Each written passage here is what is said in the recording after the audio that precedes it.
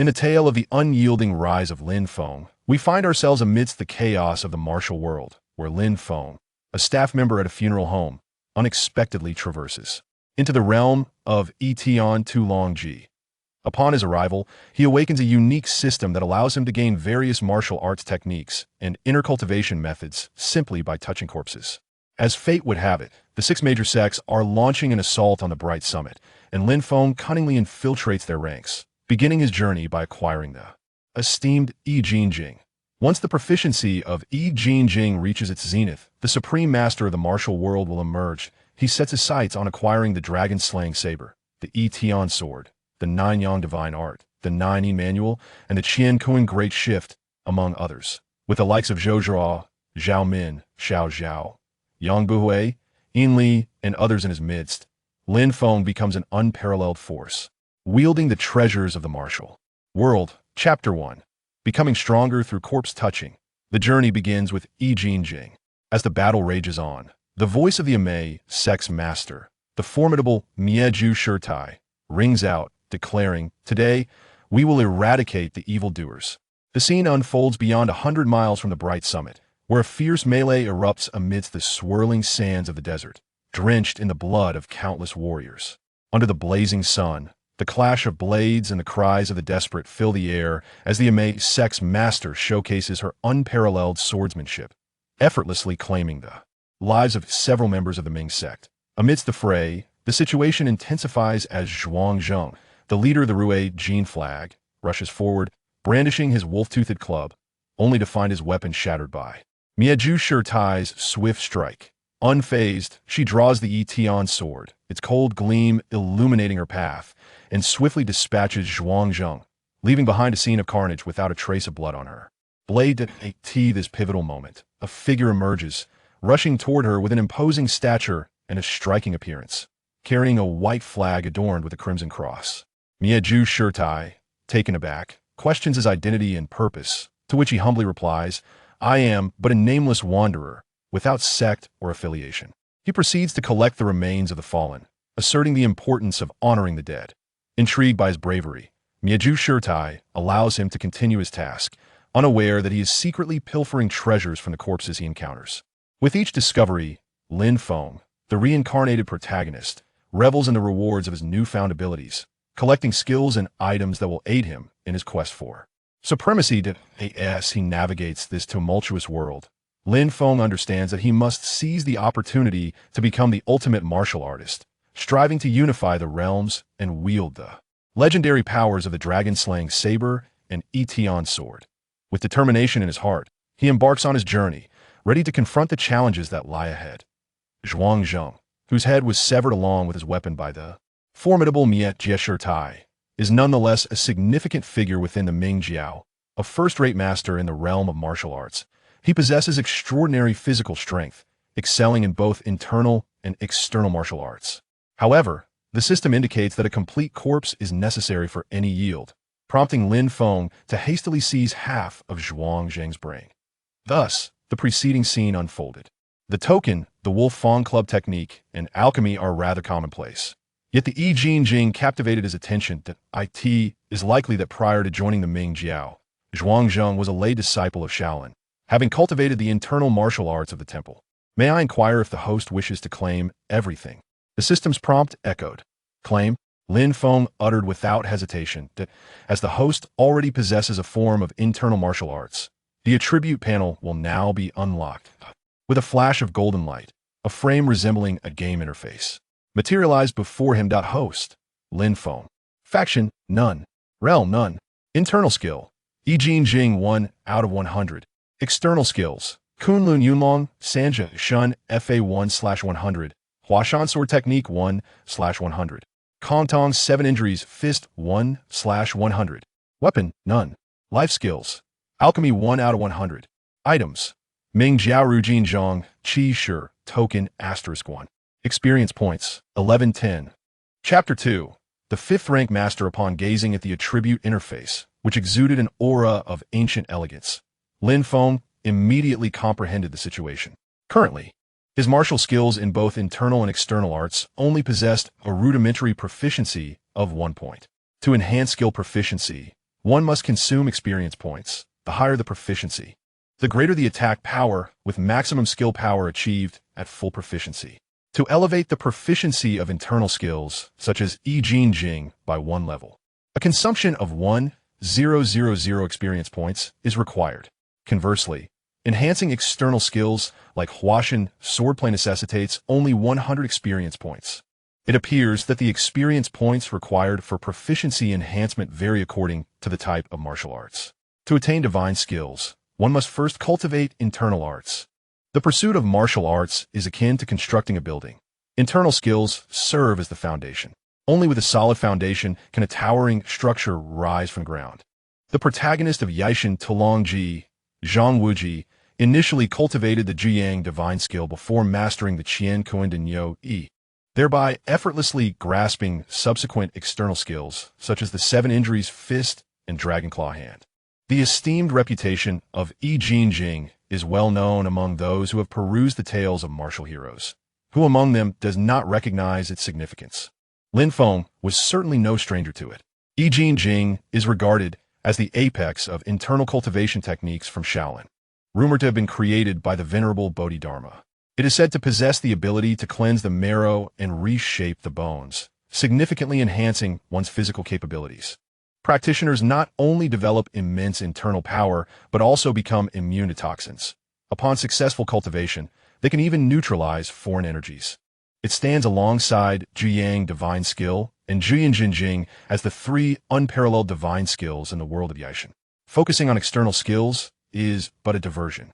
The cultivation of internal arts must take precedence. Currently, as the six major sects besiege Guangmingding, the closer one approaches the main altar, the more elite masters fall. Lin Feng sought to acquire higher-level internal techniques to gain more experience points. Thus, he resolved to enhance Yijin Jing first. After a brief contemplation, Lin Feng decided to elevate the proficiency of Yijin Jing, consuming 1,000 experience points to enhance Yijin Jing proficiency by one level. Due to the host's first enhancement, a 10-fold critical hit is granted. Yijin Jing proficiency 1. Yijin Jing proficiency 2, heaven above. To his astonishment, Lin Feng's luck had surged. The proficiency of Yijin Jing had escalated to 17,100. In that moment, a powerful surge coursed through his meridians like an electric current, accompanied by an unpleasant odor as a layer of greasy black substance enveloped him. Instantly, a faint internal energy emerged from his danshin, swiftly circulating through his limbs and then converging back to the danshin. At this juncture, his attribute interface underwent a transformation. Host, Lin Feng, Sect, None, cultivation level, initial stage of 5th rank. Internal skill, Yijin Jing 17, 100, external skills, Kunlun Yunlong, Sanja Shinfa 1, 100. Huashan Swordplay 1, 100, Kong Tong 7 Injuries Fist 1, 100, Weapon, None life skills, Alchemy 1, 100, Items, Mingjiao Rujin Zanki, Ling 1, Experience points, 110. In the world of Yishin, martial cultivation is categorized into 9 ranks, with the 1st rank being the lowest and the 9th rank the highest. 1st to 3rd rank, foundation establishment and body refinement, a preliminary glimpse into the realm. This stage predominantly focuses on external skill training, with 3rd rank external techniques achieving mastery. 4th to 6th rank, entering the hall, initial manifestation of Qi. At this stage, martial practitioners officially step into the realm of martial arts, with internal cultivation becoming central and beginning to reveal its power.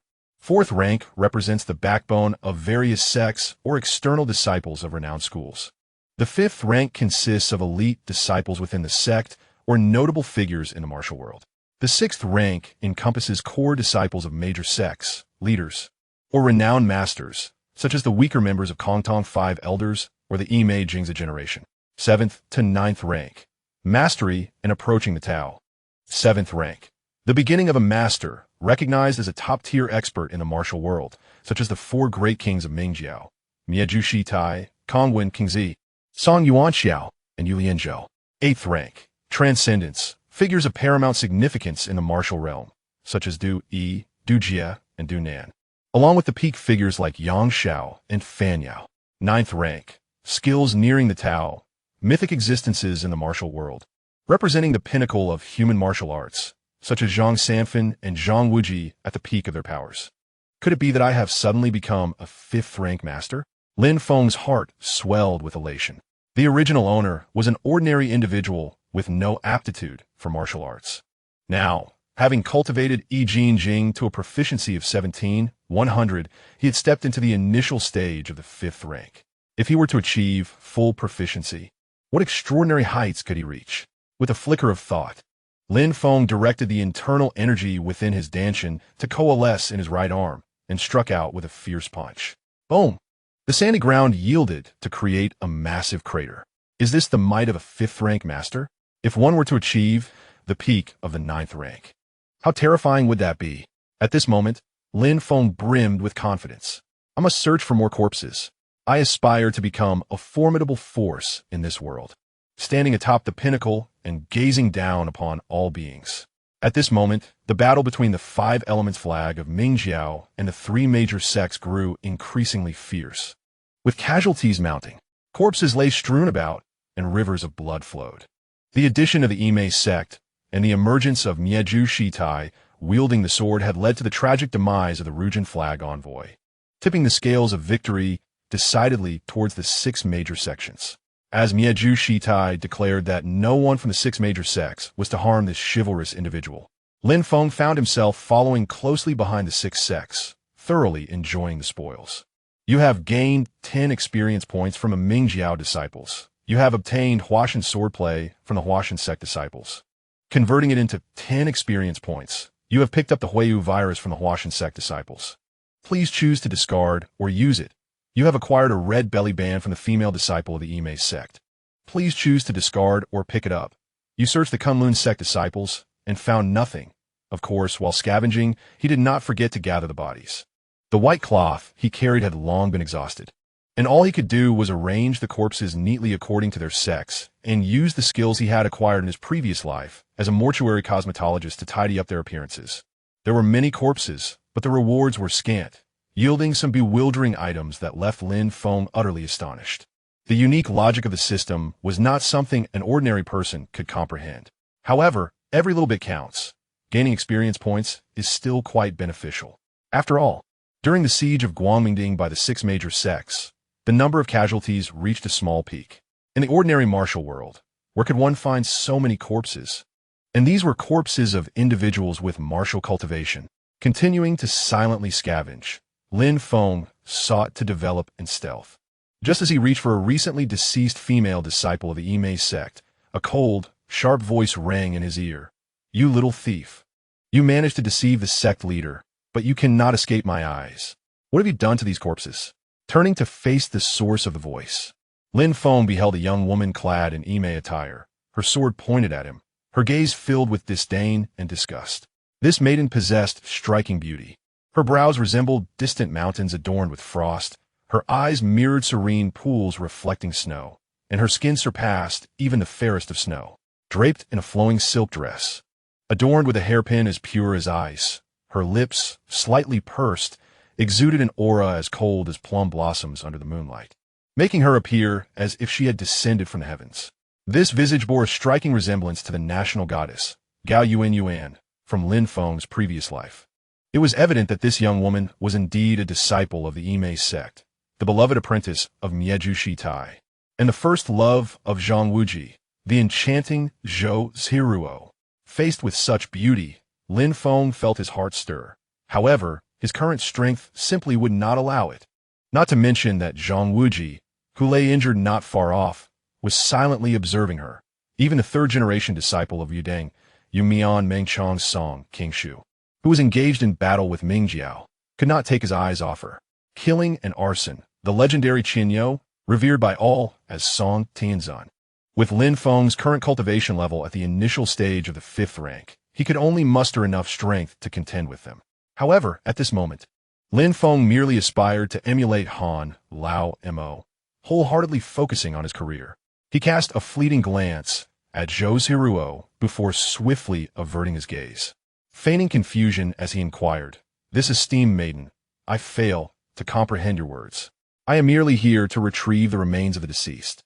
Observing that Lin Feng did not react to her beauty as other men typically would, Zhou felt a twinge of surprise. It was her first encounter with a man who remained unmoved by her appearance, which piqued her curiosity towards Lin Feng. Nevertheless, this did not diminish her disdain for him, and she coldly retorted, "You little thief, are you pretending to be ignorant? Do not think I am unaware of your intentions.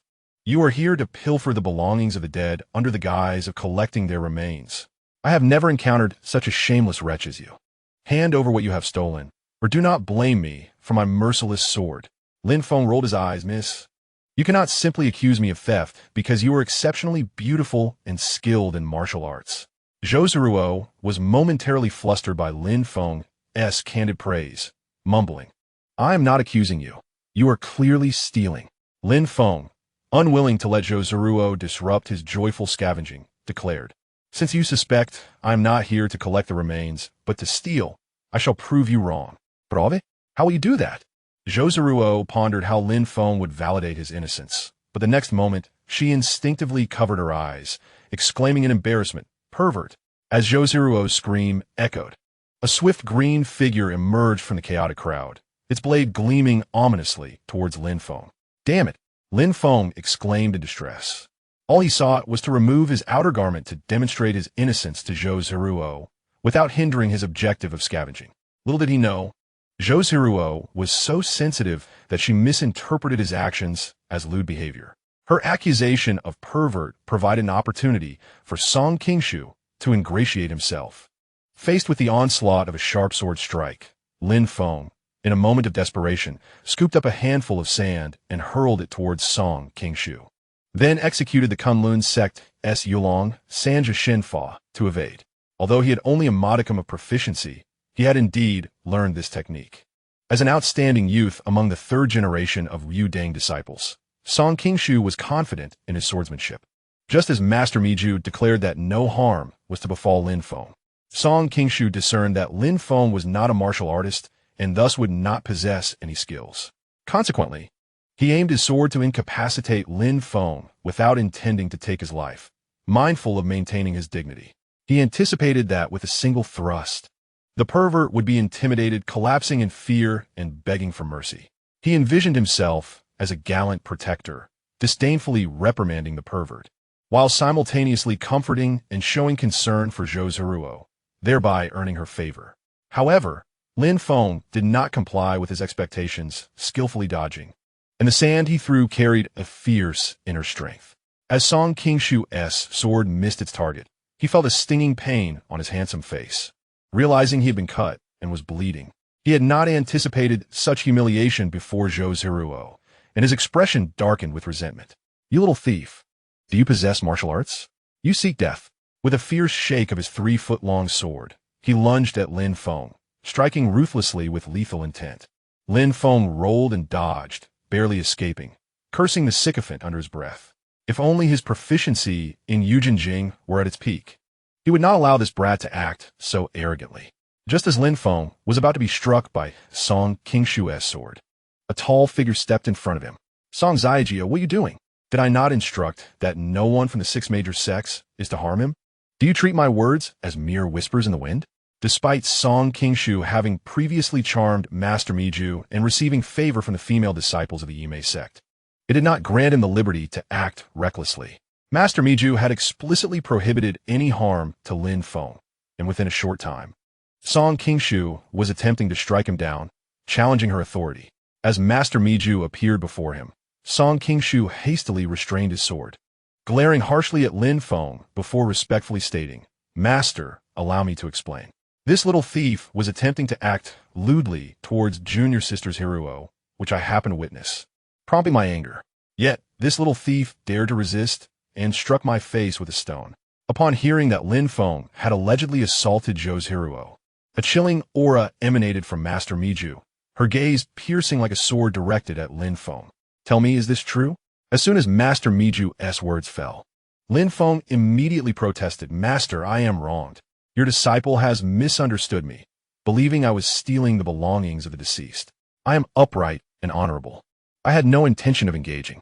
However, considering your acknowledgement of my collecting the remains, how could I betray your trust?" In a moment of desperation, I intended to remove my outer garment to prove my innocence, only to have your disciple misinterpret my intentions. Master, observe, I have nothing concealed. How could I possibly have taken anything from the dead? I am merely an ordinary person. How could I bully your skilled disciple? While bearing the title of thief is minor, tarnishing your esteemed reputation is grave. Indeed, the allure of beauty can be perilous. Just because Zhiruo branded him a pervert, it had incited Song Qingshu to seek Lin Feng's life. Alas, lacking sufficient strength, his only option was to cling tightly to Master Miju's support to navigate through this immediate crisis. As Lin Feng spoke, he shed his outer garment, vigorously shaking it in front of them. With his empty sleeves, how could he hide any items? His eloquent defense, coupled with his praise from Master Miju, did not go unnoticed. Master Miju quickly discerned the situation's intricacies and softened her tone. It appears they have indeed misjudged you. Zhiruo, this misunderstanding stems from you. Quickly apologize to this noble gentleman. What? Apologize to him? Zhiruo was taken aback, clearly reluctant to concede. Our Ime sect conducts itself honorably. You were in the wrong. So what is there to apologize for? Master Miju's countenance grew stern. Zhiruo, realizing Master Miju's seriousness, acknowledged that she had been overly sensitive and had misjudged Lin Feng. Though begrudgingly, she prepared to speak. Fine. I admit my eagerness to clear my name led to this misunderstanding. With Master Miju advocating for her, she felt a sense of satisfaction. Lin Feng magnanimously interrupted Zhiruo's apology, offering a respectful gesture towards Master Miju before turning to approach another corpse. Look at their demeanor. Zhiruo, from now on, be cautious in all matters and refrain from jumping to conclusions too hastily. Do you understand? Zhiruo felt a surge of indignation, replying helplessly, I will certainly remember Master S teachings. Song Ziajia, you're the foremost disciple of the third generation of Yudang. How can you quarrel with an unskilled nobody? After admonishing Zhiruo, Master Miju turned her attention to Song Qingshu. The founder of Yudang, Zhang Sanfen, had ties to Ime's founder, Guxiang. Master Miju's master, Feng Ling, was the second leader of Ime. According to their generation, Master Miju was a senior to the 7 heroes of Yudang, suggesting she ought to be equal in standing with Song Qingshu and Zhang Wuji. However, Zhang Sanfen held a more egalitarian view, declaring the 7 heroes of Yudang as peers with leaders of various sections. Thus, Master Miju's reprimand of Song Qingshu seemed justifiable. Yet, to Song Qingshu's ears, her words pierced like a thorn. It felt as though Master Miju had subtly undermined him. As the standout among Yudang's third generation, he had failed to subdue an unskilled nobody. He opened his mouth to argue that Lin Feng possessed martial arts, but swallowed the words, realizing it would only serve to embarrass himself further. Master S teachings are wise. I shall remember them. Song Qingshu's attempt to impress Zhiruo had backfired, leaving him feeling humiliated, and his handsome face turned a deep shade of anger as he harbored a grudge against Lin Feng. The members of the Mo Zhao are still struggling desperately. We must hasten to conclude this matter and proceed to Guangming Ding as soon as possible. Indeed, Master and Shitai. At this moment, due to Zhuang Zheng being slain by the ruthless Shitai with the Yijin sword, the disciples under the banner of Yijin have turned ferocious, disregarding their lives in battle. Several members from Kunlun and Ime have already fallen. Hongshui Qi has allowed the Yijin and Lai Hua flags to depart first. Yet the warriors of Yijin continue to fight with increasing ferocity, refusing to retreat, determined to follow Zhuang Zheng to martyrdom. Consequently, the Hongshui and Lai Hua flag shouted, Brothers of Yijin, we shall avenge you, and decisively withdrew from the battlefield. The Kunlun, Huashan, and Kongtong sects attempted to pursue, but were deterred by the black water spewing from the iron tube held by the Hongshui flag. Furthermore, the presence of the Tuning Jiao in the distance loomed ominously, leaving them helplessly watching as members of the Hongshui and Lai Hua flags retreated. On the battlefield, around 60 to 70 members of the Yijin flag remained surrounded by the 4 major sects, fighting like cornered beasts. Under the impartial judgment of the ruthless Shitai, Lin Feng extricated himself from the entanglement of Song Qingshu and Zhiruo, continuing to diligently search for corpses. Gathering sand into a tower, drops of water form a pool. Lin Feng's fortune soared as he discovered numerous advanced martial arts techniques, such as Huashan Zixia Divine Skill, Ime Jiu Yang Skill, and the signature internal techniques of the Kunlun, Kongtong, and Mingjiao sections. These internal martial arts surpassed the external techniques of various sects in sophistication, thus yielding considerable experience points upon conversion. With the acquisition of the top-tier Yijin Jing, Lin Feng decisively abandoned the internal techniques of other sects, converting them all into experience points. Converted Huashan Zixia Divine Skill for 800 experience points, converted Ime Jiu Yang Skill for 1,000 experience points, adding to the experience points he had already accumulated. Lin Feng had amassed over 5,000 points. Without hesitation, he utilized another 5,000 experience points to enhance the proficiency of Yijin Jing fivefold. Yijin Jing Proficiency 3. Yijin Jing Proficiency 2. Yijin Jing Proficiency 3. To his astonishment, these 5 enhancements granted him a total of 13 points in proficiency. At this moment, upon examining his attribute panel, Host, Lin Feng, Sect, None, Cultivation, Mid-Stage 5th Rank, Internal Skill, Yijin Jing 30100, External Skill, Kunlun Yunlong Sanja Shinfa 1100, Huashan Sword Technique 1100, Kongtong Qishan Quan 1100, Weapon, None, Life Skill, Alchemy 1100, Items, Mingjiao Rue Jean Flag Commander S Token 1, Experience Points, 50, to his surprise. Upon elevating the proficiency of Yijin Jing to 30, he advanced to mid-stage 5th rank. Lin Feng exclaimed, "Delightful." Just then, a voice rang out. This young man is truly commendable. Some individuals, relying on their appearance, unjustly accuse others. It is truly detestable. Chapter 4. The meddlesome Zhang Wuji. Lin Feng lifted his gaze to find that, in his earnest endeavor to search for corpses, he had unwittingly made his way to the rear of the battlefield. Before him stood a woman clad in coarse homespun garments, her hair in disarray. This woman remained motionless, and beneath her tousled hair lay an unattractive visage. Her complexion was dark, her skin swollen and uneven. However, her eyes sparkled with vitality, and her figure was slender and graceful. This individual was none other than Yin Li, the cousin of Zhang Wuji, who had mastered the Qin's Wandu show technique. Beside her stood the male protagonist of Yishan Talongji, the newly initiated Zhang Wuji of the Jiuyang Gong, whose cultivation level should exceed the 6th rank. Currently, he lay on a makeshift sled crafted from branches, his hair tied back with a wooden pin, displaying a handsome yet unshaven face. At this moment, his injured leg had healed, concealed for the time being, as he planned to bide his time and strike when the opportunity arose. Soon, he would rise to showcase his prowess, stepping forth for Mingjiao, enduring 3 strikes from the ruthless Shitai, thereby ensuring the survival of the remaining 50 or so members of the Rue Jean flag. With the Jiuyang Gong within him, Zhang Wuji would emerge unscathed from the 3 strikes of the ruthless Shitai, even enhancing his martial prowess. Lin Feng, currently at mid-stage 5th rank, would undoubtedly refrain from involving himself in this chaotic affair. "Thank you, young lady, for standing up for justice and voicing a fair remark on my behalf." Lin Feng offered a respectful gesture towards Yin Li, implying that his words might not be well received by certain individuals. Not pleased, one ought to consider their own standing. Yin Li could easily discern Lin Feng's insinuation and shot an angry glare at Zhang Wuji, only to find that he was engrossed in gazing at another direction. Without a doubt, Zhang Wuji was fixated on Zhou's Zhiruo. Enraged, Yin Li exclaimed, "You, Zheng Ainyo, promised to marry me and stay by my side for life. Yet before we even wed, you are already eyeing a beautiful maiden.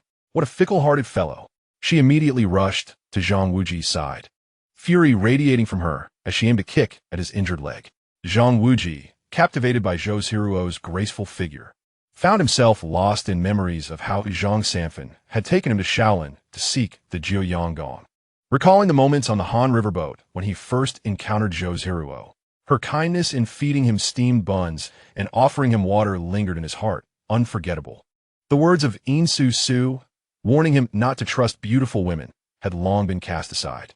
Just moments ago, Zhang Wuji and Zhou Zhiruo had quietly recognized one another, discovering their shared history on the Han River, igniting feelings within him. When Yin Li suddenly attacked, Zhang Wuji instinctively lifted his leg to evade. Missing her target, Ainli questioned. Zheng Ainyo, has her leg injury healed? Not quite yet. Zhang Wuji quickly regained his composure and reassured her. Zhou, what are you doing? Are you plotting to murder your husband? It was only then that he recalled his promise. Have you found someone else? Have you taken a liking to that beautiful girl from Ime, who enjoys framing others? Yin Li's expression darkened. Observing Yin Li's brief exchange with Lin Feng, Zhang Wuji quickly deduced the cause of her anger and gently urged her. Zhou, how can you think so? The human heart is inscrutable. Do not be swayed by strangers. Look at him exchanging glances with a ruthless Shitai. And you were injured by her. He is clearly her lackey. Can his words be trusted? A girl in love naturally focuses on her beloved. Upon hearing Zhang Wuji's words, Ainli immediately sided with him. Brother Ainyo, I will go warn him not to speak ill of you. Seeing Yin Li's anger dissipate, Zhang Wuji felt relieved and grasped her hand. Zhou, we need not stoop to the level of such a nameless individual. It would be beneath us. Did you not see how he was so glib earlier? Even Song Qingshu from Yudang fell victim to him. Perhaps Zhiruo was right. He is merely taking the opportunity to plunder corpses, yet has not been discovered. Yin Li's eyes widened. Brother Ainyo, the more I listen to you, the more I believe he is a bad person. We must expose him. Zhang Wuji waved his hands repeatedly. Everyone should clear their own doorstep. Let us not concern ourselves with his affairs. Zhou, once I free you from your restraint, we shall leave together. It turned out that the ruthless Shitai, upon noticing Yin Li's mastery of the Qinzu Wanda Shou, had sealed her acupoints. With her profound internal strength, the Shitai had merely needed to apply a light touch, penetrating deep into the acupoint. Although Zhang Wuji's methods were effective, they could not yield results in an instant. All right, Brother Ainyo, I understand. Are you thirsty? I will fetch you some water. Ainli nodded obediently and then cast a glance at Lin Feng, her eyes harboring a trace of resentment. Zhang Wuji, observing Lin Feng rummaging through corpses, perhaps due to Zhiruo's earlier confrontation with Lin Feng, felt a surge of righteous indignation and called out, This esteemed brother, could you come here for a moment? I wish to speak with you. Me? Lin Feng, hearing Zhang Wuji's address, pointed to himself and approached. Puzzled, what do you wish to discuss? He approached with caution, maintaining a distance of 10 feet from Zhang Wuji. In the event that Zhang Wuji were to suddenly lose his senses and strike, given his current level of cultivation, he would either face death or severe injury. Observing Lin Feng's reluctance to approach, Zhang Wuji assumed it was a sign of cowardice and paid it no mind. He promptly began to preach his version of justice. Brother, if your intentions are indeed to perform a noble act by collecting the corpses, I commend your bravery. However, if you are merely using this guise to engage in despicable deeds, you shall undoubtedly face the scorn of righteous individuals. To this, Lin Feng responded not with anger, but with a smile. It was clear that Zhang Wuji was merely echoing the sentiments of Zhiruo. To protect his beloved, was it permissible to brazenly condemn others? My dear brother, Lin Feng questioned, if someone were to deliberately conceal their true identity and deceive those around them, feigning injury when they are perfectly well, would such a person not also deserve disdain? Lin Feng regarded Zhang Wuji with an enigmatic smile. At that moment, Zhang Wuji's expression shifted dramatically, his eyes widening in shock, brimming with a cold, murderous intent.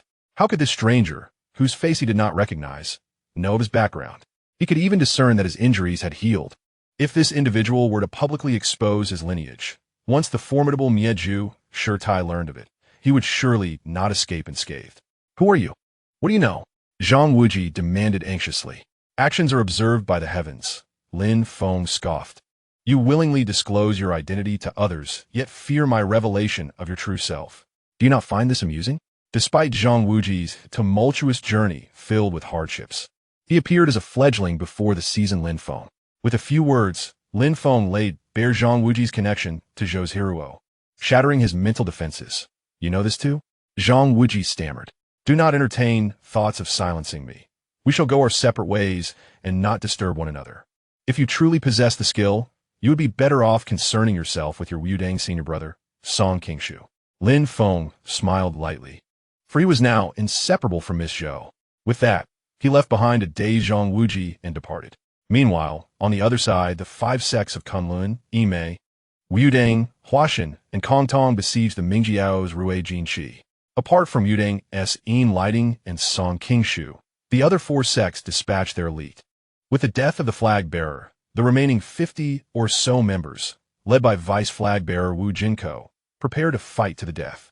Enlighting, having slain several cult members, felt a pang of guilt and loudly proclaimed, "Listen, you demonic cultists, before you lies only the path to death. Surrender your weapons and beg for mercy if you wish to live." Wu Jinko let out a hearty laugh. "You underestimate us. With Brother Zhuang deceased, how could we survive alone?" Enlighting called out. "Friends from Kunlun, Yimei, Huashan, and Kong Tong, step back 10 paces and allow these demons to surrender." The crowd retreated. But Mieju Shi Tai, filled with hatred for the demonic sect, wielded the Yijin sword with deadly intent. The blade flashed, severing limbs and sending heads flying. Yimei disciples, witnessing their master's unwavering stance, surged forward again, transforming the conflict into a fierce duel between Yimei and Rue Jinchi. The remaining 50 or so members, with over 20 capable fighters, engaged the 30 or so Yimei disciples in a fierce contest. However, the overwhelming power of Mieju Shi Tai, whose Yijin sword moved like a streak of light, quickly decimated 7 or 8 cult members, heralding the inevitable downfall of Rue Jinchi. In a short while, only a handful remained, struggling to survive. Stepping forward, Song Qingshu addressed Mieju Shi Tai, "Master, we should swiftly deal with Rue Jinchi and then turn our attention to the Tianying sect to avoid future troubles." The Tianying sect was lurking nearby, watching the conflict unfold without intervening. Should the 5 sects and Rue Jinchi mutually annihilate each other, they would undoubtedly seize the opportunity. Mieju Shi Tai nodded. At this moment, as the sun rose on the horizon, the morning light illuminated her imposing figure, exuding an aura of both majesty and chilling terror. Her senior brother, Gu Hongzi, had fallen to Yang Xiao in combat and lost the Yijin sword, succumbing to grief. Her disciple, Ji Zaifu, had initially been betrothed to Enlighting but fell in love with Yang Xiao. Thus, Mieju Shi Tai harbored deep-seated hatred. Her purpose here was not only to annihilate the Mingjiao, but also to personally slay Yang Xiao and avenge her grievances. The cultists listened, and she declared, "Those who wish to live, speak now and beg for mercy, and I shall grant you a reprieve." A wave of derisive laughter erupted from the remnants of Rue Jinchi. Was so amusing. Mieju Shi Tai demanded angrily, "We seek only death, to follow Brother Zhuang into the afterlife. Old hag, do not dawdle, strike swiftly." Wu Jinko laughed heartily. "The demonic sect is indeed demonic, and you wish to masquerade as heroes? If you desire a swift death, it will not come so easily." Mieju Shi Tai's sword trembled, and Wu Jinko's right arm was severed at the root. Nevertheless, even with his arm cut off and beads of sweat forming on his forehead, he defiantly declared, "Old hag, we act for justice, to save the people. Life and death are but trifles. If you wish for us to kneel and surrender, abandon that hope." Seeing that Rue Jinchi remained resolute, Mieju Shi Tai's expression turned frigid. Jing Xian questioned each of them. "Anyone who does not beg for mercy shall have their arms severed. Let's see if they comply." Jing Xian, Mieju Shi Tai's eldest disciple, possessing mid-level cultivation, immediately drew his sword and severed the arms of 5 or 6 cult members without hesitation. These individuals, full of spirit, despite the excruciating pain, refused to plead for mercy. Still unyielding, Jing Xian continued to kill until someone begs for mercy. Mieju Shi Tai was determined to break the will of the Mingjiao, issuing her orders without reserve. If it were a face-to-face battle, Jing Xian was as merciless as Mieju Shi Tai, but he hesitated when it came to slaughtering unarmed individuals. "Master," he faltered, his sword wavering, "why show mercy to these demonic scoundrels? It disappoints me." Mieju Shi Tai scoffed, taking the sword herself, and struck down 7 more Rue Jinchi members, yet none begged for mercy. The Mingjiao's tenacity in the face of death moved the hearts of the 4 major sects present. "Very well, since you all wish for death, I shall grant you that wish. To perish under my Yijin sword is a privilege." Mieju Shi Tai, unable to force the Mingjiao to submit, felt her pride wounded before her disciples and the other sections. She resolved to take matters into her own hands and eradicate the remaining members of Rue Jinchi. As Mieju Shi Tai, sword in hand, approached the remaining cultists with an expression devoid of mercy. Lin Feng, who was nearby scavenging the corpses, observed the scene with thoughtful contemplation. His mind was fixated on the prospect of more deaths, particularly those with high martial prowess, to gain greater experience and expedite his mastery of the Yijin Jing. Deep down, he hoped for a mutual destruction between the Yimei sect and Rui Jinqi, resulting in their complete annihilation. Ideally, Miezhu Shitai and the leaders of the other sects would perish as well, for the treasures they possessed would surely yield tremendous surprises. However, familiar with the unfolding narrative, he knew that the indecisive and overly compassionate Zhang Wuji was poised to make his entrance soon. Zhang Wuji bravely intercepted the 3 strikes from the ruthless Shitai, thereby rescuing the remnants of the Rujin banner and garnering a considerable number of loyal followers, which laid the groundwork for his future ascension as the leader of the Mingjiao. Lin Feng, acutely aware of his own limitations, recognized that despite being at the mid-stage of the 5th rank, he could not withstand even a single strike from Shitai. He was resolute in his understanding that adopting Zhang Wuji's reckless approach would likely lead to his demise under her hand. I would never be so foolish. However, aspiring to become the supreme master of the martial world and to dominate the realms, he could not allow Zhang Wuji, a potential rival, to grow stronger. Nor could he permit him to become the leader of the Mingjiao, which would inevitably lead to fierce competition in the future. After much contemplation, Lin Feng reached a decision. Stay your hand, Shitai. Just as Shitai advanced menacingly toward the disciples of the Rujin banner, her sword shimmering ominously, poised to sever an arm, Zhang Wuji could no longer contain himself and leapt from the sled. Do you not feel ashamed of your cruelty? The crowd, except for Lin Feng, was taken aback by the sudden emergence of a ragged youth. His righteous challenge commanded attention and respect. Zhou felt a tremor in her heart. But upon realizing Zhang Wuji's intention to oppose her master, concern marred her features. Meanwhile, Song Qingshu, fixated on Zhou, noticed her gaze lingering on Zhang Wuji, igniting a pang of jealousy within him. Having just lost face before Zhou due to Lin Feng, now witnessing her concern for another, his pride was deeply wounded, leading to a quiet transformation in his mindset. At that moment, Shitai was astonished by the unexpected appearance of this unknown youth, and her sword halted in midair. Jing Xian, having just received a reprimand from his master, hastily interjected, "The evil and heretical must be eradicated. What matters is their cruelty."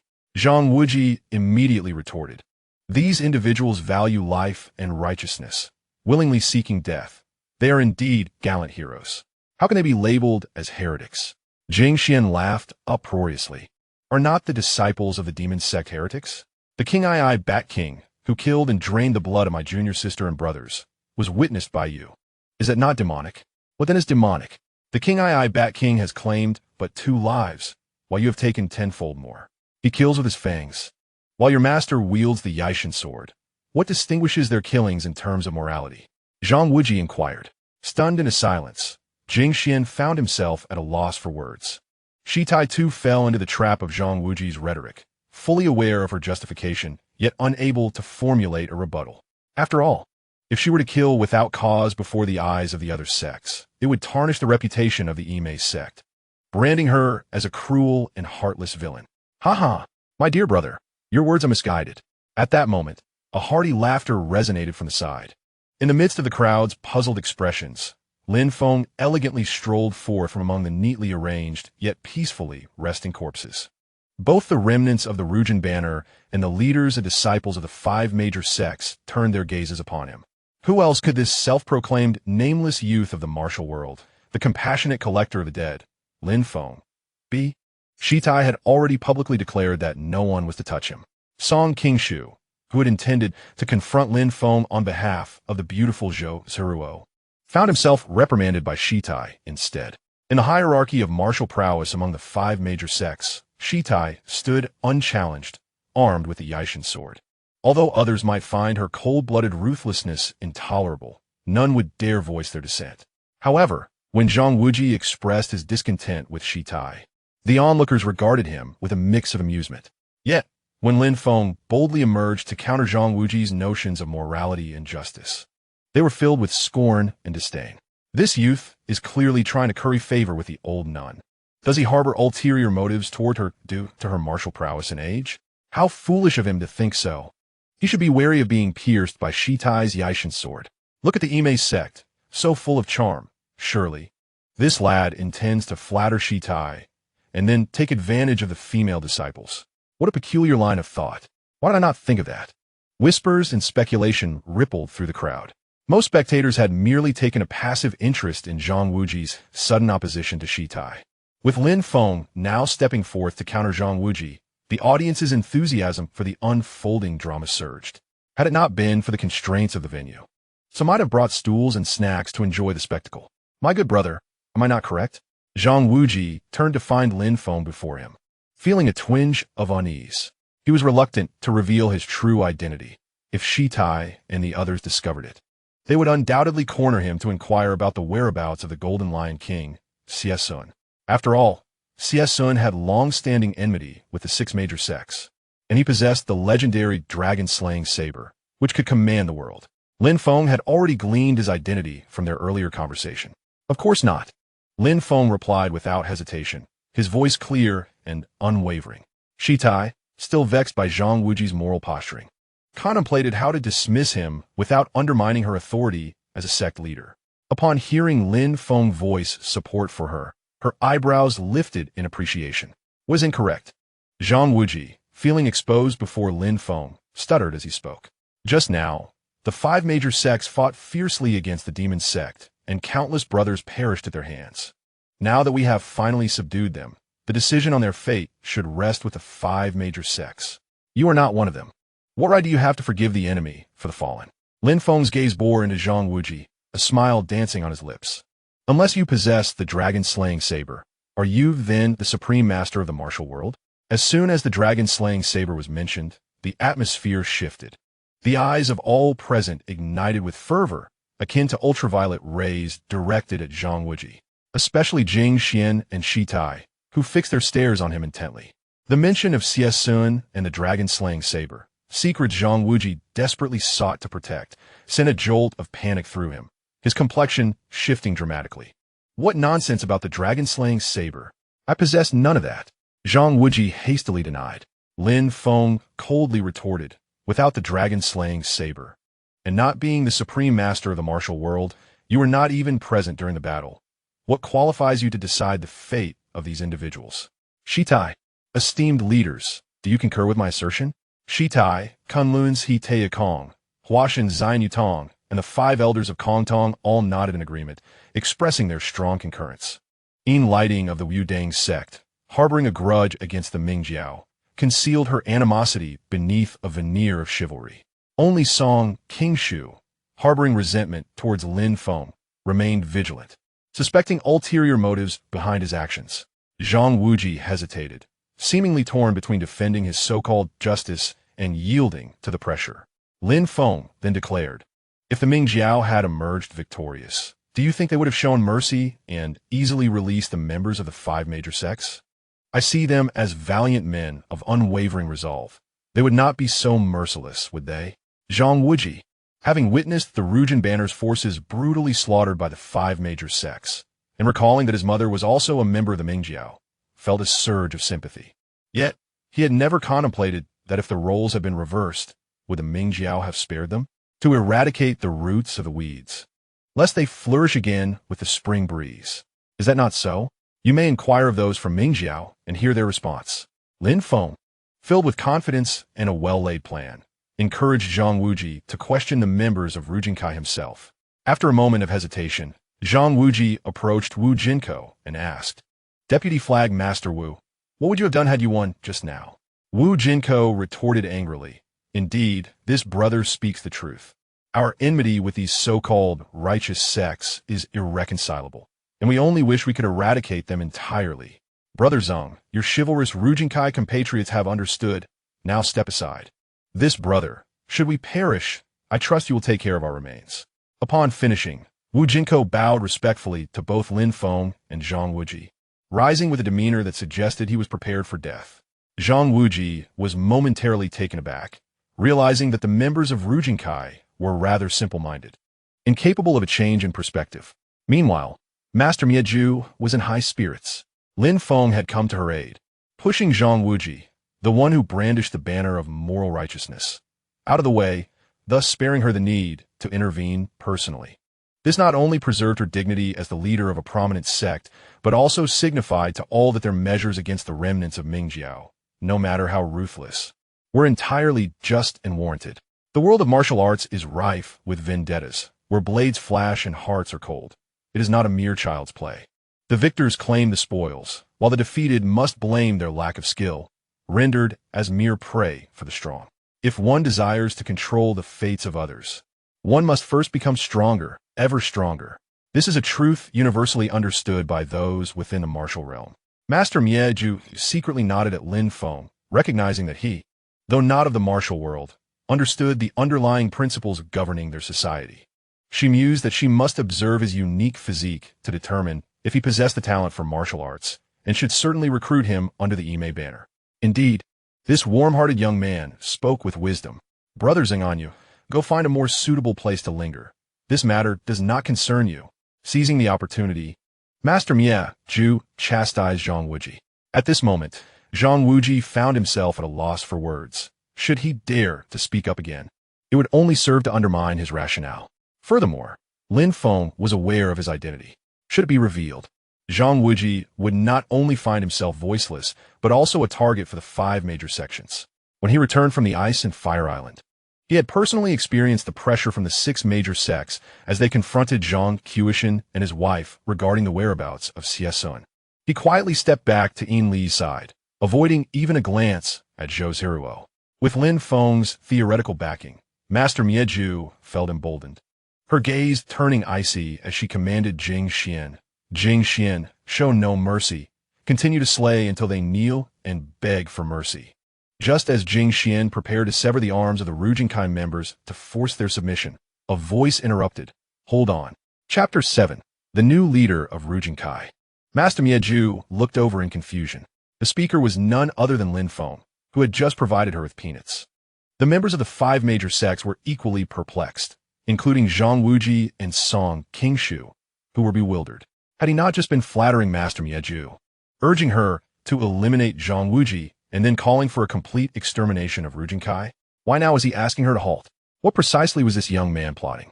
Young brother, I was just about to unleash a massacre. Why do you now speak to stop me? Although Master Mieju admired Lin Feng, his sudden interruption displeased her. Faced with her formidable presence, Lin Feng maintained his composure and smiled. Master, what is the purpose of severing their arms? Of course, to compel these demonic sect members to submit to the righteous path. Only then will our assault on Guangmingding to eradicate the demonic sects hold significance, she answered proudly. I see. Lin Feng began. Master, your hatred for evil and commitment to upholding justice in a martial world is indeed commendable. However, have you considered that Ime is also a recognized righteous sect, as are Huashan, Liudang, Kongtong, and Kunlun? Why then, do they not act as you do, but instead stand by while Ime takes the lead? Master Mieju had been so focused on directing her disciples to kill that she had not contemplated this question. Her brother, Gu Hongzi, had taken his own life in a duel, and her prized disciple, Ji Ziofu, had fallen victim to Yang Yao. These 2 events had fueled her deep-seated hatred for Mingjiao. Yet, did not Huashan, Liudang, Kongtong, and Kunlun also harbor profound enmity against Mingjiao? Now is the opportune moment to strike against the followers of Mingjiao. Why were they merely watching? Is it not simple? They seek to maintain their reputations while pretending to be virtuous. Lin Feng scoffed. They wish to reap the benefits without sullying their hands, allowing the stigma of bloodshed to fall upon you and Ime. Indeed, Master Mieju felt a dawning realization, her gaze sweeping over He Taekong, Xian Yutong, Yin Li Ting, and the 5 elders of Kongtong, chill settling in her heart. Not only had Kongtong's treasure, the 7 Injuries Fist Manual, been seized by Mingjiao's Golden Mane Lion King, but the night before, He Taekong's female disciple had been abducted and drained of her blood by the Bat King. Did any of them not harbor a grudge deeper than that of Master Mieju? Why should they remain untainted by bloodshed, while she bore the infamy of being a ruthless killer? Despite this, she found it unacceptable to let the remnants of the demonic sect escape. She had vowed to leave no one from the demonic sect alive. Yet now she was to spare them? Master Mieju felt a sense of indignation. If they were willing to submit to you and confess publicly, would that not preserve your dignity and authority without staining your hands with blood? Lin Feng replied with a half-smile. If they yield publicly, why would I need to unleash such a massacre? The complete extermination was not Master Mieju's true intention. The members of Rujinkai were resolute in their defiance, which had incited Master Mieju's desire to eradicate them all. Do you wish to persuade them to submit to us? Master Mieju grasped Lin Feng's meaning. However, she immediately shook her head. Impossible. This group of Rujinkai members is obstinate. How could they possibly relent? If they were capable of changing their stubborn ways, they would have done so when Zhang Wuji questioned them earlier. Master, if you trust me, allow me to try.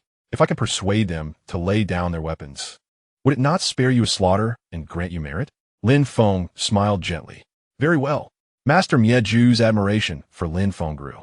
Had it not been for the presence of others, she would have already reached out to grasp his wrist and examine his physique. Lin Feng approached the 40 or so remaining members of Rujinkai, who had lost their arms. They were acutely aware of their impending demise, each exhibiting calmness and a readiness to face death. Had they fought against the Mongolian Yuan, they would have been a band of valiant warriors. To perish amidst the conflicts of the martial world was indeed tragic. Young brother, there is no need to persuade us. Ming Xiao is our eternal enemy. It is utterly impossible for us to lay down our weapons and submit to them. Wu Jinko declared firmly, the members of Rujinkai would rather die standing than live kneeling. Were it not for your offer to collect our remains, we would not even bother speaking with you. Is that so? Lin Feng replied with a faint smile. Pulling out the token from his robe, Deputy Flag Master Wu, do you recognize this? What? The token of the Rujinkai leader. Wu Jinko exclaimed in shock. How did you come to possess our Rujinkai leader's token? I found it while assisting Master Zhuang in collecting the remains. I return it to you now. Lin Feng raised his hand, intending to return the token to Wu Jinko. However, Wu Jinko's expression shifted dramatically as he repeatedly waved his hands. He exclaimed with fervor, the heavens do not forsake my Yijin flag. Everyone, heed my command and gather to meet our new flag bearer. Lin Feng swiftly gestured to halt him, deliberately inquiring, Deputy Flag Bearer Wu, I fail to comprehend. What new flag bearer? The 5 major sects are eyeing us with suspicion. Realizing his excitement might expose their newfound flag bearer to danger, he added, if the 5 sects learn of our new flag bearer, they may plot against you. Wu Jinko quickly recognized his indiscretion and lowered his voice. I merely came to return your flag bearer's decree. How did it transform into you becoming our new flag bearer? Lin Feng continued to feign ignorance. Upon retrieving the flag bearer's decree and the alchemical knowledge of the Yijin flag from Zhuangzheng's corpse, the system had elaborated on the decree's functionality and associated details. Unlike the Tianying Jiao, which had branched off from the Ming Jiao, the Wuxing Qi maintained a closer connection to the Ming Jiao's Guangming Peak headquarters. The Wuxing Qi bore the emblem of the Ming Jiao while operating under its own set of regulations, akin to a department within a conglomerate. The Wuxing Qi represented 5 divisions, each led by a general whose appointment followed specific criteria. Anyone holding the Yijin flag bearer's decree was deemed the flag bearer, with followers recognizing the decree over the individual, obeying orders unconditionally. This meant that regardless of the circumstances under which the decree was obtained, possession of the Yijin flag bearer's decree automatically conferred authority upon its holder. The entire Yijin flag community adhered to this peculiar rule without question. Thus, Lin Feng assured Master Mieju that he had some confidence in persuading the remnants of the Yijin flag to endure humiliation for the time being. If Wu Jinko and the others recognized him as the bearer of the decree, would they not have to obey his commands? As long as one survives, there is no fear of lacking resources. It is merely a matter of temporarily laying down arms to preserve life. What is the harm in that?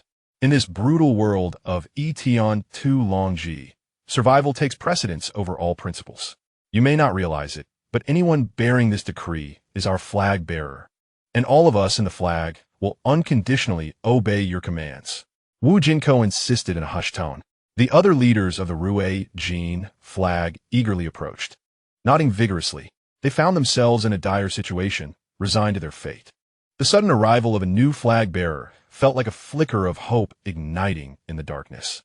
You will unconditionally obey my commands? Lin Feng reiterated for confirmation. Indeed, all members of the Yijin flag are at the mercy of the new flag bearer. Wu Jinko and the other leaders responded in unison. Then heed my command, everyone. Lay down your weapons and declare allegiance to the newly established sect I have founded. Lin Feng declared with a serious demeanor. What? Chapter 8. The true man is one who can bend and stretch. Leaving the Ming Jiao is absolutely out of the question. Flag bearer. Wu Jinko's expression changed dramatically upon hearing this. Being born into humble beginnings is not a disgrace. The ability to endure and adapt is what defines a true man. For now, let us temporarily align with my newly established sect while preserving the flame of the Yijin flag. We can restore the Yijin flag in due time. Lin Feng's modern mindset diverged greatly from theirs. Is it not akin to joining one company today and another tomorrow? Must one bear the label of a single company for a lifetime? It is merely a matter of temporarily announcing secession, placating Master Mieju and the others. Lin Feng whispered. In the martial world, loyalty is paramount. How can one betray their principles for mere survival? Wu Jinko shook his head, struggling to accept Lin Feng's assertions. Lin Feng had anticipated such a reaction from Wu Jinko and the others. After all, asking them to sever ties with the Ming Jiao and pledge allegiance to another was an emotional hurdle. However, having already boasted in front of Master Mieju about compelling the remnants of the Yijin flag to submit, he realized he must provoke them. Lin Feng deliberately tossed the decree before Wu Jinko, stating, "It seems your Yijin flag bearer's decree is of little use." Words seemed to hold no weight. I wish to preserve a trace of bloodline for the Yijin flag, yet you stubbornly refuse to bend. Keep the decree. From this point onward, the Yijin flag shall be expunged from the martial world. With that, he turned indifferently and began to walk away. Flag bearer, please wait.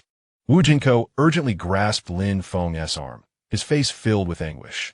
Is this truly the only way? Go Jian, the king, was able to endure hardships for 10 years and ultimately triumphed over Wu with 3,000 soldiers. Lin Feng replied coolly, shall we, the Yijin flag, claim to have more prestige than Go Jian? Indeed, we are nothing compared to a king. Wu Jinko began to be swayed by Lin Feng's rhetoric. Exactly. Once we establish a name for ourselves in the martial world, great scholars will speak on our behalf. As for the Ming Jiao headquarters, we need not concern ourselves. Lin Feng was well-versed in the plot of Tian Tu Long Ji. The Wu Xing Qi and the 5 major sects were embroiled in a deadly struggle, while the Tianing Jiao watched from a distance. The Tianing Jiao, with its members, would prefer to see the Yijin flag completely annihilated. All the more reason for the Yijin flag to survive. Otherwise, we would only be playing into their hands. Lin Feng asserted calmly. I was momentarily confused. Your reasoning is sound. Wu Jinko cast aside his burdens and hesitations, declaring, I will now relay the flag bearer's orders to my brothers.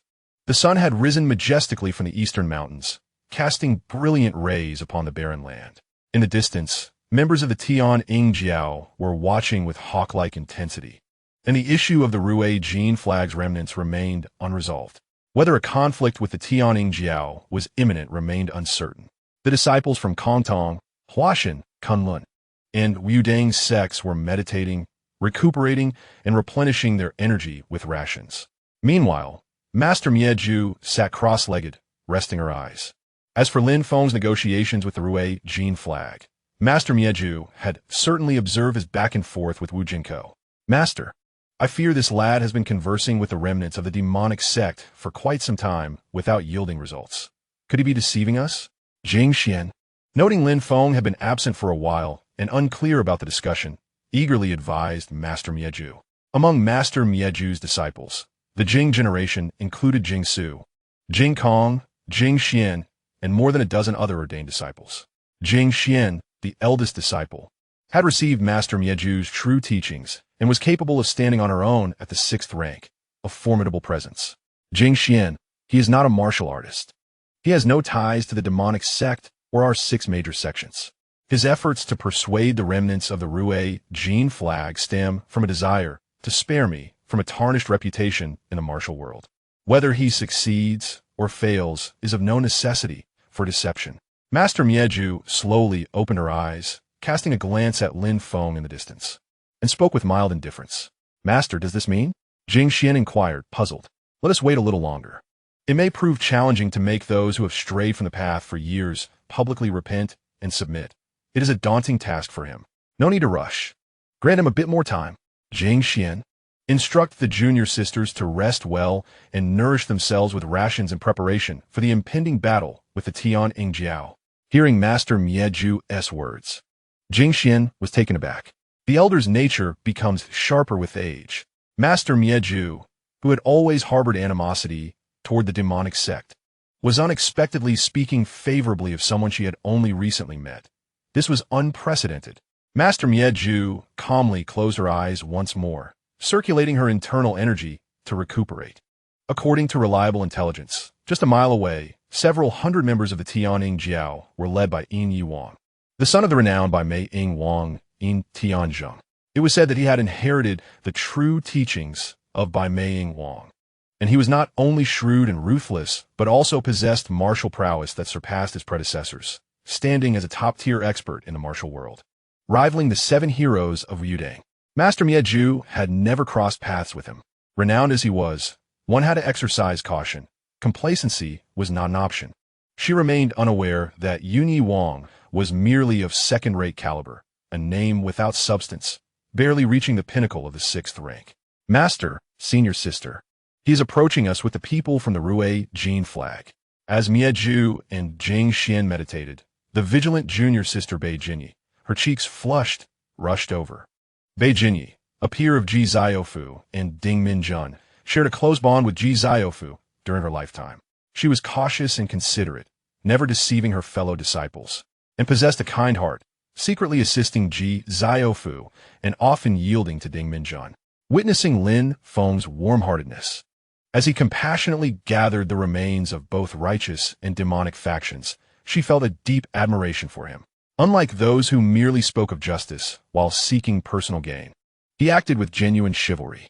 While Mieju and the other disciples were meditating, she was on guard against the distant Tianying Jiao, keeping a watchful eye on Lin Feng's movements.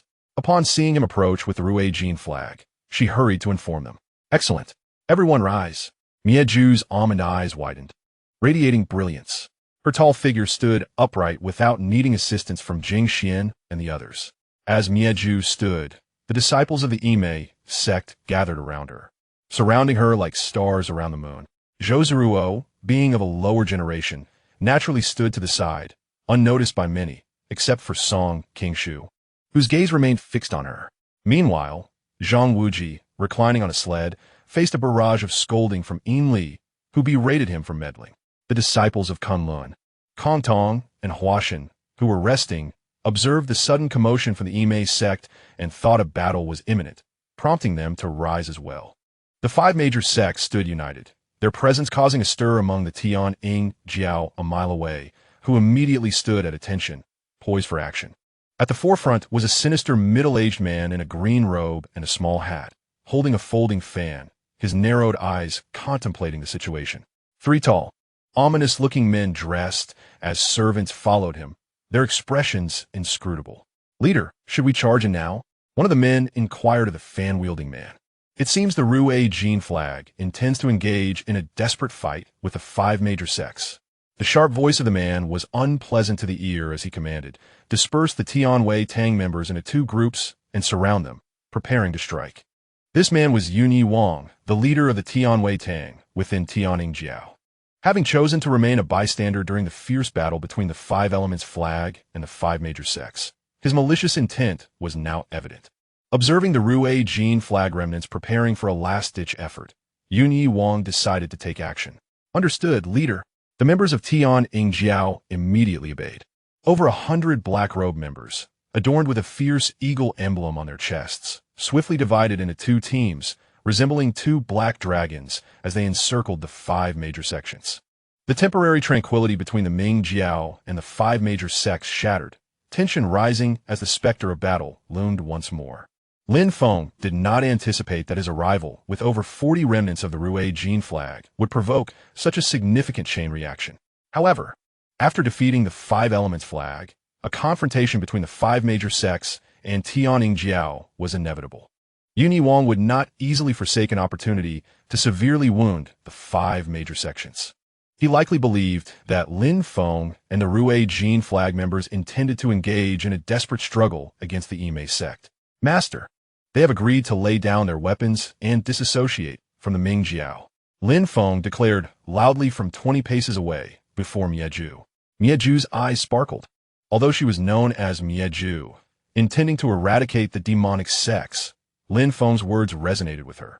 Convincing the demonic sect members to surrender seemed far more fulfilling than annihilating them completely. What? They are willing to separate from the Ming Jiao? Indeed, they will follow me to engage in a noble philanthropic endeavor. This novel term intrigued Mieju and the others, leaving them perplexed. I have established a new organization, the Hong Shi Zihui. They will join me in gathering the remains of the deceased. Lin Feng raised a white flag, the red characters of Hong Shi standing out vividly against the white background.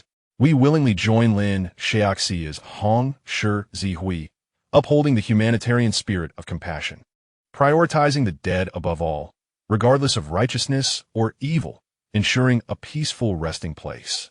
As Lin Feng raised his hand, Wu Jinko and the others recited their oath of membership loudly behind him. They had already laid down their weapons, placing their hands on their chests, their faces seemingly illuminated with a fervent glow. Amidst the somewhat discordant voices, there was a hint of sacredness akin to a holy chant. Mieju was taken aback. The disciples of the Yimei sect were astonished. The members of the other 4 major sects were equally stunned. They never expected that an obscure figure who came to gather remains could successfully recruit the ruthless members of the Ruwei Jin flag. From this point onward, the Jianghu would see fewer ruthless members of the Ming Jiao's Ruwei Jin flag, but gain a group of enthusiastic volunteers dedicated to philanthropy. Master, we have not failed our mission. They have laid down their weapons, awakened to their senses, and decided to follow me in gathering the remains of the deceased to accumulate merit and atone for their previous sins. After Wu Jinko and the others completed their recitation, Lin Feng stepped forward, approaching Mieju, his expression grave as he clasped his hands in salute. Young brother, I did not perceive you possessed such remarkable abilities. To turn the obstinate followers of the demonic sect back to the right path is truly a feat of immeasurable merit. Mieju expressed her admiration for Lin Feng. Alas, I possess no such prowess. It is entirely due to your benevolence, master, that you win others over with virtue. I merely acted as a tiger borrowing its strength, following the natural course of events. Lin Feng naturally attributed all the credit to Mieju, bringing a joyful smile to her face. The martial world had long regarded her as ruthless and cruel. Few had ever described her as benevolent and virtuous. Even if she were not so, hearing such praise would undoubtedly bring her joy. Yi Zhangman, Xianyu Zhangman, Kangtong's 5 elders, Yin Luxia. Did you all hear that? This young brother has spoken so well. To eradicate demons and uphold justice, it is indeed acceptable to win others over with virtue. Mieju declared proudly to the members of the 4 major sections. The typically relentless Mieju astonishingly chose to win over the Ruwei Jin flag with virtue today. Truly an eye-opener. Qiankun, the leader of Kunlun, whose female disciple had been drained of blood by the Qing Bat King last night, cared deeply about his reputation and did not wish to be labeled as cruel. He had hoped Mieju would eradicate the Ruwei Jin flag completely. However, Mieju, trusting the words of an unknown junior, easily spared the remnants of the Ruwei Jin flag, taking on the role of a gatherer of remains. Qiankun felt somewhat disappointed. Seeing Mieju in such high spirits, he could not help but speak sarcastically.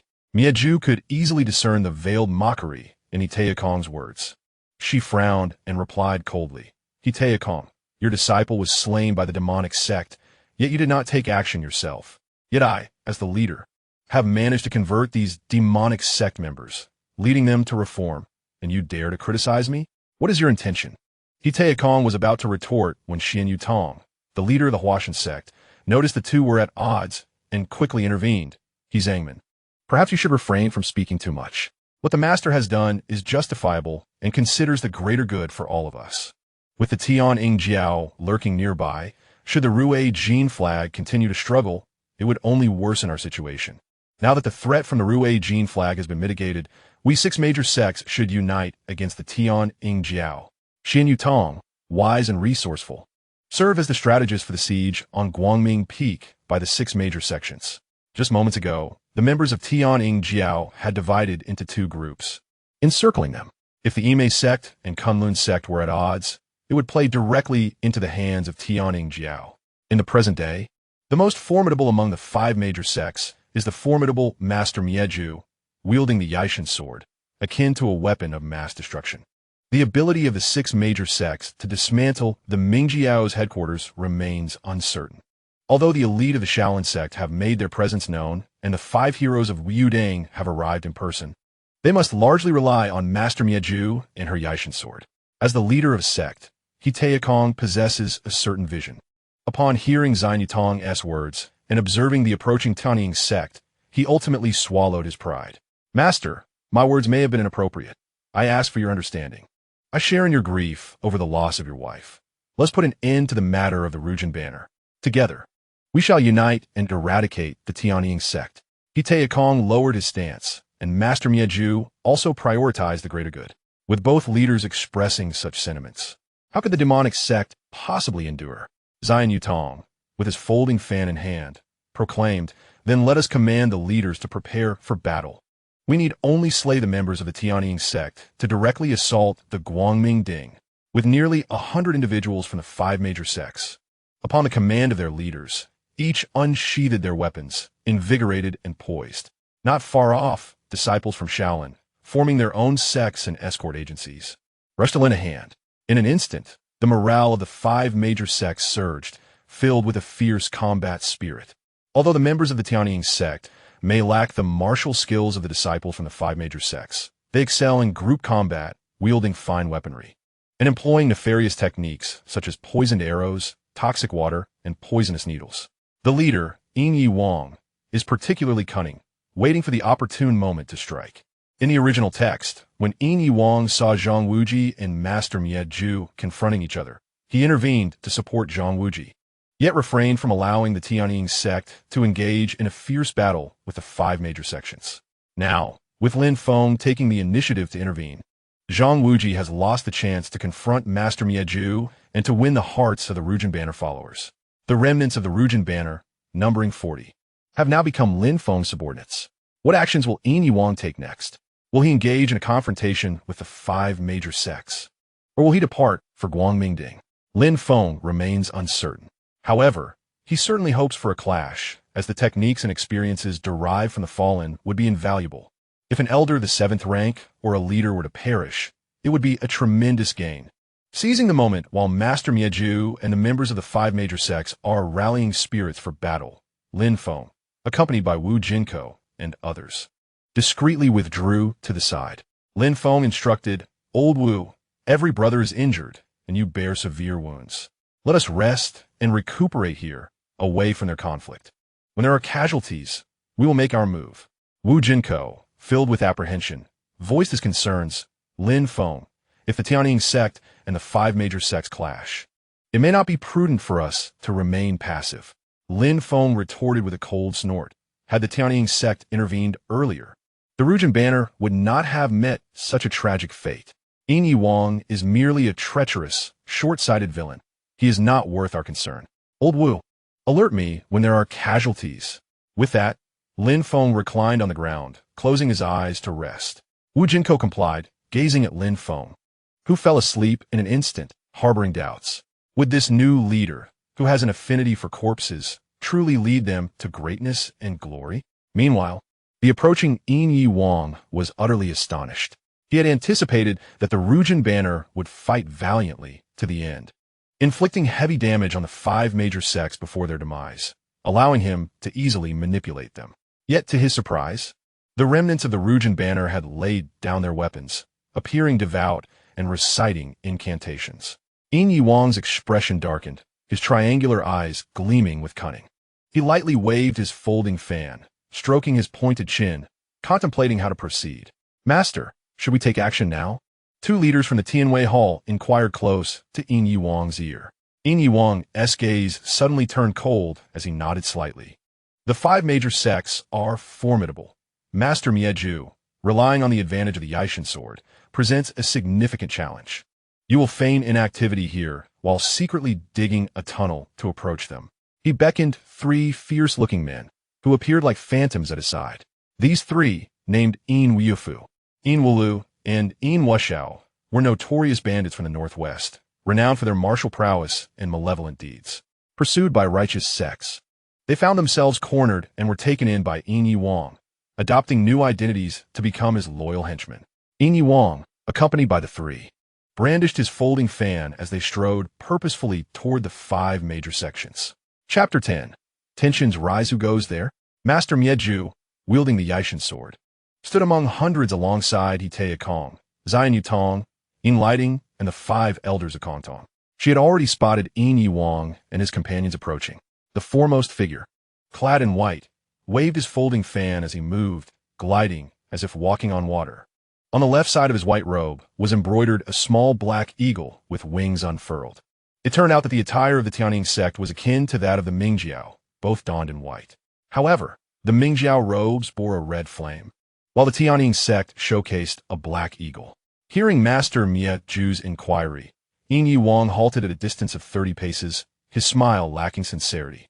I am Yin, known as Yiwang, the leader of the Tianjin sect. The white-browed eagle king Yin Tianzhong is one of the 4 guardians of the Mingjiao. The heads of the inner 3 halls are Yin Yiwang of Tianwei Hall, Yin Susu of Zawai Hall, and Li Tiantin of Tianqi Hall, alongside the outer 5 halls of Qinglong, Beihou, Zuk, Xin, and Shenqi.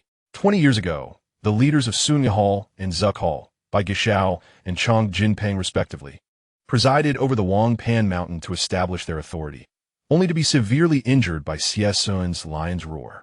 Upon hearing Yin Yiwang's introduction, the members of the 5 major sects erupted in astonishment.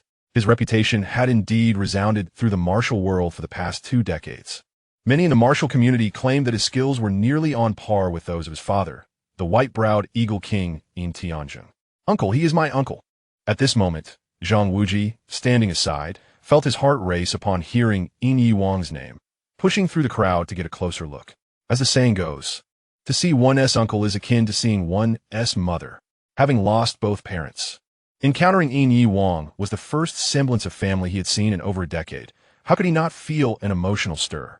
Anya, why have you rushed to the front? Quickly hide. Yet, Yin Li desperately pulled him back, her eyes filled with fear, not daring to glance towards Yin Yiwang's direction. Why should I hide? Let us watch. Zhang Wuji, oblivious to Yin Li's anxious expression, insisted on remaining at the forefront. Observing the unfolding situation, it seemed that the Tianjin sect and the 5 major sects were on the verge of conflict. With such a plethora of experts among the 5 major sects and Master Miezhu possessing the Yijin sword, Zhang Wuji worried that Yin Yiwang might not be a match for her. Having already lost his mother, he could not bear to lose his uncle as well. Determined, Zhang Wuji resolved that if Yin Yiwang were in a perilous situation, he would undoubtedly step forward without hesitation. I knew. What is so fascinating about the violence of the martial world? Let's leave at once. Yin Li tugged at Zhang Wuji once more. Zuya, let's wait a moment longer. Zhang Wuji firmly shook his head. Yin Li could not comprehend why a simple farmer's son like Zhang Wuji insisted on involving himself in the complexities of the martial world. Turning her head to glance, she noticed that Zhou was looking at Zhang Wuji with concern. It turned out that Zhou had learned of Zhang Wuji's identity and, from Master Miezhu and other seniors, was aware of the events that transpired during Zhang Sanfan's centenary birthday celebration, as well as Zhang Wuji's connection to the Yin family. Upon witnessing Yin Yiwang's arrival, she involuntarily thought of Zhang Wuji, fearing that he might impulsively reveal his identity, leading to exposure. This vixen seeks to take my Anyo. She shall not succeed. Yin Li immediately shifted her body, leaning against Zhang Wuji to block Zhiruo's line of sight. With her view obstructed, Zhiruo could only turn away helplessly. In the arena, the formidable Miezhu Shi Tai, positioned at the center of the 5 major sects, cast a sidelong glance at Yin Yiwang. Although he was merely in his 40s, his eyes glinted like cold lightning, radiating an intimidating aura. She did not underestimate him, especially since she had heard much about his reputation. Thus, she coldly remarked, "So it is the son of Bai Meiying Wang. My apologies. It seems that the Tianjin Jiao is eager for a confrontation, preparing to engage us in a fierce battle." Good and evil cannot coexist. It would be better to meet with swords drawn. You come here with only a handful of followers. Do you presume to provoke us with your martial prowess? Xian Yutong, wielding a folding fan, felt quite displeased to see Yijin Wang brandishing a white fan as well. Without waiting for Yijin Wang to respond, he took the opportunity to mock. Good dogs do not obstruct the path. If Tianying Zhao wishes to fight, let them. If not, they should scram and not hinder our way to Guangmingding. As Xian Yutong's words fell, the 5 elders of Kong Tong echoed in uproar. Yes, hurry and clear out, or we shall leave no one unscathed. What is Tianying? I shall strike them down like dead eagles. Yijin Wang's face twitched with irritation. He had intended to bring the 3 servants of the Yin family to engage in verbal sparring, to buy time for his subordinates. If the opportunity arose, he would take down a soft target to intimidate the 5 major sections. However, before he could even retaliate, he was humiliated by Xian Yutong and the 5 elders of Kong Tong. Very well.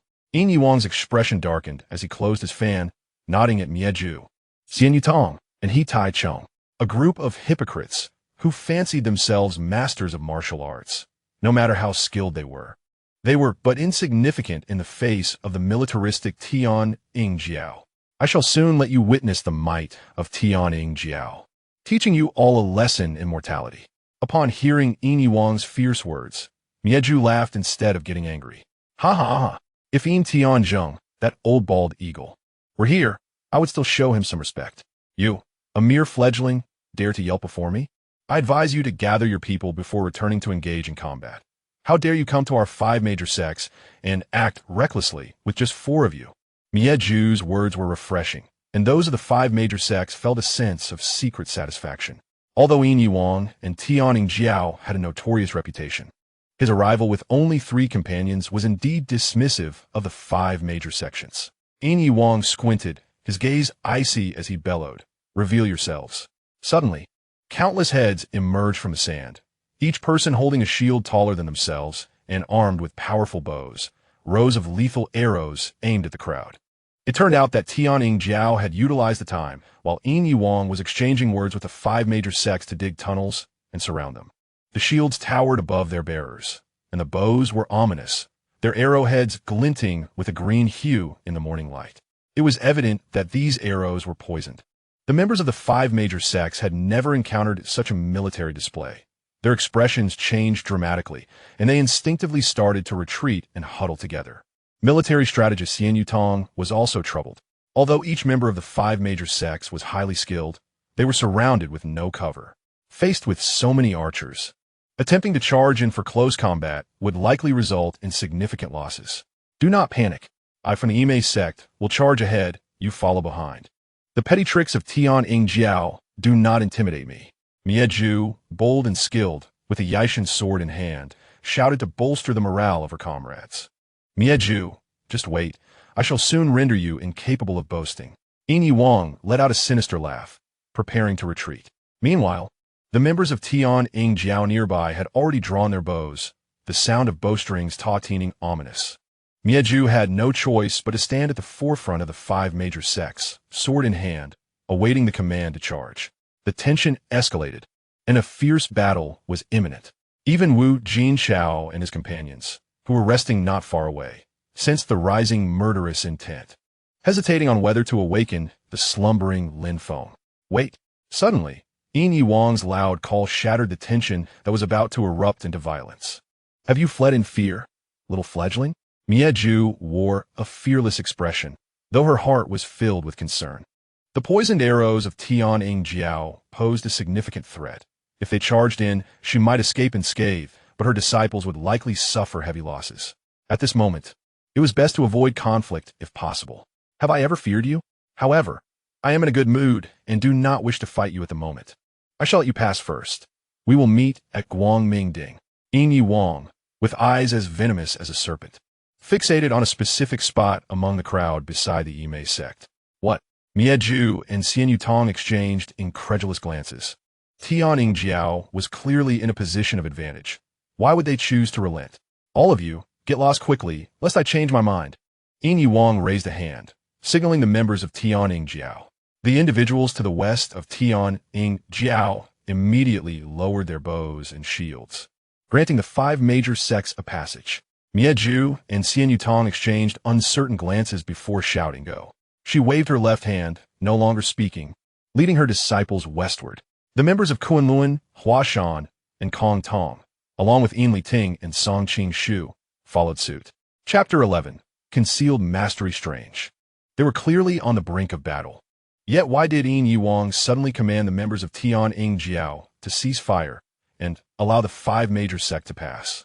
Standing beside Lin Feng, Wu Jinchao furrowed his brow, murmuring, "The tiger does not eat its cubs. Among the members of the 5 major sects is Yin Yuang's daughter, and he fears collateral damage." However, Wu Jinchao did not expect Yin Yuang, who so despised his daughter, to exhibit a shred of conscience at such a critical moment. A languid voice drifted from behind Wu Jinchao, lying on the ground with his eyes closed. Lin Feng was fully aware. Upon hearing Wu Jinchao's words, he realized that a conflict between Tian Ing Jiao and the 5 major sects was no longer feasible. If they did not fight, there would be no deaths, and thus no corpses to loot for treasures and experience. Lin Feng could only express his disappointment. Subsequently, he had already formulated a plan in his mind. 2 paths lay before him. A fierce battle would soon erupt at Guangmingding, where the 6 major sects would engage in a life-or-death struggle with the Mingjiao. Many high monks of Shaolin and senior members of Mingjiao would meet their demise there, creating a scene of carnage, particularly suited for Lin Feng to scavenge bodies. Directly heading to Guangmingding presented a route to acquire martial arts manuals and experience, rapidly enhancing his own combat prowess. However, Lin Feng leaned more toward venturing into the forbidden grounds of Mingjiao to seek out the much-desired corpse of Yang Dingtian. Even though Yang Dingtian's remains had likely become a desiccated corpse or a pile of rotten bones, whether he could extract the Qiankun and Yi into Jiutianzhong from it remained uncertain. Yet, even if Lin Feng refrained from going, according to the trajectory of the Yijin narrative, Zhang Wuji would undoubtedly venture there, accompanied by the Persian beauty Zhao. Zhang Wuji would encounter Qiankun, leading to a massive stone sealing off the passage, trapping him in the forbidden grounds, where he would unexpectedly learn the Qiankun and Yi. After mastering the technique, Zhang Wuji would break free from the forbidden ground and appear at Guangmingding, using his unparalleled martial skills to resolve the conflict and rescue Mingjiao. Subsequently, the forbidden grounds of Mingjiao would be sealed off by Zhang Wuji forever. If Lin Feng wished to scavenge Yang Ding Tian's corpse again, the opportunity would be lost. After contemplating, Lin Feng decisively chose to venture into the forbidden grounds of Mingjiao to seek the corpse of Yang Ding Tian. So, Yin Yuang's daughter is also present? No wonder he chose to hold back. Wu Jinchao nodded, deeply in agreement, and then inquired, "Captain, all 5 major sects have left for Guangmingding, and the members of Tianning Jiao are also following suit. What shall we do now? Although we have temporarily declared our separation from Mingjiao, we cannot allow the 6 major sects to annihilate Mingjiao.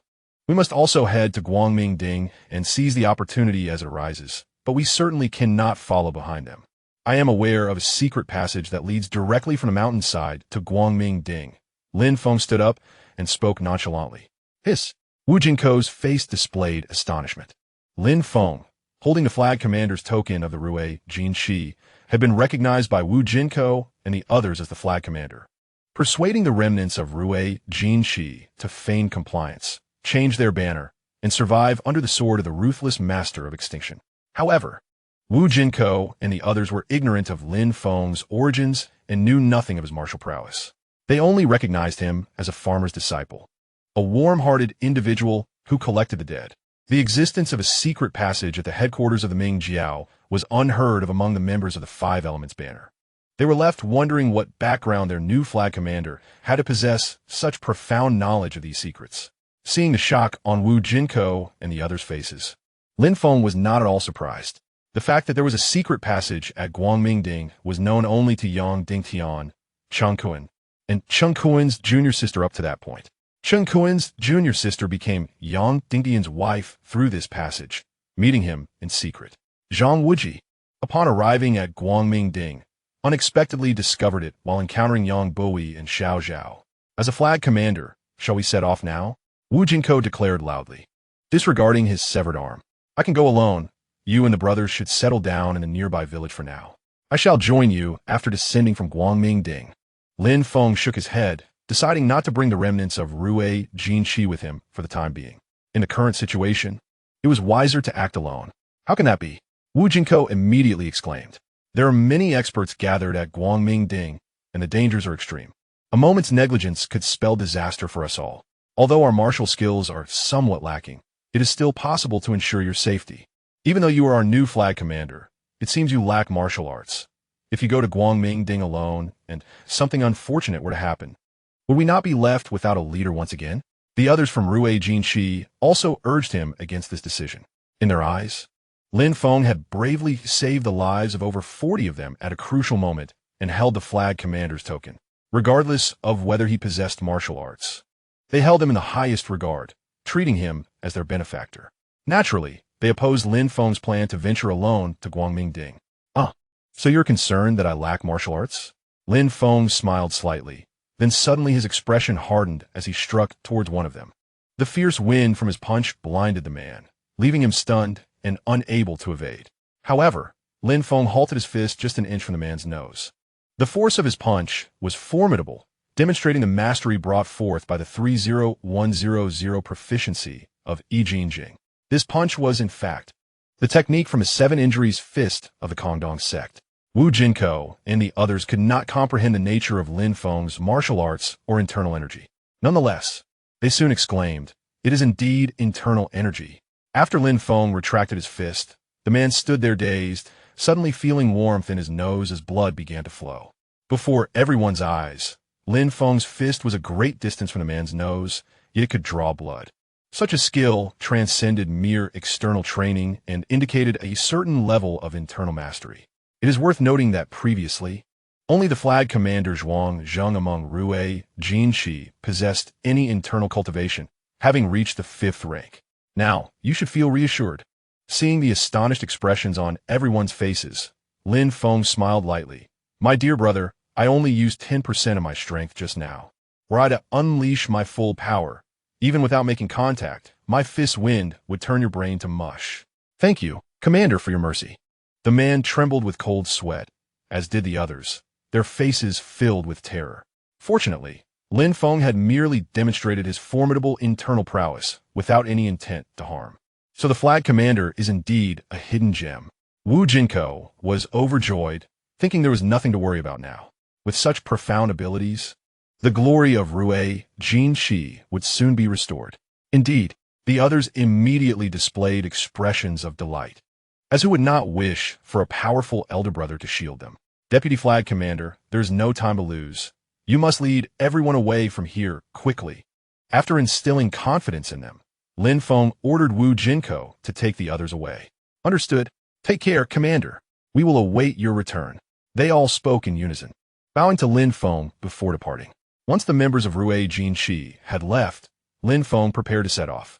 The entrance to the forbidden area of the Ming Jiao lay within a cave halfway up Guangmingding, marked by a stone tablet that read, Ming Jiao, Forbidden Area. Entry without permission results in death. Such a conspicuous warning should make it relatively easy to locate. So Lin Feng did not require the members of Ruwei Jinshi to guide him. Moreover, it was uncertain if they even knew the way. Just then, a terrified voice from nearby called out, "No, I will not go with you. Brother Anyu, please take me away from here." Having just attended to the members of Ruwei Jinshi, he had momentarily forgotten about the Tian Ing Jiao, Yin Yuang, Zhang Wuji, and Yin Li who were still present. According to the plot, Yin Yuang was forcibly trying to take Yin Li back, while Zhang Wuji intended to acknowledge his uncle. Suddenly, the King Ai Bat King Wei Yuxiao appeared, intending to abduct Yin Li as a hostage to coerce the white-browed Eagle King. As Yin Yuang and Zhang Wuji pursued, they encountered the Bag Monk and the other 5 scattered individuals. Subsequently, Zhang Wuji was ensnared by the Bag Monk sack, triggering the enhancement of his Jiuyang Shun Gong and unblocking his run and do meridians. Earlier, Lin Feng had disrupted Zhang Wuji's attempt to counter the Extinction 3 Palms, preventing him from consolidating the loyalty of the Ruwei Jinshi members. Without the threat of the Extinction 3 Palms, Zhang Wuji's grasp of the Jiuyang Shun Gong was insufficient.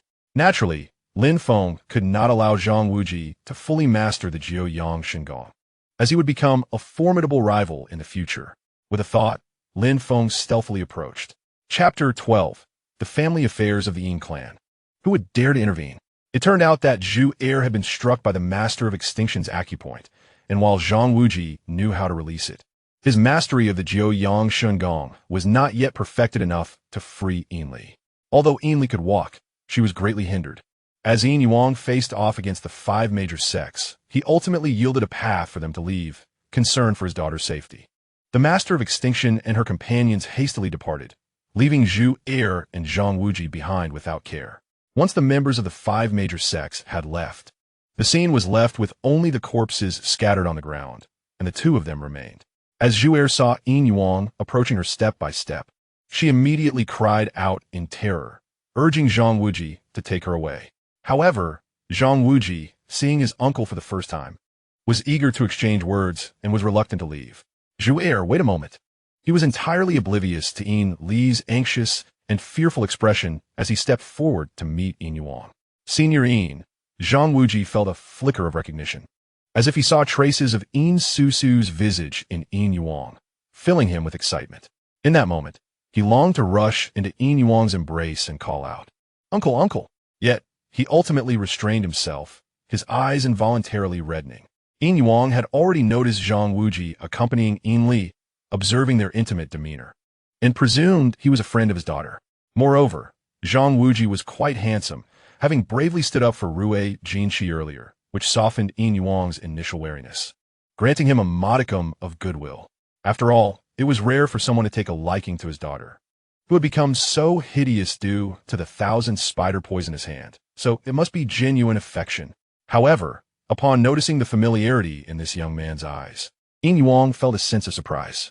Did Zhang Wuji know that he was Yin Li's father and the leader of the Tianning Xiao, the son of the white-browed Eagle King, and was therefore deliberately trying to ingratiate himself? Realizing this, Yin Yuang's expression darkened, and his goodwill diminished.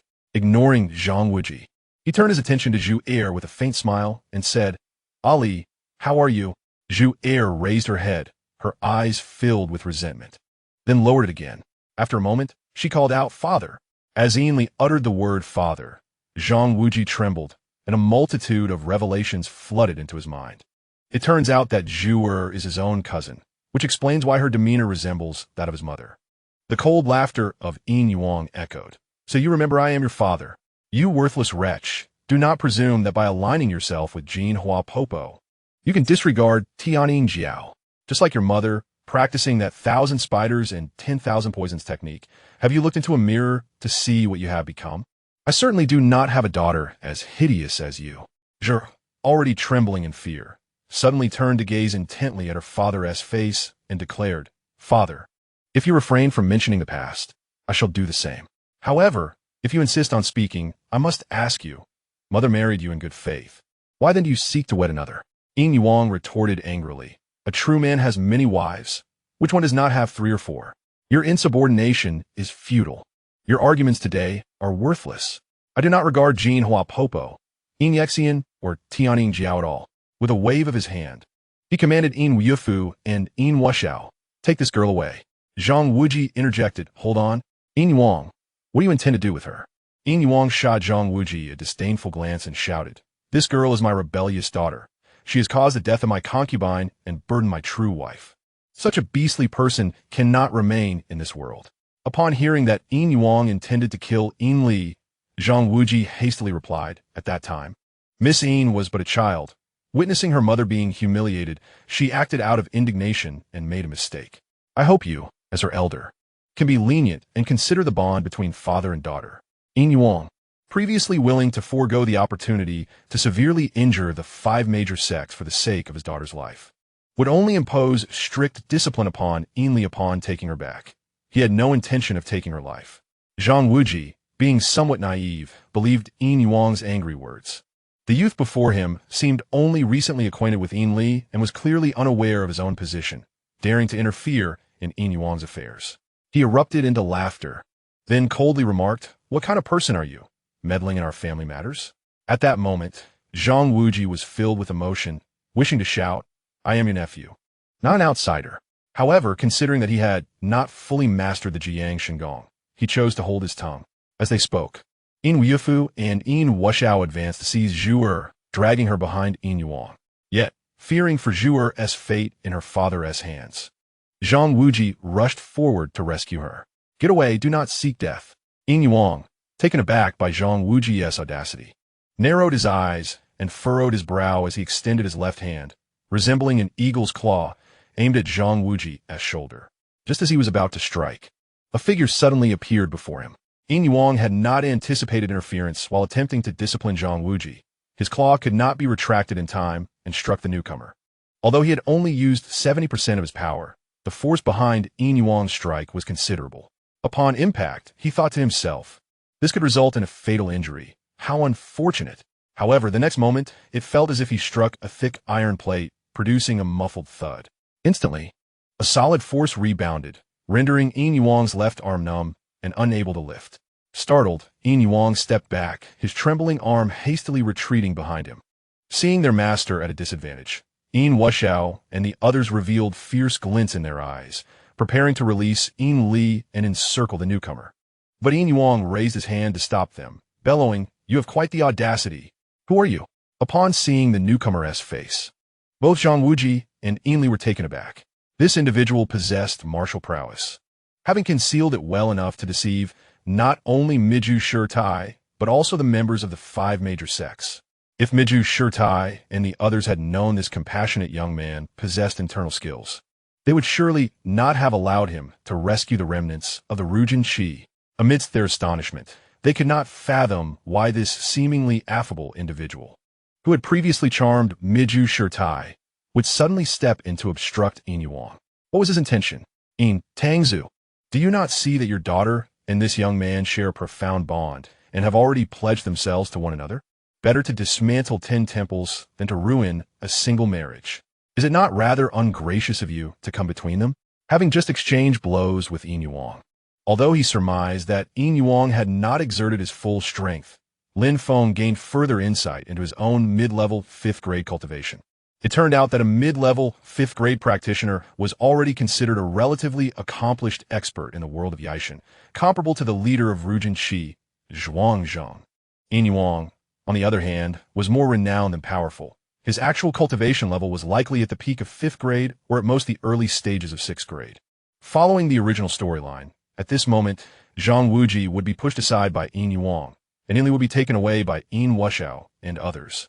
When Xing Yifu Wang Wei Xiao would appear, Lin Feng was determined not to allow Zhang Wuji to develop into a formidable figure according to the original plot, becoming the leader of the Ming Jiao and attracting the affections of many beautiful women.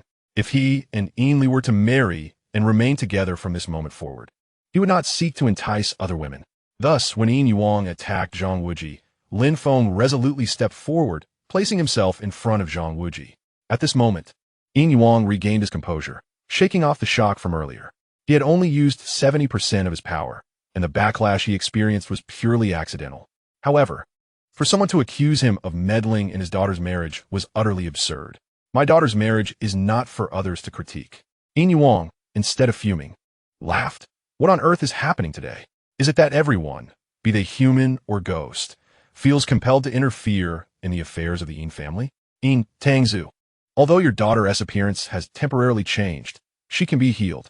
If you facilitate their union, not only will your beautiful daughter return, but she will also be grateful for your support. The previous discord between you two will be resolved. Blood is thicker than water. Who does not desire a loving family? Lin Feng did not directly respond to Yin Yuang's inquiry, but spoke at length. What a lovely sentiment of familial affection. Despite Yin Yuang's resentment towards Yin Li for her actions against his concubine, she remained his own flesh and blood. In that instant, his cold gaze softened. Although the youth's interference in his family affairs was irksome, his words held considerable merit. Young man, can you truly cure my daughter's poison and restore her face to its original state? Yin Yuang immediately turned his attention to Zhang Wuji. Meanwhile, Yin Li, who had previously harbored reservations towards Lin Feng, was taken aback by his willingness to resolve the conflict between her and her father while also attempting to facilitate her union with Zheng Anyu. If Zheng Anyu were to return with her, and they became betrothed, Healing her face would eliminate her discord with her father, truly embodying the loving family Lin Feng described. Even a stranger hopes for happiness, let alone the involved party. Zhang Anyu, her heart brimmed with anticipation as she looked at Zhang Wuji, convinced he would wholeheartedly agree. Senior, your daughter's facial condition is a result of practicing the 1,000 spiders and 10,000 poisons technique.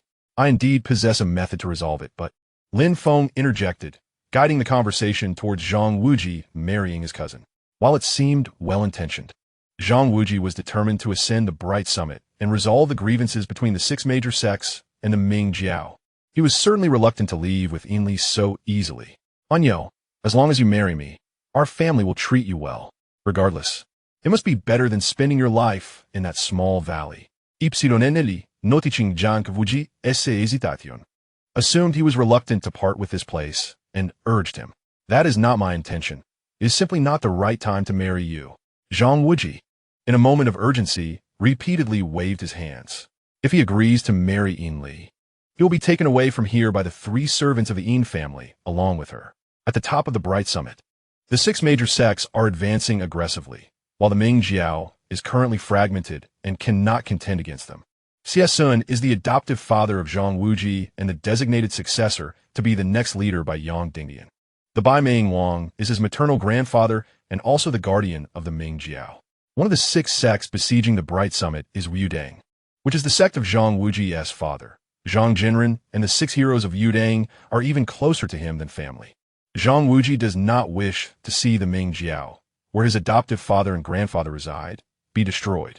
Nor does he want his uncles and aunts from Yudang to perish at the Bright Summit.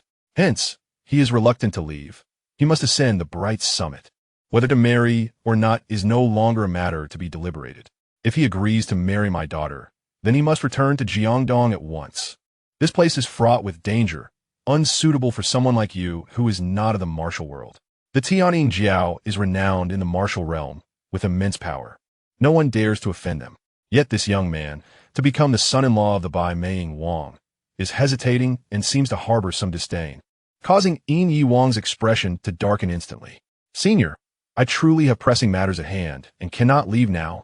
Can we discuss the matter of marrying your daughter after I have resolved my affairs? Zhang Wuji replied helplessly. What matters could a peasant like you possibly have? Is it more important than the matter of marriage? Yin Yi Wang was evidently growing impatient. In his eyes, it seemed as if he were begging this young man to marry his daughter. Although his daughter has become unattractive due to practicing sinister martial arts before that, she was an extraordinary beauty. I want to go to the Bright Summit too. After a moment of hesitation, Zhang Wuji revealed his intent. However, as he spoke, he cautiously glanced at Lin Feng beside him, fearing his true identity would be exposed. Lin Feng intercepted Yin Yi Wang's grasp on Zhang Wuji, testing his own strength while also vocally attempting to facilitate the marriage between Zhang Wuji and Yinli. In the matter of Yinli, Zhang Wuji and Yin Yi Wang engaged in a tug-of-war, with Lin Feng watching the spectacle from the sidelines.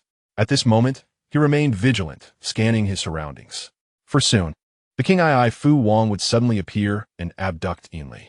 Lin Feng wondered if his crossing over had already altered the original trajectory of Etion, creating an alternate parallel world. But for now, all he could do was to grow stronger while simultaneously diminishing the absolute power of the male protagonist. Even if he could not weaken him, he must delay Zhang Wuji's growth. If he could just thwart the King Ai Fu Wang from taking Yinli, it should prevent the subsequent events of Etion from unfolding, allowing Zhang Wuji to encounter new adventures. Seeing Lin Feng's attention elsewhere, Zhang Wuji exhaled slightly in relief. Though his heart was tumultuous, Lin Feng, concealing his true intentions under the guise of collecting the deceased from both the righteous and the evil, certainly harbored ulterior motives. This person had blocked Yin Yi Wang's attack for him and urged Yin Yi Wang to cherish familial bonds. He could not be genuinely benevolent. Moreover, this individual knew of his true identity. Having experienced the treachery of human nature since childhood, Zhang Wuji developed a deep-seated wariness towards Lin Feng and was filled with suspicion. He speculated on Lin Feng's true motives. No stranger would offer kindness without reason. If there was, it must be for a purpose. Could it be that he was deliberately ingratiating himself to me for the sake of my adoptive father and the dragon-slaying Saber? With this thought, a glint of coldness flashed in Zhang Wuji's eyes. Going to the Bright Summit? As soon as Zhang Wuji's words fell, Yin Yi Wang and his daughter exclaimed in unison. Yin Yi Wang fixed a hostile gaze on Zhang Wuji, his face filled with suspicion. Wasn't he just a peasant from a nearby village? What business did he have at the Bright Summit? I knew it. You have been enchanted by that girl from the Ime sect and are now eager to ascend the Bright Summit to find her after exchanging a few whispers. Yinli seemed to instantly grasp Zhang Wuji's intention to go to the Bright Summit and immediately shouted, Zhou, you misunderstand. I did not. Zhang Wuji quickly waved his hands in denial. No need to explain. An explanation is merely a cover-up. Yinli retorted angrily, and Yoga, I will not allow you to go to the Bright Summit. Return to Jiangdong with me immediately. I promise I will no longer practice the 1,000 spiders and 10,000 poisons technique. Will you treat my poison injury? Once my face is healed, we shall marry. How about that? As Yinli spoke, her tone nearly turned pleading. Upon hearing Yinli's almost tearful plea, Zhang Wuji's expression revealed his inner turmoil. After falling from the cliff and breaking his leg, it was Yinli who had helped him walk step by step out of the snow, caring for him meticulously. If he were to refuse Yinli outright, she would undoubtedly be heartbroken. Wu Fu, you three take the young lady away. If this person refuses to leave, let him be. Yin Yi Wang did not wish to delay his meeting with his father at the Bright Summit due to his daughter's matters. Seeing that Yin Li and Zhang Wuji were still entangled, he immediately commanded his 3 servants. Zhang Wuji, witnessing this, stepped forward to block their path. Do not take Zhu away. Yin Li cried out as well. Father, do not abandon in Yoga. He is an orphan. He is very pitiful. Yin Yi Wang's face darkened, and his left sleeve moved without wind, indicating he was about to take action against Zhang Wuji. It seems all efforts were in vain. Lin Feng shook his head helplessly. After all this, they had returned to square one. It appeared that Zhang Wuji was determined to ascend the Bright Summit, and the Yin family could not take him away from here. Ha ha ha ha. They say a family should be loving and caring. Since Nyogu insists on going to the Bright Summit, Yin Tangzu should also go. Why not have the 3 of you travel together for mutual support along the way? Wouldn't that be a joyful outcome for everyone? I shall play the Good Samaritan to the end. Lin Feng immediately suggested, casually moving closer to Yin Li. As soon as the King Ai Fu Wang appeared, Lin Feng would spring into action to stop him. The King Ai Fu Wang possesses extraordinary lightness of step, yet his martial prowess is somewhat lacking. With Lin Feng's mid-level 2nd grade strength, he should be able to catch the King Ai Fu Wang off guard. Once Lin Feng spoke, Yin Yi Wang nodded in agreement, and Zhang Wuji also expressed his consent. Yin Li thought that as long as she could accompany Zhang Wuji, going to the Bright Summit was not an issue. So what are we waiting for? Let's depart now. Yin Yi Wang cast a deep glance at Lin Feng before allowing Yin Wufu and the others from the Tianying Jiao to leave. Suddenly, sand flew everywhere as a blue shadow shot forth from sandy area, resembling a bat, heading towards Yin Li. Be careful. Chapter 14. King Ai Fu Wang Wei Yuxiao. It goes without saying that this person is the King Ai Fu Wang Wei Yuxiao, whom Lin Feng has long been awaiting. As one of the 4 guardians of the Ming Jiao, renowned for his lightness of step, Wei Yuxiao is certainly no ordinary figure, having reached the 7th grade in cultivation. The fact that he could remain undetected amidst the sand for so long speaks volumes about his elusive skills. And at a crucial moment, he appeared suddenly, his speed akin to that of a wraith. After Lin Feng shouted, he swiftly circulated his internal energy throughout his body, charging towards Wei Yuxiao like a cannonball. With a proficiency of 30, 100 in Yijin Jing and mid-level 5th grade cultivation, Lin Feng had undergone a transformation, and his physical prowess was now incomparable to before. Simultaneously, his Danshin was filled with a vast and abundant internal force. While he had touched upon the internal martial arts of the 5 major sects and the Ming Jiao, he had not taken the time to learn them. These ordinary internal martial arts did not pique his interest. His sole focus was to fully master the Yijin Jing before learning a top-tier internal technique. Thus, at present, Lin Feng's condition resembled that of Zhang Wuji, who had only just begun to grasp the 9 Yang divine skill. He had not yet perfected it. In the original story, Zhang Wuji was first struck 3 times by Mi Ju Shi Tai, triggering the first evolution of the 9 Yang divine skill. Next, he was trapped in the monk's Qiankun bag, leading to the 2nd evolution of the 9 Yang divine skill, thereby achieving mastery. Then he entered the forbidden grounds of the Ming Jiao, where he learned the Qiankun Great Shift. endowed with two formidable martial arts. Zhang Wuji ascended to become the unparalleled champion of Yijin, invincible across the realm. Techniques such as Longjua Shou and Qiankun were as effortless to him as drinking water or eating food. Lin Feng, possessing the touching corpse system, gained strength through the act of touching corpses. However, the path to his enhancement remained shrouded in ambiguity. Thus, Lin Feng's best reference for mastering internal martial arts was Zhang Wuji's journey of cultivation and growth. At this moment, Wei Yuxiao set his sights on Yin Li. But Lin Feng had already anticipated this, positioning himself strategically to seize the initiative. Upon witnessing the arrival of the King Bat King, who was headed towards his daughter, Yin Yuang's expression turned to one of alarm. He had never held much affection for this daughter. Nevertheless, his granddaughter bore a striking resemblance to Yin Su, and the white-browed Eagle King doted upon her. After heeding Lin Feng's warning, Yin Yuang wasted no time, launching himself forward with a swift kick and claw-like hands aimed at Wei Yuxiao.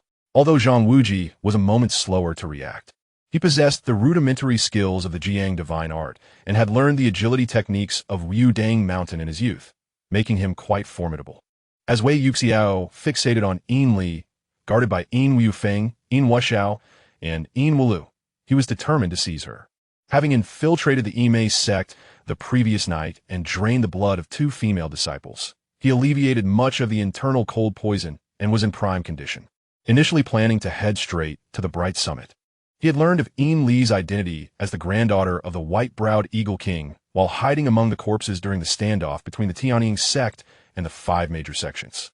Thus, he concealed himself in the tunnel excavated by Yin Yuang's subordinates, intending to abduct Yin Li and use her as leverage against the Tianying sect. Confident in his unparalleled agility, Wei Yuxiao thought he could easily snatch Yin Li from the 3 servants of the Yin family. Yet, to his surprise, a figure unexpectedly obstructed his path, none other than the meddlesome Lin Feng. With a disdainful smile, Wei Yuxiao did not alter his course, but secretly channeled his internal energy, preparing to strike Lin Feng aside. A thundering impact reverberated as Lin Feng absorbed Wei Yuxiao's palm strike with his body. Stunned, Wei Yuxiao found himself momentarily halted in midair, utterly astonished that this young man possessed such formidable protective internal power. In that fleeting moment, Wei Yuxiao lost the advantage as Yin Yuang and Zhang Wuji charged from either side. Meanwhile, in the brief instant Lin Feng intervened to block Wei Yuxiao, Yin Li was well guarded by the 3 servants of the Yin family. Wei Yuxiao, bold and skilled, found himself besieged from 3 directions, and, even while suspended in the air, he executed a remarkable maneuver, leaping over Lin Feng's head to reach for Yin Li, truly as one of the 4 great kings of the Ming sect. His lightness technique was unrivaled, and few could replicate such aerial agility. Lin Feng had indeed underestimated Wei Yuxiao's prowess. He sighed inwardly, twisting his body to pursue. In this turn, Zhang Wuji and Yin Yuang had already caught up, aligning with Lin Feng in their pursuit of Wei Yuxiao. The 3 of them shared an unspoken understanding, their focus fixed on Wei Yuxiao. In an instant, Wei Yuxiao darted past Lin Feng, reaching the vicinity of Yin Feng and his companions. He emitted a terrifying shriek akin to that of a nocturnal bat, instilling fear in the hearts of the 3 servants, causing them to tremble uncontrollably. With swift precision, Wei Yuxiao seized Yin Feng and Yin Wuxiao by their necks, colliding their heads together. Both collapsed to the ground, leaving only Yin Wulu to defend Yin Li. Before Yin Wulu could react, he was struck by Wei Yuxiao's palm, sent hurtling away like a kite severed from its string. Lin Feng realized he had severely underestimated the top-tier martial artists of Yijin. Wei Yuxiao was overwhelmingly powerful. Not only was his agility exceptional, but his martial prowess was also formidable. The 3 servants of the Yin family were once notorious bandits, renowned across several provinces, and their skills were on par with Jing Xian, the foremost disciple of the ruthless Master Mia. However, encountering Wei Yuxiao, they fell victim to his might, showcasing the stark disparity between their ranks. Lin Feng's gaze sharpened. He had gravely misjudged their strength. Yet, this was not the time for reflection. He needed to prevent Wei Yuxiao from advancing further. Yin Li had already succumbed to Wei Yuxiao's terrifying cry, unconscious on the ground. Wei Yuxiao, having easily dispatched the 3 Yin family servants, prepare to seize the fallen Yin Li and depart. However, Yin Yiwang, Zhang Wuji, and Lin Feng had arrived just in time. Unperturbed by Wei Yuxiao's frightful scream, they unleashed a coordinated assault. One grasp, one palm strike, and one punch aimed at Wei Yuxiao's head, back, and waist. Wei Yuxiao could not ignore the imminent threat from behind. If he bent down to carry Yin Li, he would be left vulnerable to their attacks. Aware of the stakes, the seasoned warrior chose to prioritize his survival over capturing Yin Li. In a swift motion, he soared over Yin Li, ascending like a great bird into the sky. Seeing that Wei Yuxiao had failed to seize Yin Li, Lin Feng exhaled in relief and immediately positioned himself beside her. Zhang Wuji rushed over, hastily assisting Yin Li to her feet. Yin Ye Ang Pursuit Eio, shouting angrily into the sky, "Way back, King! How despicable of you to attempt to harm my daughter." To which Wei Yuxiao responded with laughter. "I have no intention of harming your daughter. I merely wish to take her with me. Had it not been for your two companions, I would have succeeded. You shall not succeed." Yin Ye Ang retorted fiergely. "In the name of the white-browed eagle, I shall not harm your daughter today." Wei Yuxiao laughed heartily. "I must take my leave. If I delay any longer, the white-browed eagle and Yang Xiao may be reduced to ruin by the ruthless Master Mia and the empty-headed monk." Upon hearing this, Yin Yiwang's expression turned serious, and he coldly replied, "Way back, King, considering the perils at the Bright Summit, I shall refrain from holding you accountable today. This debt shall be settled in due time."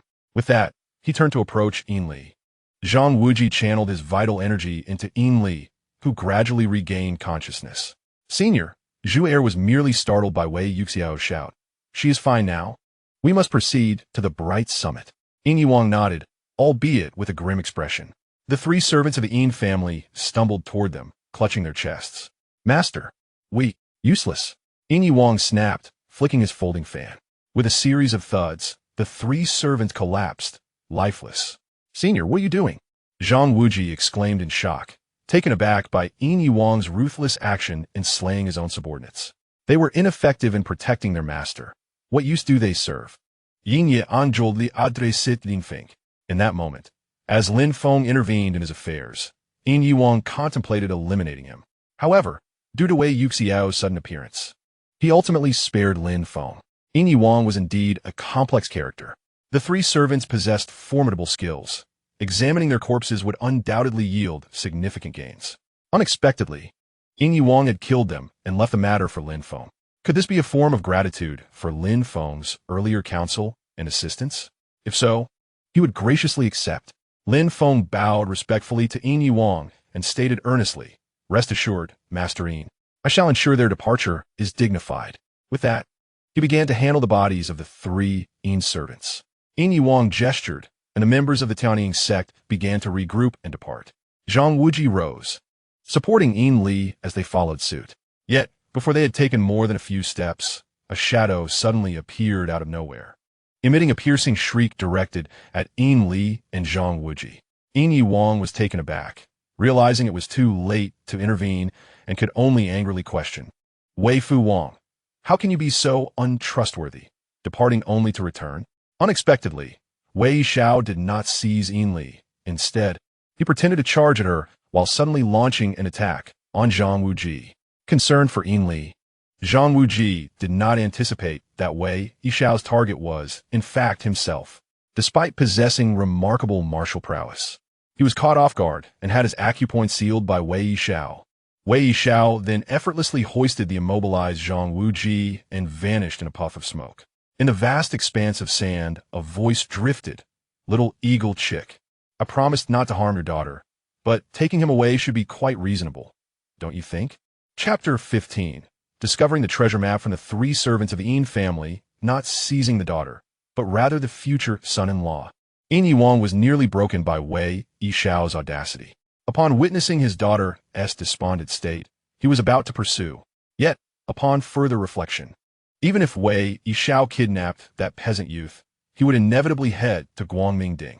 Instead of exhausting himself in pursuit, it would be wiser to proceed directly to Guangmingding. Moreover, his daughter's decision to bind herself to this peasant seemed rather hasty. If Wei Xiao took him away and he met an unfortunate end, it would not be a cause for lamentation. He could simply find Li a more suitable match. As for his daughter's appearance, as long as she refrained from practicing the 1,000 spiders and 10,000 poisons hand, and sought the aid of a renowned physician, she would surely recover her former beauty. With this thought, Yi Wang felt a sense of relief and promptly called upon a highly skilled priest to keep watch over Li. The members of the Tianying Zhao also made a swift retreat. Wei Yishao's sudden reappearance, taking Zhang Wuji away, startled Lin Feng, who was about to search the bodies of Wu Fu, Wu Shou, and Wu Lu. What would ensue after Zhang Wuji's abduction by Wei Yishao remained uncertain. However, Zhang Wuji was the protagonist of the novel Tian Tu Longji, and it seemed improbable that he would vanish so easily. If Lin Feng's conjecture held true, Wei Xiao would likely encounter the five-san run on the way to Guangmingding with Zhang Wuji. Whether Zhang Wuji would experience any fortuitous encounters remained to be seen. At this moment, Zhang Wuji was unable to accompany Yi Wang and Li to Guangmingding as Lin Feng had hoped. Instead, he was captured by Wei Xiao, rendering Lin Feng powerless. His current martial cultivation was vastly inferior to that of Wei Xiao. Furthermore, Yi Wang was likely underestimated by Lin Feng. It was prudent to quietly search the corpses, grow silently, and strike astonishingly when the time came. Lin Feng immediately focused his mind and turned his attention to the 3 corpses before him. After examining these 3 bodies, he intended to head towards the forbidden grounds of Mingjiao to search for the remains of Yang Ding Tian, once a notorious bandit of the Northwest. Now mere servants of the Yin family, Wu Fu, Wu Shou, and Wu Lu had names that foretold ill fortune, suggesting they were fated to meet with misfortune. Ironically, they were saved by Yin Tianzheng, only to ultimately perish at the hands of Yi Wang, thus completing a perfect loop. You have gained 200 experience points from Wu Fu, along with the skills Kuei Hua Dian Shui Shou, Taisha Zhang, and a pack of Mi Hun Xiang. You have obtained the skills Pafeng Dao Fa, Chaoshang Fei Kain Gong, and Yang Jiachang Fa. Along with 200 experience points from Wu Shou, you have acquired a fragment of the mysterious treasure map, the San Kaijin Fa, and a flawed version of the Xiao Wu Xianggong from Wu Lu, along with 200 experience points. These 3 individuals, once notorious bandits, were not without their gains, having procured such an array of peculiar treasures, far superior to the ordinary disciples of the 5 Great Sects.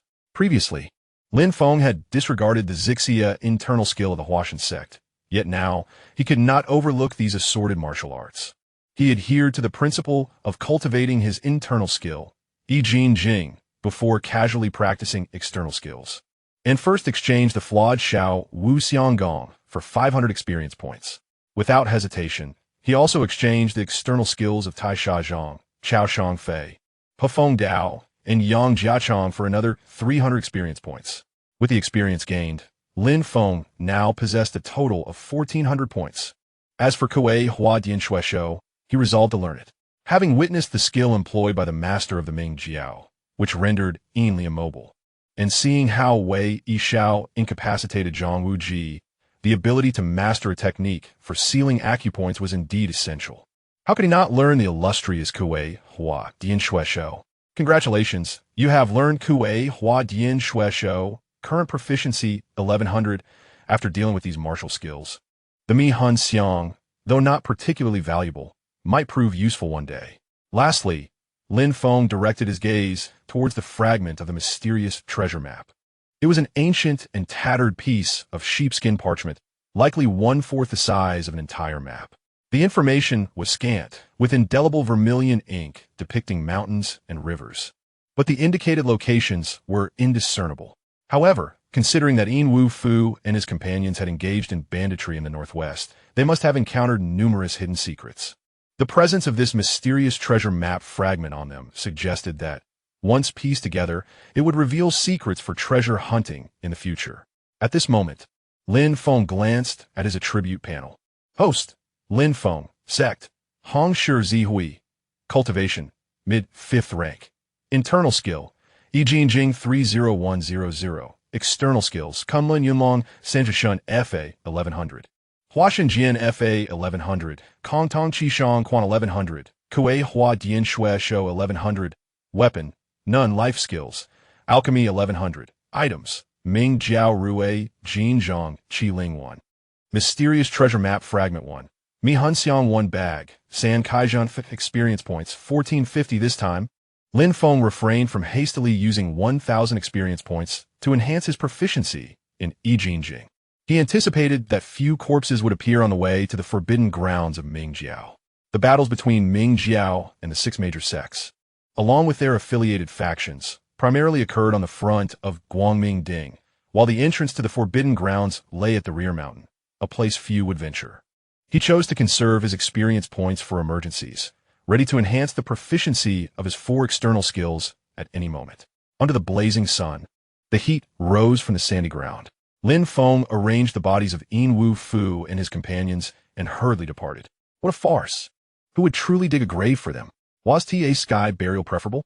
The vultures in the sky, along with distant wolves and hyenas, had likely already caught the scent of blood and were poised to act. The moment Lin Feng left, they swarmed in. At this moment, at the Guangming Ding, the headquarters of Ming Jiao, the 5 Elements banner, Tian Ing Jiao, 5 San Run, and Wei Xiao were still en route. The 6 major sects, Shaolin, Wudang, Kongtong Kunlun, Huashan, and Yimei, had already breached the Guangming Ding headquarters, with Yang Xiao, the left envoy of Guangming, leading the disciples of the 4 sects of heaven and earth in a desperate resistance. The battle was intensely fierce, with the sounds of clashing weapons, cries of battle, roars, and screams echoing through the valley. Lin Feng, however, found a narrow path that led him to the rear mountain of Guangming Ding. After a few turns from the main entrance, the scenery before him dramatically shifted. He beheld 2 towering stone walls resembling sword gates. The walls stood tall, allowing passage for only a single person. Behind the sword gates lay a deep and foreboding darkness, the contents within unknown. On either side of the stone walls, in vermilion script, were the words, Ming Jiao, Forbidden Grounds. Those who trespass shall die. It seemed they feared that others might not realize this was the forbidden ground of Ming Jiao. Lin Feng's lips curled upward. The remains of Yangding Tian were just beyond, and he would soon grasp the secrets of Qiankun and Yo Yi into Zhou Tianzhong. He quickened his pace, striding towards the sword gates. Stop! Who are you? If you take another step forward, we shall turn you into a hedgehog. Just as Lin Feng approached within 30 steps of the sword gates, a dozen figures suddenly emerged from behind them, clad in bronze masks and wielding crossbows. Their quarrels tipped with a deadly blue hue. It was evident they were poisoned. To his surprise, there were individuals covertly guarding the area, and Lin Feng found himself momentarily frozen, unsure of how to respond. Surely, he could not declare his intent to collect the remains of their former sect leader in their forbidden grounds. Silence, then? You are not a member of my Ming Jiao, nor are you affiliated with the 6 major sects. You are merely a scavenger of the martial world, daring to trespass into forbidden grounds alone. Brothers, shoot him! Before Lin Feng could utter a word, arrows whizzed toward him. With a swift twist of his body, he evaded using the Kunlun's Yunlong 9 turns technique. In that fleeting moment, Lin Feng decisively consumed 400 experience points to elevate his proficiency in the Yunlong 3 turns technique to a full 100 points. Congratulations to the host for mastering the Yunlong 3 turns technique. This lightness skill, originating from the founding patriarch Zhao of Kunlun, allows its practitioner to move like a dragon in the clouds, elusive and free. With his proficiency maxed out, coupled with the enhancement from the Yijin Jing internal skill, Lin Feng felt akin to a dragon soaring through the heavens. With a mere thought, he twisted his body and evaded the arrows like a phantom. The poisoned arrows of the Ming Jiao guards fell harmlessly to the ground, with several striking nearby stones, sending sparks flying. With a resounding explosion, the arrows ignited spontaneously, emitting a ghastly white flame. Such treacherous arrows! They must have been coated with white phosphorus, igniting upon contact with flesh. Missing their target, the bronze guards of Ming Jiao continued to unleash arrows at Lin Feng's position. However, their shots were just a fraction too slow, never managing to catch up with Lin Feng's figure. Even when they did hit, it was merely Lin Feng's afterimage. Chapter 16. The forbidden grounds of Ming Jiao. Lin Feng appeared beside them like a wraith. The sunflower pointing finger.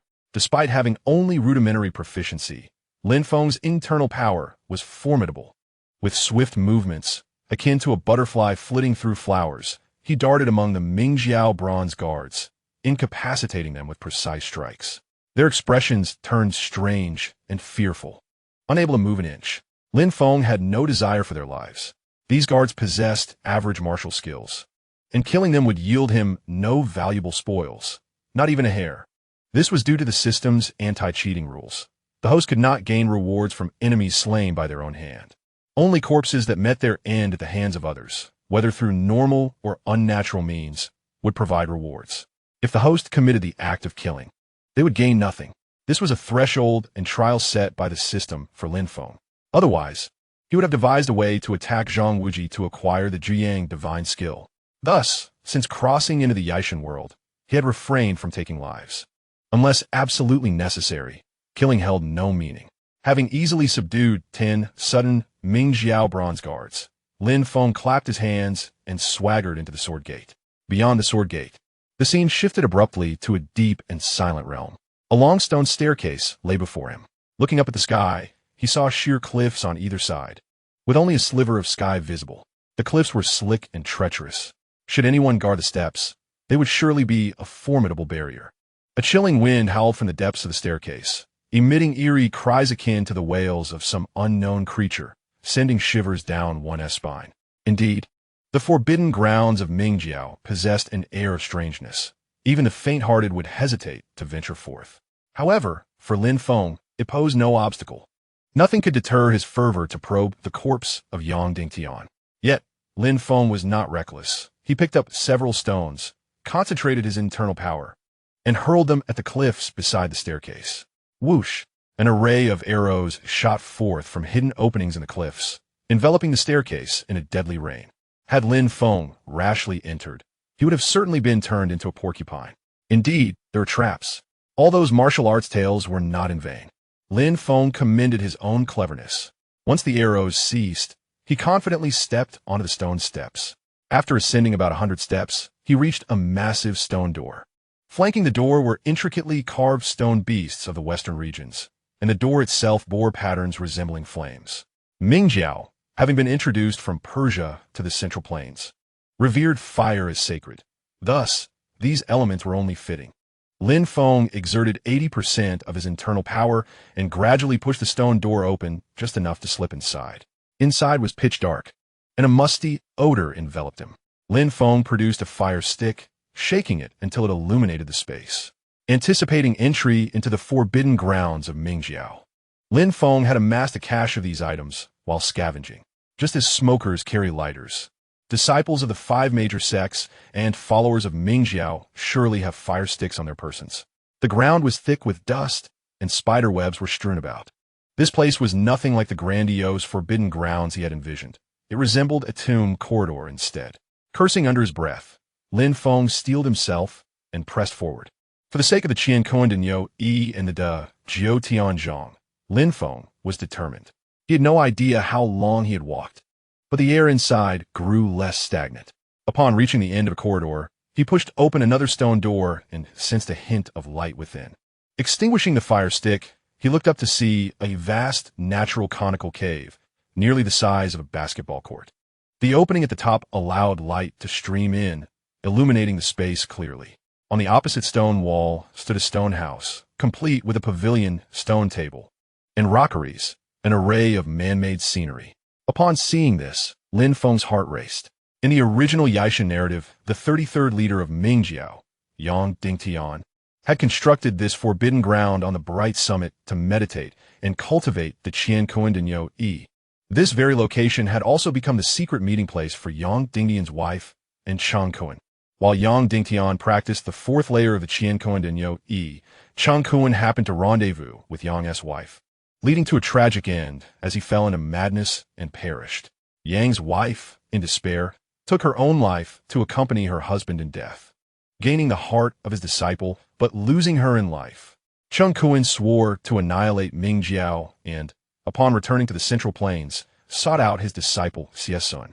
Upon learning that Xiao had become one of Mingjiao's 4 protectors, Qiankun feigned drunkenness, intending to assault Xiao's wife and murder his entire family. In seeking revenge against Qiankun, Xiao indiscriminately slaughtered innocents in the martial world, stirring a storm of bloodshed. The enmity between Mingjiao and the six major sects began with a triangular relationship involving Qiankun, Yang Dingtian, and his wife. The bodies of Yang Dingtian and his wife should lie within that stone house. Lin Feng could not help but feel a pang of anxiety. Although Yang Dingtian possessed a sheepskin scroll, which could reveal the Qiankun Denyo Yi if blood were smeared upon it, Lin Feng's pathway to martial arts was through scavenging from corpses. He would not be able to learn otherwise. Having come this far, he had to ascertain whether he could glean anything. He was determined to give it a try. Taking a deep breath, Lin Feng advanced toward the stone house. Just as he reached halfway, a clattering sound echoed from one side of the cave, clear and crisp, like chains clinking against stone. Who else could be here? Lin Feng's expression hardened as he quickly glanced towards the source of the sound. With a creak, a crack suddenly appeared in the stone wall, and a petite figure slipped through. Who could this be? Lin Feng remained still, concealing himself behind a massive stalagmite. The small figure slowly approached the stone house, illuminated clearly by the overhead light. Before him lay a figure bound by iron chains at both ankles and wrists. The clinking sound that had echoed moments ago undoubtedly emanating from these very restraints. As the individual approached, their features became unmistakably clear. The right eye was small, the left large, and the nose along with the corners of the mouth were grotesquely contorted, a visage that would terrify most onlookers. Yet, upon gazing at this person, Lin Feng's eyes sparkled with excitement as he swallowed hard. Who could this be, if not the beloved yet unattainable daughter of the purple-shirt Dragon King? The Persian holy maiden of the Ming cult, Zhao? The heartache that many felt upon finishing Yitian Tulongji was profoundly tied to her fate. Even the esteemed Jin Yong expressed deep regret over the separation of Zhao and the protagonist. Among the female leads in Yitian Tulongji, Lin Feng's favorite was neither Zhao Min nor Zhiruo, but rather the quietly devoted Xiao. According to the narrative, Zhang Wuji was brought to the Bright Summit, embroiled in a chaotic internal conflict involving the five scattered people, Wei Yuxiao, Yang Xiao, and others, with the Shaolin monk Yuan Zhen also getting involved. Amidst the tumult, Zhang Wuji managed to escape his bindings, his powers surging, only to encounter young Buhui, who sought to harm the maid Zhao but was dissuaded by Zhang Wuji. Thus, Zhao led Zhang Wuji into the forbidden grounds of the Ming cult, where he learned the Qiankun Denyo technique. However, Zhao now descended into the forbidden grounds alone, either because Zhang Wuji had yet to arrive or due to Lin Feng's interference, which had altered the course of events. Regardless, Xiao had come, intent on stealing the Qiankun Denyo technique from Yang Dingtian. Lin Feng, hidden behind a stalactite, pondered his next move when suddenly, inspiration struck. At that moment, Zhao cautiously approached the stone room, her steps light and agile, the heavy shackles seemingly weightless.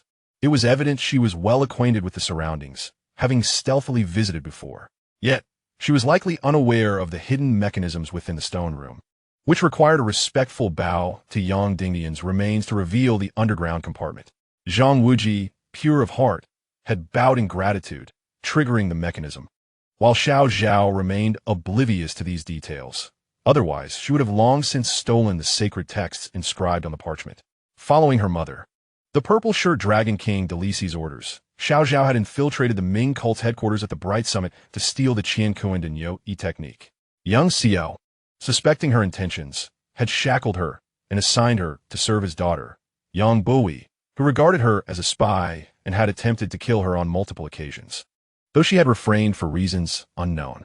When Zhang Wuji finally appeared, Yang Buhui resolved to act, yet was deterred twice by Zhang Wuji's interventions. Now, with the six major sects besieging the Bright Summit, chaos reigned, allowing Zhao the opportunity to descend into the forbidden grounds in search of the Qiankun Denyo technique. As a transmigrator, Lin Feng possessed the unique perspective to discern how to acquire the technique. Indeed, Zhao searched the stone room extensively but yielded no results. Dejected, she sat at a stone table outside the room, resting her chin in thought, utterly unaware that Lin Feng had silently approached her using the Yunlong San Shun Fa technique. Despite his stealth, Zhao sensed his presence, her brows furrowing as she sprang up, demanding, "Who goes there?" Emerging slowly from behind a stalactite, Lin Feng gazed at her with an enigmatic smile. "And who might you be, to be in the forbidden grounds of the Ming cult? She inquired, her body tensing, hands poised for action. I could ask you the same. Young lady, what brings you to the forbidden grounds of the Ming cult? Lin Feng stepped closer, his demeanor calm. Zhao faltered, unable to articulate her intentions.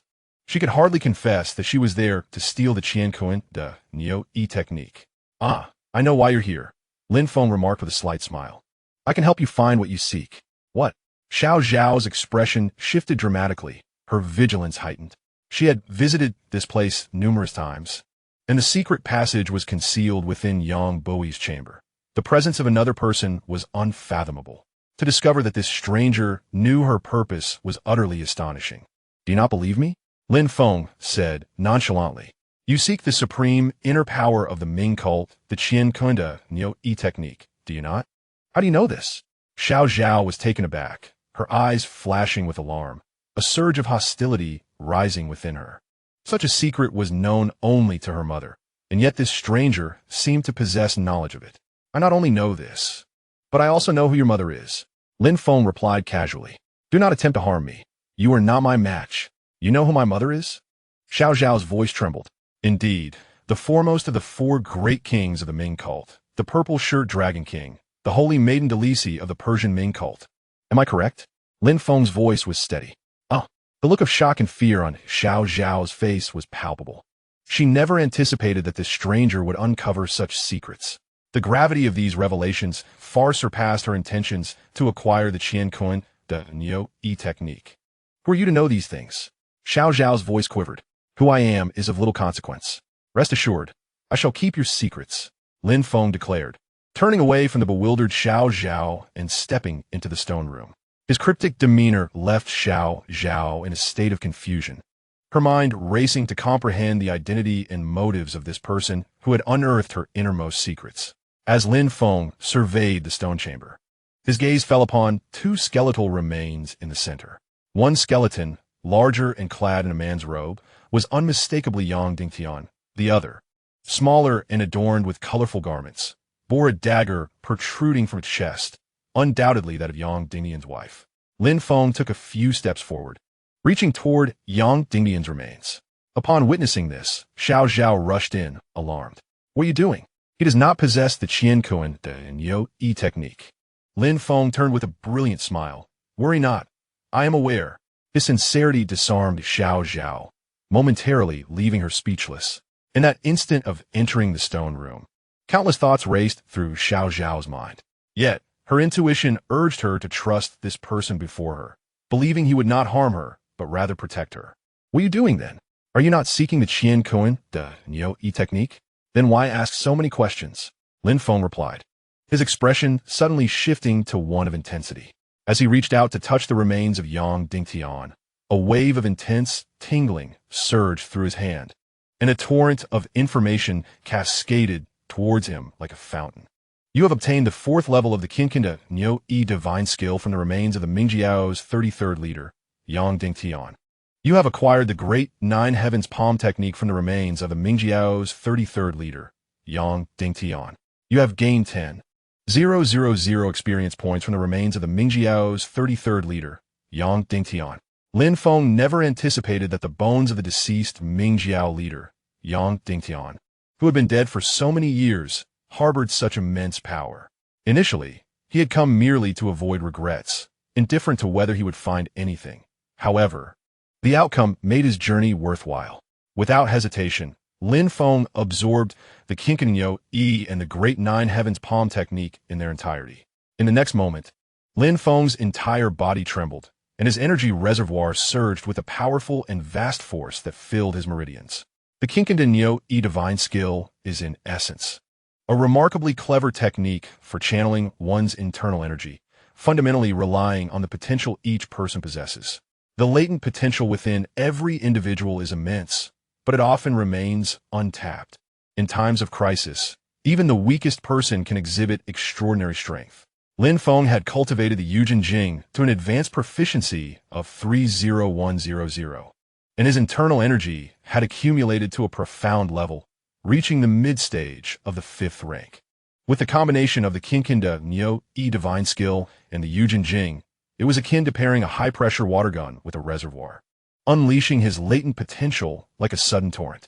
Upon examining his attributes panel, host, Lin Feng, sect, Hong Shai Hui, cultivation, early, 7th rank, internal skill, Yijin Jing 30100, Qiankun and Yo E 4th level max, external skill, Kunlun Cloud Dragon 3-fold body technique, max, Huashan sword technique 1100, Kong Tong 7 wounds fist 1100, sunflower pointing hand 1100, Great 9 heavens palm 1100, weapon, none, life skill, alchemy 1100, items, Mingjiao Rujin palm flag command token 1, mysterious treasure map fragment 1, bewitching incense 1 bag, experience points, 11050, early, 7th rank.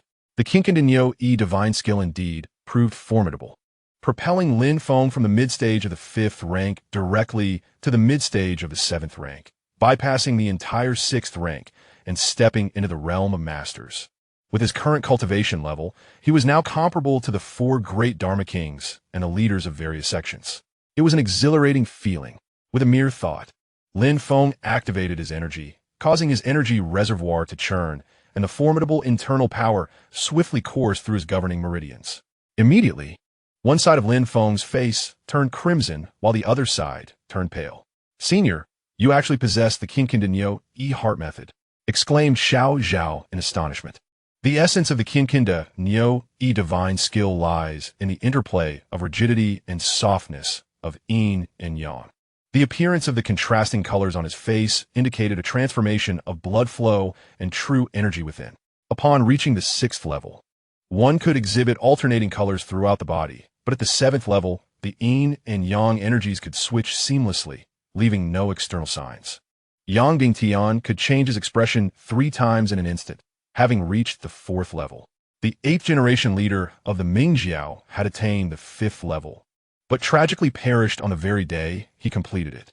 Yang Xiao learned some rudimentary aspects from Yang Dingtian, progressing only to the 2nd level.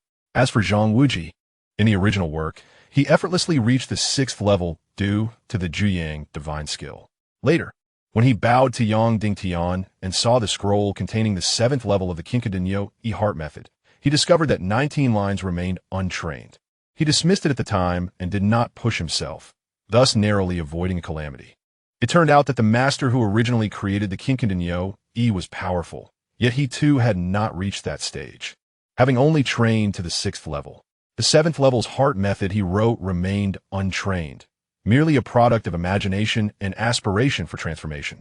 The 19 lines that Zhang Wuji could not master were mere figments of that master's imagination, misleading and ultimately leading him astray. In the battle at Guangmingding, Zhang Wuji, severely injured, utilized the 7th level of the Qiankun Yo E to transform the tangible into the intangible, successfully repelling Song Qingshu, though he himself suffered grievous wounds. Now, Lin Feng had obtained the 4th level of the Qiankun Yo E from Yang Dingtian's remains, and with a surge of internal power, he transformed his expression 3 times in the blink of an eye. Zhao, as the daughter of the Persian Mingjiao's saintess Zishan Longwang, was somewhat aware of the Qiankun Yo E divine skills intricacies. Upon witnessing Lin Feng's sudden change in expression, which aligned with the characteristics of someone who had cultivated the Qiankun Yo E, she could not help but be astonished. This person had reached the 4th level of the Qiankun Yo E divine skill, presumably seeking the heart method within the forbidden grounds of the Mingjiao, intending to cultivate it to the 7th level. If that were the case, why would he willingly part with the heart method? Contemplating this, Zhao instinctively took a step back, growing wary of Lin Feng. Lin Feng, having effortlessly acquired the 4th level of the Qiankun Yo E divine skill, was uncertain about how to elevate it to the 5th, 6th, or even 7th levels. After all, his path to cultivating internal skills vastly differed from those martial experts in the Yijin world. He progressed by gaining experience points to enhance proficiency, thus achieving upgrades in both internal and external skills. Even if Lin Feng obtained the scroll of the Qiankun Yo E, he would not dare to study it. Not only would he find the ancient script indecipherable, but the intricacies of the formulas would also give him a headache. It was akin to tackling a classical Chinese reading comprehension exercise. Therefore, once he obtained the Qiankun Yo E scroll, he planned to keep it close at hand, knowing Zhao would inevitably follow him if she sought the heart method. like money, is meant to be shown to women, not for their use. With rice in hand, the hen will naturally follow. As long as Zhao remained by his side for an extended period, Lin Feng was confident he could win her over. However, seeing Zhao subconsciously retreating and regarding him with suspicion, he retracted his divine skill and smiled. Miss Zhao, you misunderstand. I promise to help you obtain the heart method. Rest assured, I will. Indeed, I have reached the 4th level of the Qiankun divine skill. But the difficulty increases exponentially for the higher levels, and I will not take unnecessary risks. Upon hearing this, Zhao found it hard to believe. Will you truly give me the heart method? If I already know it, what need is there to keep it? Lin Feng beckoned to Zhao, come here. To my side. Senior, what do you intend to do? Zhao remained vigilant. We shall pay our respects to the leader Yang. Lin Feng stated nonchalantly. Zhao questioned. For what purpose? To receive the heart method from leader Yang, one must naturally hold a respectful heart. Without further ado, Lin Feng seized Zhao's hand and knelt before the remains of Yang Dingtian, bowing 3 times with deep reverence. He had acquired unparalleled divine skills and techniques from Yang Dingtian's remains, along with a substantial amount of experience points. Moreover, since Yang Dingtian had passed away many years ago, he was in essence Lin Feng's elder. It was only fitting to kneel before him. Not to mention 3 bows. Even 100 or 1,000 bows would be immensely worthwhile to Lin Feng. Seeing Lin Feng's serious and devout demeanor, Zhao instinctively calmed her mind and joined him in bowing. Just as they finished their bows, a faint sound emanated from the ground. In a section of the tile, before Yang Dingtian's remains shifted, revealing a hidden cavity. Lin Feng leaned closer to inspect and discovered a sandalwood box covered in a thick layer of dust. Upon opening it, a scroll lay within. Indeed, it was the heart method of the Qiankun. Zhao's eyes sparkled, her breath quickened, and she swallowed hard. Well then, since we have found the heart method, we should leave this place. Lin Feng skillfully tucked the scroll away and prepared to depart. Senior, did you not say you would give me the heart method? Why are you not keeping your word? Zhao inquired timidly, noticing Lin Feng's silence on the matter of the heart method. Indeed, I had promised to give it to you, but I never specified that it would be at this very moment, did I? Lin Feng grinned mischievously. Senior, you did this on purpose, didn't you? Zhao realized she had been deceived. What must you do to grant me the heart technique? You're not in a hurry, so why the panic? Lin Feng replied with a smile, considering the ongoing battle between the 6 major sects and the Mingjiao outside. If I were to hand you the heart technique now, how could you safely carry it away? Moreover, you stealthily entered with Miss Yang, and if you were to leave now, what would happen if she discovered you? It is far more prudent for the heart technique to remain in my possession. How does he know everything? At this moment, Zhao was filled with wariness towards Lin Feng, yet every word he spoke was undeniably reasonable. Currently, her hands and feet were bound by the Tianshan cold iron shackles, rendering her movements cumbersome and diminishing her martial prowess. Even if Lin Feng were to hand her the sheepskin scroll now, upon exiting the forbidden grounds, she might very well be searched, leaving her with no recourse.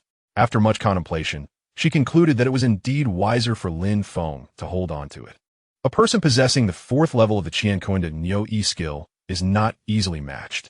To obtain the heart technique, it appears the only course of action is to place her unconditional trust in him and remain by his side. I will heed your advice, Senior, Zhao murmured, nodding in agreement. That's the spirit. Lin Feng smiled with satisfaction. Once we exit this place, I shall borrow the Yijin sword from that master Miaju to help you break free from these chains. Zhao's eyes brightened, and a wave of gratitude surged within her. Could it be that I have misjudged this senior?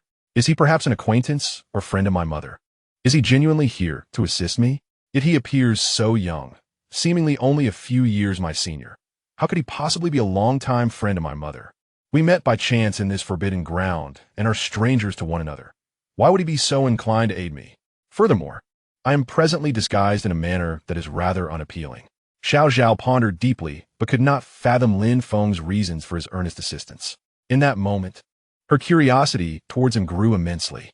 The two of them emerged from the stone chamber. Lin Feng intended to have Zhao lead the way back along the path she had taken to Yang Buhi's quarters, and then proceed to the Guangmingding to observe the battle between the Mingjiao and the 6 major sections. Suddenly, Lin Feng's expression turned serious, and with a swift motion, he swept Zhao into his arms, lifting her off the ground. Startled and embarrassed, Xiao Zhao's heart raced as she exclaimed, "Senior, you!" Yet before she could finish her sentence, Lin Feng covered her mouth. Alarmed, Xiao Zhao began to whimper. Lin Feng's cold voice whispered in her ear, "Silence. Someone is approaching." Chapter 19. Qiankun and Xiao Zhao was forcibly concealed behind a stalactite outside the stone chamber by Lin Feng. They were positioned closely together, with Lin Feng's arm wrapped around her waist while his other hand covered her mouth, feigning calm as he gazed ahead. Xiao Zhao's sapphire-like eyes sparkled as they remained fixed on Lin Feng. For the first time, she found herself in such close proximity to a strange young man, and her heart raced as if it might leap from her chest. The man who held her had striking features, and being in his embrace instilled a sense of security. He showed no disdain for her perceived unattractiveness, instead radiating concern for her well-being. Xiao Zhao's heart softened, and an unfamiliar sentiment surged within her. The fragrance of the exotic young woman enveloped Lin Feng, and he realized how unexpectedly audacious he had been in holding Xiao Zhao so closely. In his previous life, he was the sort to blush at mere conversation with a girl. Who would have thought he could be so bold and assertive? The unintentional physical contact elicited no resistance from Xiao Zhao, indicating her lack of aversion towards him. A confidant had once proclaimed that if a woman allows physical contact, whether intentional or not, and does not exhibit repulsion, there is certainly potential for romance. Lin Feng felt a surge of delight. As long as Xiao Zhao remained by his side, winning her affection should not be a formidable challenge. However, maintaining a gentlemanly demeanor would undoubtedly enhance his allure. Thus, he decisively released her, gently whispering in her ear, "Pardon me." His warm breath brushed against her ear, igniting a blush that spread to Xiao Zhao's cheeks, stirring her heart as if it were being playfully scratched by a cat, causing her to involuntarily emit a soft whimper. "Hush," Lin Feng urged softly, signaling Xiao Zhao to remain quiet. She hastily covered her mouth, glancing anxiously towards the stone chamber. A tall figure, a gray-robed monk with a gaze as fierce as a vulture, emerged from the path Xiao Zhao had entered and approached the stone chamber step by step. His complexion was somewhat pale, and his gait was unsteady. The scar on his head glimmered under the light streaming into the secret chamber, drawing attention. Upon seeing this individual, Lin Feng immediately recognized him as Qiankun, the master of Xie and the senior brother of Yang Fu Ren, the mastermind behind the bloody conflict between the Mingjiao and the Six Major Sections. Now, he was a disciple of the Shaolin monk Kong Jian, known as Yuan Zhen. Lin Feng's brow furrowed. Qiankun's presence here indicated that events from the original story of Yijin were unfolding. Zhang Wuji, having been abducted by Wei Yuxiao under the mistaken belief that he was the son-in-law of Yin Yiwang, encountered the five scattered people: Peng Hishang, Tai Guan Dao Run, Lung Mian Xiansheng, Budai Hisheng, and Zhou Jian on a journey. Wei Yuxiao informed the five scattered people that Zhang Wuji was to be the future son-in-law of the White-Brow Eagle King, leading them to stuff him into Budai's sack. The six of them gathered to seek out Yang Xiao, discussing how to persuade the Eagle King to yield in their fight against the six major sections. However, disputes erupted among Wei Yuxiao, Yang Xiao, and the five scattered people, resulting in a fierce altercation. Yang Xiao, possessing the second level of Qiankun Nyot Yi, fought evenly against the five scattered people and Wei Yuxiao. At this moment, Qiankun suddenly appeared, employing his illusory Yin finger, intending to capture Yang Xiao and the other Mingjiao leaders in one fell swoop. Unexpectedly, Yang Xiao used the Qiankun Nyot Yi to transfer Qiankun's power into the Qi bag containing Zhang Wuji. Simultaneously, Qiankun revealed secrets regarding Xie and Yang Dingtian, informing the Mingjiao members of the true cause of Yang Dingtian's death and his grudge against the six major sects, which Qiankun had secretly instigated. Zhang Wuji, upon learning of his adoptive father Xie family's demise at Qiankun's hands, was engulfed in rage. In a twist of fate, this ignited the full power of his Jiao Yang Shengong. Through a series of fortunate events, Zhang Wuji broke free from the sack, determined to confront Qiankun, the puppet master behind it all. Qiankun fled in a panic into the forbidden grounds of the Mingjiao. Knowing this passage through his clandestine meetings with his junior sister, Lin Feng glanced behind Qiankun and noted the absence of Zhang Wuji.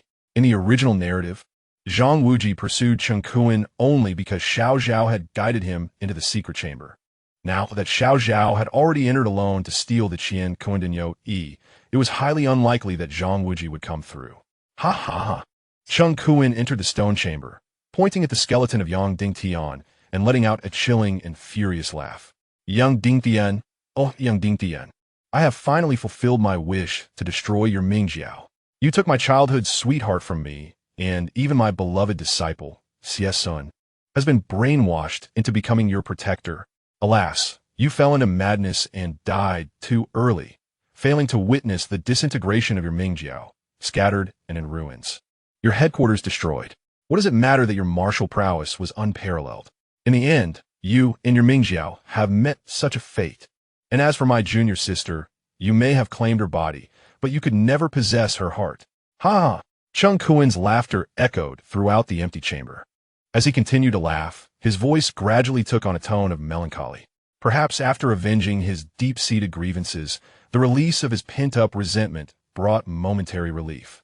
But soon he was left with nothing but loneliness and solitude. After indulging in his manic laughter for a while, Qiankun began to regain his composure, seemingly preparing to depart. Characters like Qiankun represent the hidden antagonists within the world of Tianlong Babu, wielding a substantial influence over the narrative's progression. This tumultuous period is set during the waning years of the Yuan dynasty, a time marked by chaos and suffering among the populace. The descendants of Genghis Khan are gradually losing their grip on the Central Plains, inciting the Han people to rise against the oppression of the Yuan rulers.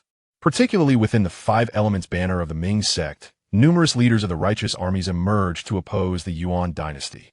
The rulers of the Yuan, naturally, are unwilling to tolerate such insurrection and must eradicate any signs of rebellion. Qiankun serves not only as a clandestine instigator of the fierce conflicts between the Ming sect and the six major sects, but also as an advisor within the royal household of the Riyang prince, acting as the vanguard for the Yuan court suppression of the martial world in the Central Plains. Lin Feng, concealed behind a stalactite, channels his internal energy throughout his body, contemplating whether to take action against Qiankun. Wait, why should I kill Qiankun? Searching his corpse would yield no internal martial arts techniques or experience. Eliminating him would bring me no benefit whatsoever. On the contrary, Qiankun's continued existence, stirring up conflict within the martial realm, would lead to more vendettas and casualties among the martial artists. For Lin Feng, this is a fortuitous scenario. Just as during his previous life working in a funeral home, he would never resent an abundance of deceased. Although such a mindset may seem immoral to others, from Lin Feng's perspective, it presents no issue. Consider certain hospitals in contemporary society. They have long forsaken the noble practice of saving lives. They not only hope for a bustling clientele, but some departments even wish for prosperous business, as this would yield greater commissions. Killing Qiankun may not earn gratitude from Zhang Wuji or the Ming sect. They might even view it as meddling in affairs that do not concern him. Furthermore, Qiankun is now a monk of Shaolin, a disciple of the eminent monk Kong Jian. Should he be slain and Shaolin become aware, it would undoubtedly incite enmity. Shaolin would not concern themselves with whether Lin Feng killed the notorious Qiankun, even if they did acknowledge it. How could a prestigious sect admit to having accepted a villain as a disciple? After weighing his options, Lin Feng concluded that he had no inclination to kill Qiankun. Thus, he gently patted Xiao Zhao, cautioning her against acting impulsively and advising her to wait until Qiankun departs. Qiankun remained silent within the stone chamber for a moment, likely reminiscing about his childhood love with Lady Yang. After all, he was about to depart. With the impending destruction of the Ming sect's headquarters, he would not return. Suddenly, Qiankun let out a heart-wrenching cry. Yang Dingtian, your demise is of little consequence. Yet my junior sister has committed suicide for you. You have taken her body and her heart. I never imagined that you would marry in life and share the same grave in death. I cannot accept this. I shall crush your bones into dust to quell the hatred in my heart. Following this, a resounding crash echoed through the stone chamber. It was evident that Qiankun intended to vent his fury on the remains of Yang Dingtian. Stop! Xiao Zhao could no longer endure it and shouted furiously. Chapter 20, Old Bald Donkey, not aging yet still calling the youth? Xiao Zhao, possessing a kind heart, had just bowed before Yang Dingtian alongside Lin Feng and received the teachings of the Qiankun. In her heart, she harbored deep respect for this predecessor who had perished decades ago. Although Qiankun bore a grudge against Yang Dingtian, matters of love cannot be easily categorized as right or wrong. In this tragic love triangle, the true victim is Yang Dingtian. He and Lady Yang were indeed husband and wife, yet she secretly met with Qiankun, presenting Yang Dingtian with a piece of the Hulun beer grassland. At the crucial moment of cultivating the Qiankun, Yang Dingtian discovered Lady Yang's infidelity with Qiankun, which incited his fury and led him to lose control. Although Lady Yang, filled with shame, committed suicide in devotion, she cannot escape the blame for the tragedy she caused. Qiankun's immoral actions birthed hatred within him. Yet even after decades, he could not find peace, now seeking to destroy Yang Dingtian's remains. Anyone with a semblance of conscience would find this intolerable. Zhao's outburst served as a vehement denunciation of Qiankun's malevolence. Qiankun's deranged laughter abruptly ceased, and he emerged from the stone chamber like a gray heron, following Zhao's voice. His expression was one of astonishment, as he had never expected to find others within the forbidden grounds of the Ming sect. As Zhao intervened, Lin Feng was compelled to reveal himself alongside her. Despite Qiankun having been struck by Wei Yuxiao's ice-cold palm, he was still the master of the golden-haired Lion King Xiao, a renowned figure in martial arts for many years. Although Zhao possessed martial skills, her hands and feet were shackled by iron restraints forged from Tianshan cold iron, rendering her almost powerless. If Qiankun were to attack her ruthlessly, she would have no chance of survival. Upon discovering the presence of a young couple before him, Qiankun's face clouded with suspicion, his gaze wavering. Yang Zhou had been dead for many years, and he had avenged himself. Why would he not spare even the bones of his adversary? Seeing Qiankun intent on destroying Yang Dingtian's remains, Zhao disregarded her own limitations and vehemently intervened. However, upon noticing Lin Feng standing beside her, her courage surged. After all, Lin Feng was a practitioner of the 4th level of the Qiankun, the 33rd generation leader of the Ming sect. Yang Dingtian had only managed to reach this level. Thus, it follows that Lin Feng's martial prowess could not be lacking. Young lady, who are you?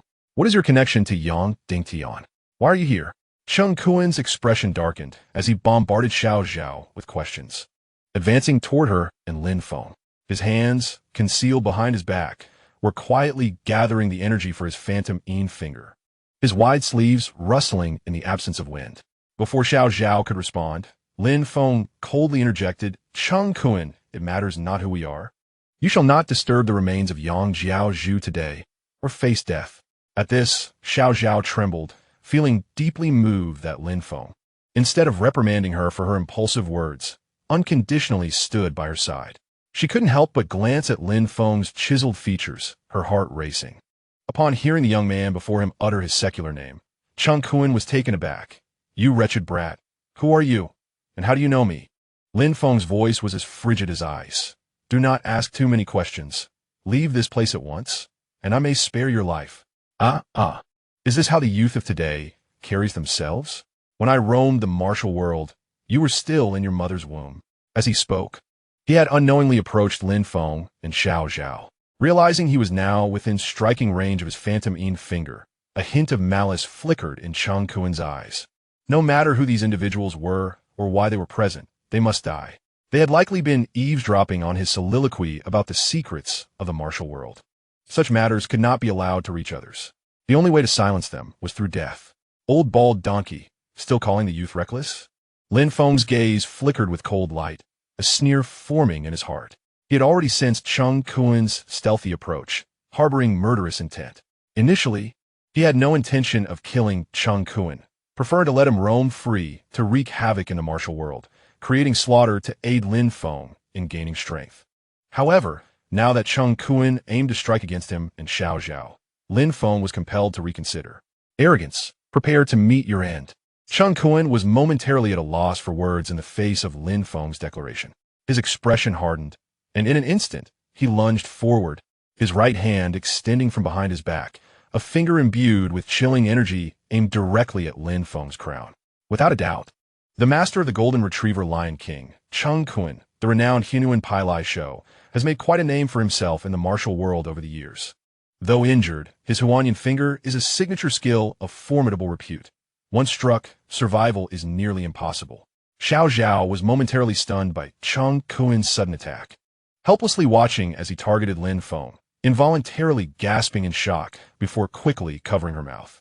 A practitioner of the 4th level of the Qiankun Nyo-E skill should fear little. Her concerns were unwarranted.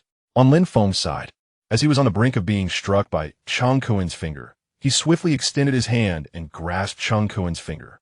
With a crack, he exerted a gentle force, breaking Qiankun's finger. Qiankun's eyes widened in disbelief. He had concentrated his full strength into that strike, intending to deliver a fatal blow. Yet, he never expected that the opponent would catch his Huanyan finger with mere flesh. This young man is indeed merciless. Struggling against the pain, he let out a sinister laugh. You truly do not know the heights of heaven or depths of earth, daring to catch my Huanyan finger. Although you have broken my finger through sheer force, soon you will feel your body turn icy, your blood congeal, and you will die in excruciating pain. Unbeknownst to Lin Feng, Qiankun's Huanyan finger contained a treacherous, chilling internal energy.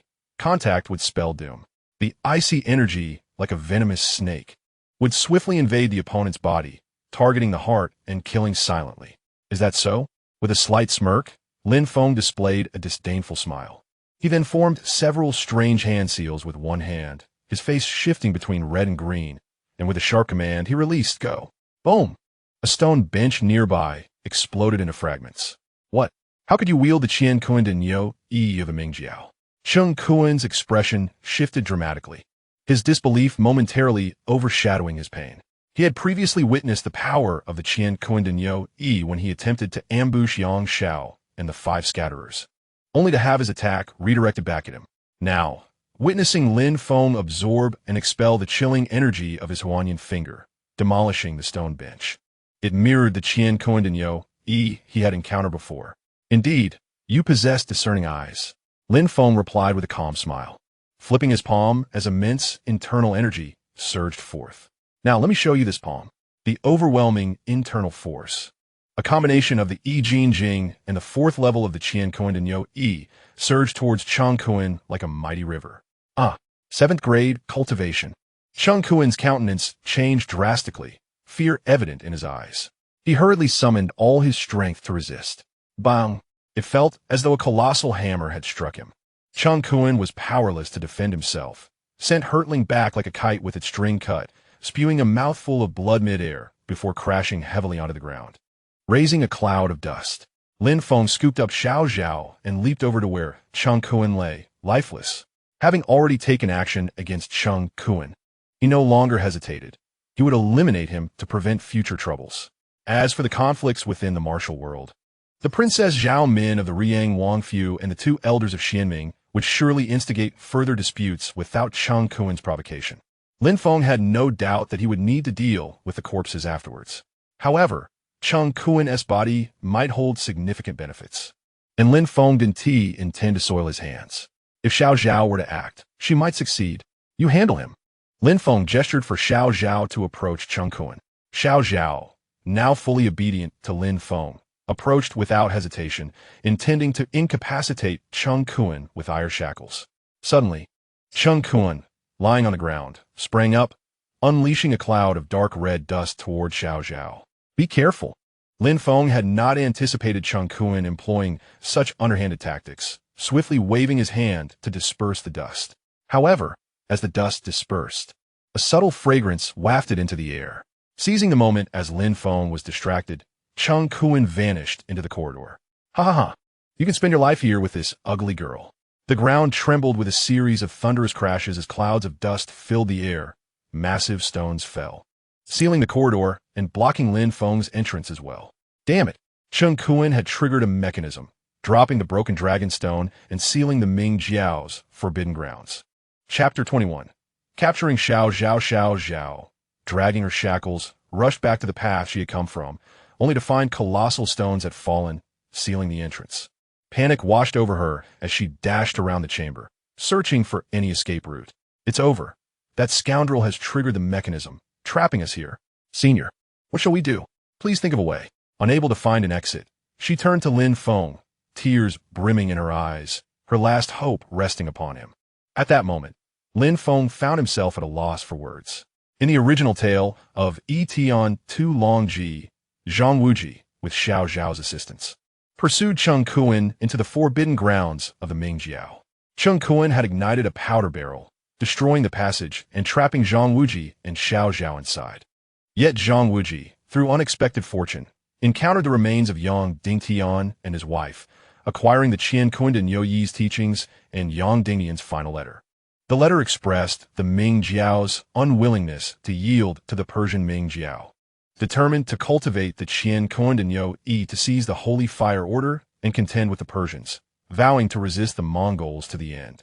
Whoever reclaimed the Holy Fire Order would become the 34th leader of the Mingjiao, with Xie temporarily appointed as deputy leader to oversee critical affairs within the sect.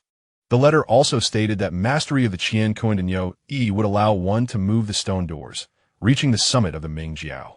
Thus, with Zhao's help, Zhang Wuji learned the 6th layer of the Qiankun and Youyi to escape, and, relying on the Jiyang divine skill and the Qiankun and Youyi, successfully resolved the animosities between the Mingjiao and the 6 major sects, ultimately becoming the leader of the Mingjiao.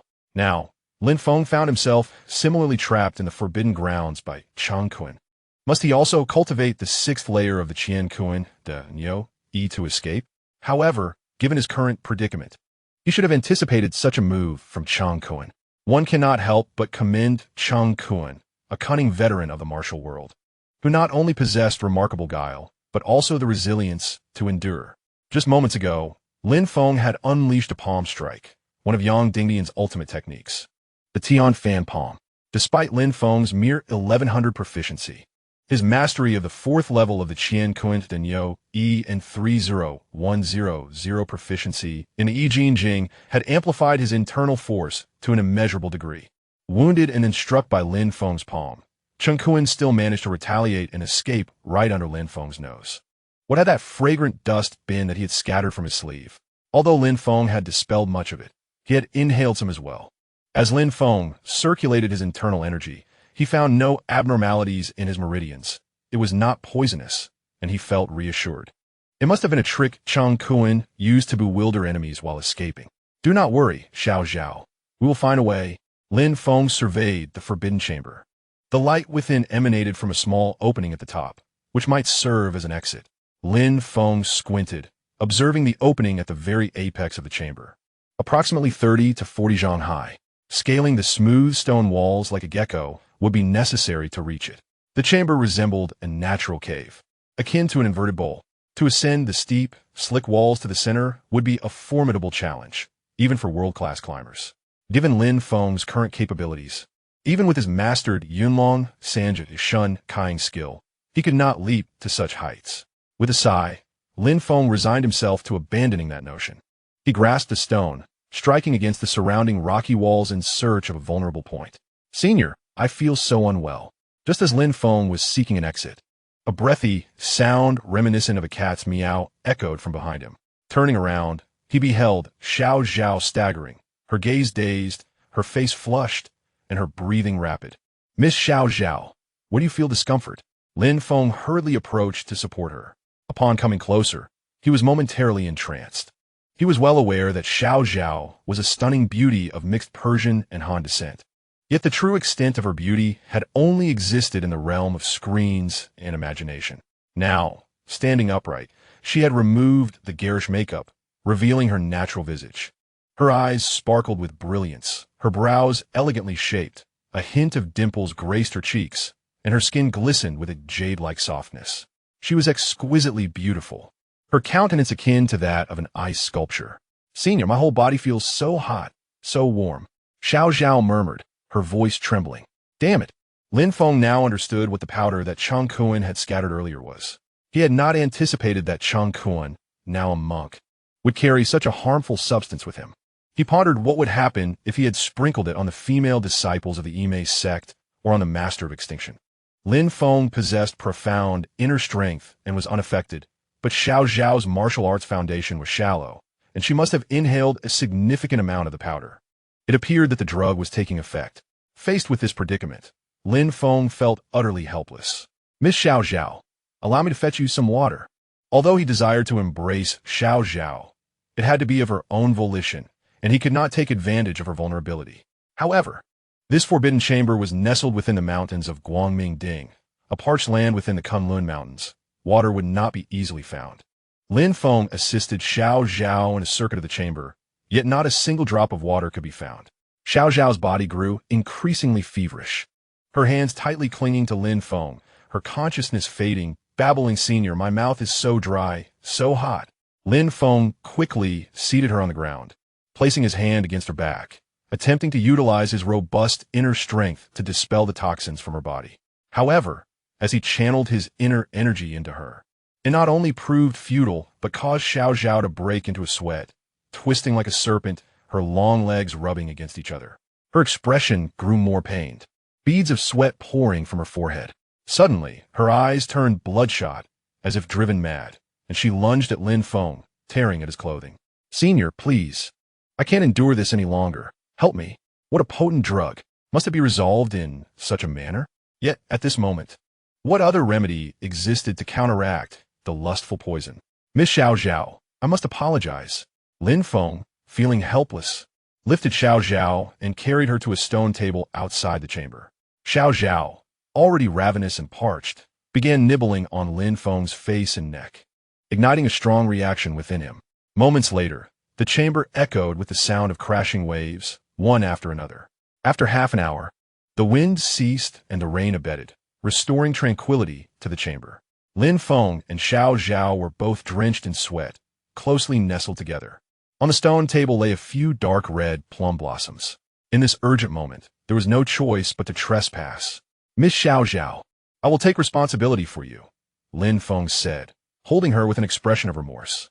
He had not expected to have so easily won over Zhao under such circumstances. Should he curse Qiankun or be grateful to him? "Senior, from now on, I am yours. Wherever you go, I shall follow." Zhao leaned against Lin Feng's sturdy chest, her eyes resolute, a visage of happiness. Ding successfully captured the beauty Zhao, obtained a fragment of the holy fire token. Ding acquired the flowing shadow split wave technique, allowing one to hold their breath underwater for an hour. Ding gained 10,000 experience points. What? Having been with Xiao, there are such benefits. Lin Feng was taken aback, a smile creeping upon his lips. Chapter 22. The seventh layer of Qiankun Xiao donned her clothing, exuding a unique feminine charm. She had already harbored fond feelings for Lin Feng, who possessed the Qiankun technique, but unexpectedly, under the influence of Qiankun's drug, they had crossed the boundaries of gender. In this candid exchange, they found themselves with nothing left to hide. However, Lin Feng naturally could not divulge the existence of his system, nor the rewards he received from it, to Xiao. Thus, he explained that he was the son of an old friend of Yang Dingtian, who had been investigating the circumstances surrounding Yang Dingtian and his wife's deaths for many years. Upon hearing that the Ming sect was under siege by the six major sects, he felt compelled to rush to their aid, only to encounter Zhao in the chamber. "No wonder you know my mother is the purple shirt dragon king of the Ming sect, and are aware of my origins. It turns out your father is a close friend of the Yang sect master," Zhao exclaimed. "It is no surprise that the Yang sect master shared these secrets with you, and that you possess the Qiankun technique, along with knowledge of the mechanism that holds the technique scroll." After listening to Lin Feng's explanation, Zhao filled in the gaps with her imagination, making Lin Feng's appearance and his possession of the divine skill seem reasonable. Indeed, there are very few who know of the relationship between the Yang sect master and my father. Zhao continued. "When the Yang sect master first saw my extraordinary bone structure, he believed I was a martial arts prodigy and imparted some rudimentary teachings of the Qiankun technique to me." Lin Feng earnestly cautioned, "I have shared my secret with you. You must keep it confidential. You're the only person I trust in this world. Do not worry. Once we safely leave Guangming, I will give you the Qiankun scroll." The Qiankun was a sacred skill of the Ming sect, desired by many. However, to Lin Feng, it was rather inconsequential. Perhaps it was the path through which he learned it, or perhaps it was simply too easy. Even if he handed the skill to Xiao, and she returned it to the purple shirt Dragon King. It would hold little significance. Dai Lizi's mission when she came from Persia to the Ming sect was to steal the divine skill and return to Persia. Yet she fell in love with Han Qinyi during their duel, failing to become the holy maiden of the Persian Ming sect. Now, her desire to deliver this skill to Persia is merely to exchange it for freedom for herself and her daughter. Young master, will you truly give me the scroll of this divine skill? You might as well keep it for yourself. Zhao at this moment was not doubtful of Lin Feng's intentions, but rather began to think of Lin Feng as she had now become his woman.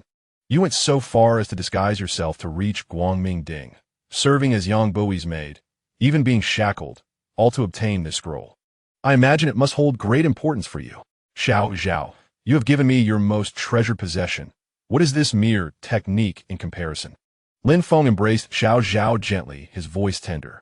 Young master, Zhao, upon hearing this, was already in tears, tightly holding Lin Feng. You are so kind to me. I am deeply moved. I shall forever be by your side. Isn't this what I ought to do? Your affairs are my affairs. Lin Feng softly patted Zhao's back. As they nestled together for a moment, faithfully, Zhao's stomach let out a loud growl, echoing clearly in the spacious chamber. What sound is that? Lin Feng asked playfully. Zhao, feeling embarrassed, replied, Young master, I am a bit hungry. I'm also hungry. Lin Feng laughed heartily. Let's hasten to find an exit. Otherwise, if this continues, we might both perish of thirst and hunger. Perhaps we would meet the same fate as Yang Dingtian and his wife, becoming a pair of desiccated bones. Young master, do not speak so carelessly, Zhao exclaimed, eager to enjoy a carefree life with him. Suddenly, her eyes lit up. Since you have mastered the 4th layer of the Qiankun Neo-E technique, why not practice it to the 7th layer? It is said that upon reaching the 7th layer, one can freely convert the yin and yang energies of the world into one, thereby unleashing tremendous power to effortlessly push aside the boulders blocking this passage. Lin Feng's expression turned troubled as he shook his head. But what? Young master, quickly take out that parchment. It contains the methods for cultivating to the 7th layer. Zhao urged anxiously. Aware that he could not possibly cultivate from the scriptures, Lin Feng, seeing Zhao's genuine concern, did not wish to dismiss her goodwill. So he retrieved the parchment from behind him and handed it to her. Upon receiving the parchment she yearned to seize, Zhao felt a flicker of excitement. Unfurling the scroll before forcefully biting her finger, Lin Feng realized too late to stop her. She had already drawn blood, smearing it across the text, and slowly recited. Young master, the 5th layer's heart method is Qianshi Kuan Xing, Jiu Yuan Hu Ji, move the stars in the Danshan. Shift the rivers and seas into the Qiyu. With the left palm, sketch the arc of fire, and the right finger etches the mark of water. Let the Run meridian bear the true flame of Samadhi, and the Du meridian turn the frost essence of the dark underworld. It turned out the parchment was inscribed in Persian script and had undergone an invisibility treatment. Only by applying blood could the text be revealed, and it required someone knowledgeable in Persian to translate. This was far more complex than the English version of econometrics Lin Feng studied in his previous life. Young master, what are you doing? Hurry and practice. Zhao, noticing Lin Feng in a daze, urged him with a push. The incantation sounded bewildering. How could one practice it? Lin Feng, pain, grasped Zhao's hand. Young master, what are you doing? Zhao's heart trembled. Zhao, there's no need for this. I have already cultivated to the 4th layer and possess some understanding of reaching the 7th. Why don't you rest for a moment while I try it myself? Lin Feng pushed her aside and began to ponder alone. The 7th layer's incantation of the Qiankun Neo-E had issues that rendered it impossible to cultivate. Moreover, it was not merely about the incantation. The cultivator must possess a robust internal power as a foundation. Zhang Wuji effortlessly ascended from the 1st to the 6th layer thanks to the formidable reserves of internal energy from the 9 Yang divine skill. For Lin Feng, the current necessity was to enhance his internal energy, which meant maximizing his proficiency in the Yijin Jing. Before entering the forbidden area of Mingjiao, he had 1,000 experience points. After interacting with Yang Dingtian's skeletal remains, he garnered 10,000 experience points, and upon captivating Zhao, he gained another 10,000. In total, he accumulated 21,000 experience points, sufficient for 21 enhancements of the Yijin Jing's proficiency. Currently, the proficiency stood at 30,100, and enhancing it 21 times held a significant chance of reaching full capacity. Without hesitation, he embarked on the task. During the enhancement process, Lin Feng's luck surged, resulting in multiple critical hits of 4 and 5. After exhausting all 21,000 experience points, he achieved a total of 68 points in proficiency, raising the Yijin Jing's proficiency to 98,100. Glancing at his attributes, he noted a rise in cultivation level, mid-stage of the 7th rank. As one progressed, ascending cultivation ranks became increasingly arduous.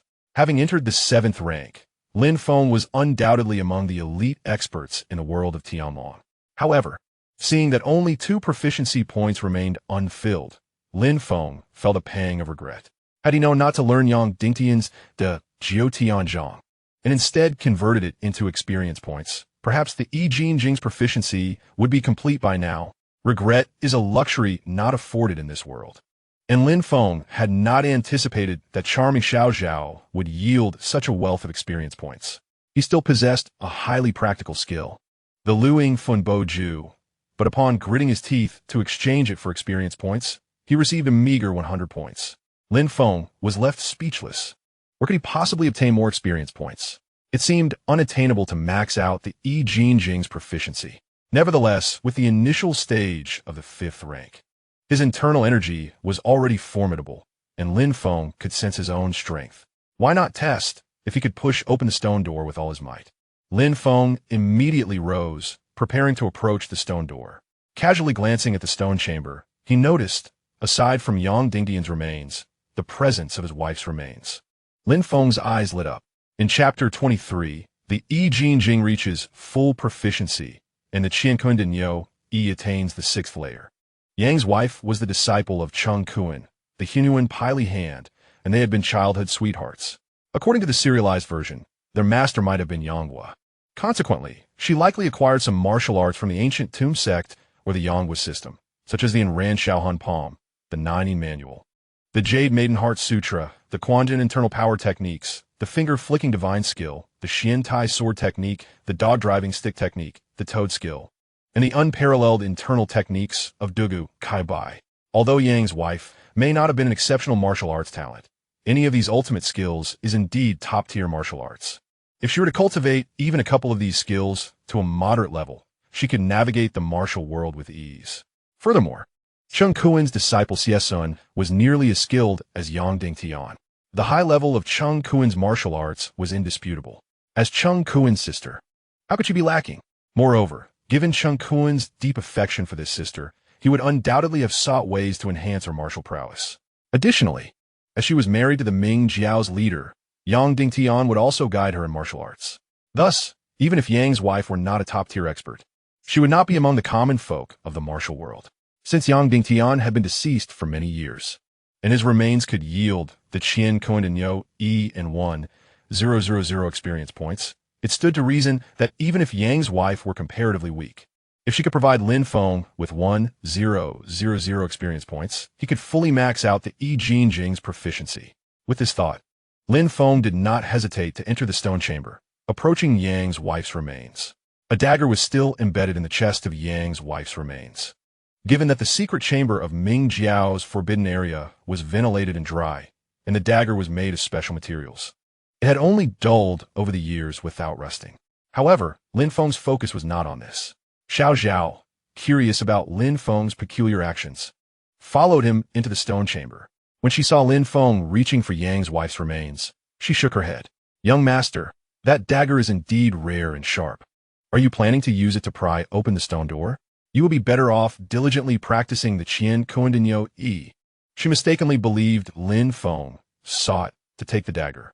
However, in the next instant, she realized she had misunderstood Lin Feng. Zhao, I believe I possess the strength to push open the stone door. But once we step outside, we may never return. Yang's leader and his wife tragically perished here, and having taken their scriptures, we should gather their remains and give them a proper burial. What do you think? Lin Feng spoke gravely, his tone laden with significance. Upon hearing this, Zhao nodded vigorously, her gaze towards Lin Feng now imbued with a distinct admiration. Her man was truly exceptional, not only skilled in martial arts, but also possessing a sense of loyalty and righteousness. Yes, young master, I misunderstood you. Let's together give Yang's leader and his wife a proper burial. Zhao responded solemnly. I heard that, mister. Han Qingyi sought vengeance for his father by confronting Yang Dingtian at the Guangmingding.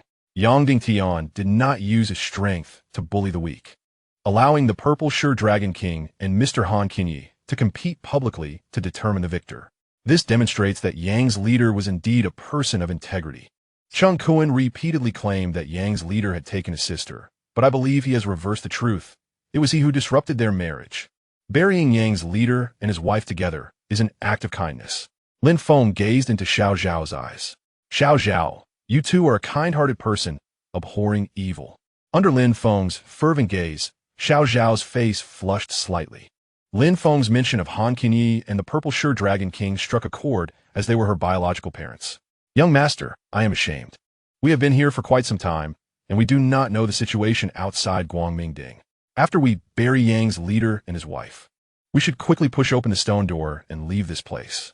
Zhao snapped back to reality, reminding Lin Feng. Very well. Take this dagger and find a suitable place for a joint burial behind the stone hut. I will carefully collect their remains and join you shortly. Lin Feng removed the dagger from Madame Yang and handed it to Zhao. Zhao nodded obediently and exited with the dagger. Meanwhile, Lin Feng extended his hand toward Madame Yang's remains. Ding, you have acquired a fragment of the Jade Maiden Heart Sutra. Ding, you have acquired fragments of the Anran Zihun Palm Technique and the Nine White Bone Claw. Ding, you have gained 200 experience points. Indeed, the martial arts obtained confirmed that Madame Yang was a disciple of Yanghua. Lin Feng was overjoyed. The skills acquired from Madame Yang were notably impressive, and the Nine White Bone Claw was a technique from the revered Nine manual. However, Lin Feng remained steadfast in his principle of solidifying his internal skills first, avoiding any haphazard learning. Furthermore, the martial arts derived from Madame Yang were predominantly feminine and better suited for women to cultivate. Thus, without hesitation, he converted the fragments of the Jade Maiden Heart Sutra and Ran Zihun Palm and Nine White Bone Claw into experience points. Ding, exchange successful, gained 1,100 experience points. Now, with the additional experience points, Lin Feng amassed a total of 1,500 points, sufficient to enhance his proficiency once. Eagerly, he consumed 1,000 experience points. Ding, proficiency of the Yijin Jing increased by 1 level, proficiency at 2. Congratulations, the internal martial arts technique Yijin Jing has reached proficiency level 100,100. It seemed there was no notable change. Just as Lin Feng was about to examine his attributes to check for any significant shifts in his cultivation, a tumultuous sensation surged within his danshan, as if a mighty river was rapidly accumulating within a vast reservoir. Moreover, the water level in the reservoir continuously rose, seemingly on the verge of overflowing. His internal energy expanded relentlessly, and Lin Feng felt as if he might burst. This was untenable, despite having undergone the cleansing of marrow and bones. The immense internal energy brought about by the fully proficient Yijin Jing was too much for Lin Feng's small frame to endure at once. If he did not guide this internal energy properly, he risked an explosion of his body. Wasn't it fortunate that he had just mastered the Qiankun Denyo technique? With a flash of inspiration, Lin Feng hastily seated himself, his gaze focused inward, directing the terrifying force within him according to the principles of Qiankun Denyo, allowing it to flow from the Ren Meridian and into the Du Meridian. This formidable internal energy surged forth like a torrential flood, coursing through the Ren and Du Meridians and the 8 extraordinary vessels, circulating in Lin Feng's body in small and large cycles. Wherever the internal energy traveled, it completely opened up Lin Feng's meridians. His body fluctuated between crimson and azure, continuously shifting, and a layer of ethereal white mist emanated from the crown of his head, swirling around him. This daunting internal energy, once unruly and defiant, became obedient under Lin Feng's guidance using the Qiankun Denyo technique. After cycling through 49 rounds, it returned to the Sea of Qi. The once turbulent Sea of Qi calmed, returning to tranquility. Lin Feng exhaled a long breath of turbid air and opened his eyes, feeling as if he had been reborn. Congratulations, the Qiankun and Yo-E technique has ascended to the 6th layer. As a melodious system notification rang out, the Qiankun and Yo-E technique unexpectedly leaped from the 4th layer directly to the 6th layer. What a delight! With a slight exertion of his seated legs, Lin Feng lifted off the ground effortlessly and descended gracefully. Upon reviewing his attributes, Host, Lin Feng, Faction, Hongshai's Association, Cultivation, Peak of the 7th grade, Internal Skills, Yijin Jing Full, Qiankun and Yo-E 6th layer, Full, External Skills, Kunlun Cloud Dragon 3-fold Body Technique, Full, Huashan Sword Technique 1100, Kongtong 7 Injuries Fist 1100, Sunflower Acupoint Hand 1100, Great 9 Heavens Palm 1100, Weapon, None, Life Skills, Alchemy 1100, Items, Mingjiao Sharp Gold Palm Command Token 1, Mysterious Treasure Map Fragment 1, Bewildering Fragrance 1 bag, Sacred Fire Token Fragment 1, 3 Talents Formation, Experience Points, 550 Chapter 24, Sacred Fire Token Young Master. Have you truly mastered the 6th layer of the Qiankun, the Yo-E technique? Zhao, having found a soft patch of ground behind the stone hut, had used the dagger to outline a burial site for the remains. However, hindered by her shackles, she soon grew weary. Noticing Lin Feng had not yet emerged, she turned back to the stone hut and caught sight of Lin Feng's face, neck, and hands, which exhibited a striking array of red and blue hues. This was the external manifestation of having attained the 6th layer of the Qiankun Yo-E technique. Zhao's heart raced, her expression a mix of surprise and admiration as she gazed at the man before her. She refrained from interrupting Lin Feng's cultivation until she saw the white mist rising from his head, after which he ascended gracefully before gently landing. Lin Feng opened his eyes and met Zhao's gaze, filled with both concern and astonishment, offering a faint smile. Just moments ago, I suddenly comprehended a crucial aspect of the technique and broke through to the 6th layer during my practice in the stone hut. It was merely a stroke of luck. Zhao, witnessing Lin Feng's excessively modest demeanor, stifled a giggle. Your luck, young master, is what cultivators everywhere dream of. If word of this spreads, many will surely feel envious. Haha, let them envy my cultivation. Lin Feng laughed heartily as he approached Zhao. So, have you found a suitable place for the joint burial of Yang Zhu and Madame Yang? Young master, I found an appropriate spot behind the stone hut, but unfortunately, my abilities are limited, preventing me from digging a proper grave, Zhao lamented, raising her shackled hands. Lin Feng did not tug at her shackles, as Zhang Wuji did in the original text. The restraints were as pliable as rubber, stretching further with each pull. Silly girl, I only asked you to find a place, not to dig, Lin Feng said with a tender gaze, inspecting Zhao's hands carefully. You are my woman.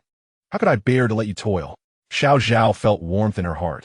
I am young masters, so it is only right for me to share your burdens. Promise me you won't do such things again. Lin Feng looked earnestly into Zhao's eyes. You focus on being beautiful, and I will take care of providing for our family. What? Although Zhao did not fully grasp the meaning behind Lin Feng's words, she could feel his deep concern and affection for her. Having endured hardship and a lack of love since childhood, Zhao was momentarily overwhelmed with emotion, tears welling in her eyes as she threw herself into Lin Feng's embrace. I am truly happy and content to receive young master's misguided affection. Indeed, the sentiments shared by the emotional expert in his past life, Collet, wielded a profound impact. Even the most indifferent would be moved to tears, let alone a pure-hearted girl like Zhao. Lin Feng not only won Zhao's heart, but also her very soul. Just watch from the side. I will handle the burial of Yang Zhu and Madame Yang. Moments later, Lin Feng laid the remains of Yang Zhu and Madame Yang to rest behind the stone hut, finding a flat stone slab to serve as a tombstone. With a surge of internal energy, Lin Feng concentrated it at his fingertips, and with a flurry of stone dust, the slab bore the inscription, Tomb of Yang Zhu, the 33rd leader of the Ming sect, and his wife. With a sense of trepidation, Lin Feng approached the forbidden grounds of the Ming sect and touched the remains of Yang Zhu and Madame Yang. Not only did he acquire powerful martial arts, but his cultivation surged, and he also gained a beautiful companion. All of this, he felt, was thanks to the deceased leader of the Ming sect, who had been gone for decades. Having completed the inscription, Lin Feng assumed a solemn demeanor, his gaze reverent as he bowed 3 times before the tomb. Young Zhou, it is because of you that I have gained such opportunities. I shall surely eliminate Qiankun and safeguard the Ming sect's lineage in gratitude for your kindness. Upon hearing Lin Feng's murmurs, Zhao knelt beside him, bowing her head as well. Yang Zhou, I borrow your teachings to save my mother. Please do not hold it against me. After saving the individual, Zhao was determined to return the secret manual to the Ming Jiao. This marked her second bow of respect to Yang Dingtian. Zhao, what has happened to your mother? Lin Feng slowly rose, his brow furrowing. The arrival of the Zishan Long Wang to the Ming Jiao was undoubtedly to retrieve the Qiankun Denyo heart technique for the Persian headquarters. My father passed away, and my mother and I lived on Lingxi Island. One day, 3 envoys from Persia arrived. My mother first hid me away and then conversed with them in Persian. Before long, an argument ensued. It turned out that my mother had promised to obtain the Qiankun Denyo manual within a decade. Yet over 30 years have passed, and she has not succeeded. Now, the headquarters has sent envoys to find her, and if she fails to produce it, she will be taken back to the Persian headquarters and face execution by fire. Zhao revealed the truth behind her predicament. The 3 holy envoys of Persia? Lin Feng scoffed. Your mother is also my mother-in-law. Thus, your family's affairs are now my concern. Once the matters at Guangmingding are settled, I shall accompany you to confront them. When discussing the 3 holy envoys of Persia, one cannot overlook the significance of the Sheng Hualing. The Sheng Hualing was originally a sacred artifact of the Ming Jiao, which traveled to the central plains alongside it, and subsequently became a symbol of the Ming Jiao's leader. To see the Sheng Hualing is akin to seeing the leader himself. It is a black plaque about 2 feet long, inscribed with characters, neither gold nor jade. It possesses an extraordinarily hard texture, varying in length and size. It appears somewhat transparent, yet is not. Within it, there is an elusive flicker of flame, a mere reflection of light that shifts in color. There are a total of 12 Sheng Hualings, 6 inscribed with martial arts techniques, while the other 6 contain the 3 major commandments and 5 minor commandments of the Ming Jiao. These 12 Sheng Hualings were forged by the old man of the mountain, Shan, who inscribed the essence of his lifelong martial arts into 6 of them. The martial arts depicted on the Sheng Hualing are exceedingly peculiar, akin to the Qiankun Denyo in their ultimate goal. Each of the 3 holy envoys of Persia possesses 1 Sheng Hualing. However, Lin Feng only discovered a fragment of a Sheng Hualing on Yang Dingtian, leaving him uncertain about how many fragments are required to reassemble a complete Sheng Hualing.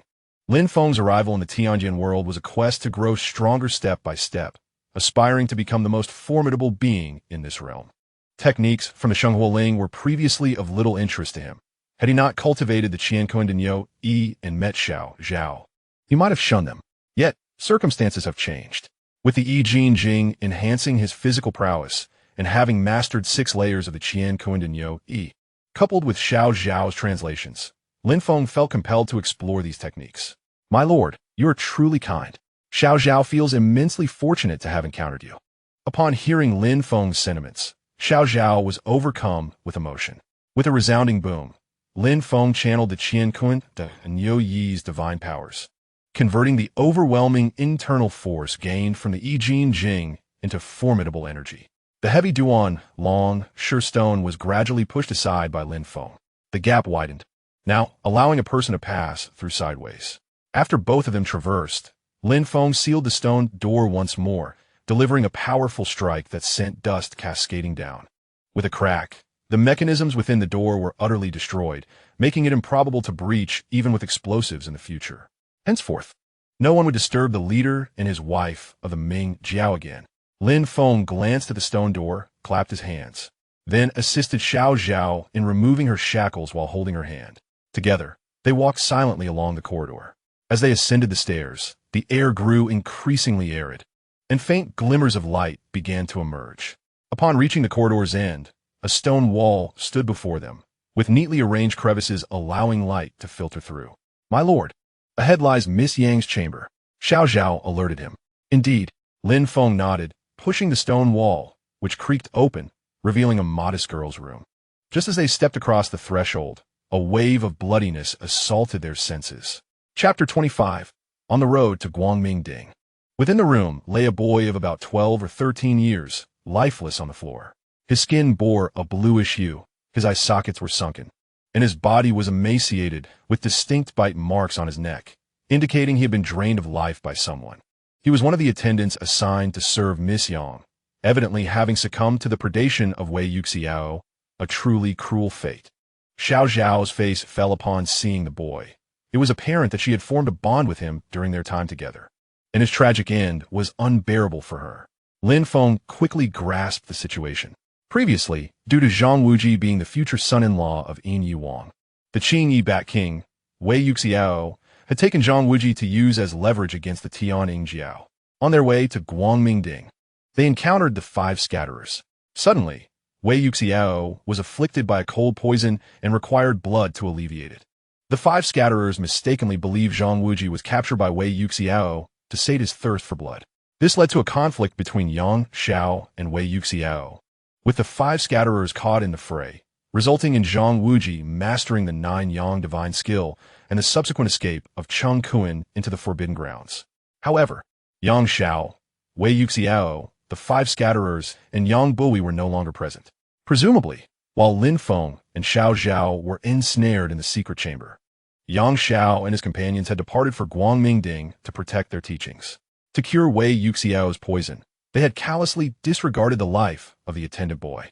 When we reach Guangmingding, I will certainly seek justice for this boy, from Yang Xiao. Lin Feng observed Xiao Zhao's sorrow over the boy's death and felt immense displeasure towards Yang Xiao, promptly making a promise to her. My lord, there is no need for such measures. Yang's Washer must have acted out of necessity to save someone. I merely lament the misfortune of this boy. Xiao Zhao quickly shook her head. In the face of life and death, all are equal. Why should this boy sacrifice himself for Wei Yuxiao? Why doesn't Yang Xiao offer himself instead? Lin Feng snorted coldly.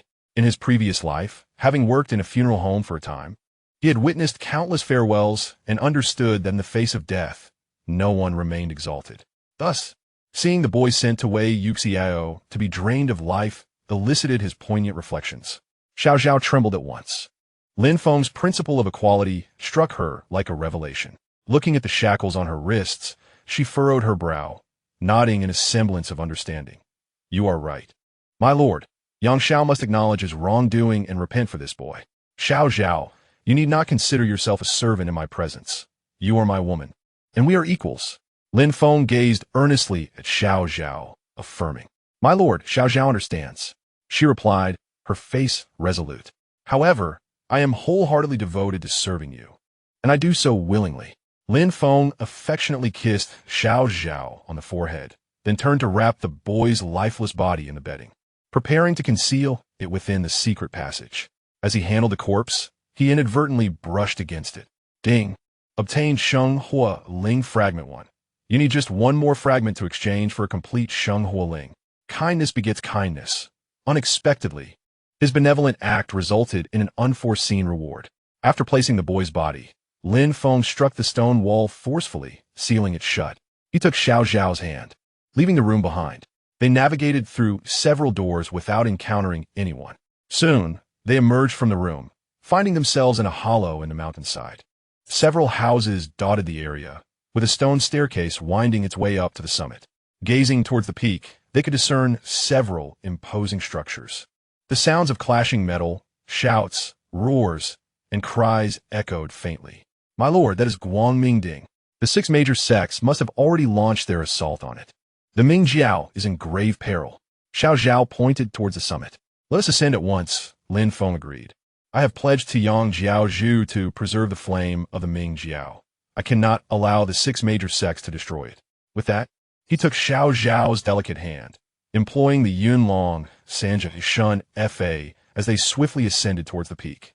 At this moment, Lin Feng raised his hand and lifted his foot. Although he carried Xiao Zhao, he moved with the grace of a swallow.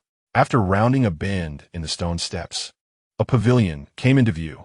The ground was splattered with fresh blood, and several bodies lay strewn in disarray. 4 of them bore wounds from blades, while 3 were clad in the garb of the Mingjiao sect, evidently having been dead for some time. Lin Feng methodically arranged their bodies, closing their eyes in respect. Simultaneously, the system notified him that he had acquired a wealth of experience and foundational martial arts techniques of the Mingjiao. As he ascended, the number of corpses increased, littering the staircase. The site was chaotic, with the majority being Mingjiao disciples, although there were also many from the six major sects. It seemed that while Lin Feng and Zhao were in the secret chamber of the forbidden area, the six major sects launched a fierce attack.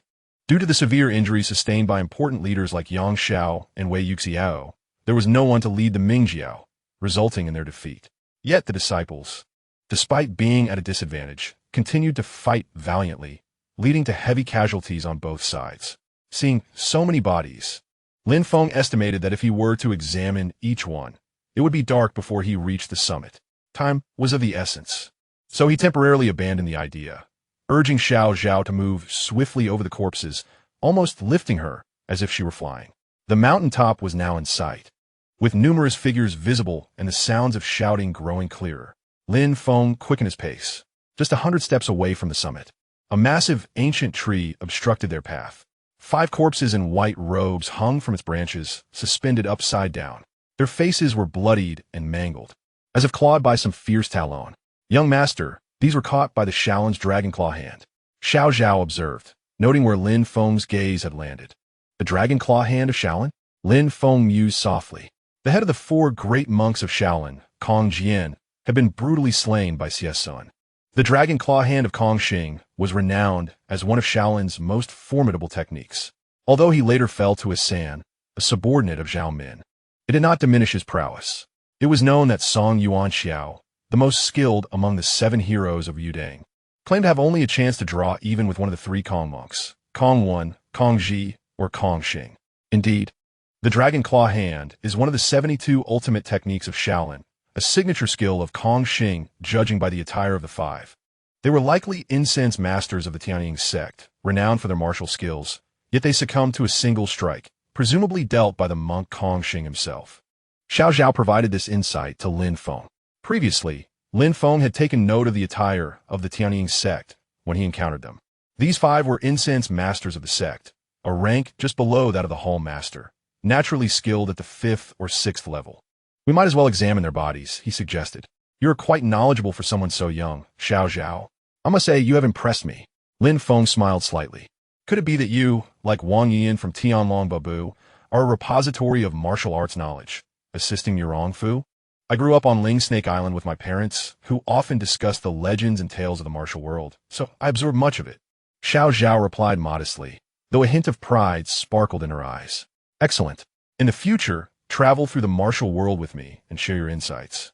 Lin Feng encouraged eagerly. Zhao smiled. If I could be of help to you, young master, I would be delighted. Lin Feng nodded and added, although the Tianying sect has parted ways with the Mingjiao, their willingness to assist in times of crisis deserves respect. It is inappropriate for the incense masters to remain hanging from this tree. I shall retrieve them before continuing to the summit. With that, Lin Feng lightly leaped, preparing to ascend the tree to take down the corpses and examine them in the process. Young master, be cautious. Suddenly, a gust of wind rushed past, and 2 steel darts were hurled from behind. Zhao shouted a warning. Without turning his head, Lin Feng channeled his internal energy throughout his body, and the 2 darts immediately flew back. A pained cry was heard, followed by a thud as someone collapsed to the ground. Lin Feng turned to see a gray-robed monk lying on the ground, 2 darts embedded in his right shoulder, blood gushing forth, and his right arm hanging limply. He was utterly stunned. He had not expected his own techniques to be so formidable. Zhao rushed over, relieved to see Lin Feng unharmed, and glared at the monk. Why did you ambush our young master? The monk, with thick eyebrows and a fierce gaze, looked far from the benevolent image of a monk. Had it been anyone else, they would have surely fallen victim to his sneak attack. You 2 scoundrels are clearly from the demonic sect. It is only natural to ambush you. He spat, gritting his teeth. The skills of the demonic sect are truly wicked. This time, the 6 major sects will eradicate your evil kind. Suddenly, he lunged forward, his left hand outstretched toward Zhao. Lin Feng's expression darkened. You bald donkey, you seek death. Chapter 26. Fierce battle at the summit, daring to lay hands on my woman. You will meet your end. Lin Feng's eyes glinted with cold fury. Seeing the gray-robed monk daring to attack Zhao despite his injury, he felt a surge of murderous intent. He stood firm as a mountain, yet his right hand shot out like lightning, precisely grasping the monk's wrist. Crack! The sound of bone fracturing echoed, sending a jolt of immense force through the monk's arm, inundating him with excruciating pain. He let out a piercing scream, his left arm falling limply, clearly having had his wrist crushed by Lin Feng's grip. You demon! What vicious methods! The gray-robed monk was soaked in cold sweat, his face pale, his eyes finally betraying fear. Vicious? Lin Feng sneered, his voice as frigid as ice. Had I hesitated for even a moment, she would have fallen victim to your malice. Shaolin prides itself on being a righteous sect, yet your disciples resort to despicable acts, ambushing first and harming the innocent. Is this your version of righteousness? With a flick of his wrist, Lin Feng unleashed a surge of energy, sending the gray-robed monk flying away. The monk cried out in pain as he crashed heavily onto the steps, his eyes wide with terror. Your internal energy resembles that of our Shaolin. Lin Feng was taken aback that the monk could recognize his internal energy as stemming from Shaolin. Today, I shall end your life, bald donkey, and cleanse the Shaolin's ranks. He concentrated his internal energy in his hand, preparing to deliver a fatal blow to the gray-robed monk. Yet Zhao, ultimately soft-hearted, couldn't bear to witness Lin Feng take a life before her. She quickly stepped beside him and softly said, "Young master, though this man is despicable, he is still a monk." Lin Feng turned to Zhao, his expression softening. "For your sake, I shall spare his life, but I will render him incapable of causing harm in the future." With that, he struck like lightning, using the sunflower pointing technique to press against the monk's pressure point. The monk was as if struck by a powerful electric current, his eyes rolling back as he collapsed to the ground. All his years of martial arts prowess dissipated in an instant. All done. This bald donkey is now a useless wretch. Lin Feng clapped his hands. "Young master, are you all right?" Zhao approached with concern. "I am unscathed. Such petty scum cannot harm me," Lin Feng reassured her, then turned his gaze towards the 5 corpses hanging from the tree. "Let me give them a proper burial first." With a swift motion, he ascended the tree like a specter, gently and quickly lowering each of the Tunning sect's incense masters to the ground. As he touched them, the system notifications chimed repeatedly. Ding, gained 500 internal energy experience. Ding, acquired Tunning sect's great strength eagle claw technique. Ding, obtained healing potion. Ding, received 30 taels of silver. Indeed, upon reaching a certain level of expertise, one could uncover items of considerable value. The gray-robed monk's ability to discern Lin Feng's internal energy must mean he was a high monk within Shaolin. What a pity. Lin Feng no longer delayed. With a swift motion of his hand, he moved the corpses of the 5 Jiao incense masters to a concealed spot by the roadside. He then grasped Zhao and, like an arrow released from its bow, dashed up the final stone steps towards the summit of Guangmingding. "You little demon, daring to cripple my martial arts. I shall certainly report this to my master and ensure that your skills, along with those of your wretched partner, are likewise destroyed. Restoring my honor," he vowed. "My master, Yijin Jing, is a disciple of the esteemed Kong Jian, one of the 4 great monks of Shaolin, destined to become the next leader of Shaolin. You are doomed." Moments later, the gray-robed monk, lying beside the steps, struggled to open his eyes, gazing at the empty staircase. His teeth clenched as he spoke with malice. At the Guangmingding headquarters of the Ming Jiao, the once solemn and revered sacred ground had transformed into a veritable slaughterhouse. Bodies littered the ground, blood staining the blue stones, mingling with the cacophony of battle cries, the clashing of weapons, and the sounds of screams and curses, creating a deafening chaos. The remnants of the Ming Jiao were encircled and besieged, struggling to withstand the onslaught from the 6 major sects: Shaolin, Wudang, Yimei, Kunlun, Kongtong, and Huashan, along with their external disciples. The signs of defeat were already evident. Tang Yang, the leader of the Hongshui flag, staggered with injuries all over. Xian Ran, the leader of the Luo flag, was besieged by 2 formidable Kunlun disciples, facing imminent peril. The thick earth flag and the great wood flag suffered grievous losses. In the center of the square, the situation was even more dire. The core leadership of the Ming Jiao lay gravely injured on ground. Yang Xiao, the left envoy of Guangming, appeared as pale as parchment, blood trickling from the corner of his mouth. Xiao, the king of the blue wingbat, was on the brink of collapse, seemingly on the verge of a relapse of his cold poison. The five scatterers, Zhou, Shuo, Buddha, Peng Yingyu, Iron Crown, deadliest, Zhang, and the cold-faced Mr. Lung Qian, were all wounded, sitting cross-legged to cultivate their energy.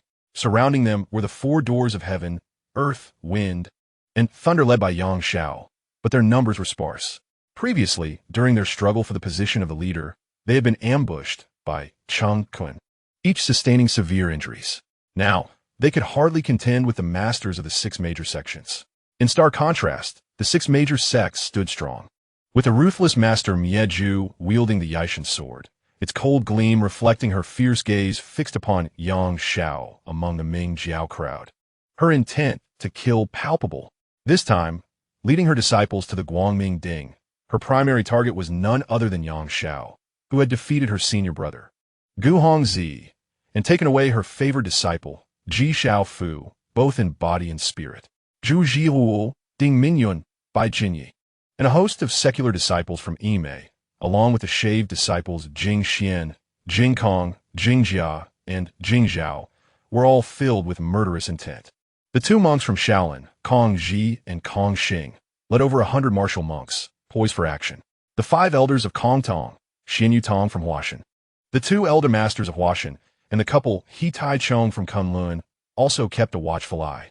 The four of Yudeng, Song Yuan Xiao, Yulian Zhou, Zhang Songzi, and Yin Lighting, exchanged complex expressions. Though their swords remained sheathed, they subtly sealed the Ming Jiao leaders' escape routes.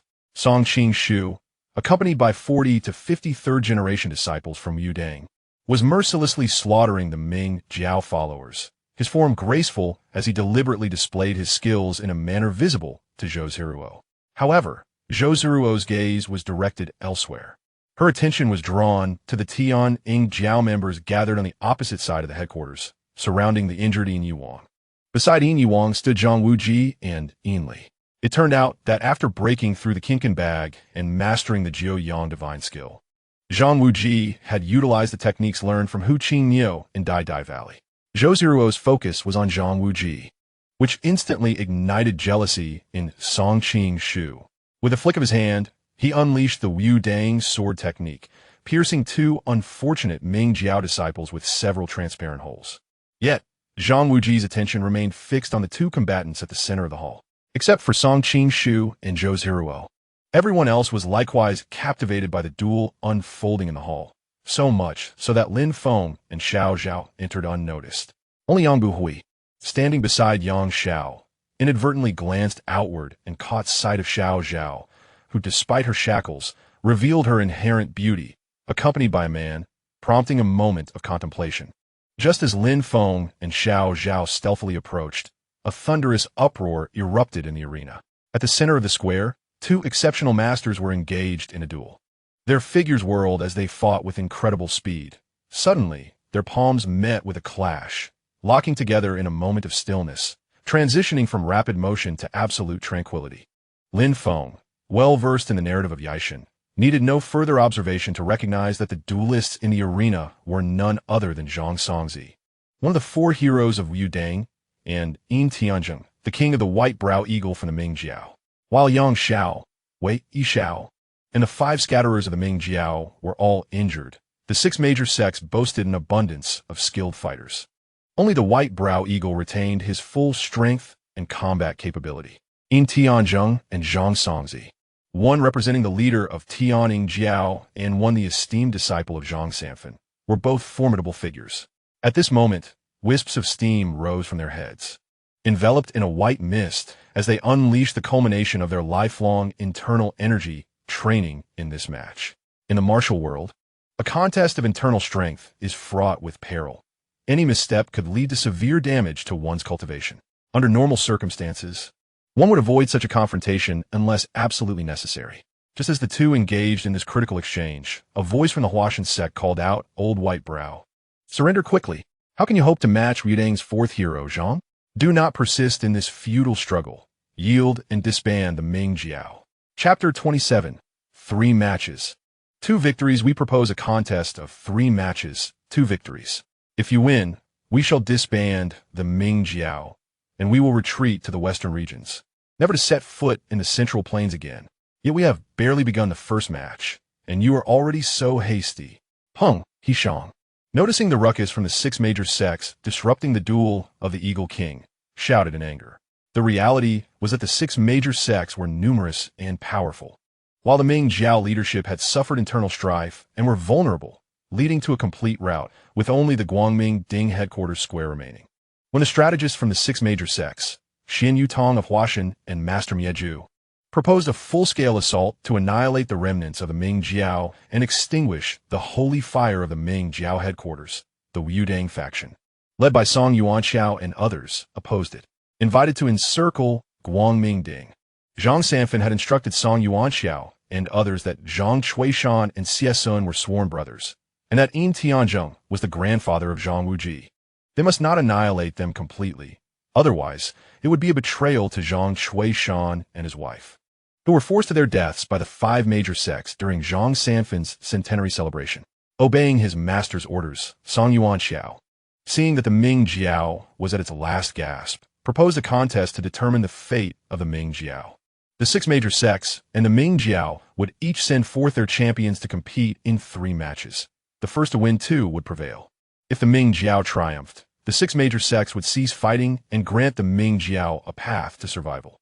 If the 6 major sects won, the Ming Jiao would disband on the spot, and its leadership would depart from the Central Plains, never to return.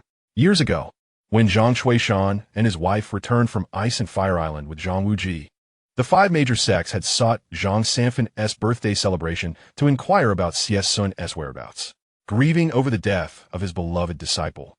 Had it not been for the greater scheme of the martial world, Zhang Sanfen could have single-handedly destroyed the 5 major sects that had come to his door. Mieju, Kongji, Xin Yutong, Hitai Chong, and others, wary of Zhang Sanfen and the Wudang sect, thus agreed to the proposal for a contest.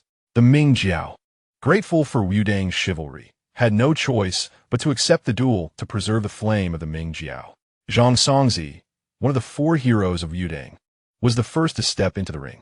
On the Ming Jiao side, Yang Xiao and Wei Yishao were both gravely injured, while Yin Yuang had been struck by Master Mieju during the chaos, and the 5 scatterers were significantly weaker than Zhang Songzi. Only Yin Tianzhong was in prime condition, thus stepping forward to engage in the first round. Yet, unexpectedly, the 2 soon resorted to a contest of internal energy. At that moment, Yin Tianzhong was enveloped in a white mist, with veins bulging on his forehead like purple snakes, while Zhang Songzi's complexion had taken on an unnatural crimson hue. Where their palms met, faint sparks of lightning crackled, and the blue stone of the square trembled under the pressure of their internal force. Yin Lapai, with his unceasing internal power from Wudang, can you withstand it? Among the Kongtong 5 elders, someone chuckled ominously. However, Lin Feng discerned the underlying truth. Zhang Songzi was in his prime, while Yin Tianzhong, despite his formidable strength, was hindered by his advanced age. His left foot had already carved a half-inch deep indentation into the stone surface, and his true energy had nearly reached its limit. Suddenly, Yin Tianzhong spat out a mouthful of blood, but leveraged the recoil to thrust both palms forward fiercely. Zhang Songzi let out a muffled groan, hurtling back over Tianzhong, his back colliding with a stone pillar, sending a cascade of stone debris raining down. The entire arena fell into a hushed silence. Apart from the 10 or so top masters present, no one could discern who had triumphed. After a considerable time, Zhang Songzi struggled to rise, his face pale, blood trickling from the corner of his mouth. He raised his hand to refuse assistance from the Wudang sect. Laboriously walking into the center of the arena, the white-browed Eagle King truly lives up to his reputation. I concede. With that, his figure wavered on the brink of collapse, prompting Yulin Zhou and Yin Lighting to rush forward to support him. Once cradled in Yulin Zhou's arms, Zhang Songzi flashed a mischievous smile, and the few present understood the unspoken camaraderie. The first round belonged to the Ming Jiao. Zhou Jian wiped the blood from his mouth and roared in a hoarse voice, while the Ming Jiao crowd erupted in jubilant cheers. The members of the Tianying sect hastily assisted the Eagle King back. Zhang Wuji, more anxious than anyone, joined the fray to assess Yin Tianzin's injuries. Meanwhile, the 5 major sects remained enveloped in silence. The white-browed Eagle King's fame was well known, though the four heroes of Yudang were rising stars. Having forced the Eagle King to engage in a contest of true energy in the first round was already a remarkable feat, however. Kong Ji, Kong Xing, and the Master of Extinction observed with furrowed brows. Xian Yutong, Hetea Kong, and the Kongtong five elders engaged in whispered discourse. With Zhang Songzi's capabilities, he could have fought the white-browed Eagle King to a standstill, yet his public concession raised suspicions of favoritism. The masters of the five sects looked towards Song Yuan Xiao, Yulian Zhou, and others, while the Yudang group bore an air of composure. Hero Song, we are aware that your Zhang Yuxia has ties with the demonic woman of Mingjiao, and the white-browed Eagle King is also your Zhang Yuxia's father-in-law. If you deliberately let it slide, it will be detrimental to the unity of our six major sects. Xian Yutong remarked, inching closer to Song Yuan Xiao with a tone laced with sarcasm. Master Xian Yu, what do you mean by that?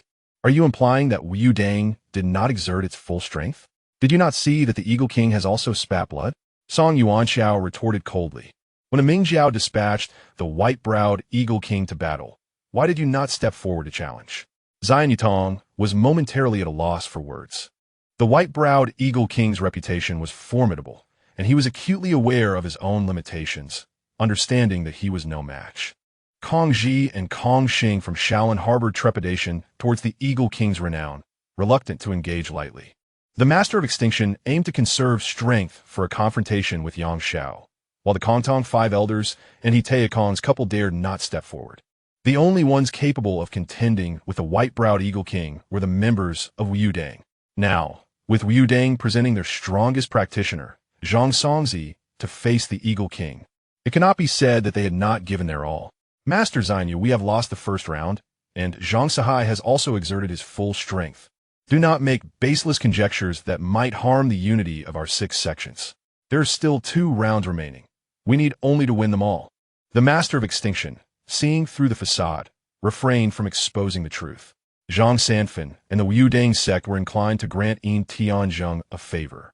And so be it.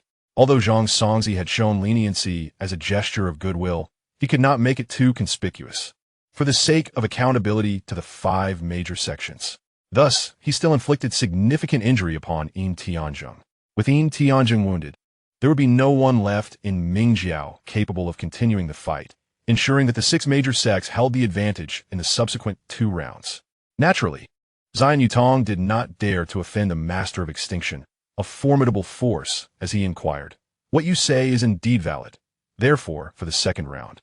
The Master of Extinction turned her gaze toward the Shaolin side.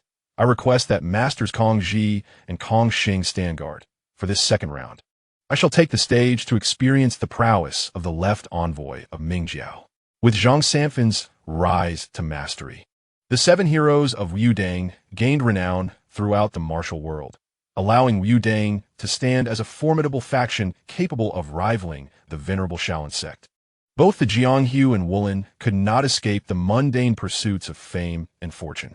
The illustrious reputation of Yudang attracted many to seek apprenticeship there, resulting in a decline of those who would choose to join the Shaolin monks. The Tao and the Buddha have perpetually been at odds. While outwardly maintaining a facade of harmony, Shaolin and Yudang were secretly engaged in a contest of strength. In the matter of besieging Mingjiao, the abbot of Shaolin, Kong Wen, wished to remain uninvolved, preferring to witness the Yudang members engage in a life-and-death struggle. The Master of Extinction naturally perceived the underlying tensions between Yudang and Shaolin. Her words were a subtle invitation for Shaolin to send someone forth for the 3rd round, insisting that they must secure a victory. Master, even if you win the 2nd round, the 3rd round shall be entrusted to Kong Xing. Kong Ji, realizing he could not evade, voiced that Shaolin would send Kong Xing for the 3rd round. Upon hearing that Kong Xing would take the stage, the Master of Extinction felt a sense of relief. And Xian Yutong, Hetea Kong, and others nodded in agreement. Shaolin's 72 unique skills, particularly the Dragon Claw hand, is second to none. No one dares to claim the title of the first.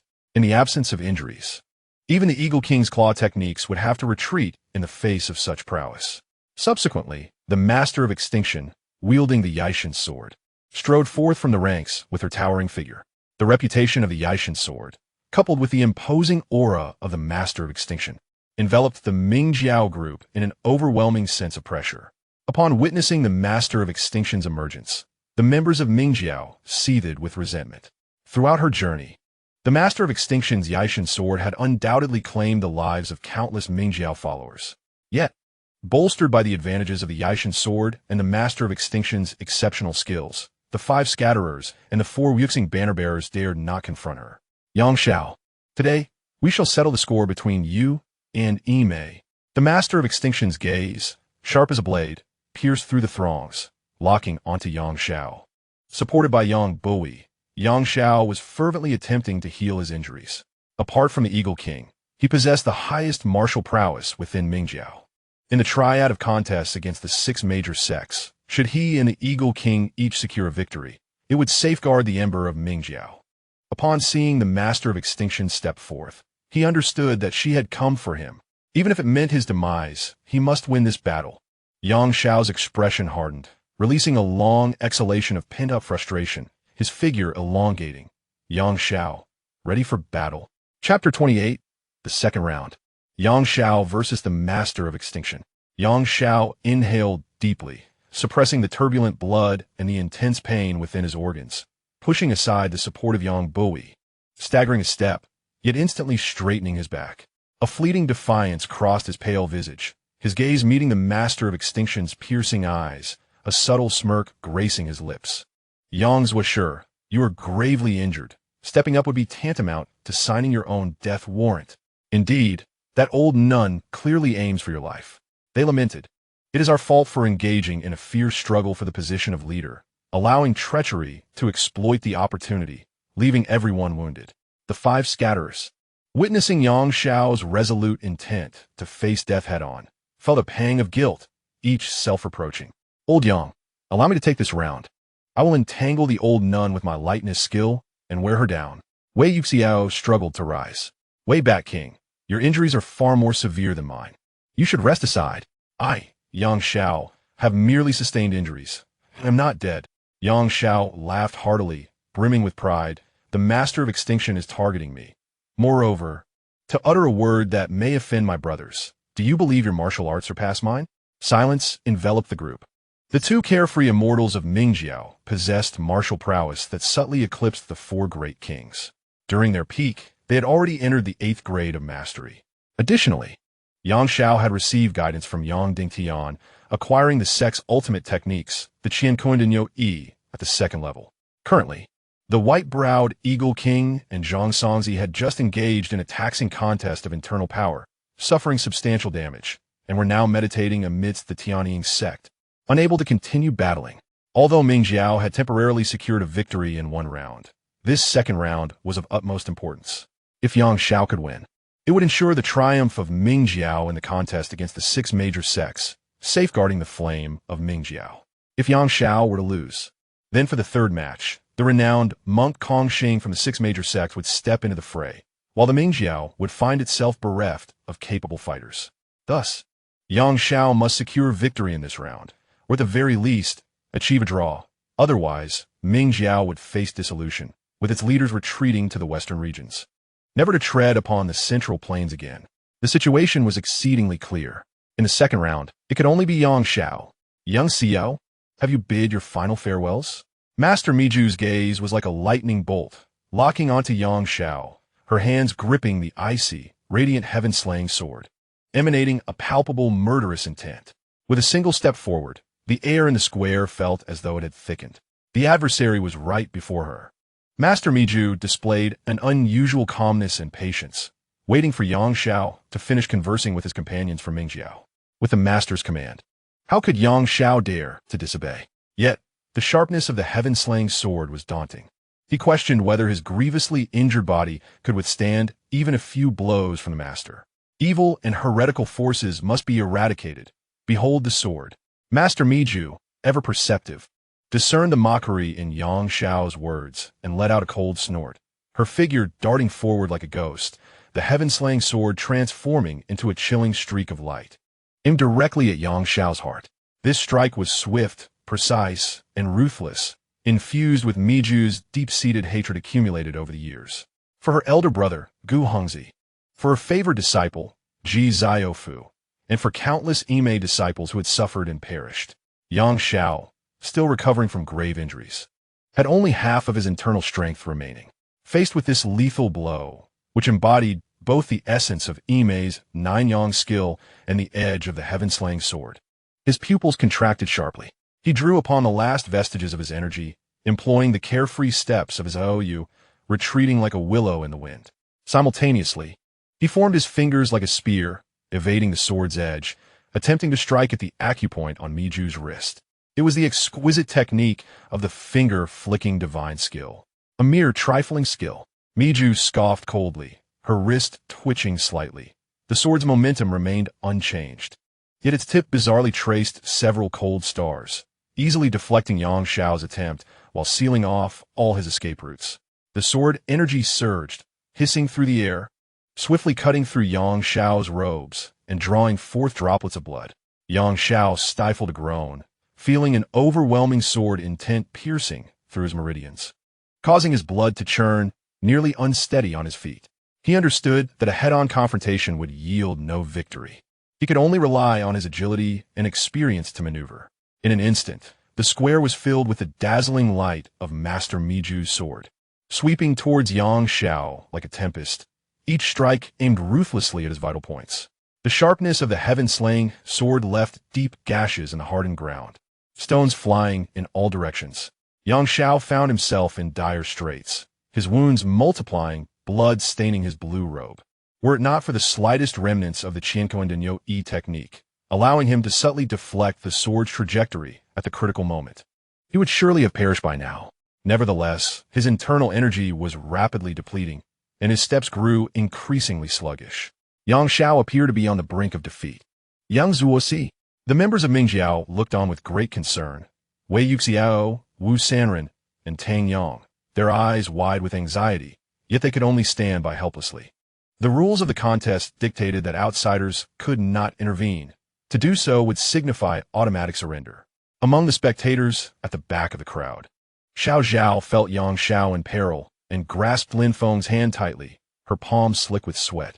Although Yang Xiao was ruthless and indifferent to the lives of the innocent, Xiao Zhao could not help but feel a sense of admiration as she witnessed his willingness to risk his life for Mingjiao, even when he knew it was a futile endeavor. Sensing Xiao Zhao's tension, Lin Feng gently pressed on her hand, whispering, "Do not worry. As the son of the late Yang Jiao, I have vowed to protect Mingjiao, and I shall not stand idly by." In the original plot, Yin Tianzheng had just triumphed over Zhang Songzi before facing Mo Shengu in a duel. However, due to Lin Feng's arrival from another realm, certain events had altered. Master Miju had taken the initiative to demand that Yang Xiao face her. Yet, this did not detract from Lin Feng's promise to ensure the survival of Mingjiao. Upon hearing Lin Feng's steady and powerful voice, Xiao Zhao felt a wave of relief wash over her, leaning against him even more tightly. In that moment, Master Miju's eyes glinted with a fiercer light. She recognized that Yang Xiao was already at his limit, sustained solely by sheer will. She seized upon the opening he presented and shouted, "Yang Xiao, wretched thief, meet your end." Executing the Buddha's radiance technique, the sword's glow surged. Resembling a cold moon plummeting from the sky, imbued with an unwavering will to vanquish evil, it descended towards Yang Xiao's head. This strike embodied both speed and power at their zenith. Before the sword even arrived, the fierce wind it generated enveloped Yang Xiao, leaving him with no avenue for escape. A flicker of despair and madness flashed in Yang Xiao's eyes. Instead of evading, he concentrated the last remnants of his true energy into a single object he had tightly clutched in his hand. It was a fragment, and under the infusion of his energy, its dark surface began to emit a faint red glow. A chilling, piercing sound erupted. The cold brilliance of Master Miju's heaven-slaying sword collided violently with the red light in Yang Xiao's hand. What? Gasps of shock arose from the crowd. The heaven-slaying sword, whose sharpness was rivaled only by the dragon-slaying saber, was unexpectedly halted by the fragment in Yang Xiao's grasp. Master Miju was equally astonished. She had not anticipated that Yang Xiao possessed a weapon capable of countering her heaven-slaying sword. In the midst of her astonishment, Yang Xiao's other hand surged forward, launching an attack at Master Miju. So this was his strategy. In the blink of an eye, Master Miju's left hand flipped, unleashing the power of Imei's 9-yang skill like a geyser. Boom! A dull thud echoed. Master Miju stood resolutely, her expression stern. Yang Xiao was sent flying a considerable distance, crashing heavily to the ground, and Yang Buhui rushed forward to assist him. In terms of martial prowess, Yang Xiao had previously defeated Master Miju's elder brother, Gu Hongzi, and was indeed stronger than her. Unfortunately, Yang Xiao was injured, his strength halved. That he had withstood Master Miju's sword for so long was a testament to his formidable skills. The six major sects had emerged victorious. Xian Yutong and others immediately began to cheer loudly. The atmosphere on the six major sect side was jubilant, with disciples of Yimei praising their master. On the Mingjiao side, however, a profound sorrow enveloped them. Though both the six major sects and Mingjiao had each won a round, resulting in a tie, everyone understood that in the third round, Mingjiao was left with no capable fighter to face the monk Kong Xing from Shaolin. It was inevitable that Mingjiao would lose. Amiba, I am the monk Kong Xing. Who from Mingjiao shall come forth to enlighten me in this third round? The sound of a Buddhist chant resonated as Kong Xing stepped forward from the group of Shaolin monks. All members of Mingjiao exchanged glances. With the Eagle King and Bat King injured, the fate of the Guangming Zhuosher unknown, and Wu Sanren lacking the strength to compete. Who among them could possibly face Kong Xing? As Zhang Wuji among the Tening sect brightened with determination, preparing to rise, Lin Feng remained calm and unhurried, knowing that Master Miju would not easily relent unless she had the chance to personally eliminate Yang Xiao. Old Yang, be careful. As expected, just as everyone's attention shifted to Kong Xing, Master Miju's figure surged like thunder towards Yang Xiao and Yang Bui's position. Master Miju, what are you doing? Wei Yuxiao shouted sharply. Chapter 29. Yang Xiao must not die today. I have spoken. Master Miju's sudden, ferocious assault was as swift as a phantom and as ruthless as a venomous scorpion. She disregarded the rules of the duel and her own dignity. Her eyes filled solely with a deep-seated hatred for Yang Xiao. Her palm, infused with her lifetime of cultivation, glowed crimson, radiating a murderous intent that aimed directly at Yang Xiao's heart, who was injured and being supported by Yang Buhui. If this blow landed, not only would Yang Xiao, already gravely wounded, be doomed, but Yang Buhui behind him would also find no escape. The martial world was well aware of the deep enmity between Master Miju and Yang Xiao. During the contest, she had shown no mercy, each strike aimed for his life. Had it not been for the shard of the Holy Fire Order in Yang Xiao's possession, which deflected the edge of the sky-extinguishing sword wielded by Mieju, he would have surely been pierced through, left feeling utterly cold. During the duel, had Mieju taken Yang Xiao's life in front of the entirety of the martial arts world, there would have been little to say against her. However, once Yang Xiao had already been vanquished and rendered incapable of resistance, Mieju's intention to kill him publicly was utterly indefensible. Even if there were personal grievances, as the leader of her sect, such an action was highly inappropriate. Mieju, what are you doing? Wei Xiao's furious exclamation echoed with astonishment and despair. His severe injuries left him unable to intervene. The five scatterers, Tang Yang, and others were filled with rage, longing to rush forward, but the distance rendered them powerless.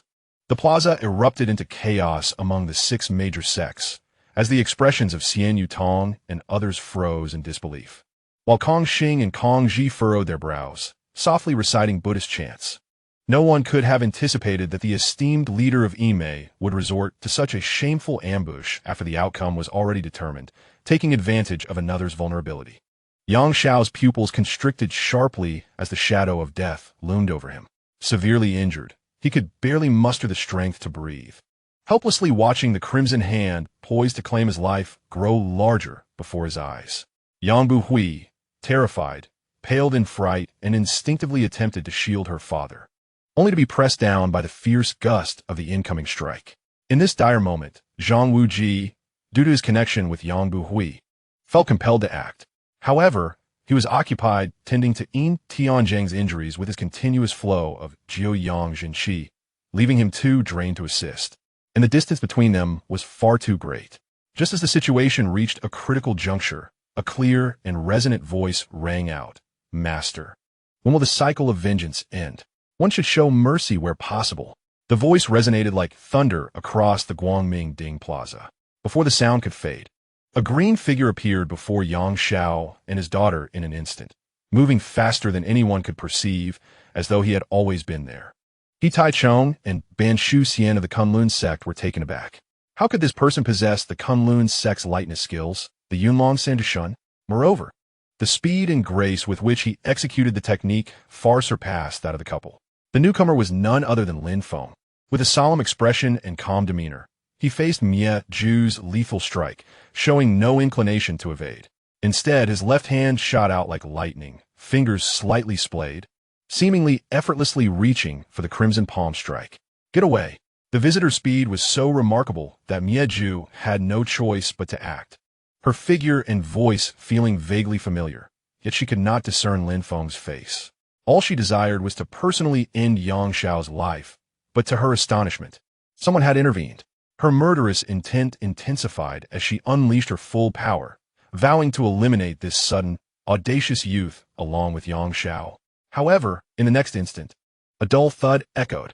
Contrary to her expectations of bones breaking and flesh flying, Lin Feng's hand, seemingly casually extended, clamped down on Mie Zhu's wrist with the precision of a vice. His grip captured the crucial point of her palm's energy flow.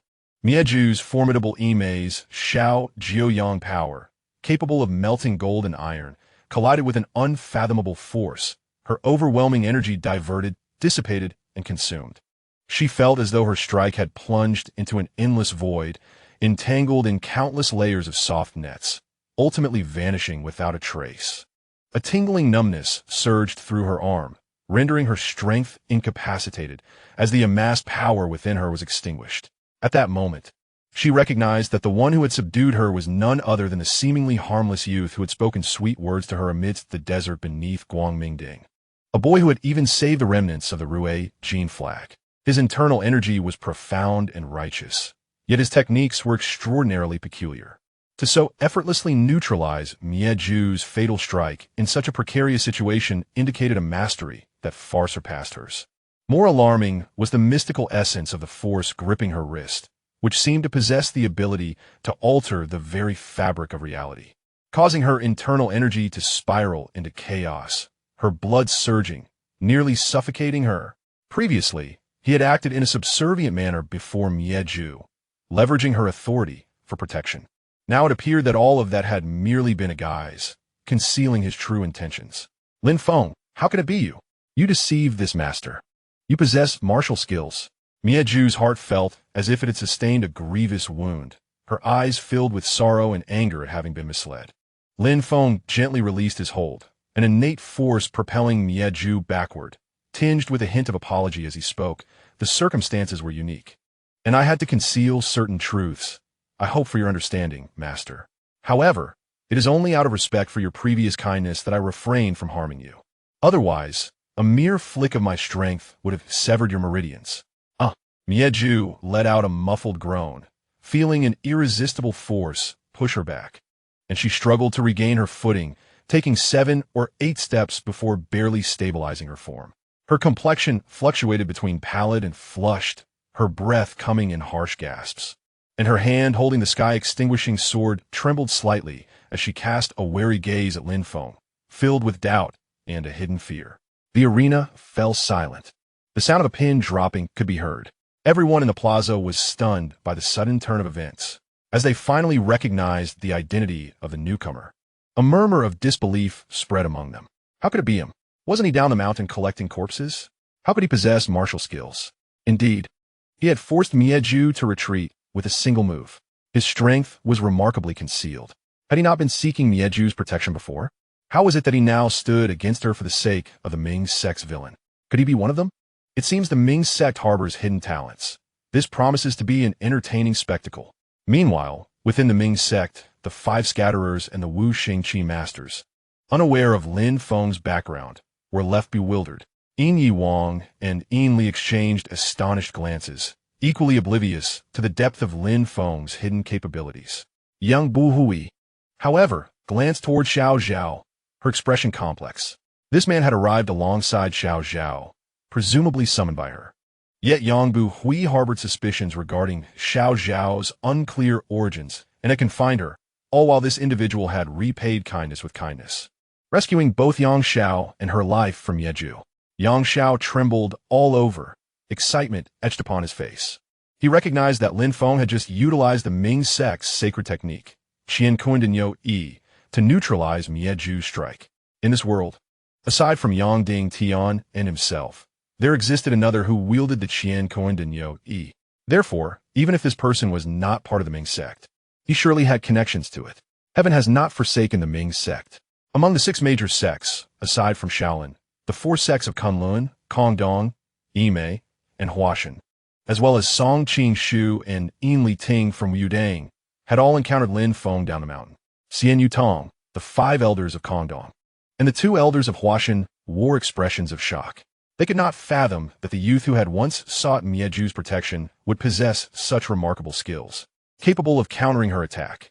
Yitai Chong and Ban Shu Xian, upon recognizing Lin Feng's visage, fixated on him. The Yunlong Sanja Shun, a technique only accessible to deeply initiated disciples of their sect, had been mastered by Lin Feng to such an extraordinary degree. There must be a connection between him and the Kunlun sect. Kong Ji and Kong Xing wore grave expressions, having sensed the fluctuation of Shaolin's supreme technique, Yijin Jing. In Lin Feng's earlier gentle push against Mieju, Wudang Song Yuan Xiao, Yulianzhou, Zhang Songzi, and Mo Xingu furrowed their brows, as Yin Lighting promptly informed them of Lin Feng's situation at the foot of the mountain. Song Qingshu wore a skeptical expression. He had long discerned that Lin Feng possessed martial skills, but he was astonished that Lin Feng could withstand such a lethal strike from Miju. Impossible, absolutely impossible. Having dedicated 15 years to the practice of martial arts and swordsmanship since childhood, he had only just achieved a modest success at the pinnacle of the 6th rank, earning the moniker Yumian Minchang, a standout among the new generation in the Jianghu. Yet Lin Feng, being younger than him and presumably from some obscure sect, how formidable could his martial prowess truly be? The only plausible explanation was that Miju Shitai had acted impulsively, allowing her murderous intent to surge, only to realize that despite any personal vendetta, she must consider the larger picture and uphold the reputation of Yimei. Given that the two were already acquainted at the foot of the mountain, and Lin Feng showed such deference to Miju, it was highly likely that they were merely performing a ruse. Lin Feng's appearance conveniently provided Miju Shitai with a way to retreat. "You rascal, why are you everywhere?" Song Qingshu thought he had unraveled Lin Feng's secrets and leaped forward, declaring that this was a matter for the 6 major sects and the Mingjiao, and he should not interfere. Indeed, this is also a personal grudge between Yimei and the Leichu Yang Xiao. What concern is it of yours? Zhou of Yimei stepped forth, vociferously denouncing him. Seeing Zhou stand up for him, Song Qingshu felt a swell of pride and gazed at her with affectionate eyes. "I understand the grievances between Yimei and Yang Xiao can be resolved later, but not today." Lin Feng spoke calmly. "Then must he die today?" The members of Yimei, including Jing Xian, glared at Lin Feng, having witnessed their master being thwarted by someone whom Miju had previously instructed not to engage. "Yang Xiao shall not die today. I declare it." Chapter 30. Ms. Zhou, please make your move. Arrogance. It was utterly outrageous. Previously, at the foot of the Guangming summit, Lin Feng had been submissive towards Miju Shitai, yet now his attitude had changed drastically, uttering brazen words that left everyone bewildered. Most vexed of all was Miju Shitai. She had been pushed back several steps by Lin Feng's force, her blood surging, barely steadying herself with the Tianjian. The bizarre and extraordinary technique he had employed to counter her, coupled with the overwhelming force he exerted, made her acutely aware of this youth's unfathomable strength. Reflecting on the events from earlier, it felt like a tremendous mockery. Her complexion turned ashen. Her eyes filled with a mix of shock and fury as she fixed her gaze on Lin Feng. "Lin Feng, who exactly are you? Why do you protect the demon of the Mingjiao?" Miju's voice trembled slightly, revealing her unrecognized fear and heartache from being deceived. "Master, my identity is of little consequence. What matters is that today Yang Xiao has been gravely injured and defeated. The outcome is clear. You have won the 2nd round for the 6 major sects. And now the Mingjiao and the 6 major sects are even, each having claimed a victory. I implore you to set aside personal grievances and proceed to the 3rd round." Lin Feng stood with his hands clasped behind him, exuding a demeanor as solid as a mountain, his words imbued with an aura of superiority. Miju Shitai, in a fit of rage, laughed bitterly, her eyes ablaze with hatred. Yang Xiao, that lecher, was responsible for the tragic death of my senior brother Gu Hongzi and for seducing my disciple Ji Ziofu. Such a grievous enmity. Even if I were to be disgraced today, I must eliminate this scoundrel. Lin Feng, your origins are already suspect.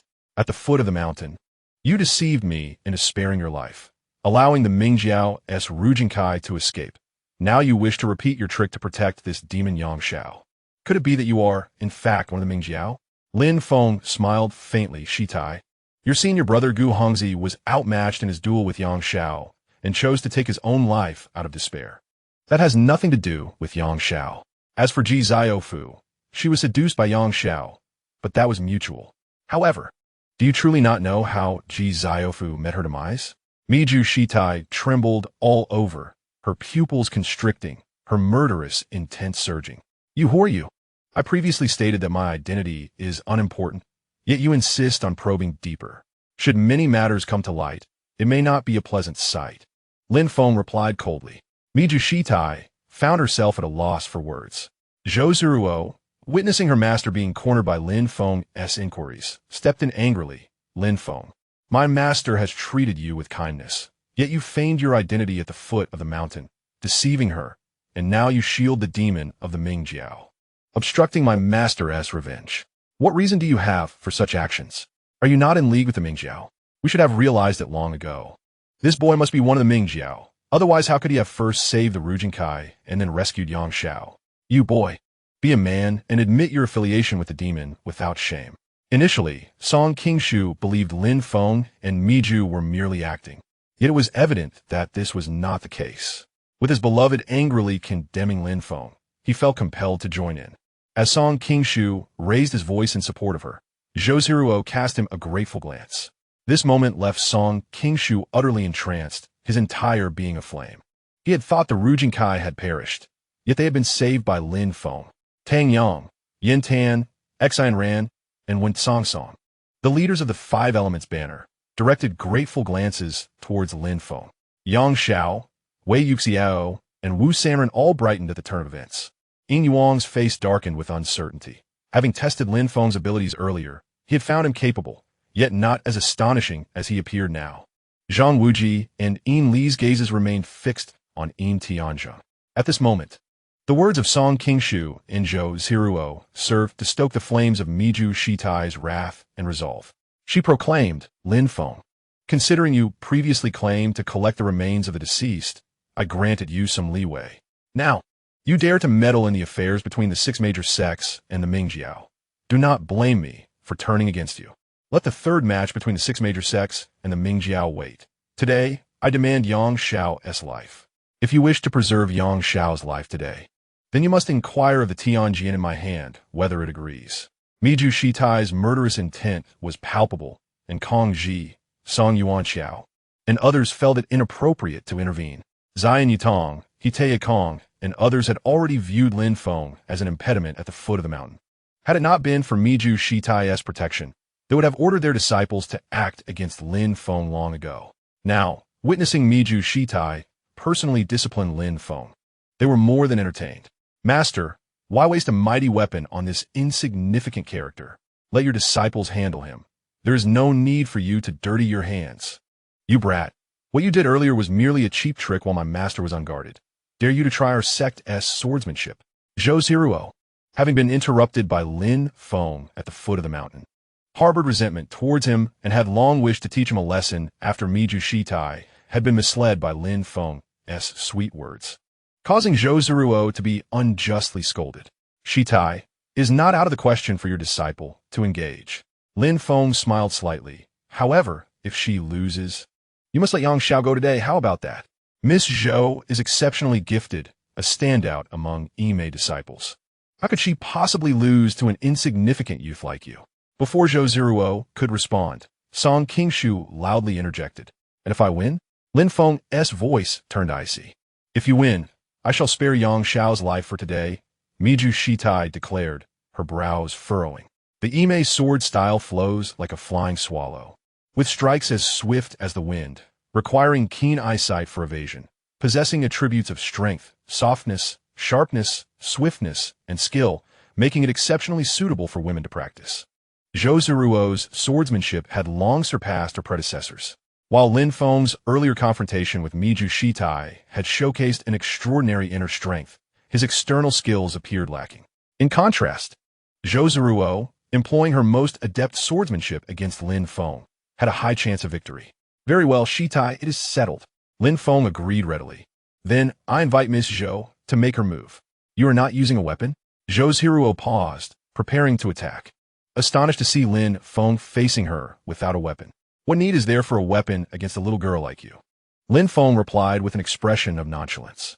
Since you choose not to use a weapon, do not blame me for being impolite. Prepare to face my sword. Zhiruo felt an immense insult, and as her Qin Feng sword was drawn, it transformed into a dazzling arc of light, unleashing an unparalleled sword technique. The sword energy surged forth, sharp enough to sever anything, aimed directly at Lin Feng's vital points. Consumed by hatred, she wielded this strike without reservation, vowing to slay the detestable youth before her. Yet Lin Feng, undeterred, did not flinch. At the very moment the sword tip approached him, his figure flickered like a phantom, narrowly evading the blade's edge. Simultaneously, his right hand extended with an uncanny speed, striking the spine of Zhiruo's sword with a peculiar flick. A deep resonance of metal echoed, and Zhiruo's sword shattered into several pieces. The spectators were left speechless as Zhiruo stood there, holding a broken sword in disbelief. Master Mieju's expression darkened considerably. She had not anticipated that this unknown youth, Lin Feng, could so easily shatter her proud disciple's weapon with a single move. Zhiruo, catch! She commanded, throwing her Yijin sword toward Zhiruo. Zhiruo trembled with excitement. Master Mieju was known for never parting with her sword, even sleeping with it under her pillow. The fact that she was now entrusting it to her was a clear indication of her overwhelming fury. Today, she would slay Xiao without hesitation, and anyone who dared to obstruct her would meet a gruesome end. With a graceful twist of her body, Zhiruo leapt to catch the sword, her movements ethereal and breathtaking, leaving Song Qingshu and numerous onlookers in awe, their mouths agape. With the Yijin sword in hand, Zhiruo's aura surged dramatically, her gaze sharpening with murderous intent. Chapter 31. Seizing the Yijin sword. Master Mieju actually entrusted the Yijin sword to her disciple. This youth possesses some merit, compelling Master Mieju to wield the Yijin sword. Whispers circulated among the crowd. Master Mieju, how shameless to allow your disciple to wield the Yijin sword against an unarmed Lin Feng. The Yijin sword's sharpness is known throughout the world. This is cheating. If your martial skills are lacking, relying on the sword's edge is no true skill. Members from the Mingjiao sect, including Zhou Jian, began to voice their criticisms. What do you expect? You have no good weapons. If you fear the Yijin sword's reputation, then simply concede. The disciples of the Yimei sect retorted sharply to the taunts from Mingjiao. Lin Xiao's righteous intervention has left Xiao immensely grateful. Xiao instructed Buhui to help him up, and with a respectful gesture towards Lin Feng, he said, the Yijin sword is sharp. There is no need for Lin Xiao to put himself in danger for my sake. Lin Feng, however, showed no kindness in his demeanor.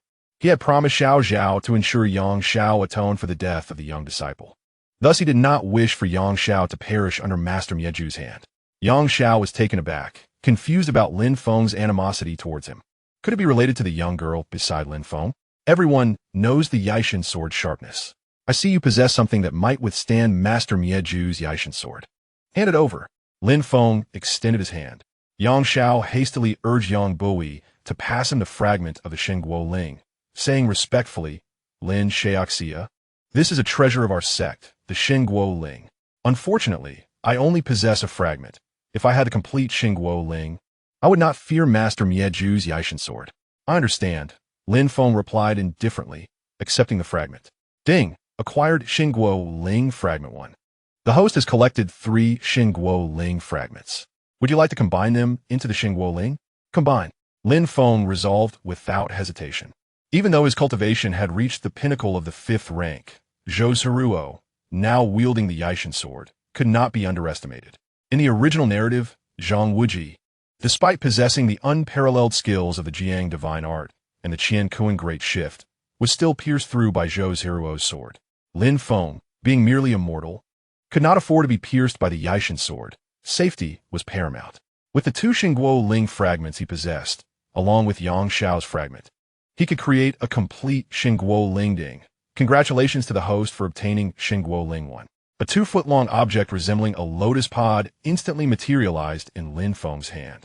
The Xingguo Ling. Upon seeing what Lin Feng held, Yang Xiao gasped, his body trembling. Within the Mingjiao, only he recognized the appearance of the Xingguo Ling. The bearer of the Xingguo Ling is the leader of the Mingjiao, and he also possesses the Qiankun Great Shift. This person must have a profound connection with the Mingjiao. He has come to rescue it from peril. Father, what is wrong? Yang Buhui inquired upon noticing her father's agitation.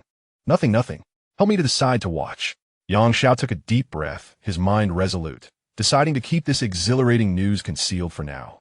Is this some sort of joke? The Mingjiao has nothing substantial to present, resorting to such an ugly object to challenge the Yijin sword. One of the Ime disciples scoffed. Without a doubt, Zhiruo will end this in one move.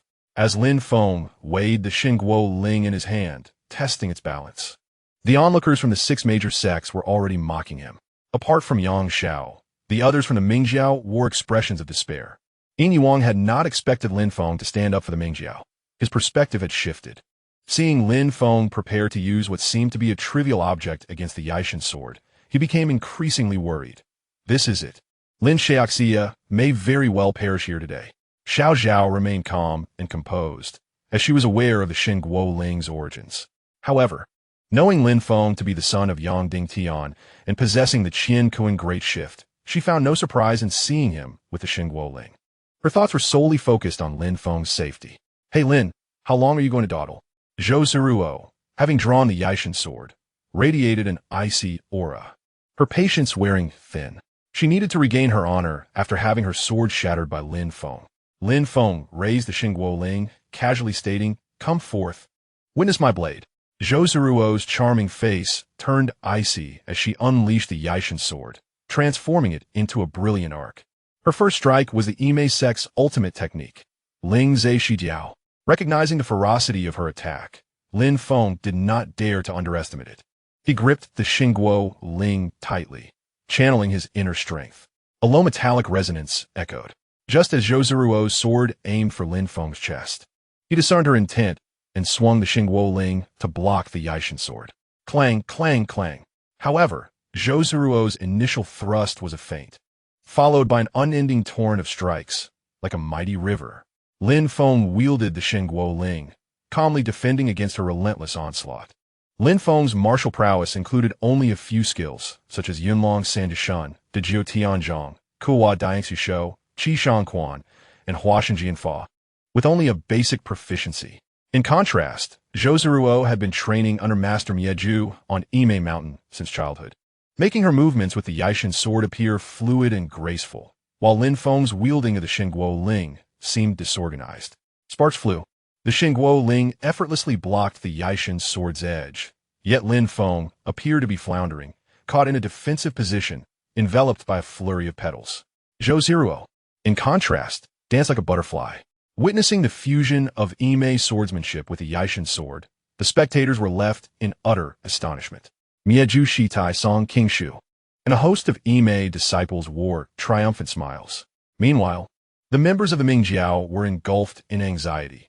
Could it be that Lin Feng was on the verge of defeat? However, only Zhiruo felt an unutterable anguish. Although she appeared to have the upper hand, Lin Feng wielded the Xingguo Ling, which effectively neutralized the sharpness of the Yijin sword, like an indestructible steel bead. Despite exerting all her strength, Zhiruo could not find a flaw.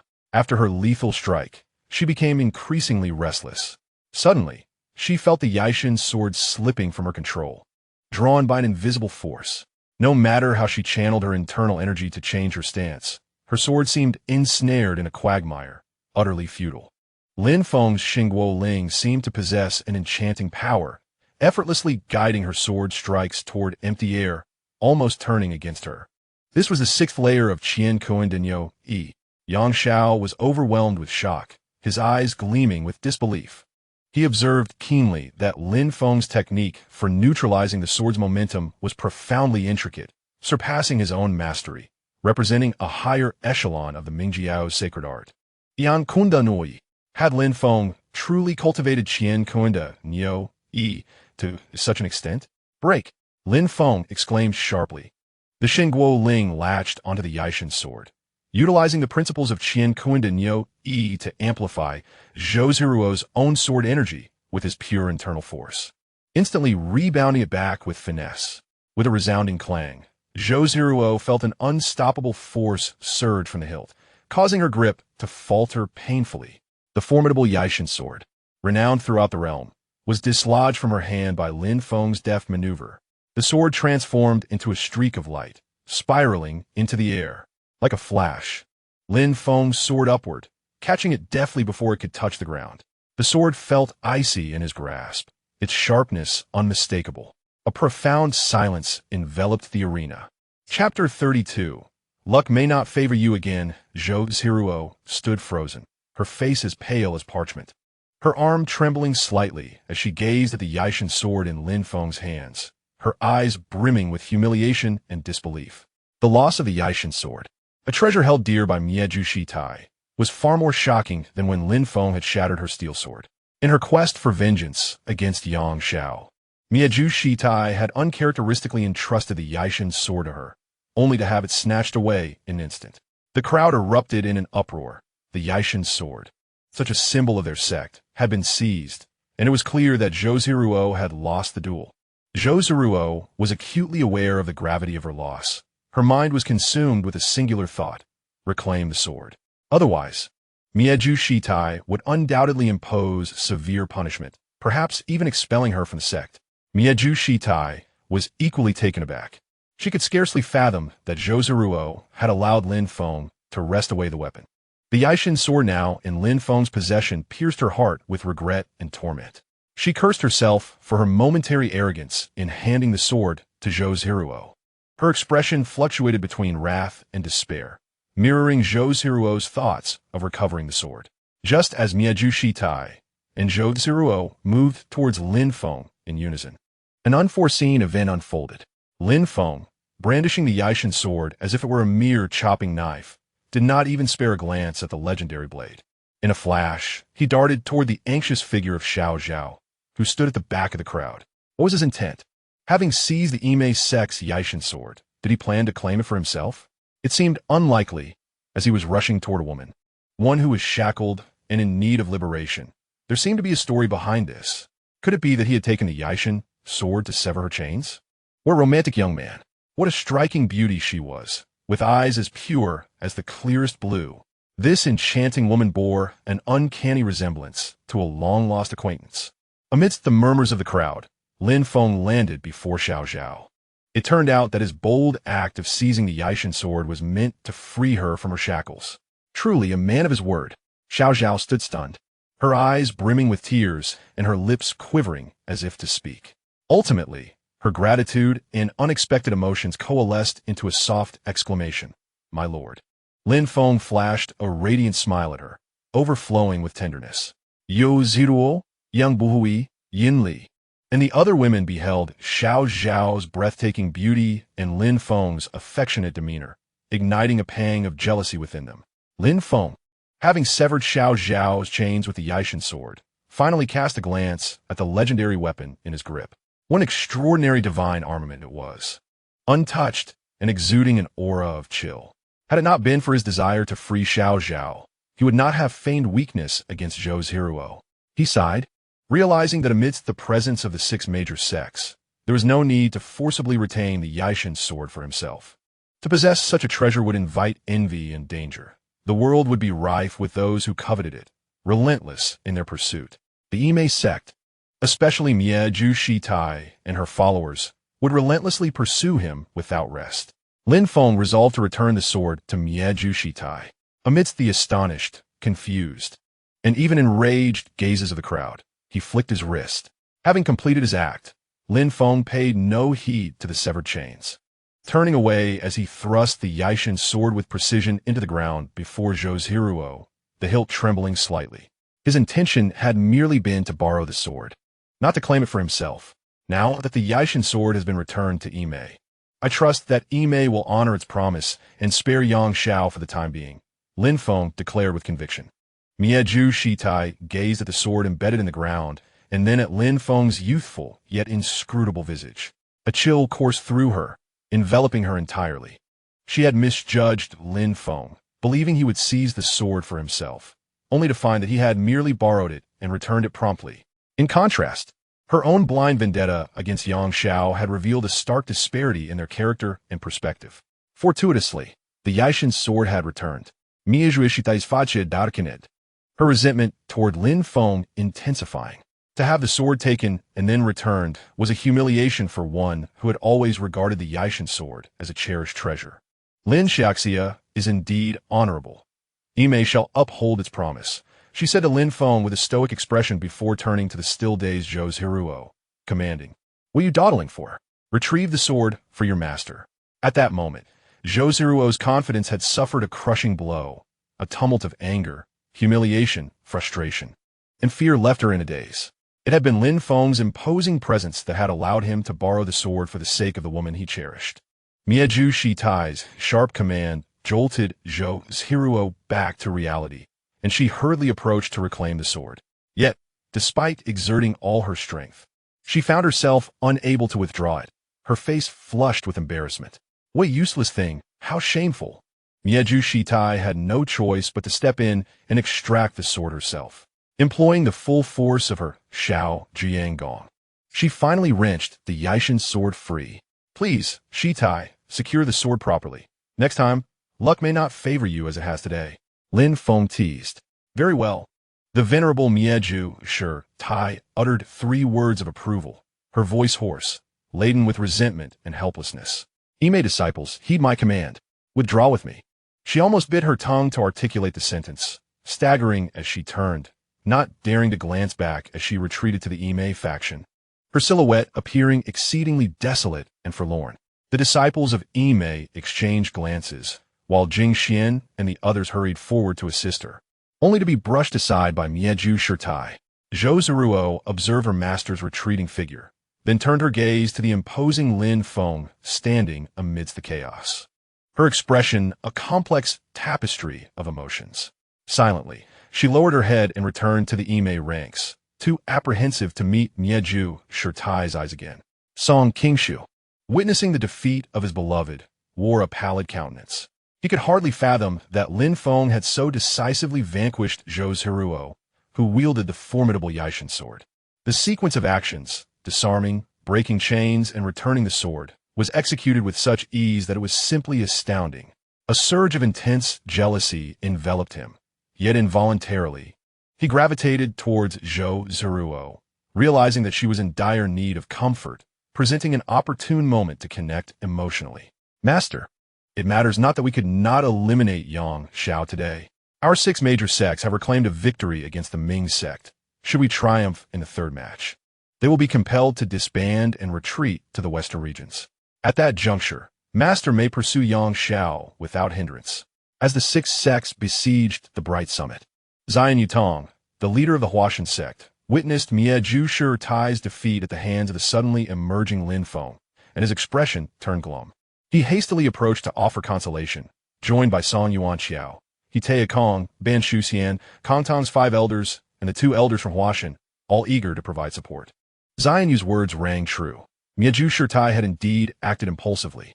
Her expression softened somewhat, reflecting on the previous moment when she should not have granted Zhou Zhiruo the chance to shine before the heroes of the realm, ultimately squandering her own efforts.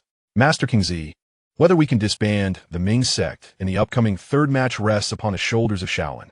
All eyes turned expectantly to Kingzi. "Rest assured, my disciple Kongxing is nearly certain to succeed," he proclaimed confidently, shaking his Zen staff. "Umaba." The resonant chant echoed as Master Kongxing stepped forth, his countenance resolute, his gaze piercing, exuding an aura of authority without the need for anger. "I wish to engage with whichever expert from the Ming sect steps forward." As Kongxing made his entrance, a profound silence fell upon the Ming sect. Tang Yang, Wen Song Song, Xine Ran, and Yin Tan, the 4 leaders of the 5 Elements flag, appeared visibly diminished. Wu Sanren and Wei Yuxiao remained silent, while Lin Tianzheng surveyed the surroundings anxiously. With Yang Xiao gravely injured, he could not take the field. His keen gaze lingered on Lin Feng's silhouette, as well as the Holy Fire Order in his possession. If he were to proclaim that Lin Feng possessed the Qiankun Yo-E technique and held the Holy Fire Order, declaring him the future leader of the Ming sect, it would undoubtedly unify the currently fractured sect and restore its former glory. Just as he was about to speak, he caught Lin Feng's cold gaze directed at him, startling him. This mysterious youth named Lin Feng appeared to harbor a strong disdain for Yang Xiao and showed little interest in the Ming sect. It was clear that Lin Feng's relationship with a mixed-blood beauty was extraordinary, and Yang Buhi's intention to kill her and bind her was orchestrated by Yang Xiao. The father-daughter duo had already incurred Lin Feng's ire. Although Lin Feng had intervened to save him from Mieju Shirtai, it was likely for reasons beyond mere altruism. If he were to expose Lin Feng's possession of Qiankun Yo-E and the Holy Fire Order without his consent, it could provoke Lin Feng's wrath and lead to dire consequences for the Ming sect. The outcome of the third match against the six major sects would determine the fate of the Ming sect. A loss would mean its demise from the martial world of the Central Plains, even if it required sacrificing their lives. He would have to implore Lin Feng to take action for the sake of the sect. After a tumultuous internal struggle, Yang Xiao rose, prepared to beseech Lin Feng. However, as he stood, the higher-ups of the Ming sect exclaimed, "Yang Zhuo, you are gravely injured and cannot participate. Indeed, you lost to the venerable Mieju Shirtai in the last match. This Kongxing is even more formidable. If you engage again, why not concede the third match? If the Ming sect ceases to exist, we can venture into the western regions to carve out our own territory." Fearing that Yang Xiao would enter the fray, they urged him to reconsider. Yang Xiao's defeat by Mieju Shirtai and a potential bout with Kongxing would merely result in another loss. "Yang Zhuo, allow me to step forth." A powerful voice resonated, rich and commanding. From the Tianjin sect, the Bai Meiying Wang strode forth with a robust demeanor, nodding affectionately at Zhang Wuji behind him. Previously, while Yang Xiao battled Mieju Shirtai, Lin Feng had rescued him, and during Zhiruo's confrontation with the Yimei sect, Zhang Wuji had employed the Zhuyang divine skill to heal Lin Tianzheng. The continuous flow of pure yang energy acted as a rejuvenating balm for the Eagle King, hastening his recovery from the internal injuries sustained during his duel with Zhang Songzi, and even enhancing Lin Tianzhen's cultivation. Upon opening his eyes, he was astonished to discover that a young man had administered healing to him, prompting an internal reflection on the impressive capabilities of the youth. As he was about to express his gratitude, he heard Zhang Wuji gently whisper in his ear, "Grandfather." In that instant, Lin Tianzheng felt a jolt. Scrutinizing the young man before him, recognizing a resemblance to his daughter, Lin Susu. Just as he was about to acknowledge their connection, he observed Zhang Wuji shaking his head, signaling him to remain silent. Lin Tianzheng immediately recalled Zhang Wuji's ties to Xiesun and the legacy of the dragon-slaying Saber. Should this information become public, it would undoubtedly invite insurmountable trouble. Thus, he contained his excitement, his eyes filled with warmth as he observed his granddaughter, Yin Li, and Zhang Wuji's intimate gestures. Contemplating whether to inform his son Yin Yuang about Zhang Wuji's identity to ensure his protection, he was interrupted by Master Kongxing chanting a Buddhist invocation. Stepping forward to issue a challenge, he was well aware of the current stakes, with the Ming sect and the six major sects evenly matched. The third bout was crucial for the survival of the Ming sect. The young man who had intervened to save Yang Xiao from Mieju Shirtai clearly possessed formidable skills. However, as he was not a member of the Ming sect, there was little reason for him to support them in the third match. Seeing Yang Xiao attempting to endure, Lin Tianzheng stepped forward, responding loudly to Kongxing's challenge. Eagle King. The Ming sect members were elated to see the Bai Meiying Wang, who had bled during the previous competition, now vibrant and striding with confidence, prompting a chorus of cheers from the crowd. "Eagle King, are you fully recovered? Is everything well?" the monks inquired eagerly. The contrast between the injured and defeated Yang Xiao and the seemingly unscathed Bai Meiying Wang was stark. "I am perfectly well now." The Eagle King flexed his hands, wearing an expression of calm assurance. "Then we entrust this battle to you." With Bai Meiying Wang stepping forth, Yang Xiao felt it unnecessary to seek Lin Feng's assistance. Proud and arrogant by nature, he was reluctant to appear needy before such a crowd. Zion Yutong, noticing that Kong Xing had stepped forward while the Ming sect remained preoccupied. Vocally questioned, "Have you decided who will face Master Kong Xing? How long must we delay?" Yin Tianzhong parted the crowd and stepped forward slowly, addressing Xianyu. "Master Xianyu, there is no need for Master Kong Xing to be impatient. You are the one who should be concerned. For the third match, I shall engage with Shaolin's Dragon Claw technique. Eagle King, you have already fought one match. Is it not against the rules to participate again?"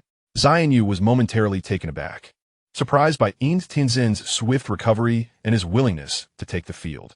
Song Daxia. The martial arts competition to determine the fate of Mingjiao was proposed by your Wu-Dang sect. Speak fairly. Can those who have already fought return for another bout? Xian Yutong furrowed his brow and turned to inquire of Song Yuanxiao. I believe that as long as one belongs to Mingjiao, what does it matter if they battle 3 times? We gain nothing from it. Before Song Yuanxiao could respond, Hitae Kong, the leader of the Kunlun sect, interjected. True as that may be, if we allow Mingjiao's people to fight 3 consecutive matches, does that not imply that the 6 major sects are bullying them? Xian Yutong laughed heartily. Hitae Kong's words held merit. Yin Tianzhong had just clashed with Zhang Songzi and was left bloodied. Even if he were to recover now, he would surely not be in peak condition. Unfortunately, Mingjiao lacks any experts, and they can only call upon Yin Tianzhong once more. Leader Xianyu, since the white-browed Eagle King insists on fighting this match, let it be as he wishes. Song Yuanxiao spoke calmly, for the fate of Mingjiao lies in their hands. Is that not so, Senior Yin? Song Yuanxiao raised his voice, addressing Yin Tianzhong. Song Daxia, please convey my regards to Zhang Jinren. I have long admired him and yearn for the day we meet. The fate of Mingjiao hangs in the balance, and I shall do my utmost. Thank you, Yin Tianzhong. Understanding the implication behind the words, responded loudly to Song Yuanxiao. From the moment Song Yuanxiao proposed a martial arts competition to determine Mingjiao's destiny, Yin Tianzhong realized that Zhang Sanfen and the Wu-Dang sect were extending goodwill towards him, considering his ties with Zhang Qiushan, his father-in-law. He appreciated the intentions of Zhang Sanfen and the Wu-Dang sect. However, regarding the fate of Mingjiao, Yin Tianzhong was determined to fight with all his strength. Master Kong Xing, the demonic sect and the 6 major sects are irreconcilable. Do not be as merciful as the Wu-Dang sect. Noticing the exchange of glances between Yin Tianzhong and Song Yuanxiao, Xian Yutong's brow furrowed, and he promptly reminded Master Kong Xing of Shaolin. Master Kong Xing remained silent, merely casting a cold gaze at Yin Tianzhong. After a moment, Master Kingzi recited a Buddhist chant and said softly, although a monk embodies compassion, compassion is for the path, and exterminating demons is a duty we cannot evade. Rest assured, Leader Xianyu, Master Kong Xing will show no mercy. Chapter 34 Yang Xiao admits mistakes. Yin Tianzhong, brimming with confidence, strode into the center of the square to confront Master Kong Xing. The members of Mingjiao, witnessing his imposing aura, felt a flicker of hope as he appeared more formidable than ever after his injuries. The clash of the Eagle Claw against the Dragon Claw promised to be a breathtaking confrontation, and anticipation filled the air. However, just as he was several paces away from the center of the square, an unexpected turn of events occurred. Yin Tianzhong suddenly stumbled, his figure swaying violently, his complexion shifting from flushed to a ghastly pale, beads of sweat pouring down his forehead. He attempted to steady himself, his arms reaching out in vain as if seeking something to hold on to. But then, darkness enveloped him, and he collapsed backward, as if all his strength had been sapped away. Zhang Wuji, astonished and incredulous, nearly cried out in shock among the crowd. Eagle King, Father, Grandfather. The Mingjiao members erupted in chaos, cries of alarm and concern intertwining. The nearest flag bearers, Yin Tan and Exine Ran, reacted swiftly, rushing forward just in time to catch Yin Tianzhong before he fell to the ground. Upon contact, they felt his body burning with fever. Yet his breath was erratic and weak. He had succumbed to unconsciousness. What happened? He was fine just a moment ago. Eagle King, wake up! Eagle King, please wake up! The other flag bearers, along with Wu Sanren, Wei Yuxiao, and others, all gathered around, their faces etched with shock and confusion. The flickering flame of hope that had just ignited was extinguished in an instant by this sudden turn of events, leaving only a chilling despair and chaos. Young Xiao, despite his injuries, leaned on Yang Buhui for support and anxiously moved closer to investigate. Yin Yuang rushed to his father's side, checking his pulse, only to find it erratic, sometimes racing like boiling water, other times fading like a thread about to snap. It was a sign of internal injury and backlash. He suddenly looked up, his gaze piercing through the crowd to Zhang Wuji, filled with inquiry and a hint of reproach. Zhang Wuji's face turned pale, and he instantly understood. It was certainly his impatience that caused him to force too much of the Jiang Jinkai into his grandfather, whose meridians, still recovering from severe injuries, could not withstand such overwhelming pure yang energy, akin to parched earth succumbing to sudden flooding. He felt an immense regret, wishing he could slap himself, and contemplated rushing back to aid Yin Tianzhong, but was fiercely blocked by Yin Yuang. Heaven aids us, the righteous path. The demonic sect's fate is sealed. Xian Yutong, the leader of Huashan, was momentarily stunned before bursting into raucous laughter, his face gleaming with glee and malice as he relished the misfortune of Yin Tianzhong, who had fallen into internal turmoil. With no capable fighters remaining in Mingjiao, was there even a need for the third match? The six major sects exchanged glances. Astonished by this unexpected twist, Master Kongxing furrowed his brow, reciting a Buddhist chant, yet his eyes revealed little compassion, only a silent acknowledgement of the demonic sect's deserved downfall. Master King Zi coldly remarked, "Amitba, this is the will of heaven. The demonic sect has strayed from the path, and today they shall be eradicated. Since there are no fighters from Mingjiao, they concede defeat, and as per agreement, must disband and retreat to the western regions, never to tread upon the central plains again." Although the abbot of the beggar's sect did not speak, a cruel satisfaction curled at the corners of her lips as she surveyed the chaotic Mingjiao members, akin to sheep awaiting slaughter. Surrender? Nonsense. Zhou Jian was furious, jumping in outrage and cursing vehemently, daring them to come and kill him. Yes, let's fight them. The fervor ignited among Peng Yingyu and others, their eyes ablaze as they rallied, while members of the Tenying sect and Tianxi Fenglei, four gates, unsheathed their swords. The atmosphere thick with tension, ready to erupt into chaos. "Stand down." Yang Xiao forced himself to take a deep breath and shouted sternly. He understood that if a brawl broke out now, the remnants of Mingjiao's power would be utterly annihilated. He glanced at the unconscious Yin Tianzhong and then at his brothers, all wounded yet resolute. Finally, with immense struggle and reluctance, Yang Xiao's gaze settled upon Lin Feng, who appeared detached, as if entirely separate from the unfolding chaos. This was their only hope, even if it meant swallowing his pride, for the sake of the embers of Mingjiao and the lives of his brethren. Yang Xiao abruptly pushed away Yang Bui's assistants and staggered towards Lin Feng. To the astonishment of all, this proud left envoy of light knelt before Lin Feng. "Lin Xiaoxia." Yang Xiao's voice was hoarse, filled with unprecedented earnestness and humility, as he implored Lin Feng to intervene and save Mingjiao from ruin. Aware of his grievous transgressions and the offenses committed against both Lin Feng and Xiao Zhao, Yang Xiao was willing to pay with his life for forgiveness. He only beseeched Lin Feng to consider the countless followers of Mingjiao and lend his strength to avert catastrophe. A man's knee is worth its weight in gold, and even more so for someone like Yang Xiao, who held a high position in Mingjiao and was known for his arrogance. His kneeling was akin to a boulder cast into still waters, sending ripples throughout the entire Guangmingding Square. The upper echelons of Mingjiao were filled with sorrow and indignation, while the six major sects looked on with skepticism and mockery. The abbot of the beggar's sect was incredulous. Yang Xiao's kneel before Lin Feng was a greater humiliation than the earlier defeat he suffered at Lin Feng's hands when the latter took the heavenly sword. If Yang Xiao were to kneel before the world as heroes and apologize to the Ime sect, she would undoubtedly feel a pang of compassion and let him go. Zhiruo, Song Qingshu, and other rising martial artists were astounded. Although Lin Feng had just rescued Yang Xiao from the clutches of the abbot of the beggar's sect and defeated Zhiruo in martial arts, captivating the entire audience, they never anticipated that the formidable demonic figure of Mingjiao would humbly kneel before such a junior as Lin Feng. Zhang Wuji, Lin Li, Lin Yuang, and others were equally taken aback. Lin Feng regarded the kneeling Yang Xiao with an expression devoid of turbulence, even tinged with indifference. He slowly spoke. his voice not loud, yet resonating clearly in the ears of all present in the square.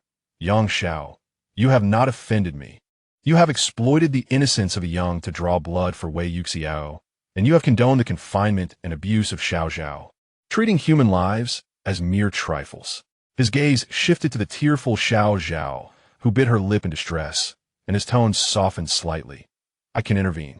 You, young Xiao, must publicly apologize to Xiao Zhao, acknowledging your heinous crime of wantonly slaughtering innocents and vowing never to repeat such transgressions.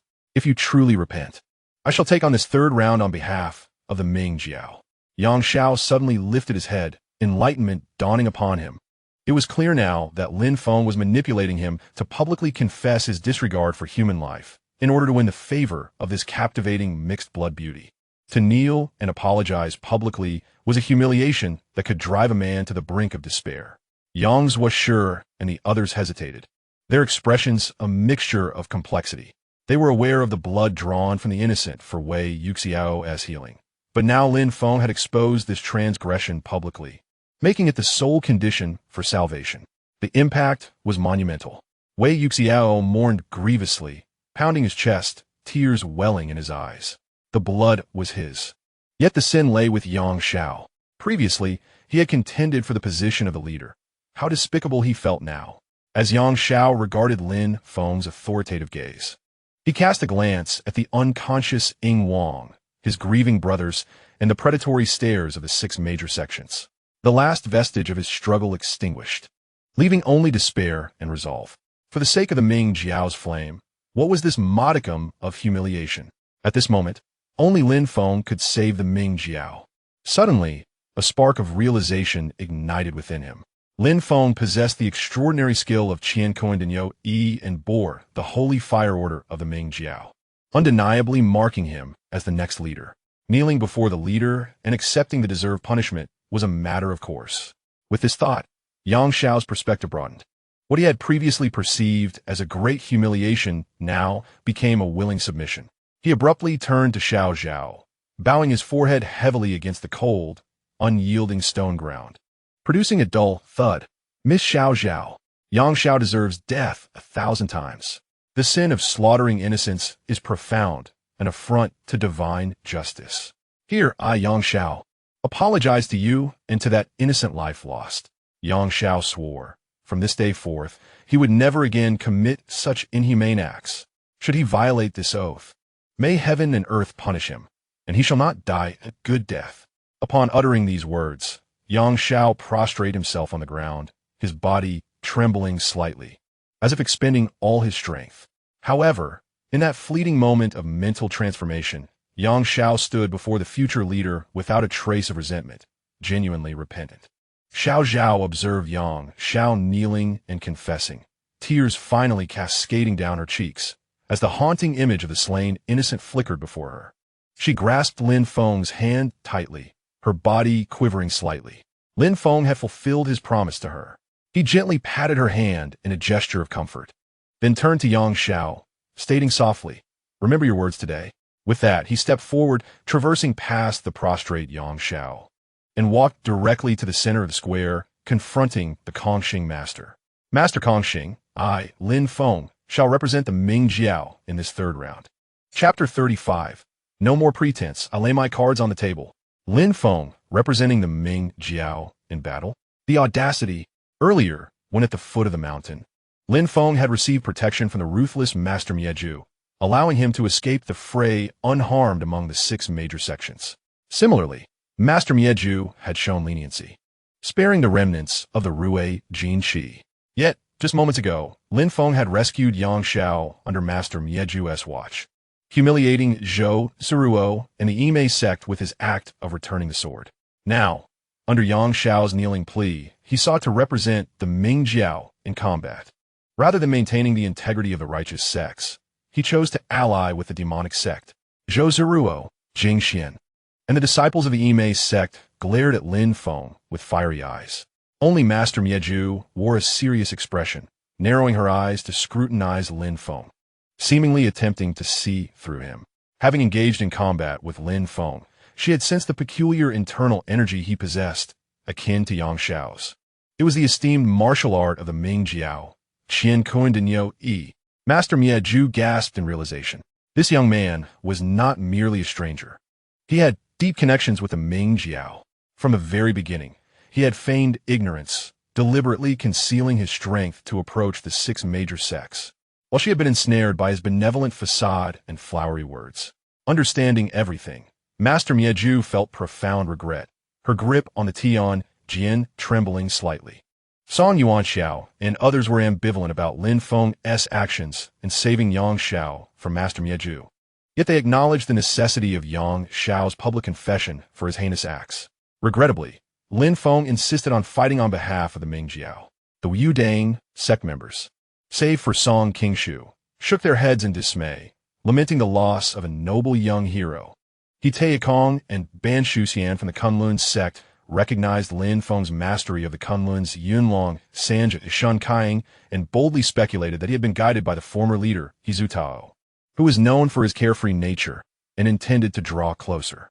Little did they know, Lin Feng stood opposed to the six major sects, choosing to fight for the Ming Jiao, leaving them filled with regret.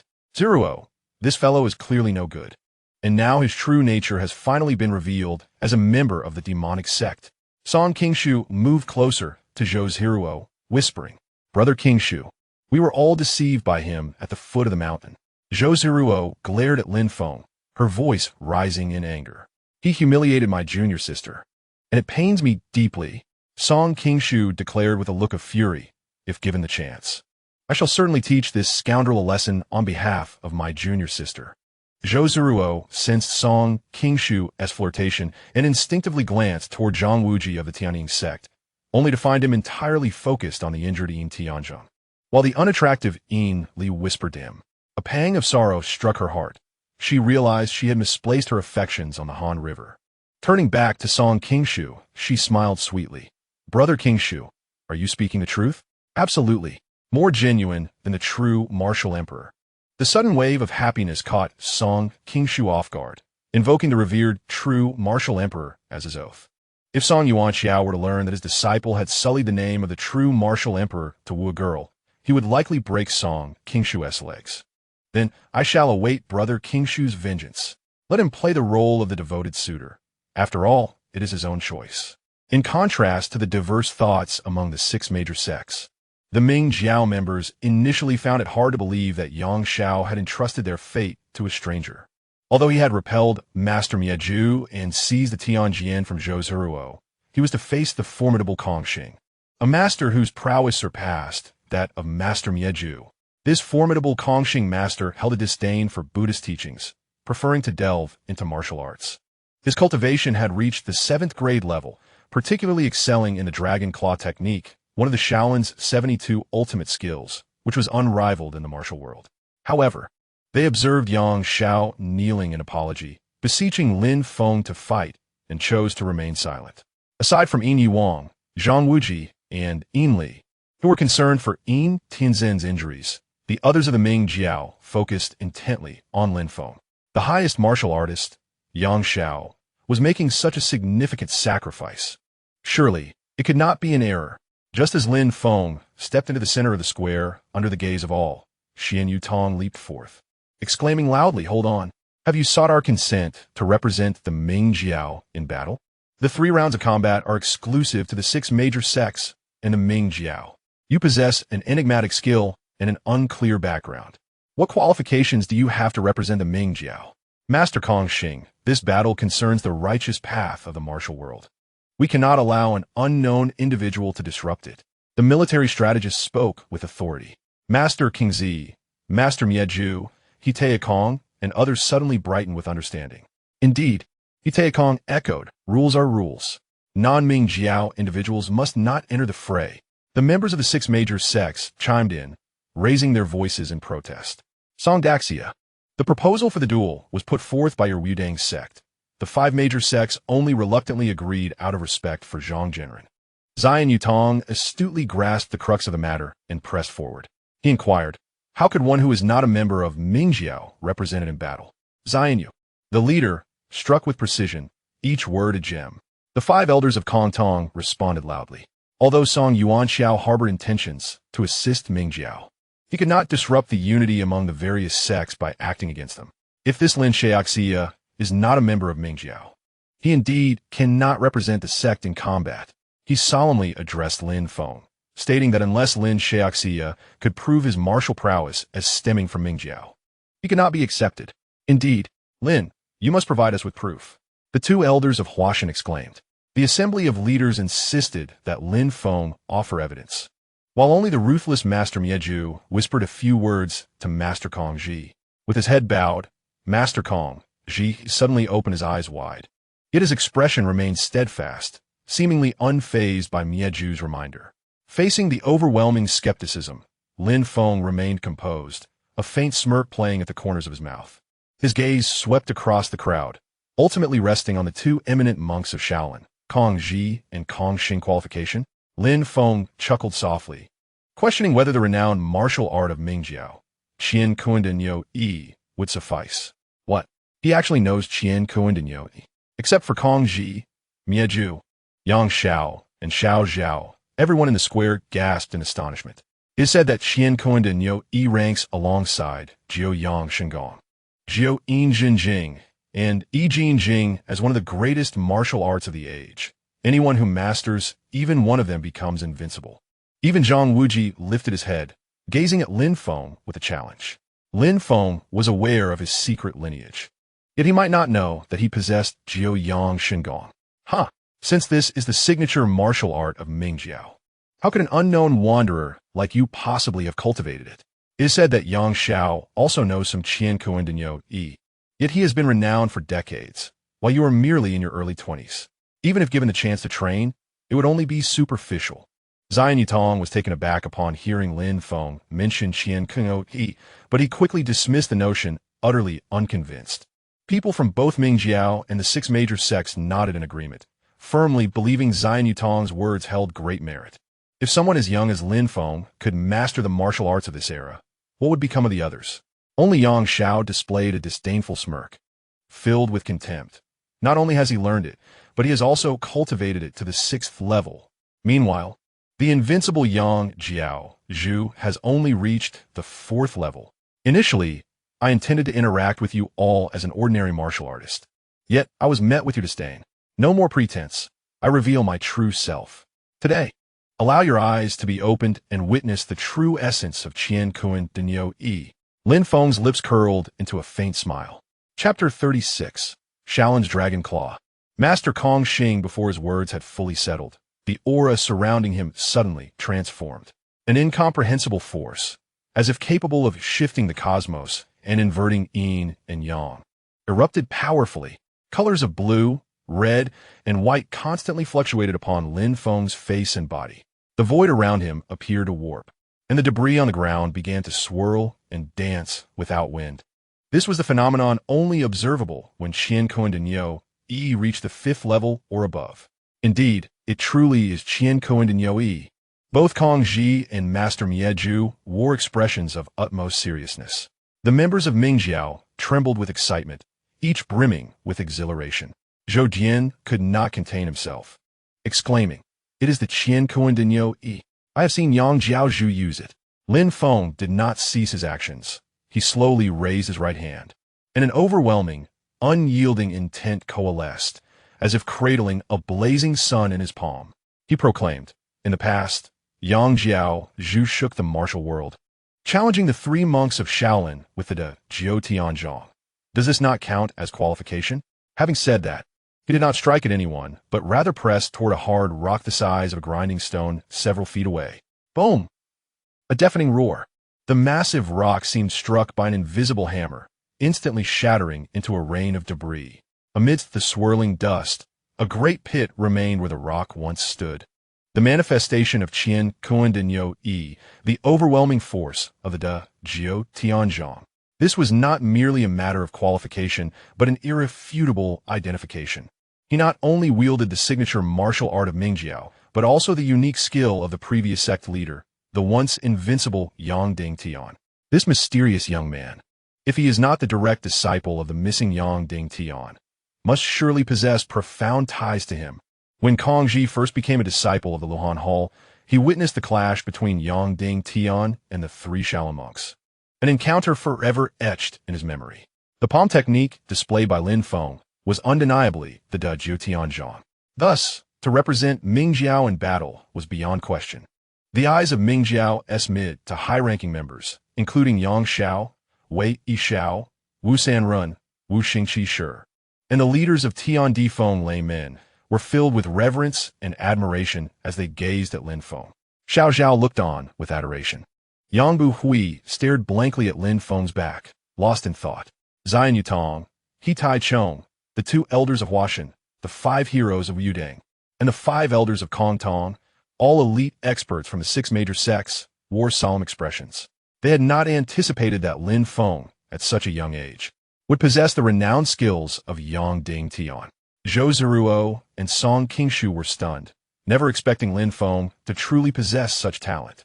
Zhou Zhiruo's earlier defeat to Lin Feng was not unwarranted.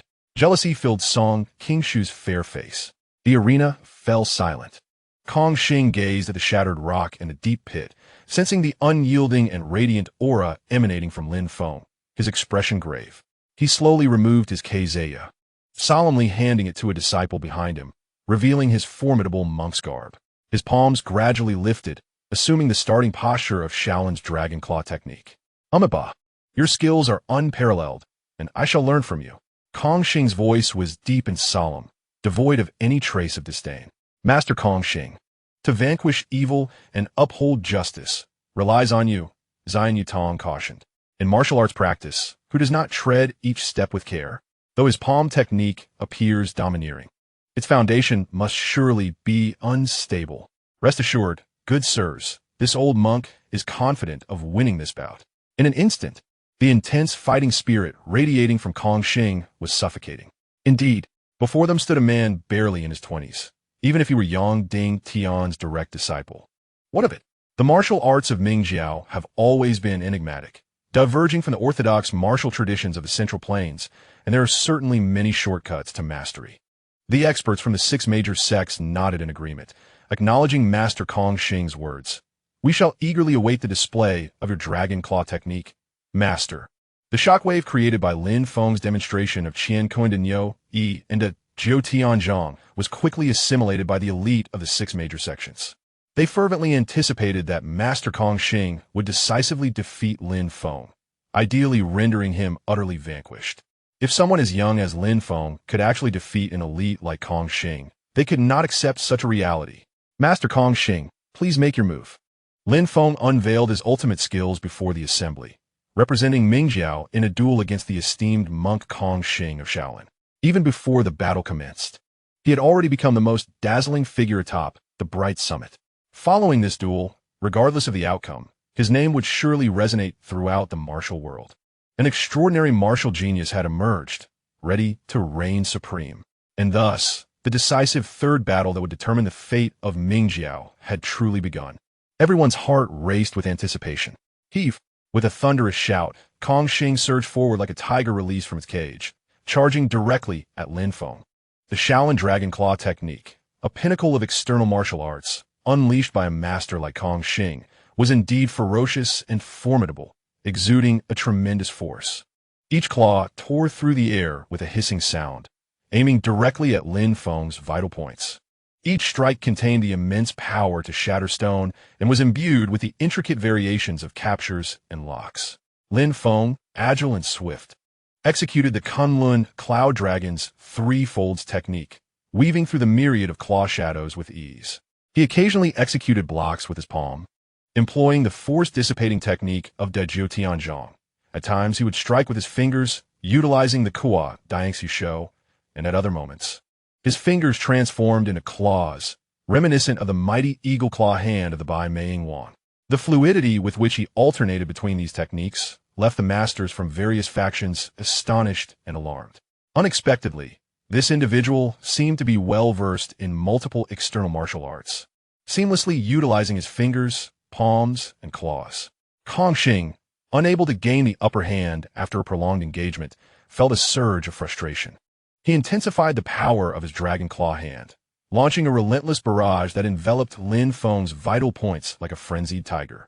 Lin Feng was forced to retreat repeatedly, appearing somewhat overwhelmed, just as Kongqing executed a cloud-catching move aimed at Lin Feng's shoulder point, seemingly on the verge of success. A flash of brilliance ignited in Lin Feng's eyes. It appeared to be an instinctive reaction, possibly intentional, as his initially defensive posture abruptly transformed. His palm morphed into a fist. An extraordinarily fierce and domineering punch erupted, infused with an oddly soft yet potent energy. This punch, striking with preemptive speed, tore through the air with a wailing sound, boldly meeting Kongqing's claw. The impact produced a thunderous, resonant sound. Kongqing's expression changed dramatically. He felt a bizarre internal force surge violently into his arm's meridians. This force was so overwhelmingly strong that it seemed poised to shatter his bones and muscles. Yet, in its peculiar softness, it felt like countless needles piercing through his inner organs. The formidable internal energy he had concentrated in his claw was instantly shattered by this strange fist technique. With a muffled grunt, Kongqing staggered back. His tall frame hit hard as he retreated 7 or 8 steps, each step leaving profound imprints on the hard stone floor. He struggled to suppress the tumultuous blood within him, raising his slightly trembling right hand, revealing a palm stained crimson, throbbing with pain, as cold energy coursed through his meridians, assaulting his internal organs. 7 Injuries Fist. Kongqing abruptly looked up, his eyes filled with shock and disbelief, fixating intently on Lin Feng. How do you know the 7 Injuries Fist of the Kongtong sect? Chapter 37. 7 Injuries Fist what? The 7 Injuries Fist. The mention of this name sent shockwaves through the Kongtong sect. Zhou Wuxia, Chang Jingzi, Tang Wenliang, and the other 5 elders of Kongtong turned pale, rising abruptly, their gazes piercing through to Lin Feng. The essence of the 7 Injuries total formula, damaging the liver and injuring the lungs, breaking bones and dividing tendons. This technique is unmistakably our Kongtong sect's ultimate skill, the 7 Injuries Fist. Zhou Wuxia exclaimed, his voice trembling with excitement.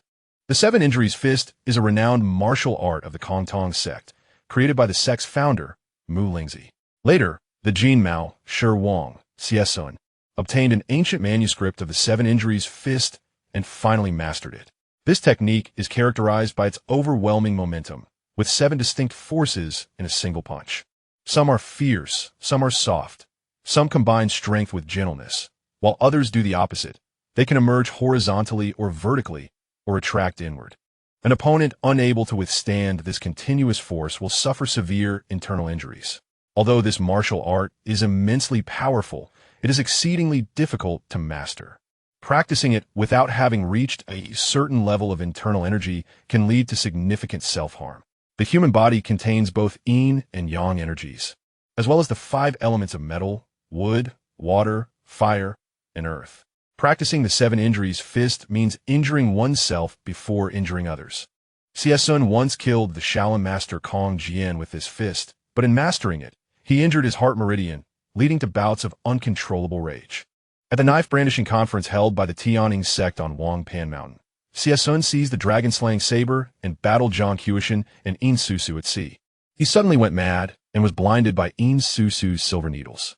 The 3 were stranded on Ice Fire Island, where Xiesun's madness persisted due to the 7 Injuries Fist, though it was somewhat mitigated by the birth of Zhang Wuji. The 5 elders of Kongtong had studied for years without grasping the essence of this technique. Now, to witness such authentic and formidable 7 Injuries Fist prowess in an outsider was truly astonishing. Kongqing took a deep breath, forcibly calming the chaotic blood within him and the sinister energy of the punch. He never anticipated that Lin Feng would possess the Kongtong sect's ultimate skill.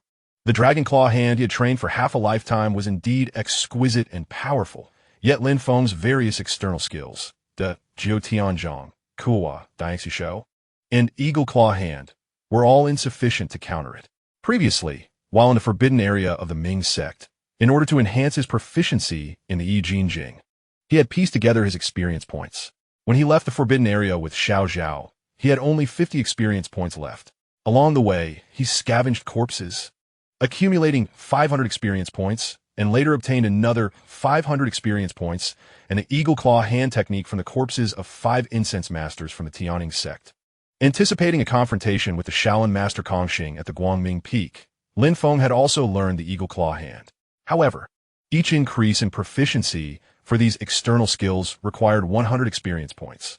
With 1,000 experience points, Lin Feng hesitated briefly before allocating them to the 7 Injuries Fist, raising its proficiency to 35,100, while the other skills, Huashan Sword Technique, De Jiu Tianzhong, Kua, Diangsu Shou, and Eagle Claw Hand, remained at only 100.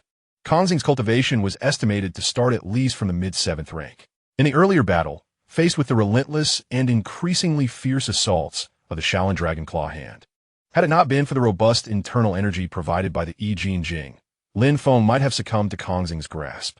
In a moment of desperation, Lin Feng instinctively unleashed the 7 Injuries Fist, only to be recognized by Kongxing in an instant. Nevertheless, seeing that the 7 Injuries Fist countered Kongxing's Shaolin Dragon Claw Hand, Lin Feng felt a surge of confidence. Kongxing's earlier exclamation would undoubtedly attract suspicion from the Kongtong sect, but first, he needed to secure victory in this contest to protect the Ming sect. Master Kongxing, do you perhaps misunderstand? There are countless martial arts in the world. How can you be so certain that I am using the Kongtong 7 Injuries Fist? Lin Feng replied. One could hardly discern a technique like the 7 Injuries Fist, which employs internal energy to inflict harm. It is not as straightforward as the disciples of the Kunmin, who could be easily recognized by their Iron Mountain Lean and Susan Six styles. I have spent 20 years in the Shaolin Sutra repository, delving into martial arts from around the world, and later traveled extensively. I was fortunate enough to spar with Yun Zongzi, the sect leader of Kongtong. Hence I am familiar with the 7 Injuries Fist, the technique he used to counter my lethal claw, and the internal energy that invaded my body is precisely the second formula of the 7 Injuries Fist, the lung injury technique. Kongxing, being straightforward and candid, divulged everything upon Lin Feng's inquiry. He was taken aback to encounter someone so knowledgeable. Lin Feng's proficiency in the 7 Injuries Fist was at 35. 100, having only mastered the heart injury technique and lung injury technique, while the other 5 techniques, liver injury technique, conceal and depart technique, essence loss technique, mind confusion technique, and 7 Injuries total formula, remained unmastered. All things exist in a balance of creation and destruction. Lin Feng's utilization of the De Jiu Tianzhong, a formidable technique, failed to suppress Kongxing's Shaolin Dragon Claw Hand. Yet he was able to counter it with the Kongtong 7 Injuries Fist, which was truly surprising. Master, will you continue to fight? Lin Feng observed Kongxing's detailed explanations, realizing that further arguments were futile. Umipa. Kongxing gazed at Lin Feng with a deep, contemplative look, his expression dejected. He clasped his hands together and said, Lin Benefactor, your martial prowess is unparalleled, embodying the strengths of multiple schools, and you even wield the 7 Injuries Fist. If we continue, I shall undoubtedly lose. Thus I concede. His acceptance was straightforward. Having recognized his defeat, he did not hesitate. With Kongxing of Shaolin conceding, the third match was declared a victory for the Ming sect. Zhou Jian disregarded the 7 Injuries Fist and Dragon Claw Hand, hastily announcing the results of the contest. Indeed, with 2 out of 3 victories, we have triumphed over the 6 major sects, and there is no need to disband the sect or retreat to the western regions. Monk Peng shouted with fervor. We have won. We have won. The upper echelons and followers of the Ming sect rejoiced, their cheers soaring to the heavens. Their gazes toward Lin Feng filled with fervent admiration. Zhao relaxed her tightly clenched fist, wiping the sweat from her palms, silently observing Lin Feng's imposing figure. Yang Xiao, Wei Yuxiao, and Wu Sanren breathed a sigh of relief. Lin Feng secured victory for them in the contest, thereby preserving the flame of Ming Jiao. Meanwhile, on the side of the 6 major sects, Song Yuan Xiao and others appear to have found a reasonable explanation for this outcome to present to Zhang Sanfen, maintaining their usual composure. However, Zion Yutong, Mieju Shitai, Hite Kong, and the others exchanged glances, their eyes questioning the Master Kingzi of Shaolin. Their expressions seemed to convey a silent inquiry. How could Kongxing, one of the 4 great monks of your esteemed Shaolin, concede in the midst of the contest simply because his opponent employed a technique that countered his own? Such a surrender seemed rather frivolous. Feeling the piercing gazes of Zhao Yutong and the others, King Zi uttered a soft chant of the Buddha's name, lowering his gaze, and calmly stated, Kong Xing has conceded. Thus, he has lost. His protective demeanor incited considerable ire.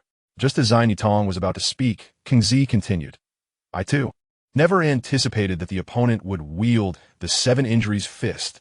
My senior brother Kong Jian was slain by Xie Sun using the very same technique, and now it has once again triumphed over Kong Xing.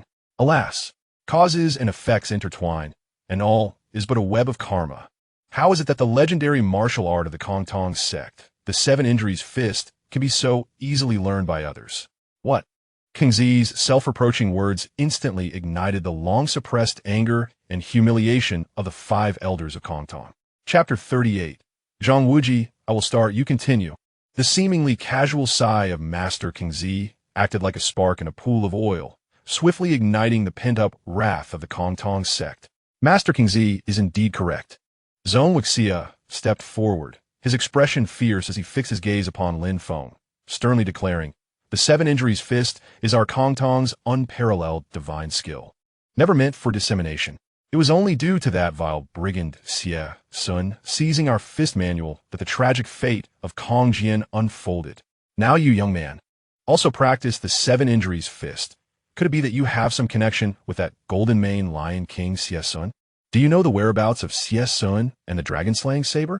The mere mention of Xie Sun and the dragon-slaying saber sent ripples across the serene surface of the gathering, altering the expressions of everyone present. The dragon-slaying saber, the supreme treasure of the martial world. The allure was irresistible. Mieju Shitai's eyes gleamed with intensity, the Tianjin humming softly. Hitea Kong and his wife exchanged glances, their greed barely concealed. Zhao Yutong's breath quickened, as if he had glimpsed an opportunity to command the martial realm. Even Song Yuan Xiao, Yulian Zhou, and other Wudang heroes furrowed their brows, gravely regarding Lin Feng. The quest for Xie Sun and the retrieval of the dragon-slaying saber had already become one of the primary objectives for the six major sects in their siege of Guangmingding. The atmosphere shifted abruptly. The Ming Jiao disciples, who had just celebrated their victory, now felt their hearts leap to their throats. Yang Xiao, Wei Yixia, and the others sensed the impending crisis. The connection between Lin Feng and Xie Sun, along with the dragon-slaying saber, could plunge the entire martial world into chaos. Should Lin Feng be implicated, the consequences would be dire. In the face of the crowd's fervent inquiries, Lin Feng's demeanor remained unchanged, a cold smile gracing his lips. He first surveyed the surroundings, his gaze sharp, ultimately settling on Master King Zi and Song Yuan Xiao, his voice steady and powerful, cutting through the clamor. Master King Zi, Hero Song. Both King Zi and Song Yuan Xiao inclined their heads slightly towards Lin Feng. It is said that Shaolin and Wudang are the titans of the present martial world, whose words carry great weight and must be honored, is it not? Lin Feng proclaimed loudly. Indeed, King Zi and Song Yuan Xiao exchanged a glance, pride evident in their expressions. Lin Feng continued, then according to the agreement made before all the heroes, if Ming Jiao wins 2 out of 3 matches, the 6 major sects shall depart from Guangmingding and cease their relentless pursuit of Ming Jiao. Correct? The rule of 2 victories out of 3 was indeed established before the assembly of heroes. Song Yuan Xiao interjected. Then if that is the case, should not the 6 major sects take their leave from Guangming now? Why do you linger here? Do the illustrious 6 major sects intend to break their word and cannot bear to lose? If so, then how you differ from the demonic sect? Lin Feng asserted. Even if I, Lin Feng, were to perish today and Ming Jiao were to be annihilated, should this matter be spread, your century-long reputations would surely be tarnished. His words rang with gravity, striking at the heart of the matter. The expressions of King Zi, Song Yuan Xiao, and others shifted markedly, especially Song Yuan Xiao, who understood that this was part of the strategy devised by his master Zhang Sanfen to preserve Ming Jiao. To breach this agreement over the dragon-slaying saber would not only betray the world, but also contradict the very principles of Wudang. He spoke solemnly. What young hero Lin has said is indeed correct. The outcome of the duel is acknowledged by Wudang. Ming Jiao may endure. Master King Zi also quietly chanted the Buddha's name. Ba, Shaolin likewise acknowledges this contest result. The survival of Ming Jiao is contingent upon the agreement. With the dual declarations from the titans of Wudang and Shaolin, Mieju Shitai, Hitea Kong, and others, though begrudging, found it impossible to openly overturn the verdict. Suppressing their anger, yet their gazes towards Lin Feng grew increasingly hostile. Seeing the situation stabilize for the moment, Lin Feng then turned to confront the feisty 5 elders of Kong Tong, a near sardonic smile adorning his face. As for the 7 injuries fist, you 5 elders of Kong Tong truly overestimate the value of your so-called treasure. If CS Sun could acquire the manual, why could others not? The martial arts secret, was it inscribed on a stone in the back mountains of your Kong Tong for decades, only ever seen by CS Sun? The world is vast, filled with remarkable individuals. What you cannot master or protect, others may yet learn. You speak nonsense. How could the 7 injuries fist manual possibly be inscribed on stone? Chang Jingzi bellowed. The 7 injuries fist was created by our sect's founder, Mu Lingzi, a transcendent skill of intricate profundity, not something easily grasped by outsiders. It is known to all that Xie Sun murdered our sect's leader, Yin Zongzi, and stole the 7 injuries fist manual, subsequently using it to kill the revered monk Kongjian. Without Xie Sun's guidance, how could you possibly learn the 7 injuries fist? Oh, intricate profundity? I think not. Lin Feng's smile widened as his gaze suddenly swept toward the Tuning sect side, calling out loudly, "Brother Ainyo, could you kindly come over here?" At this moment, Zhang Wuji, under the piercing gaze of his uncle Yin Yi Wang, reluctantly acknowledged his identity and explained the sudden fainting of Yin Tianzhong, which alleviated Yin Yi Wang's hostility. Or could it be a nephew who would harm his grandfather? Thus, apart from Zhou Zhiruo and Lin Feng, Yin Tianzhong and his son now recognized Zhang Wuji's identity. Though Yin Li remained oblivious, Zhang Wuji was then able to approach to heal Yin Tianzhong's injuries. Just as he was cautiously using the Zhuyang divine skill to channel a full cycle of energy, he heard Lin Feng's call. Zhang Wuji was momentarily stunned, his heart racing as he recalled that he was indeed Ainyo, raising his head in confusion. Lin Feng declared, "This brother Ainyo is merely a cowherd beneath Guangming Ding, illiterate and devoid of martial skills." All eyes suddenly focused on Zhang Wuji, who appeared rather naive and straightforward, his eyes clear yet clueless, garbed in coarse cloth, seeming genuinely as Lin Feng described, a mere cowherd. Observing Zhang Wuji's compliance, Lin Feng struggled to suppress a laugh. "I ask you, have you ever seen the manual for the 7 injuries fist?" Zhang Wuji quickly shook his head, embodying the essence of honesty. "I'm just a cowherd. Throughout my life, I have seen bulls and cows of all kinds, but I have never seen the 7 injuries fist manual." "Good." Lin Feng nodded, then astonishingly proclaimed, "Then listen well. I will start a line, and you shall follow, so the elders of the Kong Tong sect may hear whether it is indeed the ultimate formula of their precious 7 injuries fist." At this declaration, the entire assembly erupted in uproar. To have a cowherd recite the 7 injuries fist's ultimate formula? This was utterly preposterous, an unvarnished humiliation towards the Kong Tong sect. The 5 elders of Kong Tong turned pale with rage, Zhong Wuxia bellowing, "How dare you mock us, you impudent wretch?" Yet Lin Feng paid him no heed. Continuing on his own, his voice clear as it reached Zhang Wuji's ears, "The 5 elements energy regulates yin and yang. Please continue reciting." This was indeed the opening line of the 7 injuries fist's ultimate formula. During his time on Icefire Island, his adoptive father Xie Sun had insisted he memorize numerous martial arts formulas, including the 7 injuries fist's ultimate formula, to protect him from future dangers. Possessing remarkable talent and memory, he had diligently committed them to heart. Now, being publicly prompted by Lin Feng to recite the 7 injuries fist manual, he inwardly lamented. Lin Feng was acutely aware of his identity and the knowledge he possessed of the 7 injuries fist's secret mantra. It was evident that he also recognized his connection to Xie Sun and his whereabouts. Many years ago, during the centenary celebration of Zhang Sanfen, the 5 major sects had pressured Zhang Chuishan and Yin Su Su to commit suicide rather than divulge Xie Sun's location. Thus, Zhang Wuji would certainly remain silent as well. If Lin Feng were to reveal Zhang Wuji's identity before all the heroes of the world, every eye and accusation would be directed at him. Although Zhang Wuji was inherently kind-hearted, he was not foolish.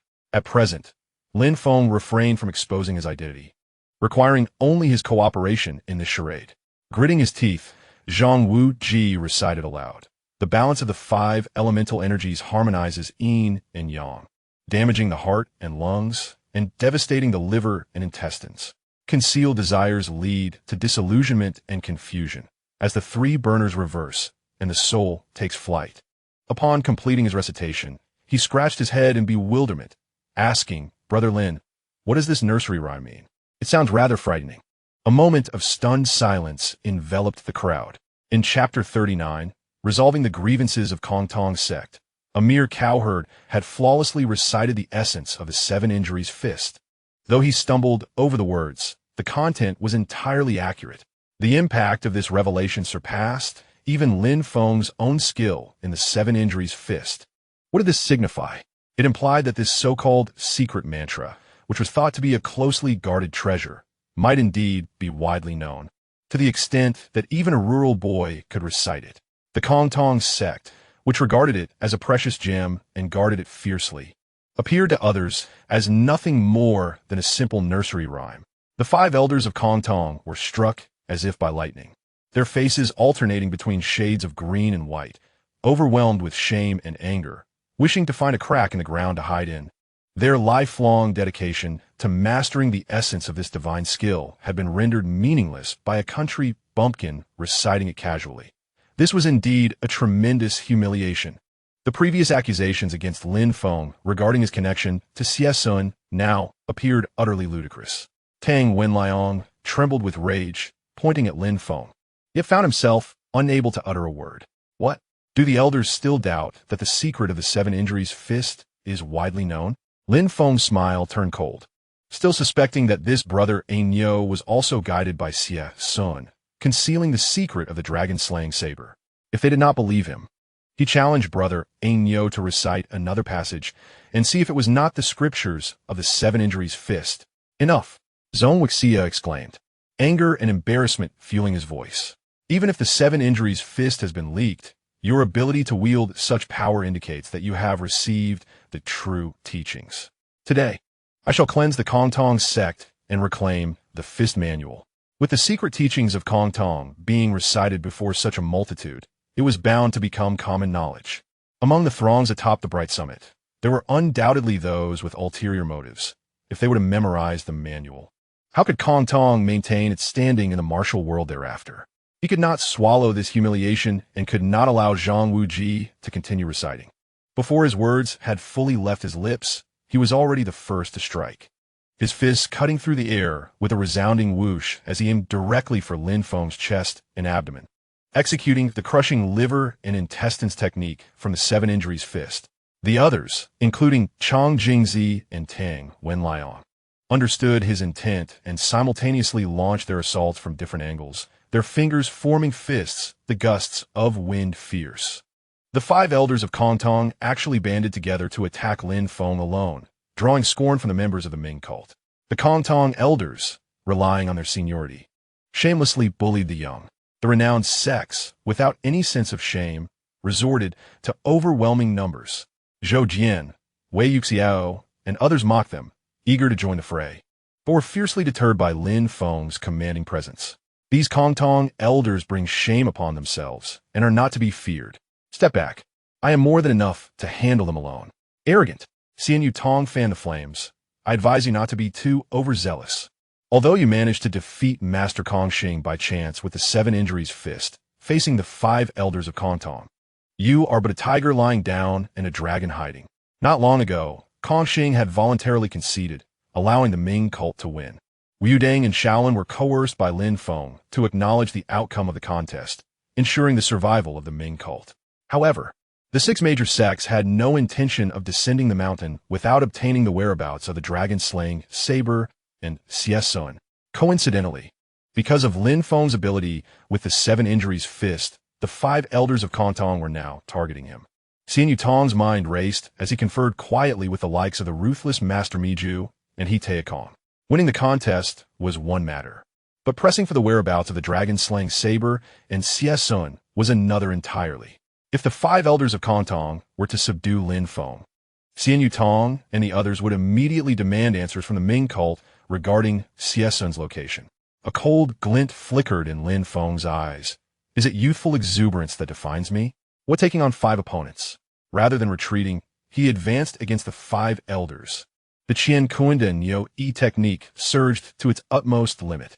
He moved with a ghostly grace, weaving through 5 ferocious attacks, as if he could foresee every trajectory of their strikes. Zhou Wuxia's formidable, crushing liver and intestines fist force was deflected by Lin Feng's hands, curving ominously and violently colliding with Chang Jingzi, who was rushing in. Chang Jingzi was taken aback, hastily altering his stance to defend himself. With a resounding thud, both were jolted back, blood surging within them. Simultaneously, Lin Feng's left hand moved like a delicate willow in the wind, executing the exquisite sunflower acupoint technique to precisely target Tang Wenliang's wrist, momentarily halting his offense. Meanwhile, his right hand coalesced the overwhelming power of the great 9 heavens palm, striking with an aura that seemed capable of incinerating all. The 2 elders were engulfed by an intense wave of scorching heat, akin to a furnace, and hurriedly withdrew their hands to block, yet found their arms numb and weak, stumbling backward. In the blink of an eye, the combined assault of the 5 elders was effortlessly dissolved by Lin Feng, utilizing the Qiankun technique, accompanied by the acupoint technique and the great 9 heavens palm, rendering it all but invisible. Not only did they fail to harm Lin Feng in the slightest, but they also collided with one another, their formation in disarray and utterly disheveled. What sorcery is this? Zhou Wuxia steadied himself, gazing at Lin Feng in astonishment. He felt as though his previous punch had landed in a pile of cotton, as if invisible threads had guided his strike back to his own allies. Lin Feng stood with his hands clasped behind his back, composed and unruffled. This is no sorcery. It is merely the art of using force against force. The shifting of the cosmos. You 5 elders of Kongtong have practiced the 7 injuries fist for many years. I suspect you have suffered its consequences and accumulated internal injuries over time, have you not? Before the 5 elders could respond, Lin Feng moved once more. This time, he took the initiative to strike. His target was none other than Zhou Wuxia and Chang Jingzi, who had just been thrown off balance by his earlier technique. Their blood surging tumultuously, Lin Feng unleashed both palms, their motions seemingly slow, yet imbued with unfathomable profundity, as if encompassing yin and yang, harmonizing the 5 elements. He refrained from employing the brute force of the great 9 heavens palm, instead channeling the purest energy of the Yijin Jing, transforming it into a healing force that nourished all things, precisely imprinting it upon the vital acupoints of Zhou Wuxia and Chang Jingzi. What are you doing? The 2 were filled with anger and confusion, believing Lin Feng was about to strike with lethal intent. Yet in the next moment, a warm, indescribable flow surged through them like a sweet spring, flooding their long-congested heart meridians and lungs. This power was pure and vast, imbued with a remarkable healing quality. Wherever it passed, the stubborn hidden injuries left by their rigorous practice of the 7 injuries fist began to loosen and heal, akin to a parched land welcoming much-needed rain. Ugh! Both Zhou Wuxia and Chang Jingzi groaned in unison, their faces contorting in pain before revealing expressions of disbelief and relief. They distinctly felt the old injuries that had plagued them for years, particularly the heavy sensation in their heart and lungs, rapidly alleviated by this miraculous force. Lin Feng withdrew his hands and calmly stated, "The 7 injuries fist injures the practitioner before harming others. You have practiced it vigorously for many years, and your internal organs can no longer bear the strain. I have temporarily alleviated your congestion and repaired some damage with my pure inner strength. To eradicate it entirely, you must disperse some of your resentment and proceed gradually, supplemented by good medicine for recovery." Zhou Wuxia and Chang Jingzi experienced an unprecedented sense of ease within their bodies, gazing at Lin Feng with astonishment, complexity, and a hint of gratitude. They had never anticipated that this young man, who had just engaged them in combat, would repay enmity with kindness and take action to heal them. This approach and this magnanimity render their previous actions exceedingly narrow-minded. Tang Wenliang and the other 3 elders hurriedly gathered around, anxiously assessing the conditions of Zhou Wuxia and Chang Jingzi. Upon receiving affirmative replies, their gazes towards Lin Feng underwent a profound transformation. Zhou took a deep breath, suppressing the turmoil within, and respectfully clasped his fists in a bow towards Lin Feng, exclaiming, "Young hero Lin, your righteousness is commendable. I'm ashamed. Today, I have come to realize that there are indeed people beyond people, and realms beyond realms. Not only is your martial prowess peerless, but you also possess a heart of chivalry and compassion. My Kantong sect is thoroughly impressed." He straightened his posture, his gaze sweeping over the representatives of the 6 major sects, particularly lingering on the stern faces of the Master of Extinction and Zhao Yutong, before proclaiming loudly, "Today's events stem from my Kantong sect, which nearly disrupted the rules of the duel, inviting ridicule from heroes across the land. Young hero Lin disregarded past grievances to heal our wounds, and this kindness shall forever be remembered by Kantong. Henceforth, all past grievances between my Kantong sect and the Mingjiao shall be erased at young hero Lin's behest. We shall no longer pursue it." The 5 elders of Kantong echoed in unison, "Erased, no longer pursued." As these words were spoken, the members of Mingjiao exhaled in relief, their gazes towards Lin Feng filled with gratitude and awe. This enigmatic young hero Lin not only possessed extraordinary martial arts, but also demonstrated an astonishing magnanimity, directly dissolving the animosity of the formidable Kantong sect. On the side of the 6 major sects, Zhao Yutong, Master of Extinction, Qiankun, and others wore expressions of extreme displeasure. The Kantong sect declaration of a clear resolution of grievances effectively dismantled a portion of the alliance's strength. Furthermore, Lin Feng's display of martial prowess instilled a deep sense of apprehension within them. Song Yuan Xiao and the others slightly nodded, implicitly commending Lin Feng's method of resolution. The balance of power atop the Bright Summit underwent a subtle shift due to Lin Feng's emergence. How could his technique so closely resemble our Shaolin's Yijin Jing supreme skill? However, as Lin Feng used his inner strength to heal Zhou and Chang Jingzi, Master Kingzi of Shaolin furrowed his brow, his expression filled with skepticism. Chapter 40. Qiankun of Kunlun's sect challenges Master Kingzi's piercing gaze remained fixed on Lin Feng's retracted palms, growing increasingly alarmed. He whispered to his companion, Kong Xing, junior brother, when he healed the 2 elders of Kantong just now, that inner power was exquisite and pure, flowing effortlessly, distinctly embodying the highest essence of our Shaolin's Yijin Jing. Such a healing force is nearly impossible to exhibit unless one has mastered the Yijin Jing. How could he possess our Shaolin's supreme skill? Kong Xing's expression was equally grave as he recalled Lin Feng's unfathomable inner strength during their previous encounter and the current conjecture of Master Kingzi. A storm of shock surged within him. He replied solemnly, "What you say is entirely correct. This individual bears the capabilities of Qiankun the Jiu Tianzhong, and now it seems he may also possess the divine skills of our Buddhist sect. However, for now, we can only harbor suspicions. Other sects will certainly press him further. We must observe." Master Kingzi agreed wholeheartedly. The 2 exchanged knowing glances, deciding to remain discreet and watch the developments unfold. Yet they had already elevated Lin Feng's threat level to the highest. Meanwhile, Lin Feng, with his unparalleled martial skills and extraordinary magnanimity, won the hearts of the 5 elders of Kantong, prompting them to voluntarily resolve their grievances with the Mingjiao. The Kantong sect, lacking a leader, was governed by the 5 elders overseeing the sect's affairs. Their willingness to make such a statement indicated that the Mingjiao had effectively lost a formidable adversary.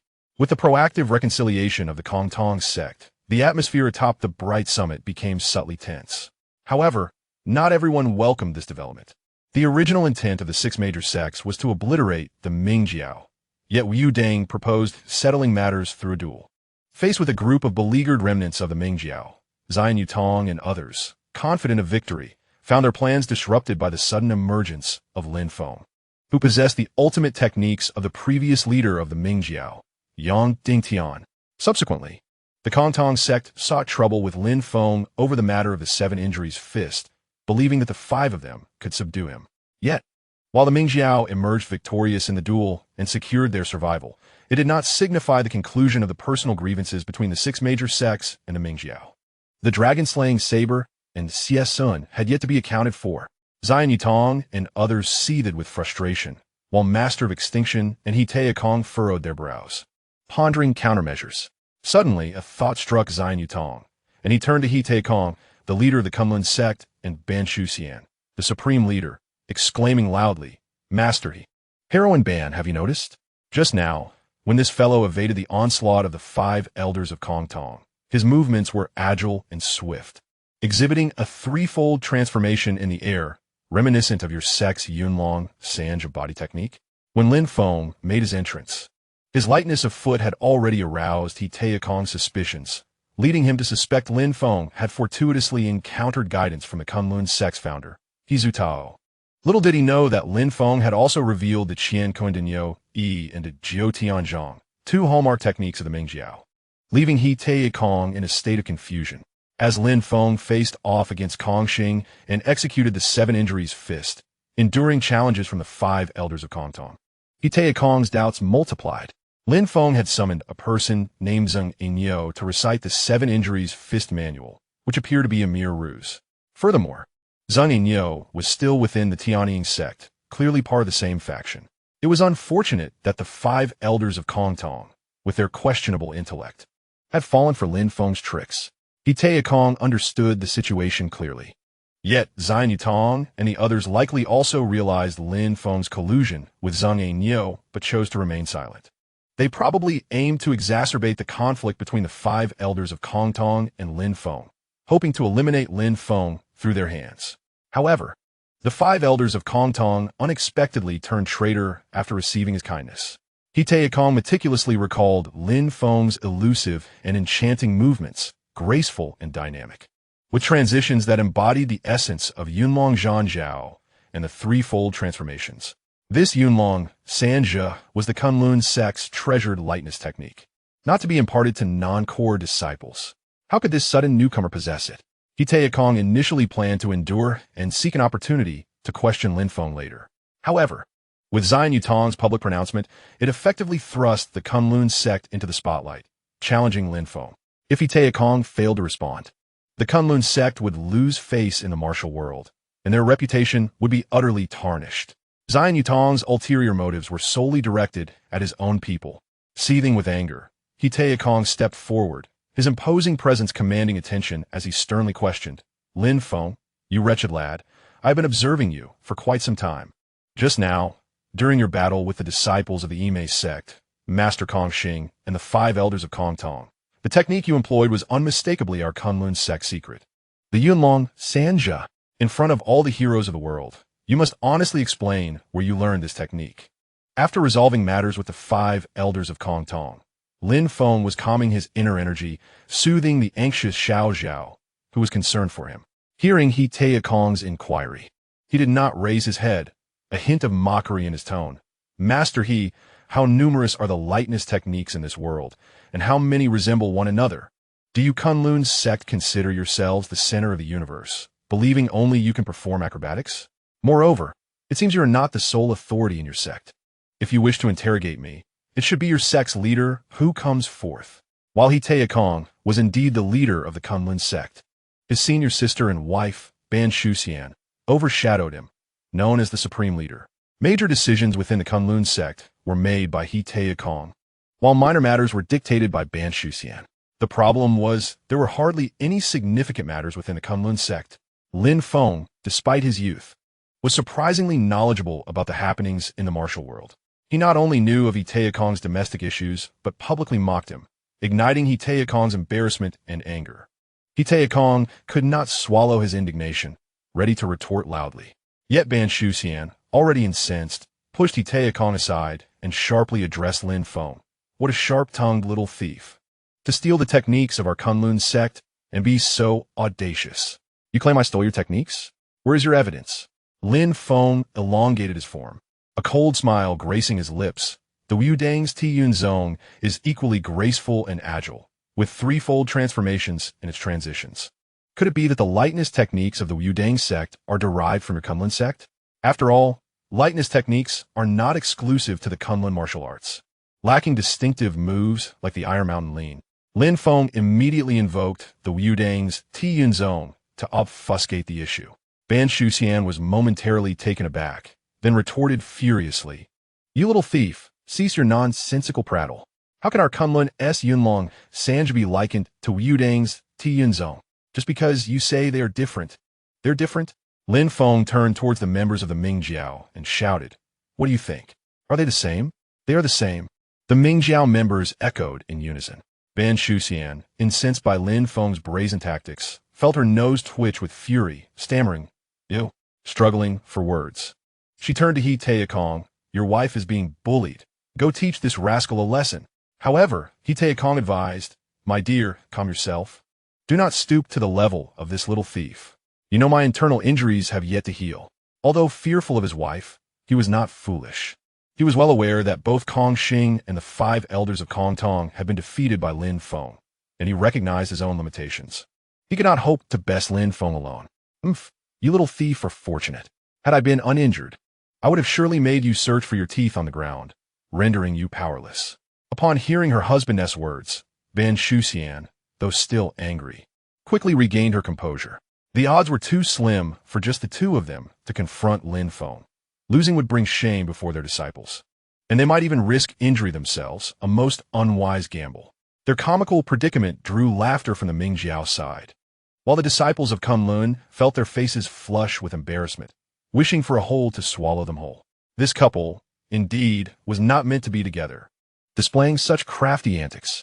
Xian Yutong, seeing the couple's cowardice in confronting Lin Feng, felt his anger rise, mentally cursing their ancestors.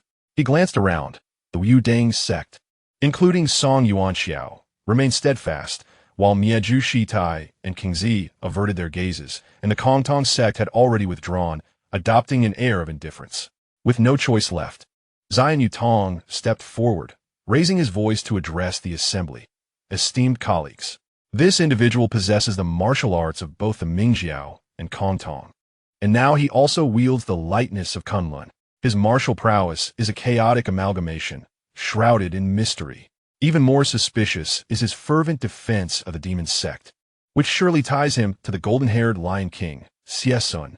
I, Xian Yutong of the Huashan sect, shall exert every effort to apprehend this rogue and uncover the whereabouts of Xiesun and the dragon-slaying Saber."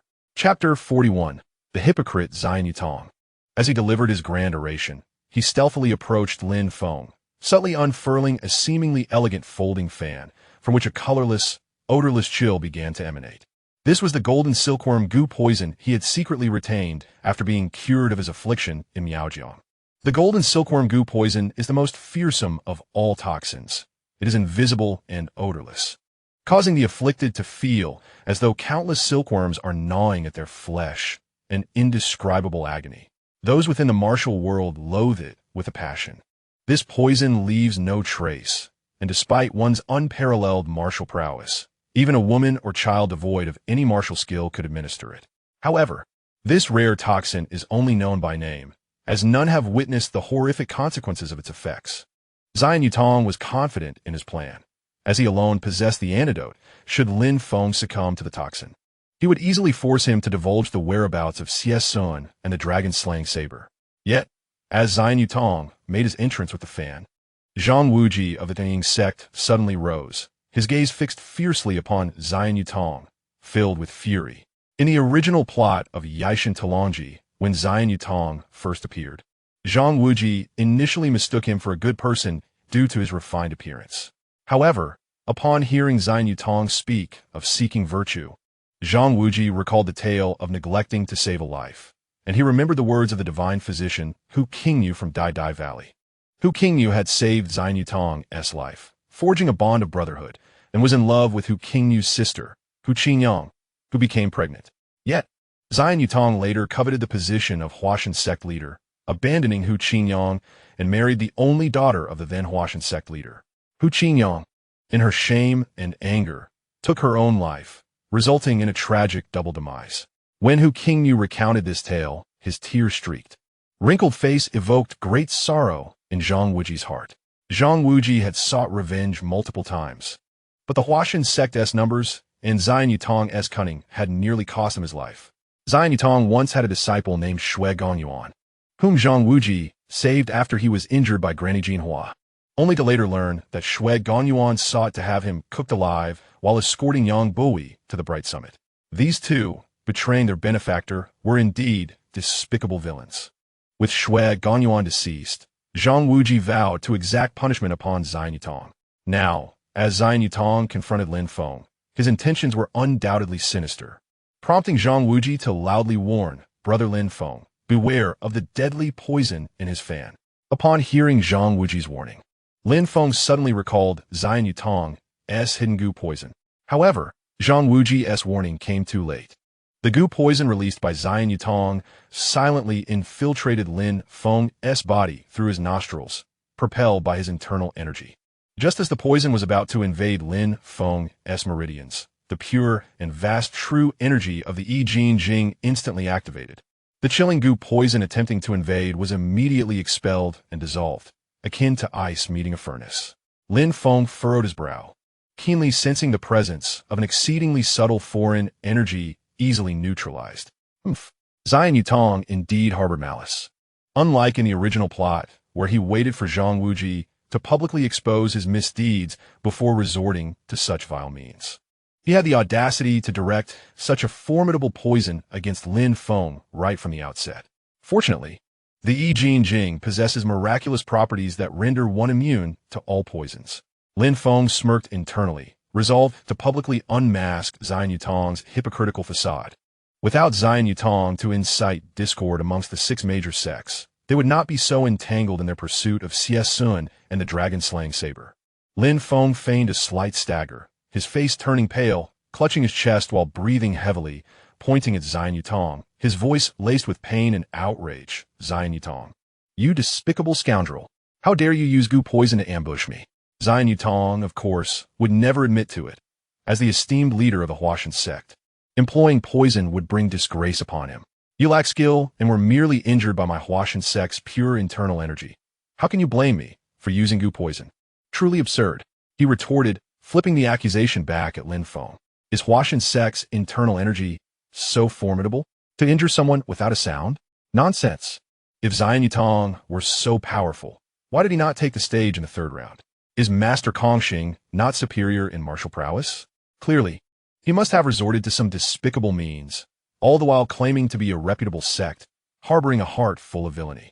Upon witnessing Lin Feng seemingly harmed by Zhao Yutong, the members of Mingjiao erupted in loud denunciations. Zhang Wuji declared, he is not a good person. It was the divine physician Hu Qingyu of Mingjiao who saved his life and married his sister to him. Yet he turned into a Chun Shime to seize the position of sect leader, causing Hu Qingyu's sister, pregnant with child, to take her own life, resulting in a tragic double demise. At this moment, recalling Hu Qingyu's sorrowful lament, Zhang Wuji, who had remained silent until now, stepped forward to condemn Zhao Yutong loudly. Among the ranks of the Hutu and Hongshui flags, several men stood up in solidarity, denouncing Zhao Yutong for his ingratitude. These individuals were likely those whose lives had been saved by Hu Qingyu's medical skills, and they could not bear to witness their benefactor being bullied by Zhao Yutong. Lin Feng had initially intended to gradually expose Zhao Yutong's hypocritical nature, given his familiarity with the plot. However, Zhang Wuji could no longer restrain himself and stepped forward. So you Mingjiao collude to slander me, do you? Lin Feng, your end is near, yet you seek to frame me. You truly are something. Zhao Yutong feigned calmness, but internally he was a tempest of fear. How could that individual named Zheng Anyu know such intimate details of the secrets he had buried deep within? It no longer mattered. With Lin Feng afflicted by the golden silkworm goo poison, he will be pliable apart from his stubborn tongue. Haha, you may continue to argue. If one wishes to conceal their deeds, they must first refrain from wrongdoing. Your senior brother by Tan met an unjust demise. In the quest for the position of the sect leader, what actions did you take against him? Have you truly forgotten? Before his death, did your brother not suffer the same anguish as I do now? Lin Feng, suppressing the pain of the poison, managed a cold, mocking smile. Zhang Wuji had previously mentioned how Zhao Yutong bullied the siblings Hu Qingyu. Now, it was time for him to recount Zhao Yutong's treachery against his brother. After all, Lin Feng possessed a system and was well versed in the unfolding narrative. He must seize every opportunity, for at this moment, Lin Feng was indeed the protagonist. Lin Feng's words reverberated like thunder on the summit of Guangming, causing both Zhang Wuji and Zhao Yutong to shudder in unison. How could he possibly know about this matter? Soon after, Zhang Wuji felt a profound dread towards Lin Feng, resolving not to oppose him. For he perceived that Lin Feng seemed to be acutely aware of all his affairs. Before Lin Feng, Zhang Wuji felt as exposed as if he were unclothed. In contrast, Zhao Yutong's shock was magnified manifold. The secret of poisoning his brother, a disgraceful act that would draw the ire of the world, was now known to Lin Feng. Panic seized Zhao Yutong entirely. If one wicked deed is merely a false accusation, the emergence of another must raise suspicions. Within the Huashan camp, a wave of gasps and commotion ensued as two elderly men, one tall and one short, fixed their gaze intently on Zhao Yutong. "Be silent." Zhao Yutong was utterly panicked, and the overwhelming fear rendered him irrational. Lin Feng knew too much. He must silence him immediately. A ferocious glint shone in his eyes as he abruptly shook his right hand concealed within his sleeve. A slender silver flash shot towards Lin Feng's face like lightning. It was a small, silver-scaled, triangular-headed, highly venomous snake, the silver-crowned blood snake, a lethal weapon meticulously nurtured by Zhao Yutong. This snake's venom was fierce enough to seal one's throat upon drawing blood. Just as the snake was about to strike Lin Feng, a glimmer sparkled in his eyes. He displayed no sign of being poisoned. With a ghostly swiftness, he extended his finger, accurately pinching the snake's vital point at the crucial moment. The venomous serpent writhed violently in his grasp, yet it could not escape. To the astonishment of onlookers, Lin Feng opened his mouth as if savoring a delicacy, swallowing the highly toxic silver-crowned blood snake whole after a few chews, relishing the taste. Delicious, truly invigorating. Lin Feng licked his lips, seemingly unsatisfied. The Yijin Jing technique allowed him to refine all things. Thus, mere snake venom was but a supplement to enhance his power. What? Chapter 42, 1 against 4. Ding! You have gained 1,000 internal power experience points. Lin Feng licked the trickle of blood at the corner of his mouth, wearing a satisfied expression. A stark contrast to his previous suffering from the poison.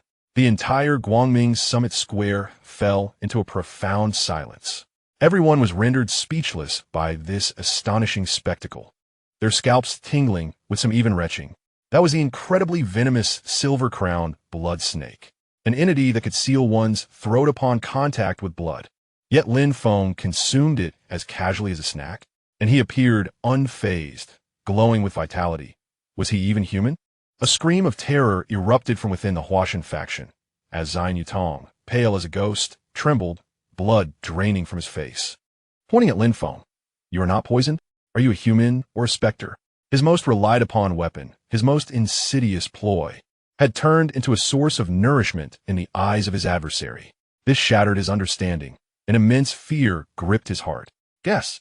Lin Feng flashed a devilish smile, his voice cold as he approached like a specter.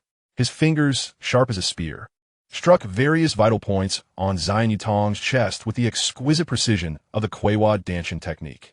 Simultaneously, he unleashed a powerful palm imbued with the essence of the great nine heavens, crashing into Zhao Yutong's hastily raised arm. Crack!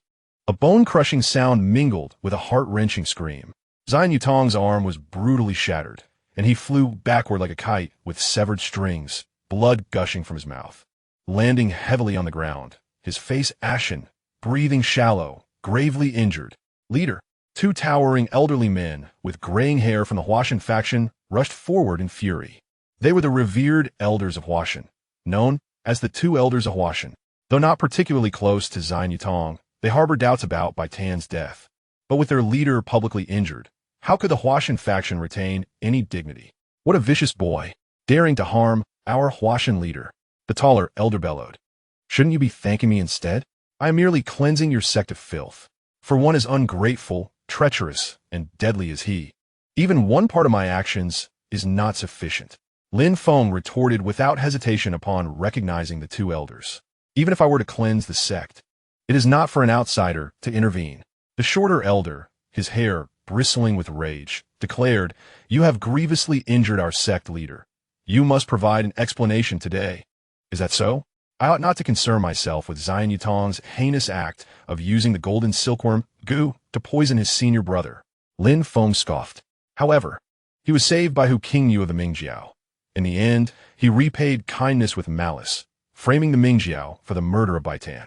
Now that the truth has been unveiled, why does the Huashan faction linger? Are you coveting the secrets of the dragon-slaying Saber? Lin Feng's words mercilessly stripped away the facade of Xian Yutong and the Huashan sect. Nonsense. Deceitful words that mislead the masses. You have harmed our leader, disgraced Huashan. Brat, prepare to meet your end. The two elders of Huashan snapped back to reality, their rage boiling over. With their leader gravely injured, the dignity of Huashan lay in tatters. If they did not reclaim their honor now, they would become a laughingstock of the martial world. Having worked in tandem for years, they drew their long swords in unison with a clang. The blades glimmered like snow, emanating a chilling aura. The taller elder's swordsmanship was steady and formidable, akin to Mount Tai descending. The shorter elder's technique was agile and swift, like a viper striking. One strong, one supple, their combined assault formed an impenetrable net of blades, accompanied by a fierce whooshing sound, descending upon Lin Feng. This was the Huashan sect's ultimate technique, the yin and yang duality sword technique. Yin and yang duality? Merely a superficial notion. Lin Feng's fighting spirit surged as he let out a clear whistle, advancing rather than retreating, facing the intricate and ruthless sword net. He executed the Cloud Dragon's triple fold technique, merging it with the profound powers of the Qiankun Great Transfer, allowing him to traverse through the gaps in the blades like a phantom, evading lethal strikes by the narrowest of margins. He did not rush into a direct confrontation with the sword array, nor did he employ the Holy Fire Order. Instead, he meticulously observed the trajectory of the swords, seeking the imperceptible stagnation and flaws within the interplay of yin and yang. Although the two elders' swordsmanship was exquisite and their cooperation seamless, it still fell short of true harmony within the duality and the flow of the four symbols. As they exerted their full strength, yet could not subdue Lin Feng, the two elders of Huashan began to grow increasingly anxious. Leader, Bon Nuxio, this boy's malevolent skills are treacherous. If we do not combine our strength to eliminate him today, he will undoubtedly become a future calamity. The Kunlun's two instruments sword technique and Huashan's yin and yang duality sword technique could perfectly synergize to form a formation to subdue the enemy. The taller elder, while fiercely attacking, called out towards the direction of the Kunlun faction. He understood that relying solely on the two of them would likely prove insufficient to capture this unfathomable Lin Feng. Thus, they loudly summoned reinforcements. He Tai Chong and Ban Shuxian exchanged glances, their eyes glinting with greed and murderous intent. Due to suspicions that Lin Feng had clandestinely learned the Yunlong Sanjishan Fa, he confronted Lin Feng, only to be publicly mocked for his fear of his wife, resulting in a significant loss of face. However, he was acutely aware of his own strength and knew he had no chance of defeating Lin Feng. So he swallowed his anger and sought another opportunity. Now, with the arrival of the two elders from Huashan, it appeared that they had reached a stalemate with Lin Feng. If they joined forces, coupled with the exquisite combination of the Lianji sword technique and Lianji blade technique, defeating Lin Feng would be effortless. Upholding righteousness and vanquishing evil was an obligation. The two elders of Huashan declared, as they drew their swords simultaneously, joining the fray. The Lianji sword technique of Kunlun was renowned for its agility and swiftness, and as the two unleashed their swordplay, it resembled two venomous serpents darting with precision and ferocity toward Lin Feng's sides and vital spots. In an instant, the clash of blades and swords filled the air. What a disgraceful display of hypocrisy from these so-called righteous sects, who resort to overwhelming numbers. Having just used poison, now they attack 4 against 1. I have never encountered such shamelessness. Lin Xiaoxia, be cautious. These self-proclaimed righteous sects engage in despicable acts. They're the true evildoers. On the side of the Mingjiao, as they witnessed the 6 major sects, led by the 5 elders of Kongtong, unite in an assault, followed by Huashan's master Xinyu wielding the poison fan and the 2 Huashan elders and the Kunlun master surrounding Lin Feng. Their indignation was palpable, and they cursed loudly. Yang Xiao, Wei Yuxiao, Yin Tianzheng, and others felt their hearts in their throats, but they were all gravely injured and unable to assist. Zhao, relieved to see Lin Feng unharmed by poison, was suddenly alarmed by the four assailants closing in on him. Her face tensed with anxiety as she fervently prayed for the sacred fire of the Ming Jiao and the guidance of the Yang Master to protect Lin Feng and ensure his victory. Faced with the four attackers, Lin Feng displayed no fear. Instead, he laughed heartily while skillfully countering the two elders from Huashan. Excellent. I have heard that the combination of the Lianji sword technique and the Lianji blade technique can perplex even the gods. Today, I shall witness their true prowess. As he spoke, a glint of cold light flashed, and the sacred fire token was firmly in his grasp. Chapter 43. Complete victory. The Huashan's orthodox Lianji blade technique was robust and tightly knit, like an impregnable fortress, while the Kunlun's Lianji sword technique was agile and cunning, akin to venomous serpents probing for weaknesses. Together, their blades and swords formed an implicit harmony with the profound principles of the four symbols and 8 trigrams, amplifying their power several-fold. Living up to their esteemed reputation, even the gods would shake their heads in disbelief. The fierce sword energy and blade aura tore through the air with a piercing shriek, ensnaring Lin Feng in the eye of the storm, as if seeking to crush him. The energy in the arena surged, and dust and debris swirled about. Onlookers held their breath, their hearts taut with anticipation. Could Lin Feng truly create a miracle while facing 4 formidable masters from Huashan and Kunlun, with the principles of yin and yang shifting and leveraging power against power? Lin Feng remained calm at the center of the tempest, with the sacred fire token in hand. He no longer merely evaded, but instead channeled the 6 layers of the Qiankun and Yi to their utmost potential. As the elder wielded a powerful strike, Lin Feng's right hand deftly adhered to the blade, employing an extraordinarily supple pulling force to redirect the attack toward Ban Shuxian's incoming piercing sword. With a sharp clang, the clash of metal resonated. Ban Shuxian felt the force of Lin Feng's redirected attack and was momentarily stunned, her face flushing as her arm went numb, halting her assault. Seizing the fleeting opportunity, Lin Feng skillfully employed the Huashan sword technique, Yu Feng Lai Yi, meeting He Taekong's treacherous sword strike with precision. The sacred fire token, imbued with tremendous force, struck the vulnerable spine of He Taekong's sword. With a crisp sound, He Taekong felt a strange and elusive force penetrate his sword, surging into his wrist meridians, rendering his entire arm weak, and nearly causing him to drop his sword. His attack crumbled instantly. Simultaneously, Lin Feng spun like a top, narrowly evading the lethal strike from the Huashan elder approaching from behind. His left foot shot out like lightning, not aimed at the elder, but rather at a fragment of stone beneath him. That fragment soared like an arrow, whistling through the air, hurtling toward He Taekong's face. Just as He Taekong had recovered from the numbness in his wrist, he saw the incoming stone and hastily raised his sword to block. The stone was deflected, but He Taekong's rhythm was once again disrupted. Utilizing the profundity of the Qiankun and Yi, Lin Feng adeptly maneuvered amid the assaults of the 4 masters, leveraging their strength against them, creating chaos and openings in their ranks. Although he did not achieve immediate victory, he stabilized his position and subtly gained the upper hand. Wonderful! Facing 4 adversaries with such ease, Lin Xiaoxia is truly magnificent. How remarkable! After this battle, Lin Xiaoxia shall be renowned throughout the world, destined to become the supreme martial artist. The members of Mingjiao, including Wu Sanren, Wu Xingqi, and Tian Yingjiao, were filled with fervor, unable to contain their cheers. Yang Xiao, Wei Yuxiao, Yin Tianzhong, and others were equally astonished, deeply admiring Lin Feng's martial prowess. From Lin Feng rescuing Yang Xiao from the clutches of the ruthless master Mieju, to reclaiming the sword from Zhou, defeating the Shaolin's dragon claw, single-handedly battling the 5 elders of Kongtong, wounding Xinyi, and now challenging the Lianji sword and blade techniques. One must wonder how many could achieve such feats. Yang Zhuo. This Lin Xiaoxia wields the Qiankun and Yi and the De Jiu Tian Palm. What is his true origin? Yo Diao Wispretu Yang Xiao. Could he be a direct disciple of the Yang Master?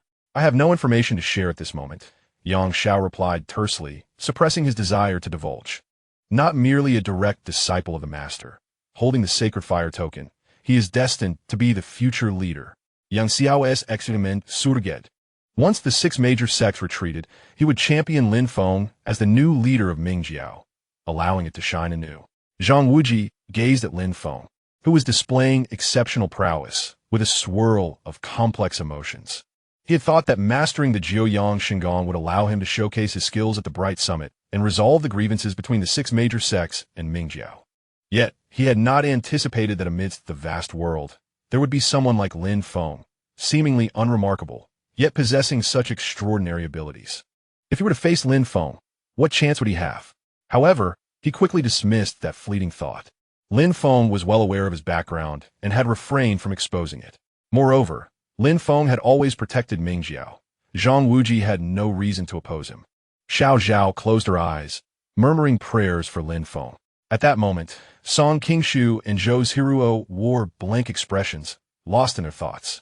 Master Mieju, Song Yuanxiao, and others appeared grave and solemn. If they were to confront the combined might of the two elders from Huashan and Qiankun, they would undoubtedly falter before long, revealing their weakness. This Lin Feng's strength was indeed far beyond what they had imagined, unfathomably deep. Ba, Master King Zi of Shaolin intoned, his brow furrowed. Lin Feng's martial arts, though eclectic, embodied the essence of leveraging power to counter, dissolving myriad techniques, and occasionally revealing the indomitable and life-affirming characteristics of true energy. All pointed towards the supreme Shaolin scripture, Yijin Jing. His suspicions deepened, as did his astonishment. From witnessing Lin Feng neutralizing the golden silkworm poison and consuming venomous snakes, to now facing four opponents utilizing internal energy, King Zi was increasingly convinced that Lin Feng possessed the Yijin Jing.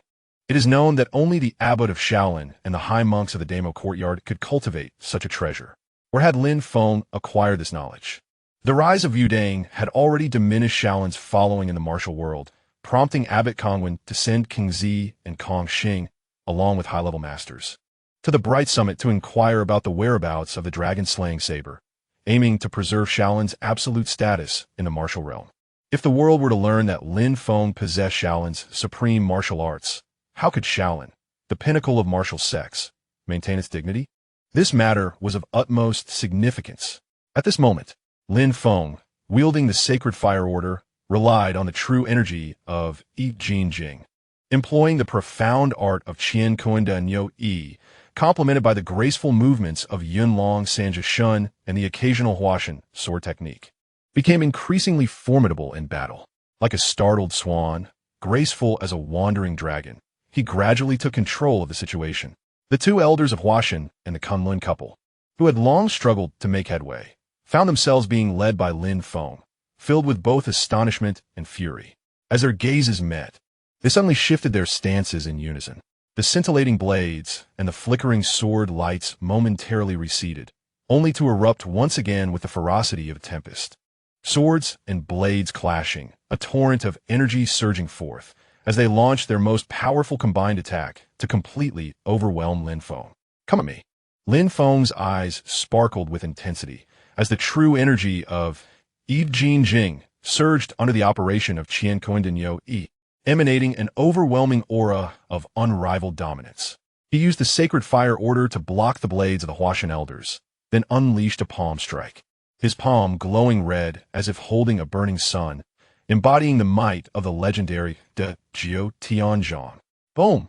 Like the roar of thunder, the fiery palm collided fiercely with the accumulated energy of the four masters, unleashing a violent shockwave that swept across the entire plaza. The solid bluestone ground cracked under the pressure, and fragments flew like bullets. Amidst the swirling dust, the four figures were sent hurtling backward like kites with severed strings. Puff! Puff! Puff! Puff! The Huashan elders, Qiankun and Ban Shuxian were already spewing blood in midair, their weapons slipping from their grasp, clattering to the ground.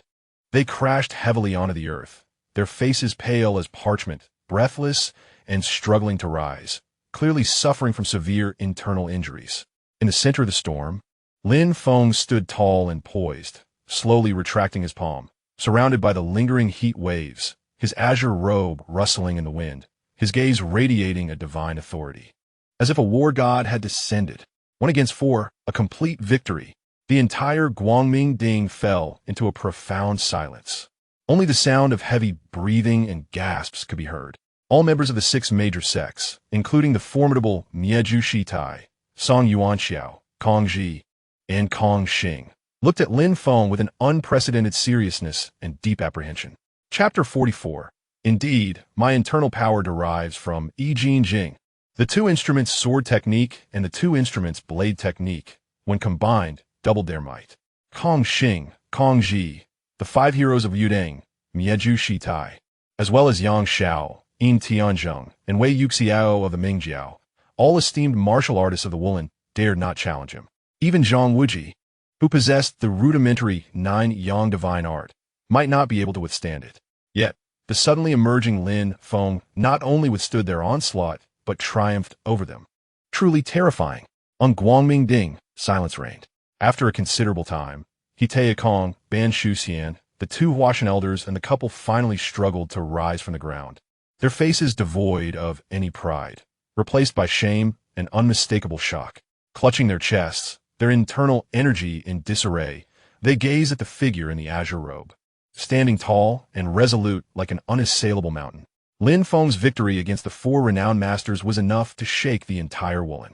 Compared to the battle for the dragon-slaying saber by Xie at Wangpan Mountain, this was a mere shadow. Coughing, Hetai Kong spat out blood, laboriously cupping his hands toward Lin Feng, his voice hoarse. Lin Xiaosheng's martial prowess is unparalleled. I am ashamed to be in your presence. Although Ban Shuxian felt dissatisfaction, the reality was undeniable, and she could only lower her head in silence. The two Huashan elders appeared even more ashen. Their pride in the dual techniques of the two instruments rendered childish before Lin Feng's unfathomable mobility and power. They exchanged silent glances, supporting each other as they staggered back towards the Huashan sect, not even glancing at the severely injured Xian Yutong on the ground. Thus Kong Xing. The five elders of Kong Tong, Xian Yutong, the two Huashan elders, and the couple had all been defeated in succession. Now, apart from the Yudeng sect, the other five major sects had engaged Lin Feng. Although only a disciple had acted from Yimei, she wielded the Yishan sword. The six major sects were in a state of demoralization, with many considering retreat. Meanwhile, the Mingjiao erupted in long-suppressed cheers. Lin Xiaosheng's divine might. Lin Xiaosheng's extraordinary martial arts. Invincible in the world. Zhou Jian, Shiru De, and others were so excited they danced with joy, while higher-ups like Yang Xiao, Wei Yuxiao, and Yin Tianzheng were filled with fervor and awe, their gazes toward Lin Feng brimming with respect and fervent anticipation. This young man, brandishing the sacred fire order, not only possessed the Qiankun Denyo Yi and the Zhou Tianzhong of the Mingjiao, but also mastered the seven injuries fist and Yunlong Sanjishun, had undoubtedly become their undisputed leader and beacon of hope. Yang Xiao could even envision the Mingjiao regaining its former glory under Lin Feng's leadership. Tears welled in Xiao Zhao's eyes, a mixture of joy and pride. Song Yuan Xiao glanced at his companions Yulian Zhou, Zhang Songzi, and Mo Xinggu, as well as the intensely watching Yin Lighting, sighed deeply and stepped forward. First, he solemnly clasped his fists toward Lin Feng. Lin Xiaosheng's martial prowess is transcendent, and your magnanimity in resolving grievances is commendable. I, Song, am in deep admiration. Then, he surveyed the members of the six major sects and declared loudly, friends. Today's 3 contests have resulted in a victory for the Mingjiao. As previously agreed, with the outcome determined, the Mingjiao shall endure, with Lin Xiaosheng. A figure of such extraordinary caliber emerging, it is surely the will of heaven. As representatives of the righteous sects, we must uphold our promises. In my view, let today's matter conclude here. Each sect shall return down the mountain, lest we add further bloodshed. What say you? Song Yuan Xiao's words not only provided an avenue of retreat for the six major sects, but also emphasized Lin Feng's existence as a divine will, underlining the importance of integrity. Many within the six major sects nodded in agreement. With a figure like Lin Feng, akin to a deity, how could the six major sects still demand the whereabouts of Xie and the dragon-slaying saber from them? Mieju Shitai's face turned ashen, gripping the Yishan sword tightly. Yet casting a glance at Lin Feng's inscrutable figure and the silent Shaolin, she appeared contemplative. Hetai Kong and his wife, the 2 Huashan elders, and the 5 elders of Kong Tong found themselves with little to say. just as the situation seemed to be settling, with the 6 major sects ready to lower their banners. A deep and resonant Buddhist chant echoed through the plaza of Guangmingding. Master Kong Ji stepped forward, his expression as solemn as water, his gaze sharp as a blade, firmly locking onto Lin Feng. Indeed, what you say holds merit. Yet there remains a matter concerning the 1,000-year reputation of our Shaolin and the foundational principles of the righteous path in the Wulin, which I, a humble monk, must inquire about. Master Kong Ji's voice, though not loud, resonated clearly in every ear, carrying a heavy pressure. The hearts of the Mingjiao disciples tightened once more. Shaolin was finally making its move. Kong Ji's gaze pierced Lin Feng like a sword. Lin Shizu, just now, while I was healing the elder of Kong Tong and forcing out the poison from the leader Xian, the internal energy I utilized was pure and vast, embodying a supreme vitality. Its essence akin to our Shaolin-s treasured.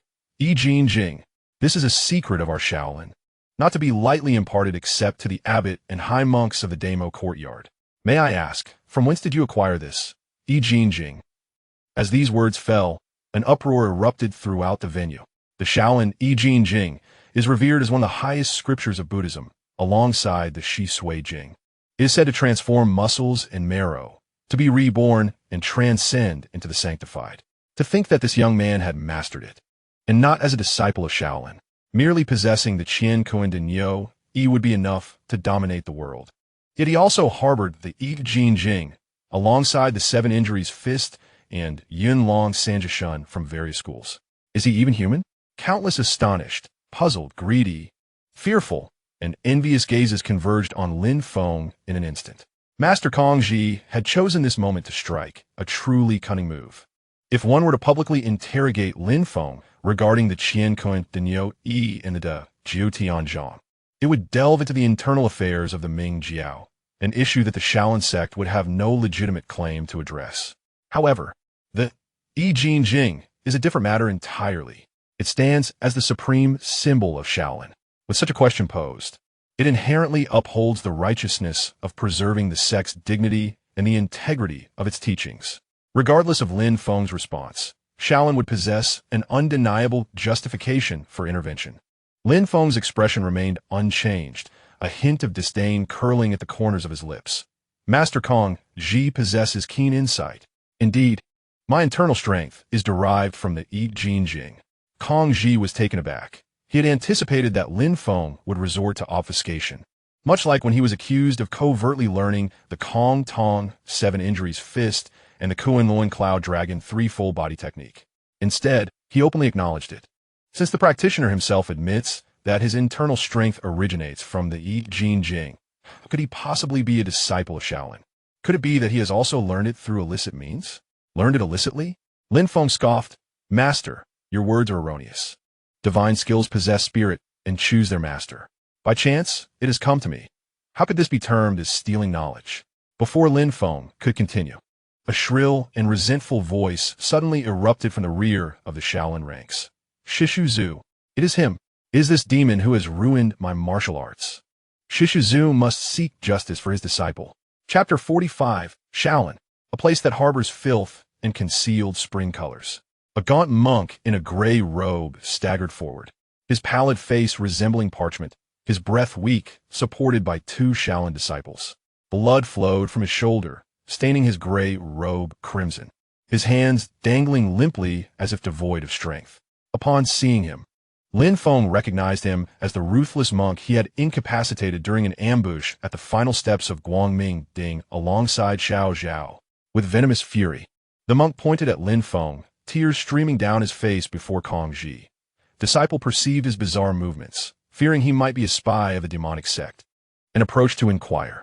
Yet, without a word, he struck me down, rendering my 20 years of arduous cultivation to naught. Shishutsu. This man is heartless and cruel, indiscriminately slaying the innocent. He is undoubtedly a demon from the evil sect. Please, Shishu Zhu, uphold justice for your disciple and apprehend this fiend. The appearance and accusation of the gray-robed monk were like fuel to the flames. Inwardly delighted, Kong Ji feigned indignation, glaring at Lin Feng. What a heartless demon. Ruining martial arts is akin to murdering one's parents. Such actions are no different from those of evil spirits. Lin Shizu, your possession of our Shaolin's ultimate skill is already suspect. Now, you have inflicted harm on my Shaolin disciples, recklessly injuring the innocent. As the abbot of the Shaolin Dharma Institute, I shall take you back to Shaolin today to clarify the origins of the Yijin Jing and hold you accountable for your transgressions against our brethren, subjecting you to Shaolin's strictest punishment to restore the truth. Ha! Take me back to Shaolin? Lin Feng laughed heartily, his mirth imbued with disdain and mockery. What a grand farce, Shaolin! What a paragon of righteousness and morality the abbot of the Dharma Institute believes himself to be. Do you truly consider yourselves the supreme authority of the martial world? You Shaolin are the true den of filth. What right do you have to take me back? Impudent! Insolent! Kong Ji roared in fury. How dare you slander my sacred Buddhist sanctuary? Slander? Lin Feng sneered repeatedly, his gaze sharp as a blade sweeping across the gathered Shaolin monks. Have I spoken falsely? That Henuan pile, driver Qiankun, driven by selfish desires, brazenly violated the wife of his disciple Xie, slaughtering her and their child, masquerading as Xie to kill masters of the righteous sect, thus inciting enmity between the 6 major sects and the Ming Jiao. Is he not now hiding beneath your Shaolin's protection, becoming Kong Jian's disciple, donning monk's robes and masquerading as Yuanzhan, feigning the appearance of an enlightened monk? He is the mastermind behind the assault on Guangming. You Shaolin harbor such vile criminals and dare to call yourselves a pure Buddhist sanctuary. It is nothing short of absurd. The revelation sent shockwaves through the crowd. Disciples from the Kongtong, Huashan, and Kunlun sects, who had grievances with Xie, cast skeptical glances toward the Shaolin side. Yang Xiao, Wei Xiao, and Wu Sanrun, who had heard Qiankun's own admissions, felt a sense of vindication upon hearing Lin Feng's public inquiry into Shaolin's integrity. How does he know this? This brother must have profound ties with the Ming Jiao. I must forge an alliance with him. Once the matter of Guangming is settled, I shall implore him to help bring back my adoptive father. Zhang Wuji was filled with excitement, his eyes brimming with reverence for Lin Feng. These matters had been disclosed to him by Qiankun himself in the concealed Qiankun bag. He had intended to reveal this secret to the public, thereby enlightening those who bore enmity against Xie about the true culprit. However, with Lin Feng articulating it first, it was equally beneficial. Yuanzhan's disciple? Kong Ji's countenance shifted drastically, tumultuous waves surging within him. The revelation of Qiankun masquerading as Yuanzhan and becoming Kong Jian's disciple was highly confidential, known only to a select few. How could Lin Feng have learned of this? He suppressed the shock within, sharply admonishing, "Nonsense! Yuanzhan is a revered high monk of our Shaolin, renowned for his virtue. How dare you, a demon, wantonly defame him? You slanderous tongue! You insult the reputation of our Shaolin. Your crimes multiply. Reputation?" The scorn on Lin Feng's face intensified, his voice rising like thunder, crashing in the ears of every Shaolin monk. What a reputation indeed! I wish to inquire, over 100 years ago, the abbot Xianxi of your esteemed temple engaged in an illicit affair with the notorious Yi resulting in the birth of an illegitimate child, Su Zhu. Where then is the esteemed reputation of your Shaolin? Does this not constitute hidden spring colors? Does this not represent a shame upon the Buddhist sect? At this proclamation, the crowd fell into a stunned silence, all holding their breath for Lin Feng. Shaolin had always placed immense importance on reputation. Those who renounce worldly desires and sever lust are bound by strictest laws. To claim Shaolin harbors filth was one thing, but to allege that it conceals spring colors was tantamount to inviting their wrath. Boom! Lin Feng's words struck like thunder from the heavens, crashing upon the heads of the Shaolin monks. The affair of Xianxi and Yi was the greatest scandal, long buried for a century within Shaolin. It was an absolute taboo, a closely guarded secret passed down through generations of Shaolin abbots. Now it was brazenly exposed by Lin Feng, laid bare before all the heroes of the realm, Kong Ji, Kong Xing, and all the esteemed monks of Shaolin who were privy to this secret turned pale, trembling with disbelief, their eyes filled with a mixture of horror and outrage. Kong Ji trembled with rage, pointing at Lin Feng, his lips quivering, yet unable to utter a single word. This revelation was far more terrifying than Lin Feng's possession of the Yijin Jing. It had the potential to shake the very foundations of Shaolin built over a millennium. In the square, the 5 major sects and the Ming Jiao were already in a state of uproar. Who would not relish the spectacle? Yet, compared to the later abbot of Shaolin, this was but a minor affair. Accusations of criminal conduct, misappropriation of project funds and temple assets, and maintaining improper relationships with multiple women while fathering an illegitimate child. Demon. Silence. Silence at once. Master Kong Xing, known for his righteous temperament, was furious, his eyes bulging with rage. Kong Ji took a deep breath, forcing down the blood that threatened to surge forth. His eyes now filled only with a frenzied, killing intent. He understood that Lin Feng must not be allowed to continue speaking. There was no room for negotiation in today's events. At all costs, Lin Feng must be subdued, silenced. Furthermore, his martial arts must be rendered useless. Demon Lin Feng, you have insulted my Buddhist sect, slandered Shaolin. Your crimes deserve the harshest punishment. All disciples, heed my command. Kong Ji's voice, twisted by unbridled fury, rang out. Form the Arhut formation. Capture this fiend and bring him back to Shaolin for judgment. Should he dare resist, let none escape unscathed. Understood. 18 burly Shaolin monks, with prominent temples and wielding level-headed staffs, stepped forward in unison. Their steps were steady, their breaths synchronized. The 18 steel staffs pointed diagonally to the ground, trembling slightly as a chilling aura of murderous intent enveloped the air. This was the legendary 18 Arhut formation of Shaolin, feared throughout the land. Truly shameless. Should you dare to apprehend young hero Lin, you shall first have to step over our dead bodies. In the Mingjiao faction, voices of outrage erupted as Yang Xiao, Yin Tianzheng, and others surged forward, positioning themselves protectively in front of Lin Feng. Even Zhang Wuji joined them, declaring, "If you wish to perish, we shall oblige." Observing the mobilization from Mingjiao, over 100 Shaolin monks rushed forth. In response, Master Miju signaled to Jingxian, prompting dozens of disciples from the Yimei sect to follow suit. Members of the Wudang faction, including Song Yuan Xiao, along with the 5 elders from Kongtong, hastily stepped in to mediate, while the Huashan and Kunlun sects stood by, watching. Tension filled the air, with both sides poised for confrontation. Stand down. Suddenly, a thunderous voice rang out, reverberating like rolling thunder. Chapter 46, The 18 Arhats Formation, the Vajra, Subduing Demons. Lin Feng's commanding shout resonated with an undercurrent of tempestuous energy, instilling awe among the Mingjiao members. Or the renowned Shaolin 18 Arhats Formation. I perceive it to be nothing more than a mere farce. Today I, Lin Feng, shall slay chickens and butcher dogs. Yang Zhou sure, withdraw at once. Must I repeat myself?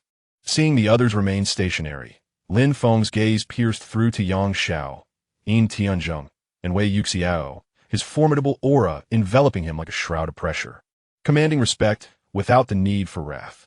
As you command, be cautious, Lin Xiaoxia. Yang Xiao and the others sensed the overwhelming, suffocating force and dared not meet Lin Feng's gaze, hastily ordering the Mingjiao and Tianning factions to retreat to their original positions. Lin Feng nodded slightly. As the Mingjiao members withdrew, Song Yuan Xiao and the others rushed to persuade the Yimei and Shaolin factions to stand down. Brash demon, such audacity. Since you wish to challenge the Shaolin 18 Arhats formation single-handedly, we shall accommodate you. King Zi waved his sleeve, signaling all Shaolin disciples to withdraw. With over 100 Shaolin disciples retreating, the Yimei sect members followed suit. In the square, only Lin Feng and the Shaolin 18 Arhats remained. With the sound of wooden staffs striking the ground, the 18 warrior monks formed 3 concentric circles of varying sizes, encircling Lin Feng at the core. Their breaths intertwined, merging into a singular entity, resembling a wrathful Vajra, radiating an indomitable aura, capable of vanquishing demons. They did not launch an immediate assault, but instead moved slowly, adjusting their positions as an invisible force locked onto Lin Feng within the formation. As the 18 Arhats formation was established, a heavy pressure akin to a mountain descended upon Lin Feng. What a formidable formation this Shaolin 18 Arhats is. Despite the oppressive force, Lin Feng's gaze brightened. His fighting spirit ignited. The Xingguo Ling in his hand reflected a dark crimson hue under the sunlight, as if resonating with its master's intent. emitting a faint hum. Truly, it is as renowned as its reputation suggests. Compared to the earlier quartet's swordplay, its might is amplified manifold. Demon, surrender now, and I may spare your life. Outside the formation, Kung Zi's voice rang out, laced with an almost imperceptible urgency. He sought a swift resolution to conclude this farce that could tarnish Shaolin's reputation. Surrender? Lin Feng laughed heartily, his laughter brimming with a disdainful bravado. Do you Shaolin truly consider yourselves the supreme rulers of the martial world? Do you believe you can seize anyone at will? Do you seek to cripple anyone's martial prowess without my consent? Foolishness! You are obstinate. Subdue the demon. Kung Zi ceased his idle chatter, issuing a stern command. Subdue the demon. The 18 arhats roared in unison, their voices echoing through the heavens. The encircling formation suddenly constricted. The 6 monks in the innermost circle initiated the attack. 6 staffs, aligned like fierce sea dragons, sliced through the air with a piercing howl, targeting Lin Feng's vital points from 3 directions, upper, middle, and lower. The shadows of the staffs loomed like mountains, sealing off all avenues for Lin Feng to evade. Though seemingly straightforward, these 6 staffs contained boundless variations, responding to one another, their combined force astonishing. Comme fort. Lin Feng's eyes sparkled with determination as he activated the Yunlong Sanjabadi technique to its utmost limit, utilizing the profound, shifting power of Qiankun. His figure transformed into a blurred azure apparition within the confined space. Whoosh, whoosh, whoosh. 3 staff shadows narrowly grazed his garment, the fierce wind stinging his skin. Lin Feng's left hand swiftly extended the Xingguo Ling, not to confront directly, but to employ the principles of Qiankun, adhesion, diversion, and transformation. The Xingguo Ling danced like a spirit snake, gently guiding 2 incoming staffs away from his lower body. The 2 staff-wielding arhats felt an unexpectedly supple force pulling at their staffs, causing their strikes to veer uncontrollably towards their companion's incoming staff. Clang! Clang! The sound of metal colliding echoed. The deflected staffs struck their comrades, rebounding with force that numbed their arms, halting their assault. In that fleeting moment, Lin Feng's right hand, fingers poised like a spear, executed the exquisite technique of the sunflower acupoint strike, launching precise strikes at the vulnerable tips of the 2 staffs aimed at his torso. Ding! Ding! The crisp sounds rang out. The 2 arhats felt a cunning and subtle force penetrating their staffs, surging through their wrist meridians, rendering their arms instantly fatigued, almost releasing their grips on the staffs. Meanwhile, Lin Feng, resembling a swimming fish, deftly slipped through the minuscule gap created by the collision and the sudden weakness of his opponents, narrowly evading the final 2 deadly staffs aimed at his head. The initial wave of assault was effortlessly neutralized through his unparalleled agility and the art of leveraging power, alongside his pinpoint acupoint strikes. Change formation. Lotus blade, demon subduing. The monk commanding the formation within the arhat ranks paled slightly as he promptly adapted the strategy. The 18 arhats shifted their steps. The 6 in the inner circle withdrew to gather strength, while the 6 in the middle advanced, their staffs now swirling not in direct thrusts but transforming into a flurry of staff shadows, resembling blossoming lotus petals, layering and rotating to envelop Lin Feng entirely. This formation balanced offense and defense, an unending barrage of staff shadows swirling like a vortex, capable of shredding anyone within. The staff winds howled, energy surged. Lin Feng found himself amidst a storm composed of unyielding steel staff shadows. The pressure intensified. Remarkable formation, Lin Feng praised, though his expression grew more serious. He dared not exhibit any carelessness, driving the principles of Qiankun to their utmost limits. The Xingguo Ling in his grasp danced in various forms, blocking, parrying, drawing, and adhering, forming a dark crimson shield to protect his vital points.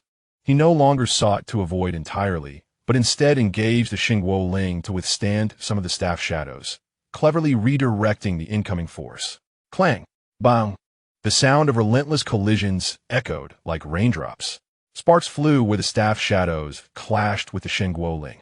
Lin Feng maneuvered through the tempest of staff shadows, akin to a small boat amidst tumultuous waves, appearing perilously close to disaster, yet managing to stabilize his stance at critical moments. The Yunlong Sanja technique was executed to perfection, harmoniously intertwined with the profundities of Qiankun Denyo Yi, weaving through the gaps of the staff shadows. Seizing opportunities, his sunflower acupoint strike struck like a viper's fang, targeting the wrists and shoulder points of the staff-wielding arhats, compelling them to falter in their attacks. Yet, the intricacies of the 18 arhats formation surpassed even the combined efforts of the 4 from Kunlun and Huashan. The formation flowed seamlessly, an unceasing wave of assault. Within the inner, middle, and outer circles, the arhats attacked in succession, a relentless tide of strikes, one wave following another. More terrifying was their energy, subtly interconnected through the formation. Each strike bore the strength of multiple individuals, rendering them immensely heavy. Lin Feng gradually felt the pressure mount like a mountain, while his internal energy was robust and his agility exceptional. Breaking through such an almost flawless formation was no simple feat. His true energy was rapidly depleted amidst the swift movements and fierce collisions, beads of sweat forming on his forehead. Demon, let's see how long you can endure, King Zi observed keenly from outside the formation. Although Lin Feng continued to hold his ground, it was evident he was no longer as effortless as at the beginning. A fierce glint flickered in his eyes as he commanded the monk directing the formation. Vajra, glare fiercely. Give it your all. Vajra, glare fiercely. Subdue demons and eradicate evil. 18 arhats roared in unison, their voices echoing like thunder. The formation shifted once more, unleashing an even more ferocious and formidable aura. In the eyes of all the arhats glimmered a fierce majesty akin to the wrath of a diamond, suffused with murderous intent. They no longer held back, channeling their lifelong prowess into their staffs. In an instant, the shadows of the staffs resembled a cataclysmic avalanche. The 18 long staffs transformed into 18 roaring golden dragons, wielding the terrifying might to obliterate all, striking down upon the diminutive azure figure at the center of the formation from all directions, both above and below. The entire space seemed to be filled with the violent shadows of the staffs, solidifying. This was the lethal move of the 18 arhats formation, the diamond conquering demon. Chapter 47. The universe turns, shatter for me. As the diamond conquering demon was unleashed, the air around the Guangming Ding Plaza felt as if it had been drained. The 18 steel staffs, infused with the arhat's lifetime strength, let out a piercing whistle as they transformed into a shadowy cage that blotted out the sky. The force surged like a mountain collapsing and a tsunami crashing, completely sealing off a Tenjong radius around Lin Feng, solidifying. The overwhelming pressure rendered the distant masters of various sects breathless. Miezhu Shitai gripped the Yijin sword tightly. Song Yuan Cao's expression turned grave. And Yang Xiao and others felt their hearts leap to their throats. There was no escape, no retreat. The formation, composed of 18 7th-level initial stage masters, was a certain kill. Within the formation, Lin Feng appeared as the sole target amidst the raging storm, clad in a flowing azure robe. His long hair danced wildly in the fierce winds, yet the sacred fire token in his hand remained as steady as a rock. Faced with this lethal strike capable of reducing elite masters to dust in an instant, Lin Feng's eyes held not an ounce of fear, but instead ignited with an unprecedented fervor for battle. What a magnificent diamond conquering demon. Let me see whether your staffs are harder, or if the internal power of the Yijin Jing is stronger.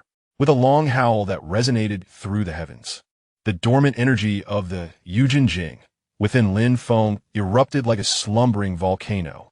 The yin-yang reversal of the universe turning and the flawless integration of the Yijin Jing melded into an unprecedented golden torrent that surged and roared through his limbs. He chose not to evade, nor to block them all. That would be impossible. Instead, he opted to break through the point, to shatter the formation with sheer force. His target locked onto the core pivot of the formation, simultaneously the point of most intense attack and concentrated strength. In front of him, 3 arhats thrust their staffs in unison. Universe turning. All methods converge. Shatter for me. Lin Feng poured all the terrifying power he had unleashed into the sacred fire token in his hand. The dark red token seemed to come alive, erupting in a dazzling dark golden light. The ancient and profound patterns on its surface appeared to animate, flowing with a lava-like brilliance. He advanced rather than retreated, like an arrow loose from a bow, charging toward the three staffs capable of piercing iron walls, wielding the sacred fire token as an unparalleled blade, stabbing forth with great force. This thrust encompassed the sixth level of the universe turning's mastery, shifting, borrowing force, and transforming strength, while also consolidating the true energy of the Yijin Jing and the power of a seventh-level pinnacle. It was the perfect amalgamation of technique and strength. With a sharp sound that pierced the eardrums, the tip of the sacred fire token precisely struck at the intersection of the three staff tips. That was the critical point where three mighty forces collided, fused, and were on the verge of exploding. Boom! It sounded as if thunder stirred the earth, like stars colliding with the ground. An unfathomable storm of terrifying energy erupted from the point of contact between the sacred fire token and the staff tips. Blinding golden light and violent shock waves instantly engulfed everything. Crack, crack, crack. The jarring sound of metal fracturing echoed repeatedly. The three staffs, infused with the Arhat's lifetime strength, shattered before the might of Lin Feng's peak strike, as if they were decayed wood, breaking apart piece by piece. Fragments flew like a torrential downpour. The three Arhats, struck first, were hit by an overwhelming force, their chests caving in, blood spurting forth, and they were sent flying backward like broken sacks, losing consciousness mid-air. The raging storm of energy did not relent, like an uncontrollable, furious dragon, surging along the connections of the formation, violently crashing into the other Arhats. Puffed. Cries of anguish and sounds of blood spitting rang out continuously. The intricate and interlinked 18 Arhats formation was as if it had been struck at its core by an indomitable divine hammer. The formation collapsed instantly. The remaining 15 Arhats were thrown into disarray by the overwhelming backlash, their chi and blood in turmoil, their internal energies chaotic, their staffs slipping from their hands as they staggered backward, unable to maintain their formation any longer. Each was injured, their faces pale. Dust swirled, and debris flew. When the storm slightly abated and everyone beheld the scene, they could not help but gasp in astonishment. Lin Feng still stood tall at the center, his figure as erect as a pine tree, though his face was slightly pale and his breath a bit hurried. The peculiar iron token in his hand still emanating a faint dark golden glow, pointing towards the void. The hard stone floor beneath his feet revealed a vast spiderweb-like deep pit centered around him. The once mighty 18 Arhats formation had crumbled to dust. 18 seventh-level initial stage monks, 3 of whom lay gravely injured and unconscious, while the other 15 were in disarray, blood at their lips, utterly defeated. Gazing at Lin Feng with eyes filled with horror and dread, with a single effort, he had faced and shattered the 18 Arhats formation of Shaolin. Such a feat was unprecedented in history.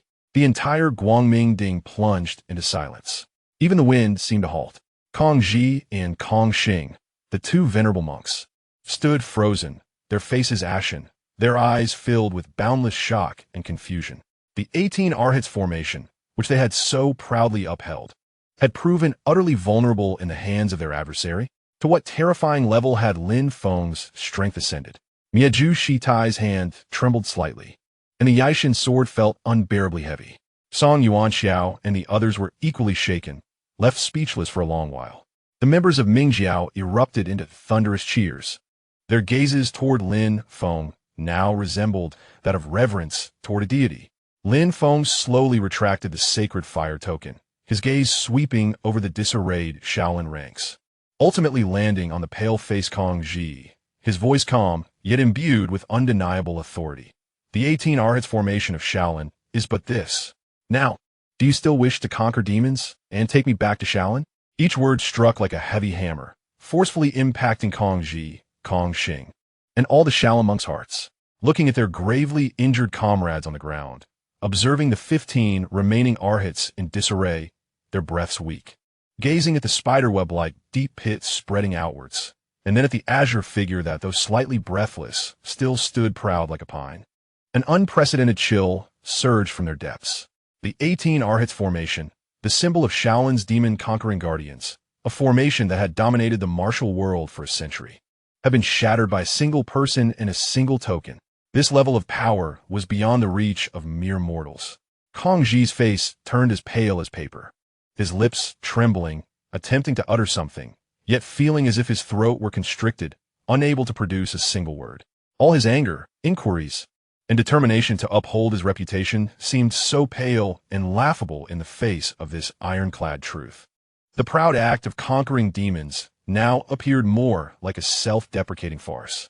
Master Kong Xing, known for his straightforward nature, now bore an ashen visage, his fists clenched tightly, nails digging deep into his palms, yet he felt no pain at all. He gazed at Lin Feng, his expression a complex tapestry of shock, defeat, and an indescribable sense of confusion. Had Shaolin truly retained its status as a titan in the martial world? Miezhu Shitai's grip on the Yijin sword trembled slightly. The cold hilt could not dispel the chill in her heart. She had thought that with the Yijin sword in hand, she might be able to contend with Lin Feng. But witnessing the overwhelming force that had shattered the formation, for the first time, she began to waver in her own confidence. Furthermore, the talisman in Lin Feng's hand could astonishingly withstand the sharpness of the Yijin sword. The esteemed masters of Wudang, such as Song Yuan Xiao and Yulin Zhou, exchanged horrified glances, their minds consumed by a singular thought. The martial prowess of this youth may well rival that of our revered master. Amiba, disciples of Shaolin, heed my command. Descend the mountain and return to Shaolin. King Zi struggled to swallow hard. If the 18 Arhats were unable to subdue this youth, the combined efforts of himself and Kong Xing would undoubtedly be fraught with peril. The only recourse was to return to Shaolin and report to the abbot, Qiankun, perhaps seeking the aid of the secluded high monks, Duja, Dui, and Dunian, to subdue him. Without further ado, King Zi ordered the assembled Shaolin disciples to assist their injured comrades and prepare to depart from this humiliating sight of the bright summit. Master King Zi, wait. A thunderous voice erupted from behind. Chapter 48. Surrender Yuan Jun.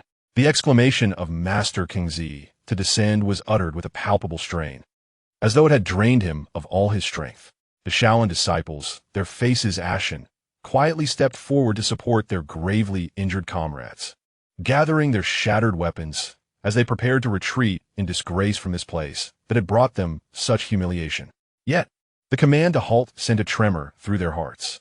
Did Lin Feng, who had just vanquished the 18 Arhats, intend to show them no mercy? Lin, do you truly wish to eradicate the Shaolin? Today I, a humble monk, along with these 100 Shaolin disciples, shall fight to the bitter end, even if it means our complete annihilation. The voice of Master King Zi trembled with grief and indignation. The other Shaolin disciples wore expressions of unwavering resolve, prepared to face their fate.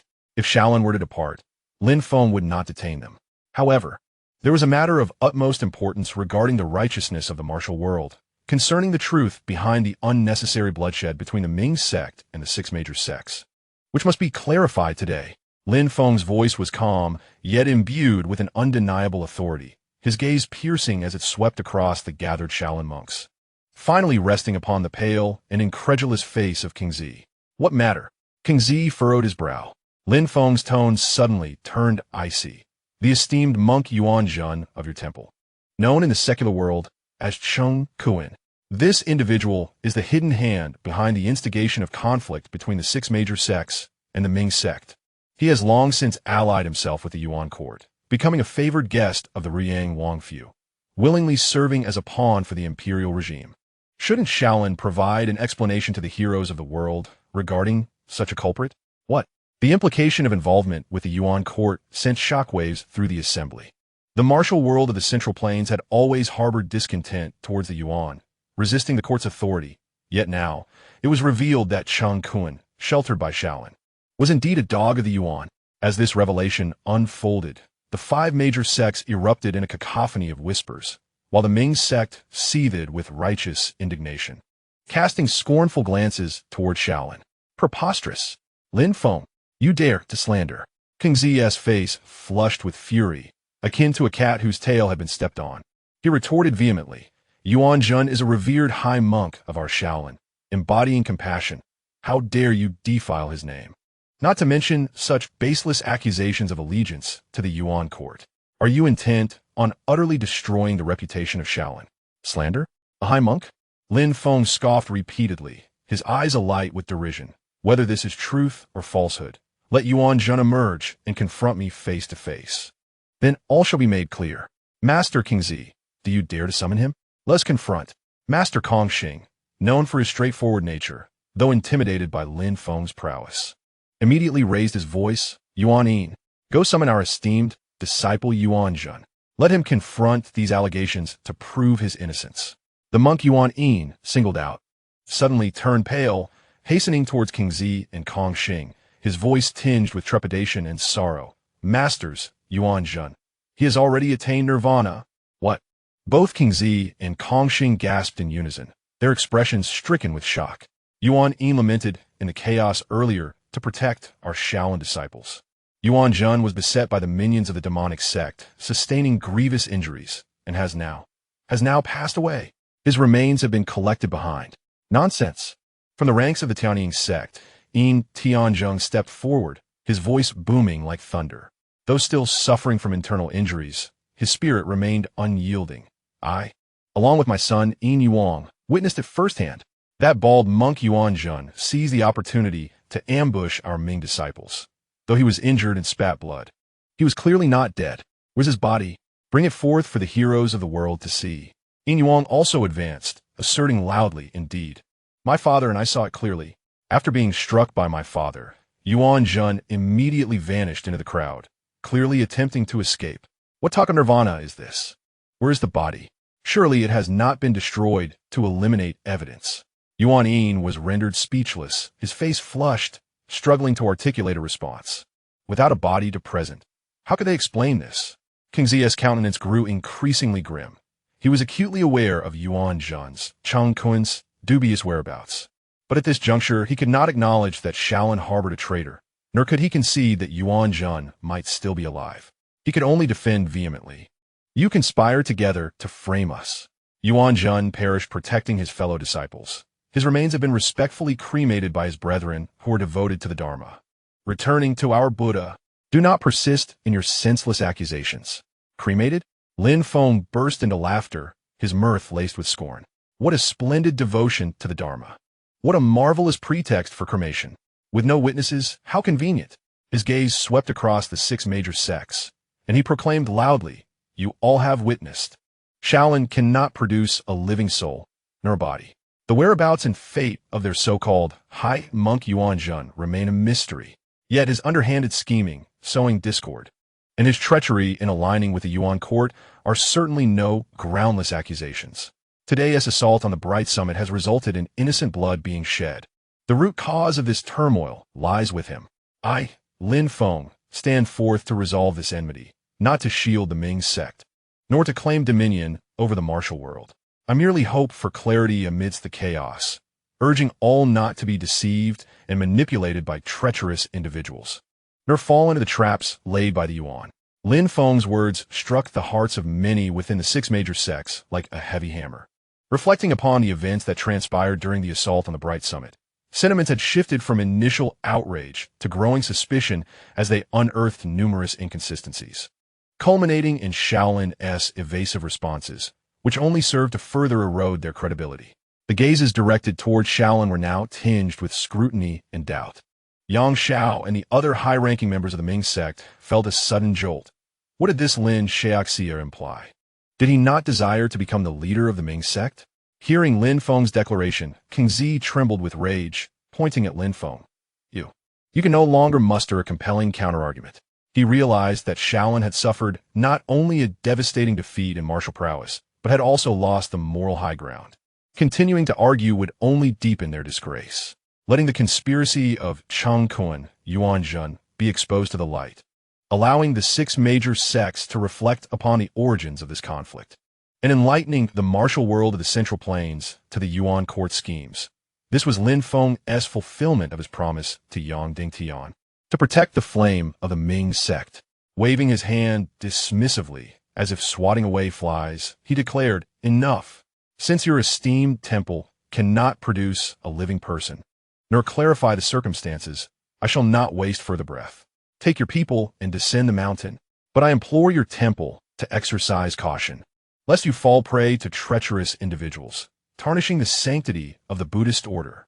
Such dismissive words left Kung Zi seething with indignation, yet he was powerless to respond. He glared at Lin Feng, squeezing out a phrase through gritted teeth. Ba, depart.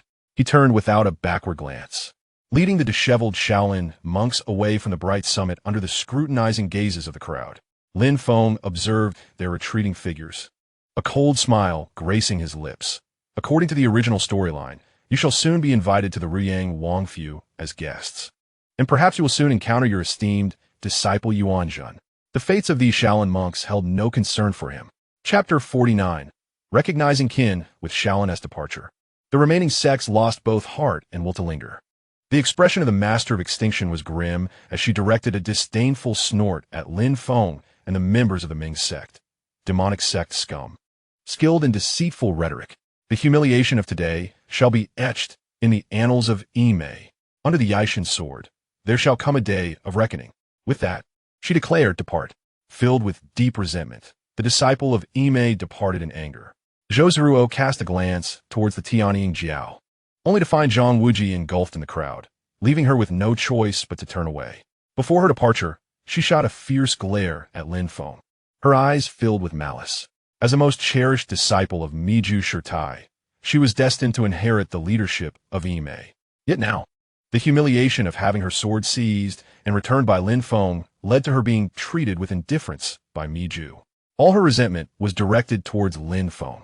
Lin Feng, one day, I shall make you submit beneath me.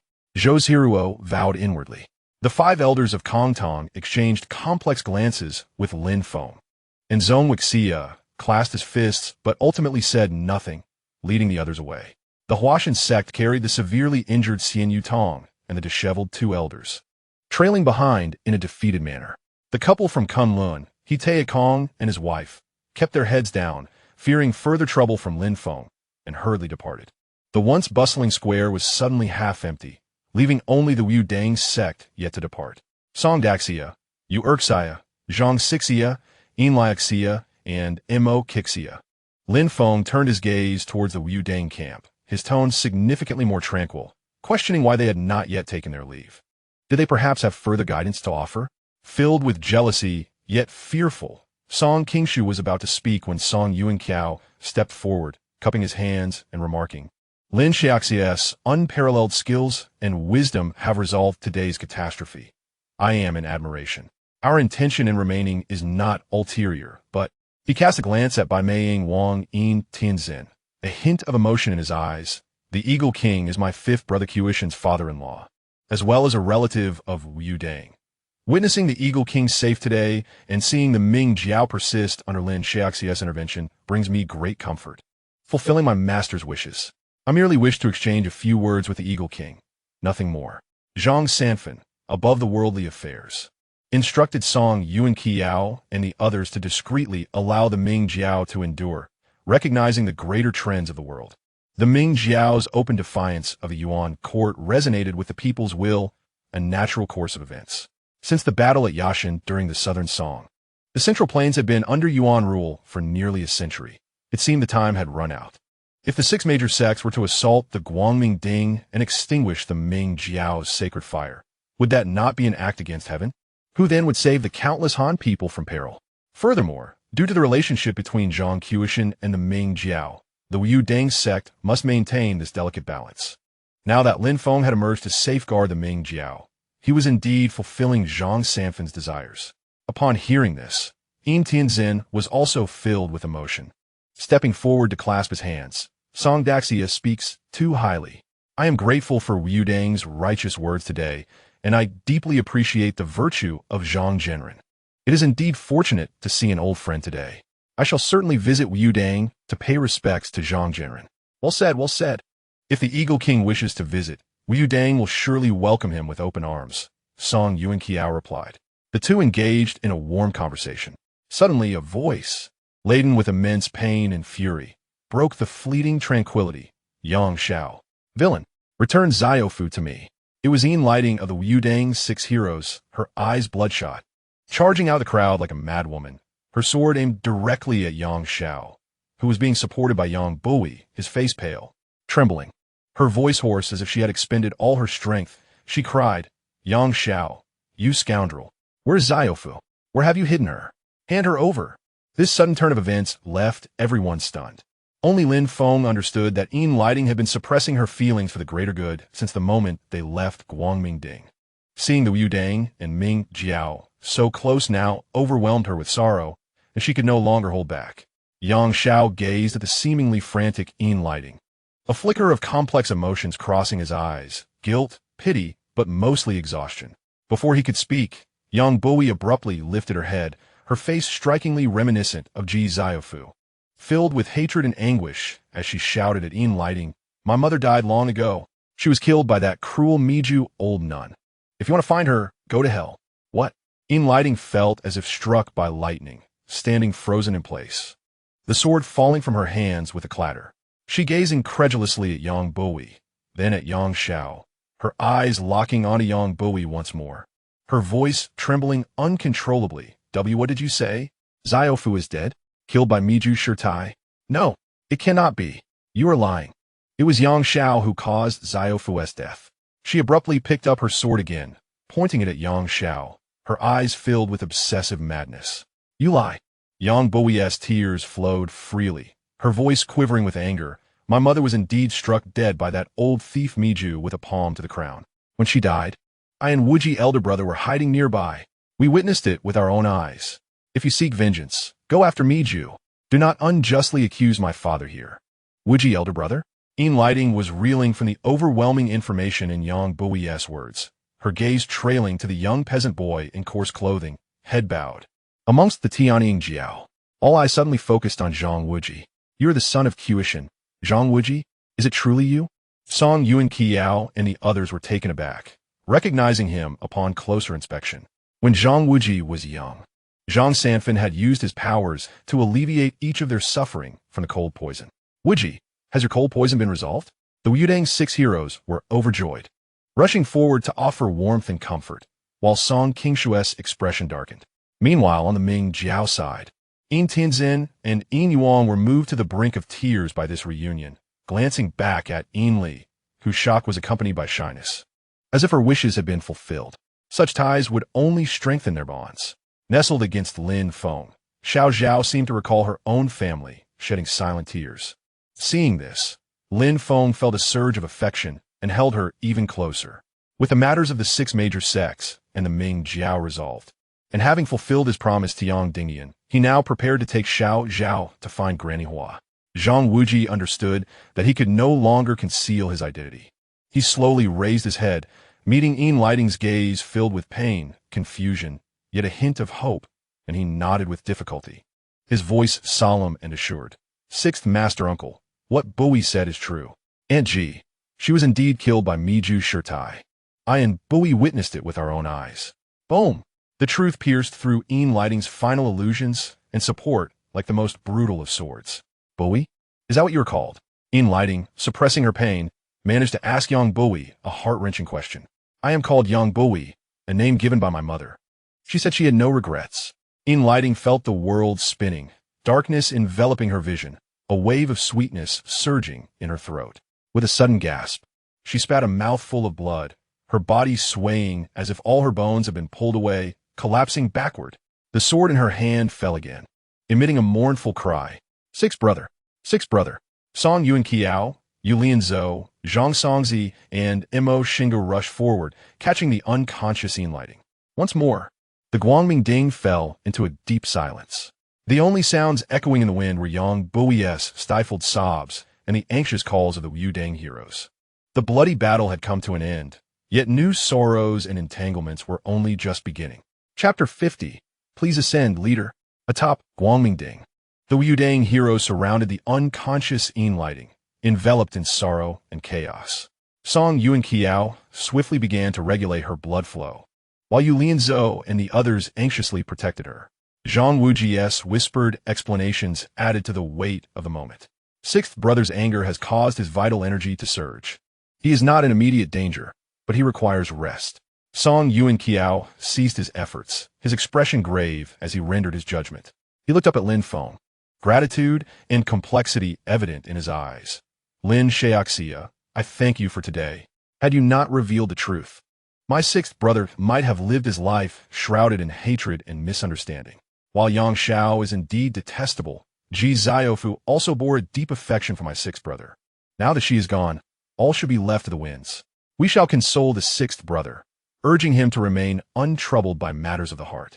The kindness of Lin Xiaoxia shall be etched in the annals of Yudang. Yin Lishan and Ji Ziofu were once betrothed, yet their love was cruelly severed by Yang Xiao.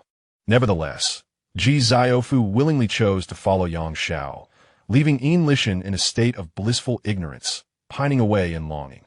What does not belong to us should be released. Perhaps doing so may lead to liberation and serenity. Surely, upon returning, Yin Lishan will come to understand everything and will emerge from this emotional turmoil. Song Yuanxiao spoke with heartfelt sincerity, to which Lin Feng nodded in agreement. Yin Liaxia's deep affection and unwavering loyalty command admiration. May he find peace soon. The members of Yudang gathered their composure, preparing to carry Yin Lishan down the mountain. Song Yuanxiao clasped his fists and addressed Lin Xiaoxia and Ying Wang, saying their farewells, promising to meet again.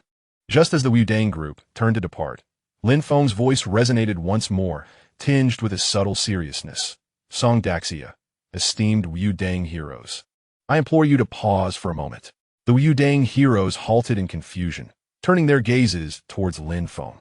He swept his eyes towards the valley below and solemnly declared, As we part, I have a word of caution. Should you encounter any monks on your descent, regardless of their identity, maintain utmost vigilance. Do not approach them lightly, nor consume their food or drink. This is a heartfelt warning. I hope you will heed it. Upon hearing this, the Yudang crowd was momentarily taken aback. Monks? Yu Yinshou furrowed his brow, pondering Lin Xiaoxia's intentions. Could it be that Shaolin would return and lay an ambush at the foot of the mountain? He found it hard to believe that Shaolin would resort to such underhanded tactics. Moreover, at the summit of Guangming, Yudang had acted with integrity. If Shaolin sought trouble, it would be rather petty. Zhang Songzi, known for his keen intellect, probed further. Lin Xiaoxia seems to imply something specific. Do you know some hidden truths? Lin Feng shook his head, opting for a lighter touch. Heavenly secrets must not be fully divulged. I merely observe that the path down may not be straightforward. The Yuan forces are entrenched, and their intentions are elusive. Just remember to keep your distance from monks and guard against potential treachery. Caution ensures a safe passage. The ever-patient Song Qingshu could no longer contain himself and scoffed. Your words are vague and unclear, almost as if you possess foresight. Are there truly monks below? What treachery could there be? How do you know so much? Could it be that you have some undisclosed connection with the Riyang Wangfu?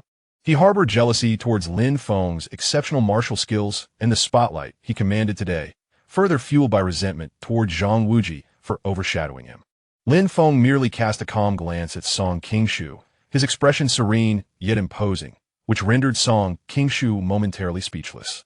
A faint smile graced Lin Feng's lips. Yet he chose not to engage in an argument with him, turning once again to Song Yuanxiao. That is all I have to say.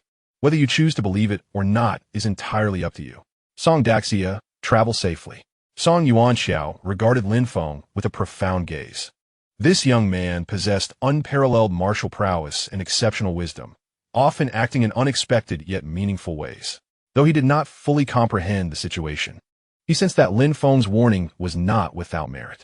He solemnly clasped his fists. Thank you for the reminder, Lin Xiaoxia. The entire Yudang will surely keep this in mind and exercise greater caution. Farewell. The Yudang heroes, bearing the unconscious Yin Lishan and the disgruntled Song Qingshu, slowly descended the Guangming peak amidst the complex gazes of the onlookers, watching the figures of Yudang fade into the distance. The quietly nestled Xiao Zhao beside Lin Feng gently tugged at his sleeve, her voice laced with a hint of anticipation and subtle tension. Young master, should we not take our leave? Lin Feng lowered his gaze, observing his own reflection mirrored in Xiao Zhao's clear eyes, his heart swelling with affection. Just as he intended to nod in agreement, darkness suddenly enveloped his vision. Leading the charge were Yang Xiao, Wei Yuxiao, and Yin Tianzhong, followed closely by the 5 dispersers. The captains of the 5 element flags, the leaders of the 4 schools of heaven, earth, wind, and thunder, and the prominent figures of the Tianying sect, all of whom advanced in unison, kneeling before Lin Feng mere steps away. Guoming Zuo Si Yang Xiao, King Ai Bat, King Wei Yu Xiao, White-browed Eagle King Yin Tianzong. The five dispersers, Zhou Jiao, Shuo Buda, Peng Yingyu, Zhang Zhong, and Lung Qian. The captains of the four schools, Wen Song, Tang Yang, Xian Ran, and Yen Yuan. The leaders of the four schools of heaven, earth, wind, and thunder, Gao Ru Tian, Wen Ru Di, Kuai Ru Feng, and Nu Ru Lei. The Tianying sects, Tianwei Hall Master Yin Yuang and Tian Market Hall Master Li Tiantin. In unison, they proclaimed, their voices resonating through the heavens. We humbly request the Master to ascend the throne. Take command of the sacred fire and lead us all. Revitalize the holy sect and benefit all living beings. May the Master embody both literary and martial virtues, enduring through the ages.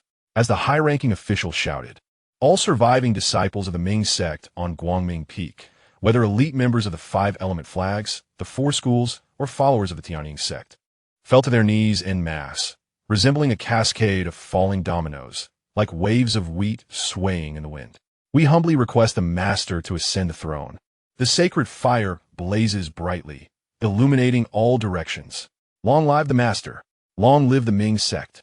The thunderous waves of sound converged into a powerful torrent, fueled by the fervor of survival, absolute reverence for strength, and boundless hopes for the future, shaking the very foundation of Guangming Peak. Only Lin Feng and Zhao remained, standing like a crane amidst a flock of chickens in this sea of worship. Zhao, taken aback by the sudden grandeur of the scene, stepped back slightly, clutching Lin Feng's garment tightly. Lin Feng, too, was momentarily startled by the spectacle.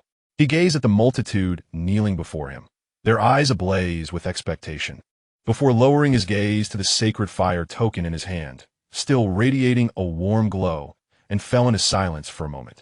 Everyone, Lin Feng's voice was not loud, yet clearly cut through the thunderous cheers, bringing instant silence to the square. What does this mean? Xiao raised his head, his face flushed with excitement, his voice resonant and powerful. Master, this is the heartfelt plea of the entire Ming sect. The Master possesses the divine skill of the Yang sect's direct lineage, the great nine heavens palm, and the Qiankun great shift. This is the first reason. The Master holds the supreme sacred object of our Ming sect, the sacred fire token, which serves as undeniable proof of your identity. This is the second reason. In the perilous moment on Guangming Peak, the Master single-handedly turned the tide, vanquishing the elite masters of the five great sects, Yimei, Kongtong, Huashan, Shaolin, and Kunlun, preserving the eternal flame of our holy sect. This is the third reason. The Master's martial skills, wisdom, magnanimity, and charisma are unrivaled in this world, compelling us to pay our respects. This is the fourth reason. He paused, surveying the crowd, his voice growing more fervent. With these four reasons, the Master ascending to the throne is surely the will of heaven and the expectation of the masses. The Ming sect has a decree. Whoever holds the sacred fire token is the 34th leader of the Ming sect. Now that the sacred fire token has re-emerged and the Master's power is unparalleled, it is indeed the time for our Ming sect to be reborn from the ashes and create brilliance anew. Master, the Ming sect cannot be without a leader for even a single day.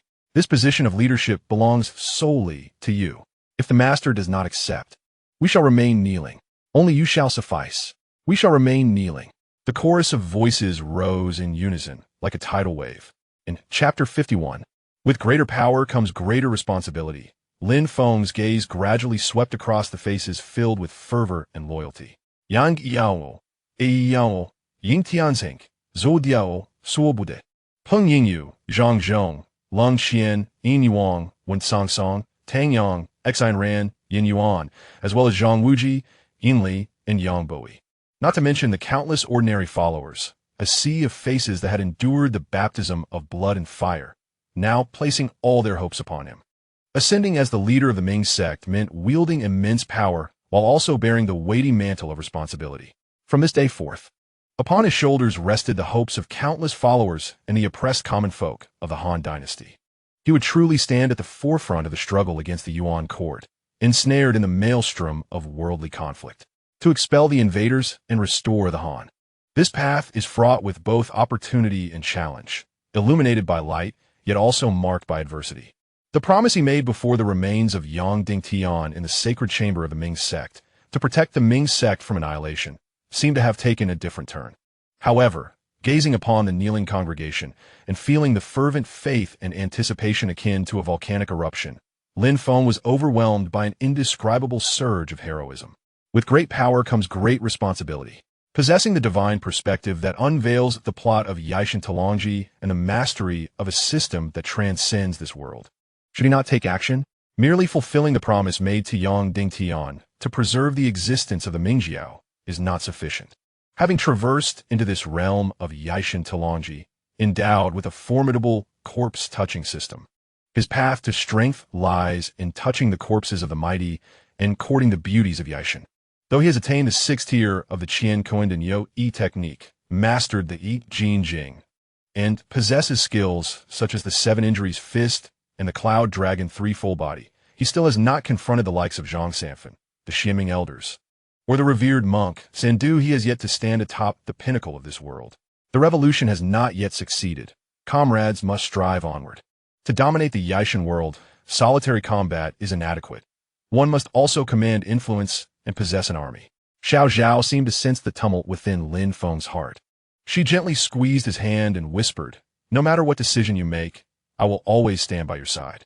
Lin Feng took a deep breath, his gaze gradually solidifying into a resolute depth. He did not immediately acquiesce, nor did he refuse. Instead, he slowly raised the holy fire order in his hand. His voice, steady and powerful, resonated in the silence of the Guangming Ding. The holy fire order is here. The holy fire order shimmered with a dark red glow in Lin Feng's grasp, and silence enveloped the Guangming Ding. All eyes fixed upon this emblem of supreme authority within the Mingjiao. Lin Feng surveyed the assembly, his voice steady and penetrating, ensuring each individual could hear him clearly. "Please rise." Yet, Yang Xiao and others knelt even more resolutely, urging, "We implore you, Lin Xiaoxia, to accept the position of the Mingjiao leader." The mountain winds swept across Guangming Ding, rustling Lin Feng's robes. He abruptly turned and strode purposefully towards the holy fire altar. Zhao paused for a moment, then hurried to follow. The Mingjiao members exchanged glances, yet dared not rise, merely kneeling as they turned to face Lin Feng's departing figure. The sacred flames upon the altar had dwindled from the relentless battles, reduced to a mere flickering flame, seemingly on the verge of extinguishment. As Lin Feng stood before the altar, he suddenly lifted the holy fire order high above his head. "Yang Jiao Master, I pledge here today." As his words fell, a miracle transpired. The ancient patterns upon the holy fire order erupted into a dazzling red light, and the feeble flame, as if summoned, leapt to a height of over 3 feet, intertwining with the radiance emitted by the holy fire order. "The holy fire has manifested," Zhou exclaimed with excitement. All disciples of the Mingjiao held their breath as Lin Feng gently placed the holy fire order upon the altar. The flames surged, transforming into the shape of a lotus flower. "This is the holy fire lotus." Elder Yin Tianzheng wept tears of joy. Such a phenomenon only occurs when the Yang Jiao Master is in power. Lin Feng turned, the firelight illuminating his profile, bestowing him with an air of formidable authority. "Since the holy fire has acknowledged me, with the spirit of the Yang Jiao Master as witness, I, Lin Feng, accept the position of the 34th leader of the Mingjiao. We pay our respects to the Master." The cheers resonated to the heavens. As all disciples of the Mingjiao bowed deeply, many moved to tears. Lin Feng surveyed the assembly with a commanding presence, raising his hand to gesture for them to rise. "Now that I have assumed the role of leader, there are several matters that require immediate attention." Only then did the crowd rise, standing at attention, ready for orders. "First, immediately tend to all injured members and assess the losses. Second, repair the damaged facilities of Guangming Ding to prevent any scheming factions from seizing the opportunity to plunder. Third, the bodies of the fallen members from this battle shall all be gathered at the back mountain of Guangming Ding. Before cremation, I, the Master, shall personally bid them farewell." Lin Feng declared with authority. "The Master is wise. The Master is compassionate. The Master values loyalty and righteousness." The first 2 directives were indisputable. Yet the third moved Yang Xiao, Wei Yuxiao, and Elder Yin Tianzheng deeply. prompting them to express their admiration. They had not anticipated this new leader to possess such empathy, perfectly aligning with the tenets of the Mingjiao. It appeared that those with extraordinary martial prowess truly understood the value of life. Yang Xiao and Yin Tianzheng promptly dispatched orders. The Guangming Ding bustled with activity, and unlike before, every face bore an expression of exhilaration. Zhang Wuji observed Lin Feng commanding with authority. As the Mingjiao elite bowed in deference, feeling envious. He wished to approach Lin Feng for a brief conversation, but Lin Feng called out, Yang Zuoshi, Wei Fu Wang, Yining Wang, Wu Sanrun, Wu Xingqi's banner leader, the heads of the four sects, Yin Yi Wang, and Li Tiantin. Please accompany me into the main hall. Urgent metteurs et wet discussion. The individuals Lin Feng named were the core leadership of the Mingjiao, and calling them for a meeting naturally pertained to significant affairs concerning the Mingjiao's development. The assembly followed Lin Feng into the Mingjiao's conference hall, guided by young Xiao. Lin Feng took his seat upon the central throne. He gestured for Zhao to stand behind him. Yang Xiao seated himself to Lin Feng's left with Wei Yuxiao, the head of the four sects, and the banner leader of Wu Xingqi beneath him. An empty space lay between Wei Yuxiao and Yang Xiao. On the right, Elder Yin Tianzheng also had an empty spot in front and behind him, with the Wu Sanrun and members of the Tianning sect below. Lin Feng noticed the vacant positions and smiled faintly, fully aware of who was missing. Just as Yang Xiao was about to explain, Lin Feng raised his hand to stop him, cleared his throat, and declared, Esteemed members present, you are the core leadership of the Mingjiao, and the future of our sect rests in our hands. Currently, Fan Yushi, the Zishan Long Wang, and the Jin Mao Shi Wang are absent, while the Ruwei Jin Shi suffered heavy losses, with the banner leader Zhuang Zheng slain by the blade of the ruthless master. The deputy banner leader Wu Jinko and the remaining 50 are hiding in a village beneath Guangming Ding. Yang Zuoshi sent someone with the order to bring them back. Lin Feng tossed the Ruwei Jin Shi's banner leader's decree to Yang Xiao. It was believed that the Ruwei Jin Shi had been completely annihilated. It turned out that they had been rescued by the new leader. Wen Song, Tang Yang, Xian Ran, and Yin Yuan immediately stood, tears in their eyes, bowing in gratitude to Lin Feng. The Jin Mao Shi Wang remained abroad, clutching the Tulong Dao, coveted by all in the martial world. Now that I have assumed the role of leader, I must bring back the Lion King. With the Tulong Dao in hand, the Mingjiao's prestige will soar, commanding the world. The assembly wholeheartedly agreed, nodding in affirmation. Just then, a disciple rushed in, breathless with urgency. Not good. The Beggars Sect, the Giant Shark Gang, the Divine Fist Sect, the Three-Door Gang, and the Wuxian Gang are launching an attack from three sides. The assembly was immediately taken aback. What? The Beggars Sect, the Giant Shark Gang, and the Divine Fist Sect dare to assault Guangming Ding? Wei Yuxiao sprang to his feet, his eyes glinting with cold light. If not for my injuries, I would personally turn them all into dried corpses. The Beggars Sect is one thing, but even the Three-Door Gang and Wuxian Gang, such lowly factions, dare to take advantage of our misfortune? Zhou Jian pounded the table in fury. Damn it, do they truly believe that we, the Mingjiao, are vulnerable after just battling the 6 major sects? Master, allow me to lead the charge and annihilate them, teaching them the might of the Mingjiao. The conference hall erupted with fervor, the Mingjiao leadership clamoring to volunteer for the fight. Yin Tinzin's white brows stood upright, his eagle-like fingers cracking ominously. The members of the 5 scatterers were all eager for battle, itching to descend the mountain and engage in combat. Yin Yuan's gaze was sinister, visibly eager for action.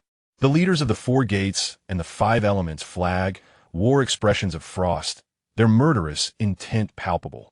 Yet, Lin Feng burst forth with a hearty laugh, his voice resonating with calmness and confidence. Instantly, all eyes turned to him, exclaiming, Please, Chief, give your orders. Everyone, please remain calm.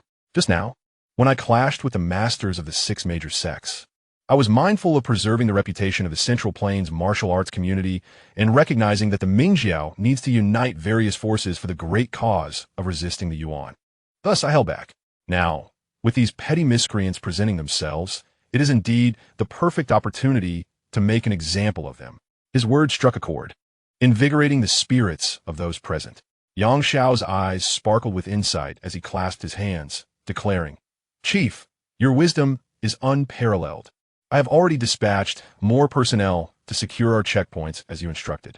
The terrain of the Guangming Ding is perilous, easy to defend, but difficult to attack. As long as we secure the vital paths, these rabble will not set foot on the mountaintop. Lin Feng nodded slightly, his gaze sweeping over the assembly. While defense is crucial, mere defense without offense is not the style of our Mingjiao. The beggar sect is the primary villain behind this siege. Once we defeat them, the other minor sects will surely flee in terror. Indeed, Chief, you are astute, praised Yin Tianzhong, stroking his beard.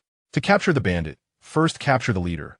We need only slay the beggar sect leader, and the rest will crumble. A cold smile curved Lin Feng's lips. Precisely. I intend to disguise myself along with a few others as wandering martial artists, infiltrate the enemy ranks, and seize the opportunity to eliminate the beggar sect leader with a single strike. Upon hearing this, Yang Xiao, Wei Yuxiao, Yin Tianzhong, and the members of the five scatterers all stepped forward in unison, exclaiming, "We are willing to accompany the chief." Lin Feng, however, gently shook his head.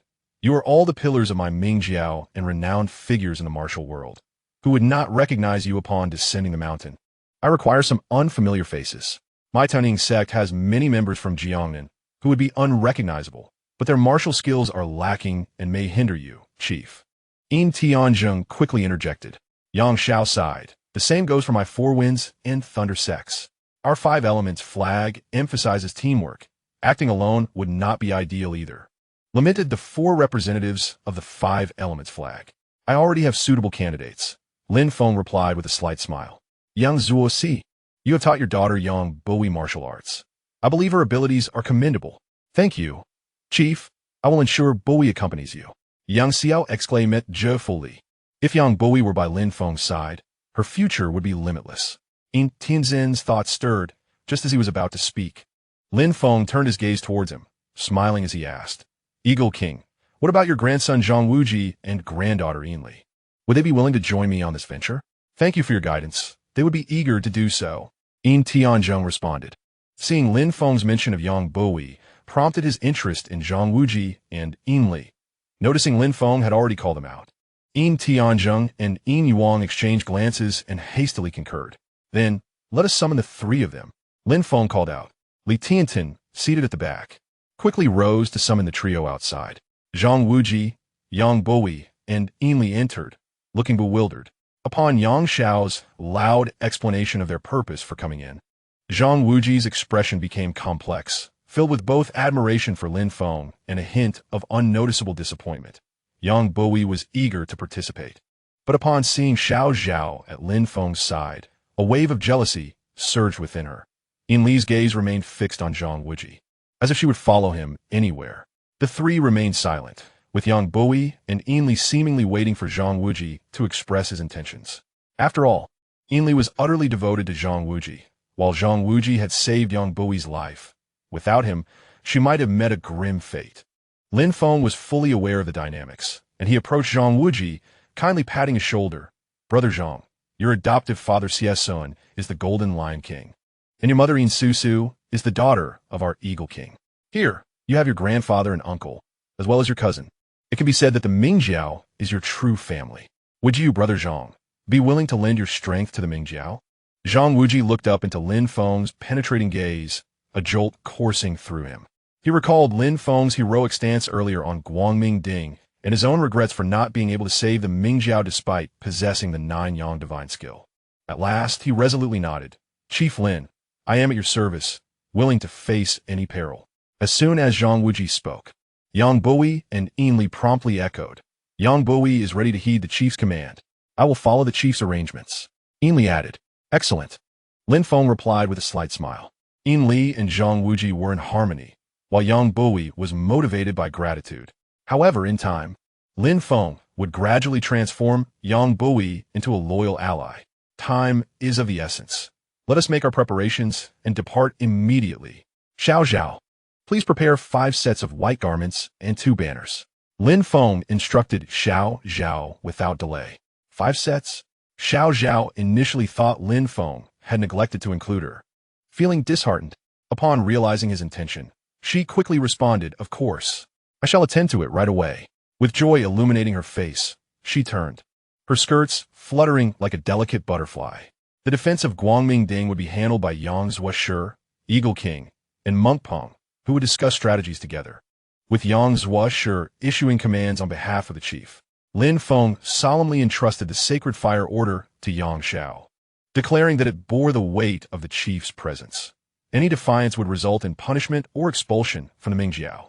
Though Peng Yingyu's martial abilities were modest, he was astute and resourceful, capable of providing counsel to Yang Xiao and Yin Tianjung, ensuring their plans were foolproof. Yang Xiao, exhilarated, accepted the Sacred Fire Order, trembling as he examined it. He had never anticipated that a fragment of the Sacred Fire Order would be reconstituted into a whole piece by Lin Feng. I vow to obey the chief's orders. Yang Xiao, Yin Tianjung, and Monk Peng collectively affirmed.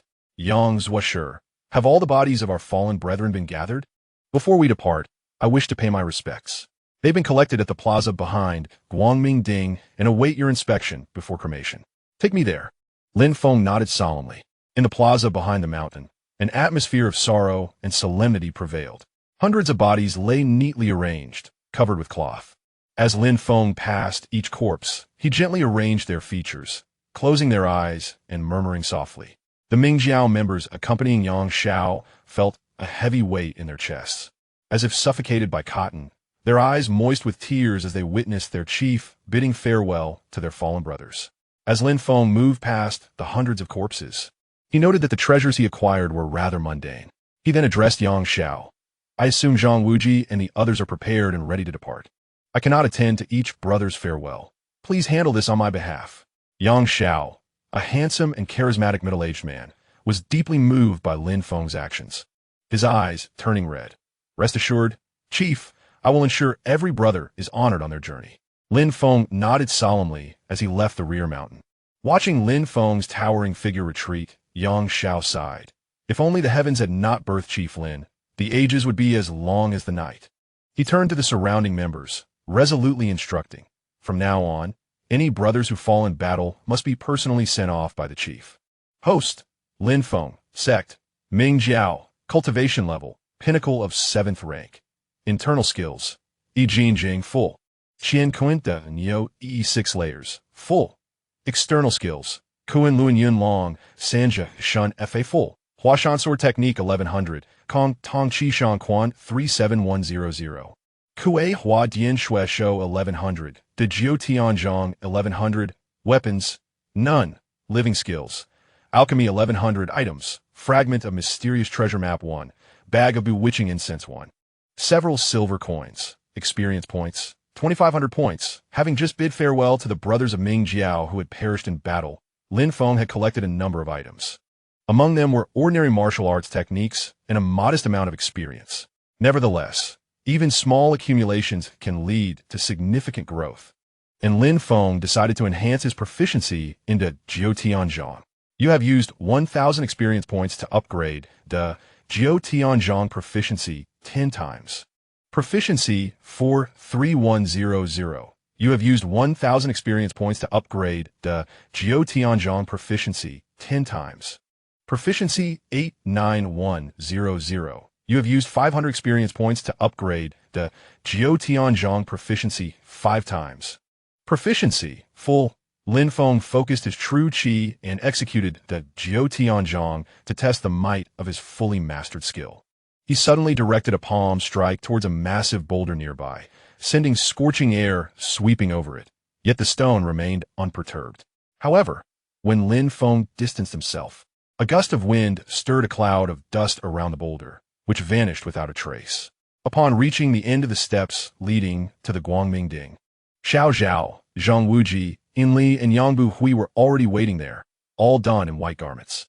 2 white banners had been painted with a vivid red cross as per Lin Feng's instructions.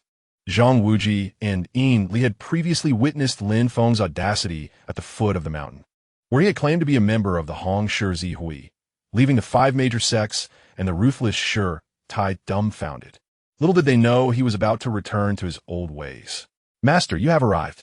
The 4 hurriedly stepped forward to greet him, with Xiao Zhao bringing a set of white clothing for Lin Feng to change into. What a dashing figure in white.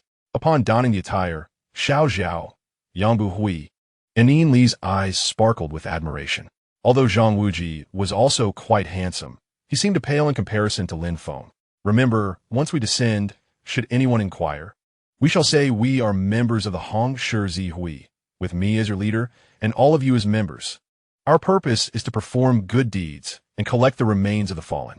I will handle the rest, Lin Feng reiterated. Yes, leader. Zhang Wuji and the others felt a peculiar sensation. Our targets are the gang of beggars transmission Elder Meng Jiuji and Hongjin Shan, along with their 8 disciples. Lin Feng concluded, once we succeed in eliminating them, we must retreat immediately, without lingering for battle. Understood? The 4 nodded earnestly. Taking a deep breath, Lin Feng clasped his hands and turned to bid farewell to Yin Tianzheng, Wei Xiao, Peng Yingyu, and the others in the plaza.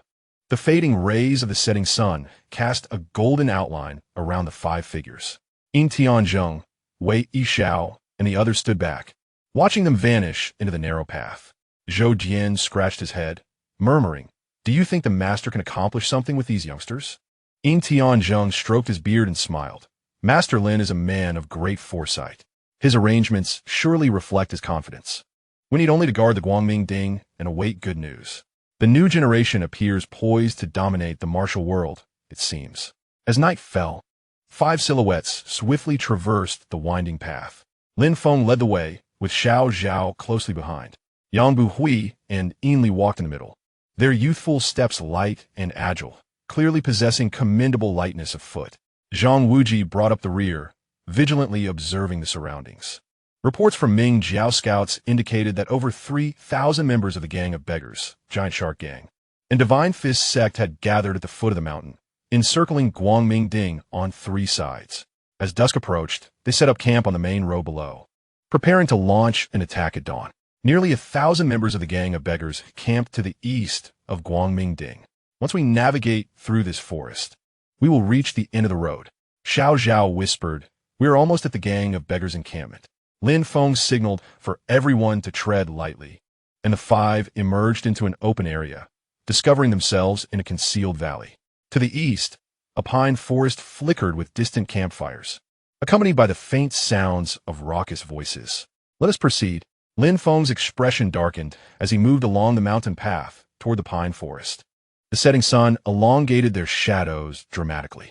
Zhang Wuji, following Lin Feng, reflected on a young man who led Ming Jiao despite being only slightly older than himself. Feeling a tumult of emotions, he recalled the tragedy of losing his parents and his childhood marred by the Xianming Divine Palm, as well as his adventures in the Butterfly Valley learning medicine and mastering the Jiuyang divine skill in Kuan Luan's perilous terrain. Thoughts of Lin Feng's resolute demeanor on Guangming Ding that day clenched his fists. Wuji go, what troubles you? Yang Buhui noticed his unease and quietly inquired. Zhang Wuji forced a smile. It is nothing, merely feeling a bit anxious. Lin Feng, walking ahead, seemed to have heard their exchange and turned back, offering an encouraging glance. Brother Zhang, when we approach the transmission elder of the Gang of Beggars, I may need your assistance. Your Jiuyang divine skill is formidable and will effectively counter their 18 dragon-subduing palms. Due to the system's rules, Lin Feng could only reap rewards from corpses of foes slain by others. Thus, he guided Zhang Wuji to take action against their enemies. Zhang Wuji was taken aback. How does Master Lin know of my abilities? Lin Feng smiled enigmatically. I observed you treating the Eagle King atop Guangming Ding. He reassured. Rest assured, this matter will remain between us. Zhao, Yang Buhui, and Yin Li were astonished, having not anticipated that Zhang Wuji harbored such extraordinary martial prowess. Zhang Wuji's heart surged with surprise. The Jiuyang divine skill was his greatest secret, and it had been unveiled by Lin Feng. He felt an increased sense of respect for the newly appointed leader, alongside a tinge of inexplicable wariness.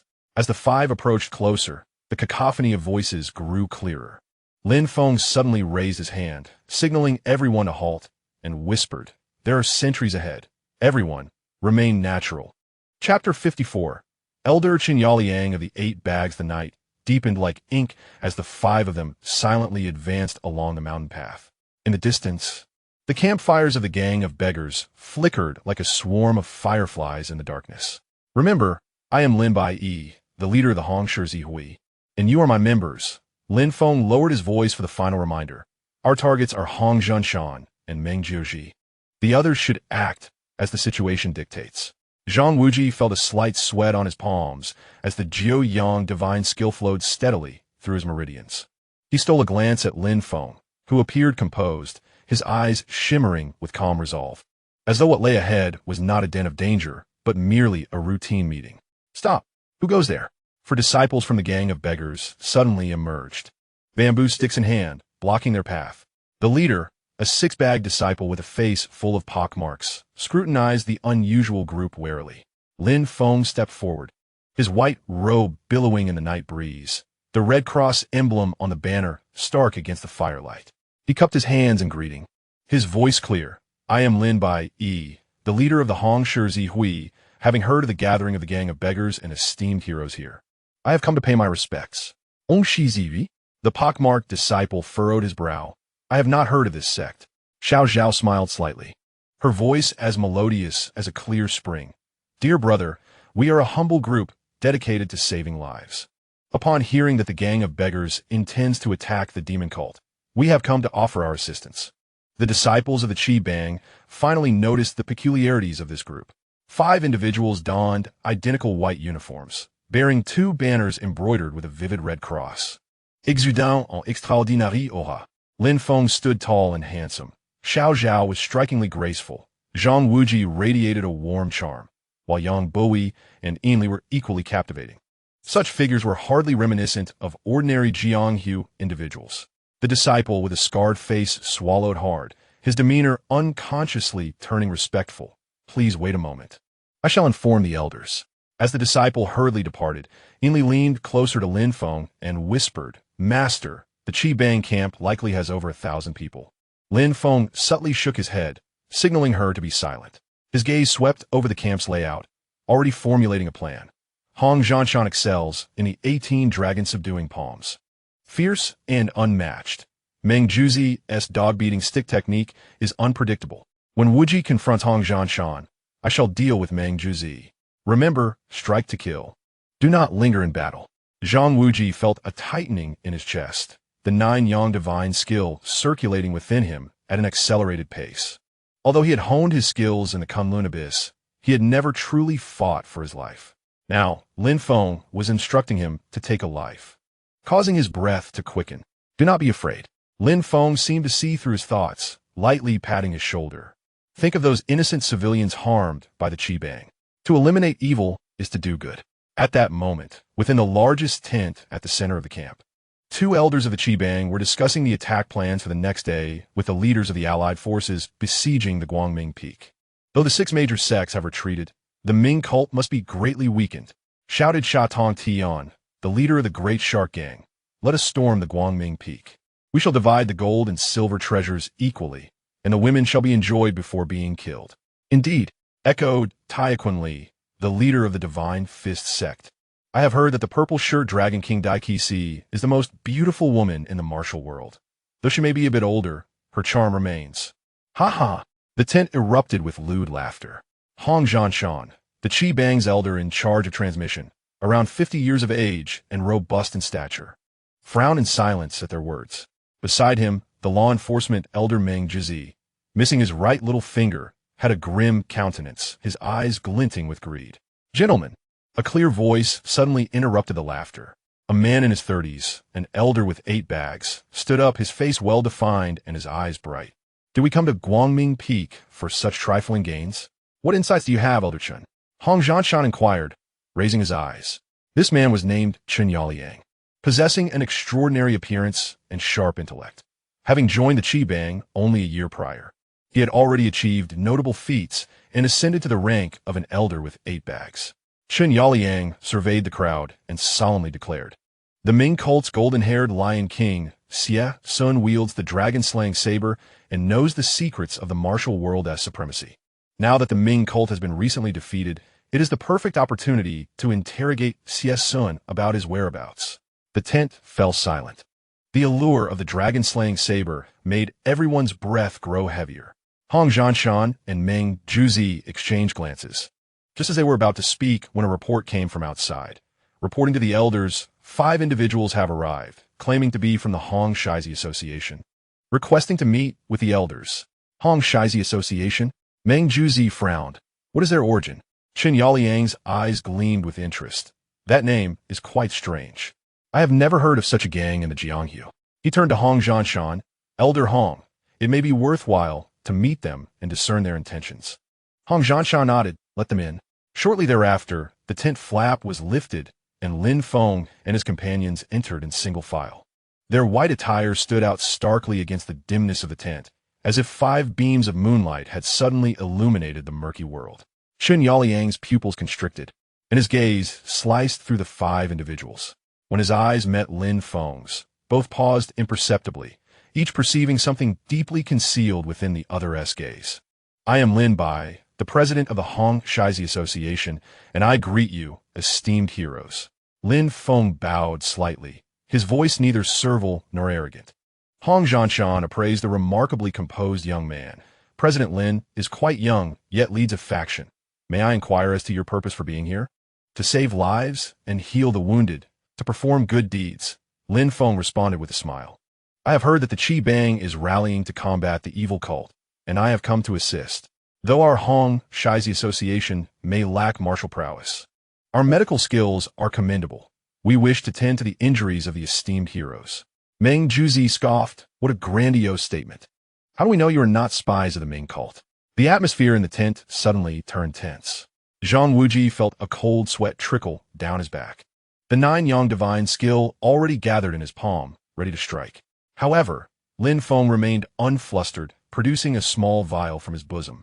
This is a secret medicine of the Hong Shizi Association, capable of staunching blood and healing wounds. If Elder Ming does not believe it, you may test it. As he spoke, he abruptly drew a short sword from his waist and inflicted a cut on Zhang Wuji's left arm.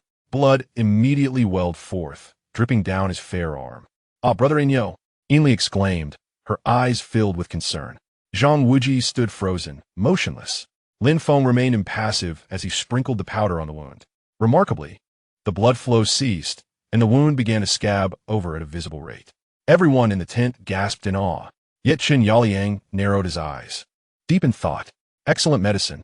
Hong Zhanshan exclaimed. President Lin indeed has sincerity. With your miraculous remedy, our injured brothers shall be fortunate in tomorrow's assault against the evil cult. Bring forth seats. Chairs were swiftly brought over, and Lin Feng and his companions took their places. Qin Yaoliang personally poured a cup of wine and handed it to Lin Feng. President Lin has traveled a long way. I raise a toast to you. And this esteemed elder is? Lin Feng inquired. This is our Qi Bang's 8-bag elder, Qin Yaoliang. Hong Zhanshan introduced. What is actually Qin Yaoliang? Lin Feng took the wine cup, alarm bells ringing in his mind. Zhang Wuji was already signaling him with raised eyebrows. Lin Feng immediately understood. Although he was not well versed in toxicology, he could tell at a glance that this wine was certainly problematic. But what of it? Lin Feng maintained his composure and downed the drink in one gulp. Thank you, Elder Chun. A flicker of surprise crossed Qin Yaoliang's eyes, followed by a smile. President Lin has quite the capacity for liquor. Pray tell, besides your medical skills, does your association have any other specialties? I have a slight understanding of martial arts. But it is nothing worth mentioning, Lin Feng humbly replied, while secretly channeling the Yijin Jing, forcing the sedative toward his left little finger, where a drop of black liquid quietly dripped onto the ground. Zhang Wuji noticed this scene, his admiration for Lin Feng deepening. He discreetly surveyed the layout of the tent. Hong Zhanshan occupied the main seat. Meng Juzi sat to the right, Qin Yaoliang to the left, with the other sect leaders flanking them. If a confrontation were to ensue, the first step would be to deal with these three. Just as the atmosphere seemed amicable, Qin Yaoliang suddenly struck. I have heard that the 6 major sects besieged Guangming Peak, and just as the Ming cult was on the brink of annihilation, a fellow named Lin appeared out of nowhere and defeated the masters of the 6 major sects. This allowed the Ming cult to survive. President Lin also shares the surname Lin. Could there be a connection? A gasp echoed as all eyes in the tent turned toward Lin Feng. The air felt as though it had solidified. Hong Zhanshan's hand had already clenched into a fist, Meng Juzi's staff gripped tightly, and the leaders of Sha, Tong Tian, and the Divine Fist sect were reaching for their weapons. Chapter 55. Resolve and Conclusion. Ha ha ha. Lin Feng suddenly laughed heartily. his mirth resonating with clarity and boldness, filled with defiance and arrogance, causing dust to fall from the tent's top. His laughter momentarily stalled the tense atmosphere within the tent. Elder Chun speaks truly. Lin Feng subdued his laughter, his gaze piercingly surveying the crowd. It was indeed I who defeated the masters of the 6 major sects atop Guangming Peak. The declaration stunned the assembly. Hong Jinshan and Meng Juzi abruptly rose to their feet, while the other leaders erupted into chaos, exclamations of surprise filling the air. Zhang Wuji and his companions tensed, ready to spring into action at a moment's notice. However, the next moment, Lin Feng revealed a playful grin and provocatively remarked, "Shall you all join forces to capture me?" "You." Meng Juzi's expression shifted rapidly, his bamboo staff already raised halfway. "Elder Meng, hold on," Hong Jinshan urged, assessing Lin Feng with a discerning gaze. President Lin carries himself with remarkable grace, yet such jesting is ill-advised. The lad named Lin atop the Bright Summit is rumored to have reached a level of martial prowess that surpasses the likes of Kong Xing from Shaolin, the 5 elders of Kong Tong, and the 2 elders of Huashan. Indeed, the leader of the Jusha gang, Sha Tongdian, laughed heartily. How could such a figure dress like a mere physician and accompany a gaggle of youthful novices to their demise? The master of Qiankun Li, scoffed. "I wager this lad is merely inebriated, spouting nonsense." Laughter erupted within the tent, dissipating the tension. Only Chun Yaoliang squinted, his gaze shifting between Lin Feng and Zhang Wuji. Deep in thought, Come, let the music play and the dance continue." Hong Jinshan waved his hand. "President Lin has traveled far. Tonight, we shall drink until we are inebriated." Following his command, over a dozen disciples of the beggar's sect entered, performing the traditional begging act, Lian Hua Luo. The other disciples promptly rearranged the tables and chairs, presenting fine wines and delicacies. Lin Feng exchanged a glance with Zhang Wuji, and the two seated themselves calmly. Zhao obediently stood behind Lin Feng, pouring him wine, while Yang Buhui and Yinli took their places beside Zhang Wuji. "President Lin, please." Hong Jinshan raised his cup. "Elder Hong, please," Lin Feng reciprocated, downing the drink in one gulp. After 3 rounds of toasting, the intoxication began to show on Hong Jinshan and the others. Chen Yaoliang, however, remained sober, periodically toasting Lin Feng while subtly observing his reactions. "President Lin possesses exceptional medical skills. May I inquire where you acquired such knowledge?" Chen Yaoliang probed again.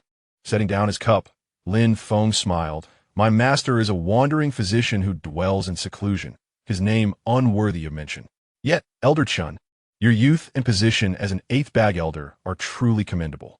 "You flatter me," Chen Yaoliang replied humbly, though a glimmer of pride flickered in his eyes. "By the way, the golden wound medicine you demonstrated earlier is quite remarkable. Might I have the honor of seeing it?" Alarm bells rang in Lin Feng's mind. Chen Yaoliang was indeed a formidable opponent. He calmly retrieved a medicine bottle from his robe, but as he extended it, he deliberately let it slip, shattering on the ground and scattering the powder everywhere. "Alas, my hand trembles from the drink. I truly apologize," Lin Feng feigned regret. Chen Yaoliang's expression shifted slightly, signaling to Sha Tongdian, who instantly stood up, swaying drunkenly. The leader of the Jusha gang, his face flushed with drink, leered at Zhao and Yang Buhui. "Huh, these 2 young ladies are indeed lovely," Sha Tongdian slurred, reaching out to touch Zhao's face. "Come, share a drink with me." Yang Buhi's face turned pale, instinctively recoiling.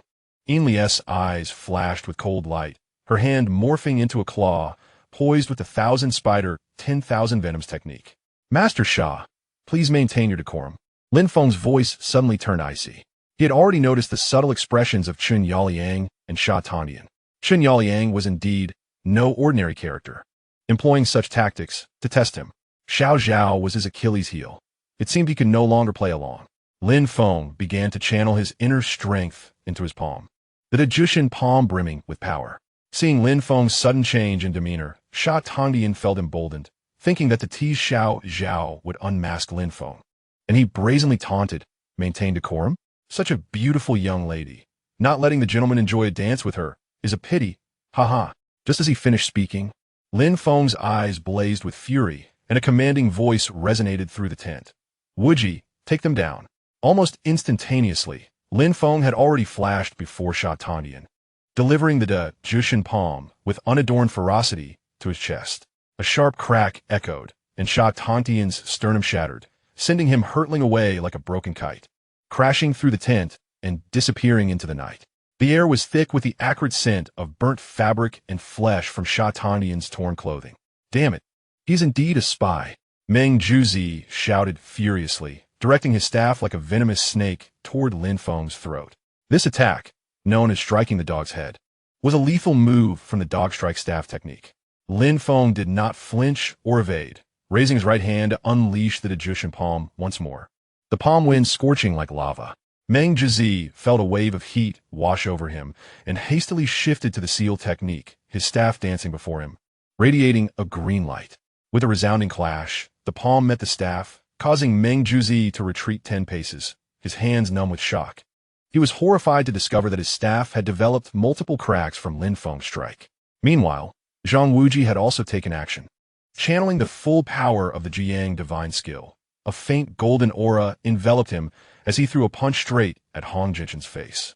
Hong Jinshin's intoxication vanished in an instant, and he hurriedly executed the dragon appears and the field moved to counter. The two forces collided with a thunderous boom, sending tables and chairs flying in all directions.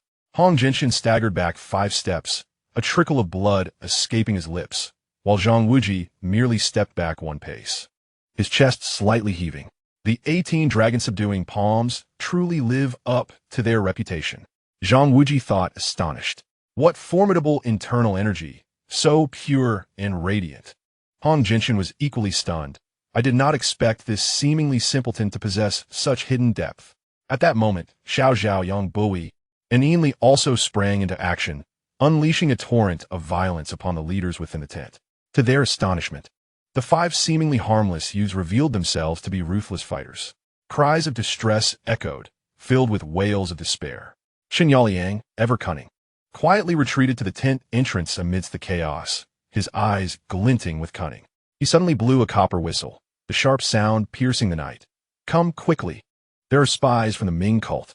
Immediately, a cacophony of footsteps and shouts erupted outside the tent, and in an instant, over 100 disciples of the Beggar's sect rushed in, surrounding the tent.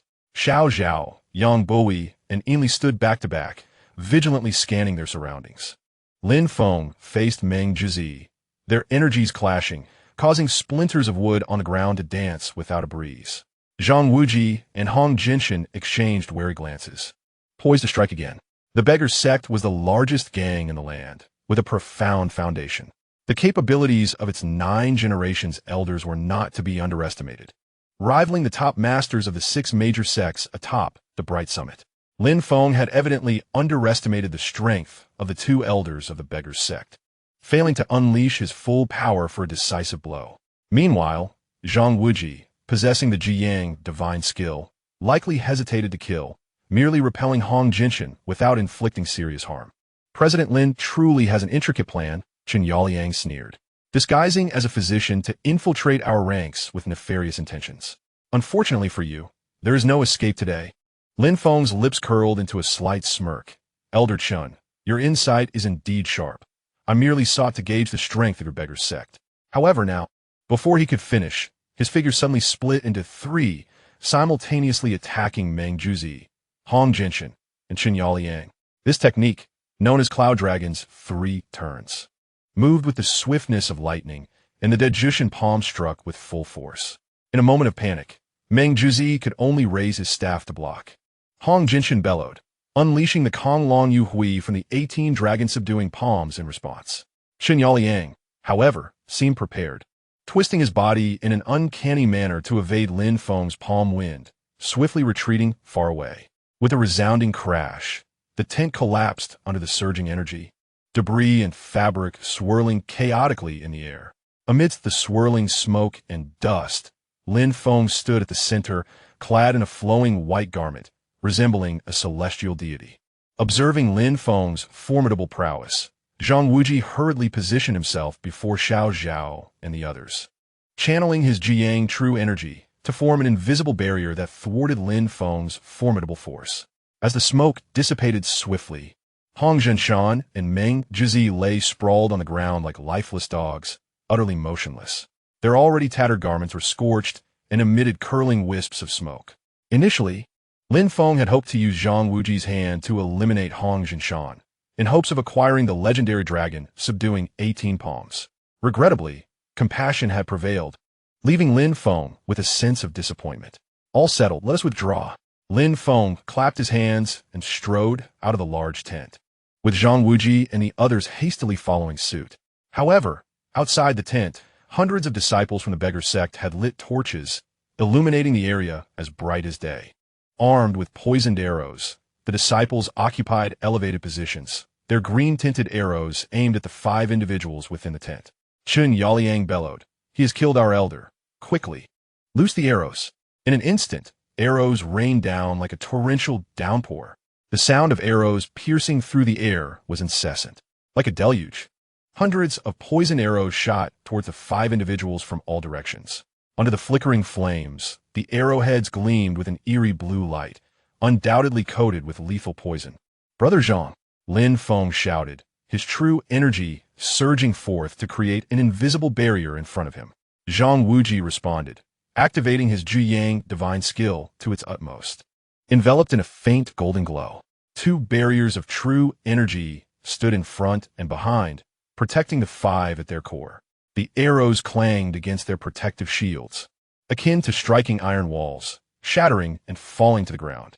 In the blink of an eye, a circle of arrows accumulated around them, the height surpassing their ankles. "Brother Zhang, your Zhuyang divine skill is quite formidable." Lin Feng maintained the barrier while teasing, "But how is it that you couldn't even subdue a drunken Hong Zhenshan?" "I had to intervene myself." Zhang Wuji's face flushed, beads of sweat forming on his forehead as he stammered, "Sect leader Lin, I truly cannot bring myself to kill." "Fool!" Inli suddenly interjected sharply, "Brother Wuji, showing mercy to the enemy is cruelty to oneself. Did you not hear them earlier proclaiming their intent to ascend the bright summit and slaughter all men while violating women? How can you show them such leniency?"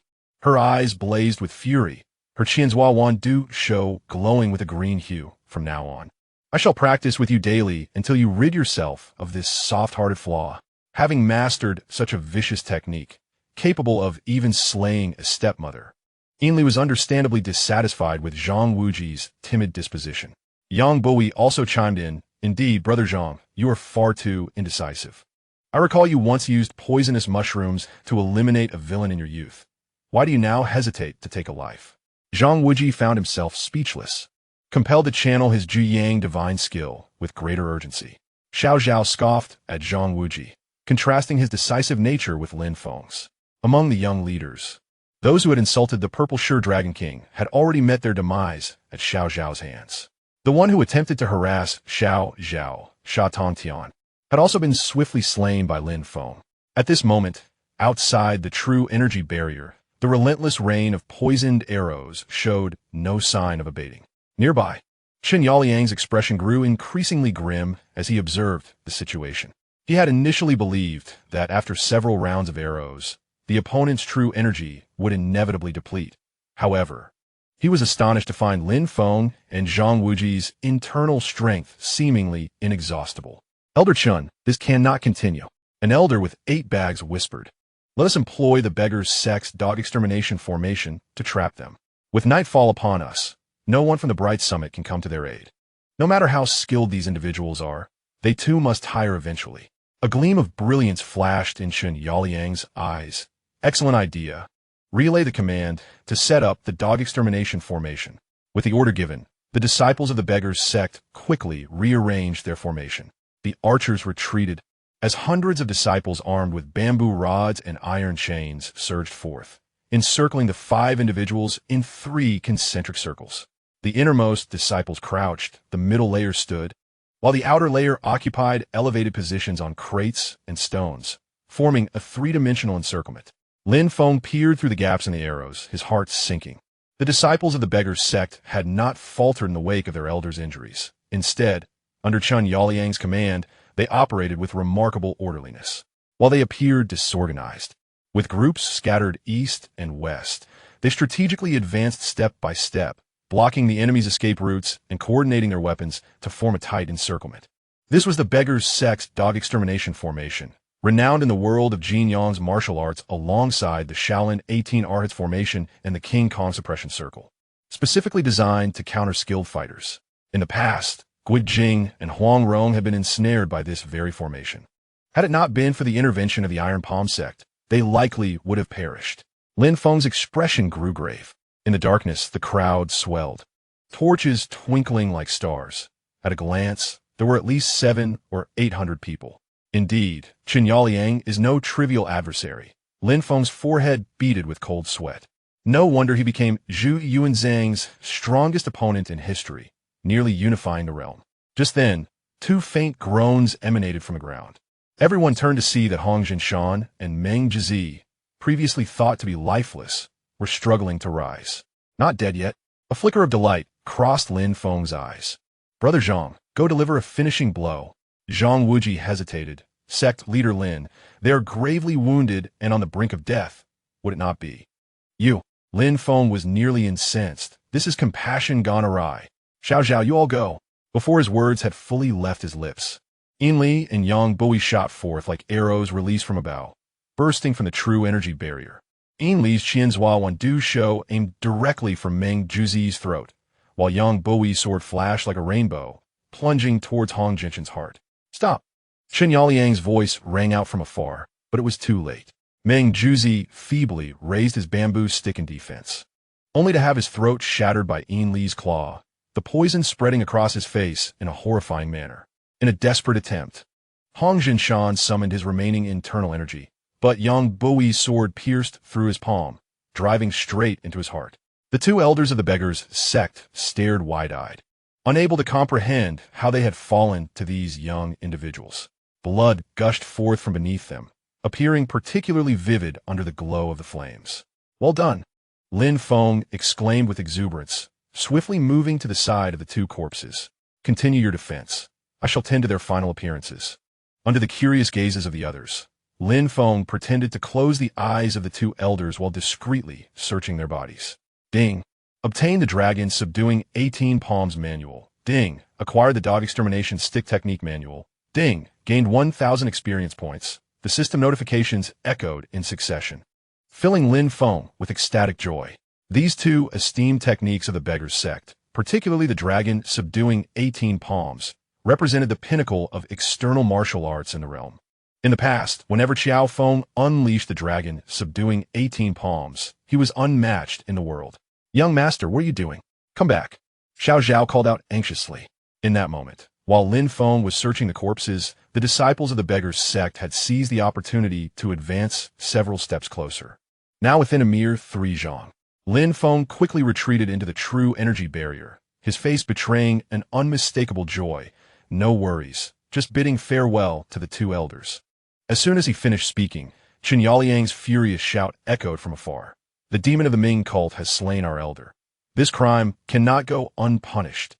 Disciples, heed my command. Kill the one surnamed Lin, and a reward of 1,000 taels awaits, along with the 3 women.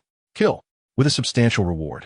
The disciples of the Beggar's Sect surged forth like a tidal wave. Form a circular formation.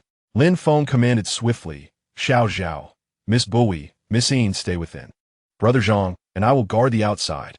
The 5 swiftly adjusted their formation. Lin Feng and Zhang Wuji stood back to back, shielding the 3 women behind them. As the disciples of the Beggar's Sect surged forward, a fierce glint flashed in Lin Feng's eyes. Since they seek death, we shall not hold back our slaughter. With a twist of his palms, he unleashed the great 9 heavens palm with all his might. The scorching palm wind swept through, causing the first 7 or 8 disciples to spew blood and fly backward. Zhang Wuji, finally casting aside his reservations, combined the 9 Yang divine skill with insights gleaned from witnessing Lin Feng and the Kongtong 5 elders perform the 7 injuries fist atop the bright summit, each punch resulting in broken bones for the disciples. Yet, it was clear he still deliberately avoided striking at fatal points. The battle reached a fever pitch. Lin Feng charged like a tiger among sheep, knocking down several foes with each strike. Zhang Wuji held his ground, the 9 Yang true chi forming an impenetrable barrier. Zhao's iron chains, Yang Bui's long sword, and Li's 1,000 spider poison hand occasionally emerged from their formation, claiming the advancing enemies. However, the sheer number of beggars' sect disciples was overwhelming. For every batch that fell, another would rush forth. More alarming still, Qiankun had regrouped his archers from distance, waiting to deliver a fatal blow when the 5 showed signs of fatigue. This cannot continue, Lin Feng shouted as he sent 3 disciples flying. Turning to Zhang Wuji, we must find a way to break through. Just as Zhang Wuji was about to respond, his expression changed drastically. Lin, be careful above. Lin Feng looked up to see a massive iron chain net descending from above, its surface bristling with barbs, glinting ominously in the torchlight. The disciples of the Beggars' Sect had taken advantage of their focus on the ground assault, setting a trap in the high platforms surrounding them. Chapter 57. Mysterious Reinforcements. The enormous iron chain net, accompanied by a chilling sound as it fell, completely sealed off all escape routes above the 5. The disciples of the Beggars' Sect displayed a cruel excitement in their eyes, as if they could already envision their prey ensnared and at their mercy. A mere trick. Lin Feng's eyes flashed with determination, as the true energy of the Yijin Jing within him instantaneously merged with the recently acquired techniques of the 18 dragon-subduing palms. In the face of this dire predicament, inspiration struck him, and he independently grasped the essence of 2 techniques. Dragon ascending to the sky. He roared, shaking the heavens with his voice. He thrust his palms upward with tremendous force, unleashing a torrent of righteous energy akin to an invisible dragon soaring into the sky. This energy did not clash with the iron net directly. Instead, it formed a vast upward spiraling vortex. The heavy net, which had been descending with great momentum, suddenly came to a standstill, held aloft mere feet from the heads of the 5. The dozens of disciples pulling the net felt an irresistible force emanating from the chains, their grips shaking, nearly losing their hold. They cried out in terror, desperately trying to pull the net down. Dragon combat in the wilderness. Lin Feng shifted his technique again. He spun rapidly like a top, his palms tracing intricate paths, causing the immense energy supporting the iron net to swirl violently. The net in midair seemed to be grasped by an invisible giant hand, twisting suddenly. The jarring sound of metal twisting echoed painfully, as the resilient iron chain net was violently distorted and entangled into a massive, chaotic ball. The chains intertwined, snapping apart, the barbs connecting, completely losing their net-like form. Cries of anguish erupted. Those desperately tugging at the chains were struck by the sudden backlash of force, either losing their grip and tumbling away or being struck by the snapping chains, resulting in broken limbs and a scene of utter chaos. The 18 dragon-subduing palms? Impossible. This cannot be. A nearby elder from the 8 bags, his eyes nearly popping out, screamed in disbelief, filled with terror. How could he possess the secret technique of our Beggars' Sect? Is dragon combat in the wilderness, and dragon ascending to the sky? He truly is executing the 18 dragon-subduing palms. Another disciple from the 7 bags recognized it, his face as pale as a ghost, his voice trembling. The 5 characters of 18 dragon-subduing palms spread like wildfire among the Beggars' Sect disciples. Fear washed over them like a cold tide, instantly submerging their previously ignited ferocity. All disciples of 6 bags and above, including the few trusted 8-bag elders beside Qiankun, froze in place, their eyes filled with horror and confusion. They understood all too well the power of this technique. It was the supreme martial art reserved for the sect leader, each palm imbued with the terrifying strength to shatter stone. This young man named Lin, who had already killed 2 elders, had now unleashed the sect's most guarded secret. The impact of this revelation far surpassed that of witnessing Lin Feng's rampage. Lin Feng's gaze turned icy as he regarded the massive iron ball of chains he had forcibly twisted into a grotesque sphere. He inhaled deeply, channeling the energy of the Yijin Jing through the Qiankun and Yi, flooding into his arms, his bones emitting faint cracking sounds. The proud dragon repents. He roared again, thrusting his palms forward. This time, it was not an upward lift nor a swirling motion. It was a pure, overwhelming forward push. The air seemed to compress to its limit, producing a deep, resonant boom. The massive, barbed iron ball was struck by an overwhelming force that swept away all before it. The iron ball, like a phantom struck by an unseen hammer, transformed into a shadow of death, soaring toward the direction opposite to that from which the net had descended, straight at the disciples of the beggars' sect who had attempted to encircle them. Thud, thud, thud, the muffled sounds of collision, the crunch of bones, and the wailing cries merged into a horrifying symphony. Where the iron ball passed, it was as if a red-hot iron had been plunged into soft cheese. The disciples in front, whether wielding bamboo sticks or iron chains, regardless of whether they were of 3 bags or 6 bags, had no time to react before being shattered by the terrifying iron ball infused with the might of the dragon-subduing palm, their bones breaking, blood and flesh flying. Limbs and broken weapons were scattered, brutally cleaving a path of blood and corpses through the dense crowd, stretching for several dozen feet. The stench of blood rose to the heavens. Those fortunate enough to avoid a direct hit, merely brushed by or caught by the force, also spewed blood and were sent flying, either dead or grievously injured. The once menacing encirclement was instantaneously torn open, creating a grotesque gash. Now, Lin Feng commanded without hesitation, leading the charge along the blood-soaked path he had carved. Zhang Wuji, Zhao, Yang Buhui, and Yinli followed closely behind. The 5 moved swiftly, treading over the scattered limbs and the bodies of the wailing, swiftly breaking free from the core of the encirclement. The surrounding disciples of the beggars' sect had long been paralyzed with fear by the hellish scene before them and the unpredictable might of Lin Feng's 18 dragon-subduing palms. As they watched the 5 charging toward them, terror gripped their hearts, causing them to involuntarily retreat, their eyes wide with fear, their hands trembling on their weapons, no longer daring to obstruct their path. The fearsome reputation of the 18 dragon-subduing palms, coupled with a nightmarish spectacle, shattered their will to fight. Useless. All of you are useless. Chase after them. Capture them. 10,000 taels of gold for the one who kills Lin Feng. I will make him an 8-bag elder.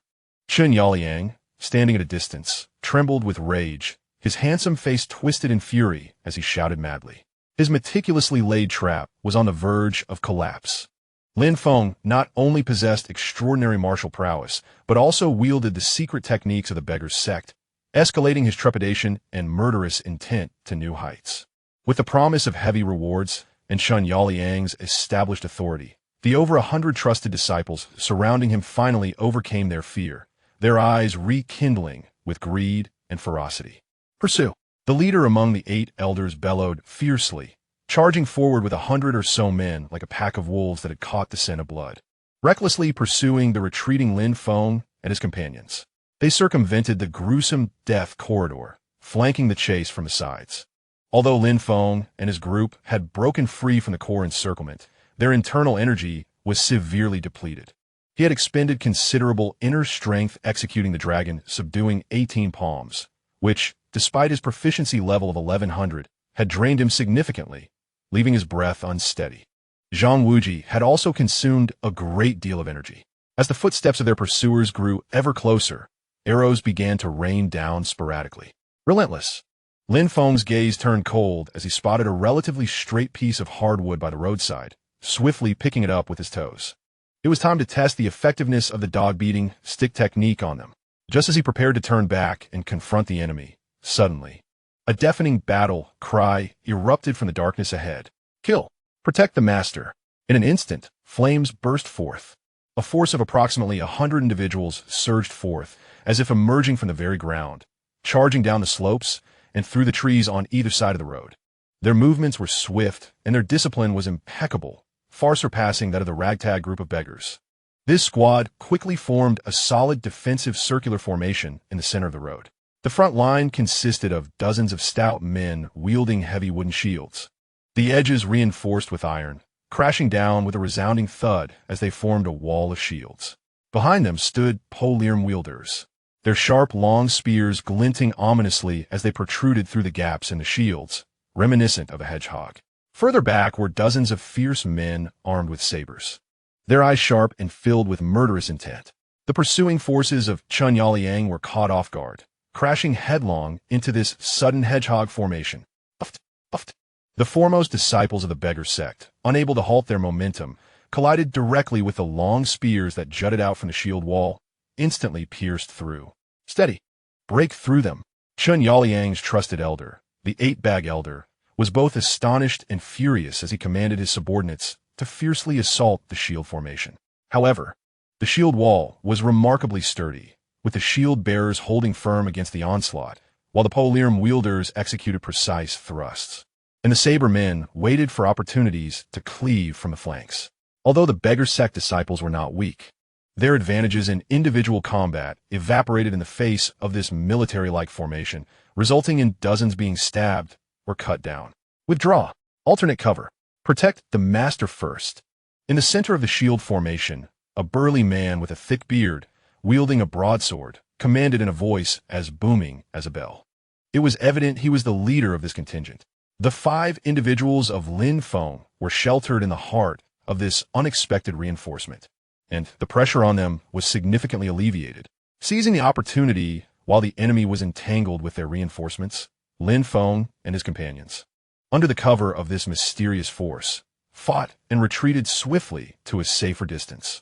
When Qiankun arrived with a large number of beggar sect disciples, he found his elite followers fiercely blocked by the suddenly appearing formation, suffering significant casualties, while Lin Feng and his group had vanished into the darkness under the shield formation's protection. Outrageous! Pursue them, at all costs. Qiankun was so furious he nearly spat blood. Elder Chun, this is unwise. An elder beside him urgently held him back, pointing at the formation with fear etched on his face. Look at their formation. They are undoubtedly seasoned soldiers. Furthermore, they're shouting to protect the master. They are likely the elite of the Ming sect's 5 Elements banner. This place is close to the Bright Summit, and they must have had prior arrangements. If we force a pursuit, we may fall into an ambush. Elders Hong and Meng are already dead. We cannot afford further losses. Qiankun gazed at the steadfast shield formation in the darkness, listening to the anguished cries of his men and observing the panic-stricken and demoralized expressions of his disciples. He clenched his fists tightly, his nails digging deep into his flesh, his eyes ablaze with an intense hatred. The Ming sect is formidable. Qiankun's voice was icy and cutting. Withdraw. Relay the order to scour the battlefield and collect the bodies of the 2 elders. I, Qiankun, will remember this blood debt. One day, I will demand tenfold repayment. He forcefully waved his hand, issuing the retreat command, with that elite force providing cover. Continuing the pursuit would only lead to more casualties. He had gathered over 3,000 members from various factions, led by the beggar sect, to besiege the Bright Summit after the deaths of the 2 most skilled elders, as well as the tragic demise of leaders like Sha Tongtian and the divine Fistli, culminating in a declaration of failure. Under the vigilant protection of the mysterious reinforcements, Lin Feng and his companions finally shed their pursuers, arriving at a relatively safe hollow in the mountains. The contingent also ceased their retreat, establishing a vigilant defense and resting in unison, clearly a well-trained elite force. Lin Feng turned to the burly leader with a thick beard, intending to express his gratitude. At that moment, Zhang Wuji, who had been closely following Lin Feng and was still recovering from his shock, scrutinized the burly man in the flickering torchlight. Suddenly, he trembled all over, a look of incredulous joy spreading across his face as he exclaimed, "Brother Chong, Changjiu, is that really you? How did you end up here?" Chapter 58, Chong, Shiwen Changyu. This name struck Lin Feng like a thunderbolt. He focused his gaze, and in the flickering firelight, the burly man appeared as imposing as a mountain, his rugged features sharply defined, his tiger-like eyes gleaming with intensity as he looked at Zhang Wuji with uncontainable excitement. The future founding emperor of the Ming dynasty, Zhu Yuanzhang's right-hand man, Chong Shiwen, stood alive before him, accompanied by a fierce troop that had saved his life. "Brother Wuji, it's truly you." Chong Yu's voice boomed with joy at their reunion. Striding forward to Zhang Wuji, and with a massive hand, he clapped firmly on his shoulder, causing Zhang Wuji to sway slightly. "Heaven has opened its eyes. I never expected to encounter you in this place. I, Chong Yu, will never forget the kindness you showed me in Butterfly Valley." Zhang Wuji's eyes also glistened with moisture as he nodded fervently. "Brother Chong, I'm so glad you're well." He had once saved Chong Yu's life from a deadly poison while studying medicine in Butterfly Valley, a rare moment of warmth amidst his troubled childhood. However, their exchange was brief. Chong Yu inhaled sharply, forcing himself to suppress the tumult of emotions. his previously joyous gaze suddenly turning solemn. He abruptly turned, stepping back a few paces, and without hesitation, knelt before Lin Feng, disciple of the Rue Jin banner, Changyu. Pays homage to the master. His voice resonated like a bell, echoing through the hollow, imbued with the unique, ironclad resolve of a soldier. This unexpected gesture carried the weight of 1,000 pounds. Pay homage to the master. Pay homage to the master. As Changyu knelt, the 100 or so men who had just fought valiantly, forming an unyielding formation, seemed to receive a silent command. With a rustling sound, they knelt on one knee in unison, heads bowed, their movements synchronized without hesitation. The collective shout from over 100 men drowned out the mountain winds, filled with a chilling sense of loyalty and ferocity, vibrating the hollow with its intensity. The torchlight danced upon their weathered, yet resolute faces, illuminating the bloodied shields and sabers. They knelt there in silence, like 100 iron-forged statues. Zhao, young Buhui, and Yinli were all taken aback by this sudden and awe-inspiring military salute. Zhang Wuji stared in astonishment at Brother Chang kneeling on the ground, then glanced at Lin Feng, who remained composed as he received the homage. His heart a tempest of conflicting emotions. Lin Feng stepped forward, gently lifting Chang Yu's broad shoulders. Brother Chang, please rise. All brothers of the Rue Jin banner, please rise. His voice was steady and powerful, his gaze sweeping over the unfamiliar yet loyal faces before him, stirring his heart. These are the embers of resistance against the Yuan army. The true backbone. Thank you, Master Xia. Chang Yuchun rose with determination, and the 100 strong men behind him thundered in agreement, straightening their backs and standing tall. Their eyes ablaze with focus on Lin Feng, akin to soldiers awaiting orders. Brother Chang. Lin Feng gazed at Chang Yuchun and voiced his deepest curiosity. How did you, so far away in the Jiangbei province of Hunan, come to know that I am the master of the Mingjiao? How could you arrive here at the summit of Guangming so promptly, aware of our peril, and come to our aid? This coincidence is indeed astonishing. With cupped fists, Chang Yuchun responded respectfully, his speech rapid yet clear, to report to the master. This matter is somewhat lengthy, but is by no means mere coincidence. He paused, his voice tinged with sorrow. Last year, my brothers Zhu Kongba, Su De, Tang He, and I joined the Mingjiao at Fengyang, serving under the banner of the Rujinkai. A month ago, our leader, Brother Zhuang Zheng, received a message via carrier pigeon from the Guangming Peak, indicating that the Mingjiao was in dire straits, commanding all disciples to return and protect the sect. Brother Zhuang, being anxious, immediately ordered the elite of our banner to rush back in 3 batches. I and my brothers formed the 2nd batch. A flicker of grief crossed Chang Yuchun's eyes as he continued. When we arrived at the foot of Guangming Peak, the 6 major sects had already descended. On our journey, we encountered Deputy Bannermaster Wu and over 50 brothers from our banner. Deputy Wu informed us that the main force of Rujinkai was annihilated by the ruthless actions of the old nun while attempting to fend off Yimei. And Brother Zhuang heroically sacrificed himself for our cause. Chang Yuchun's voice trembled, his fierce eyes glistening with tears, and the brothers of Rujinkai behind him were equally filled with righteous indignation, their fists clenched tightly. But Deputy Wu then delivered a tremendous piece of good news. Chang Yuchun's voice surged with excitement. Just when our Rujinkai brothers found themselves in despair, a young hero by the surname Lin descended like a deity and saved them. Even more exhilarating is that Yang Zhuoshi has dispatched individuals to retrieve them, and informed us that this young hero Lin has turned the tide on Guangming Peak, defeating the masters of the 6 major sects, rescuing the entire Mingjiao, and has taken on the mantle of the master of the Mingjiao. Upon learning that their savior was the newly appointed master, Deputy Wu and the surviving brothers were filled with overwhelming joy and gratitude towards the master. We thus decided to regroup, intending to rest for a night and pay our respects to the master at dawn, ready to receive your teachings. Chang Yuchun's eyes sparkled with excitement. However, just as we were preparing to camp, scouts reported that the Beggars sect had allied with the giant shark gang, Qiankun, and dozens of other factions, taking advantage of the chaos to attack, mustering thousands of ruffians to surround Guangming Peak on 3 sides. Deputy Wu, experienced and astute, immediately ordered us to conceal ourselves and refrain from rash actions while dispatching capable individuals to gather intelligence and seek opportunities to disrupt the enemy's rear, potentially assisting Guangming Peak. An hour ago, Chang Yechun's tone grew urgent as he recounted. The scouts returned on horseback, reporting that the main direction of the beggars' sect was ablaze. And the sounds of battle echoed across the wilderness, with over 1,000 attacking 5 white-clad individuals bearing the red shirt flag. Upon hearing this, Deputy Wu's expression shifted dramatically. He instantly deduced that one among those 5 must be the master. He stated that the master had previously mingled with various factions under the guise of the Red Shirt Society at Guangming Peak. Without hesitation, Deputy Wu commanded his subordinates to provide assistance at all costs and personally led the remaining brothers to rush over. Chang Yechun clasped his fists and exclaimed, "Master, please punish my subordinates for their delayed support." Upon saying this, he was about to kneel. Lin Feng swiftly supported his arm, his heart enlightened. So that is how it is. Wu Jinko, despite losing an arm, is meticulous and decisive.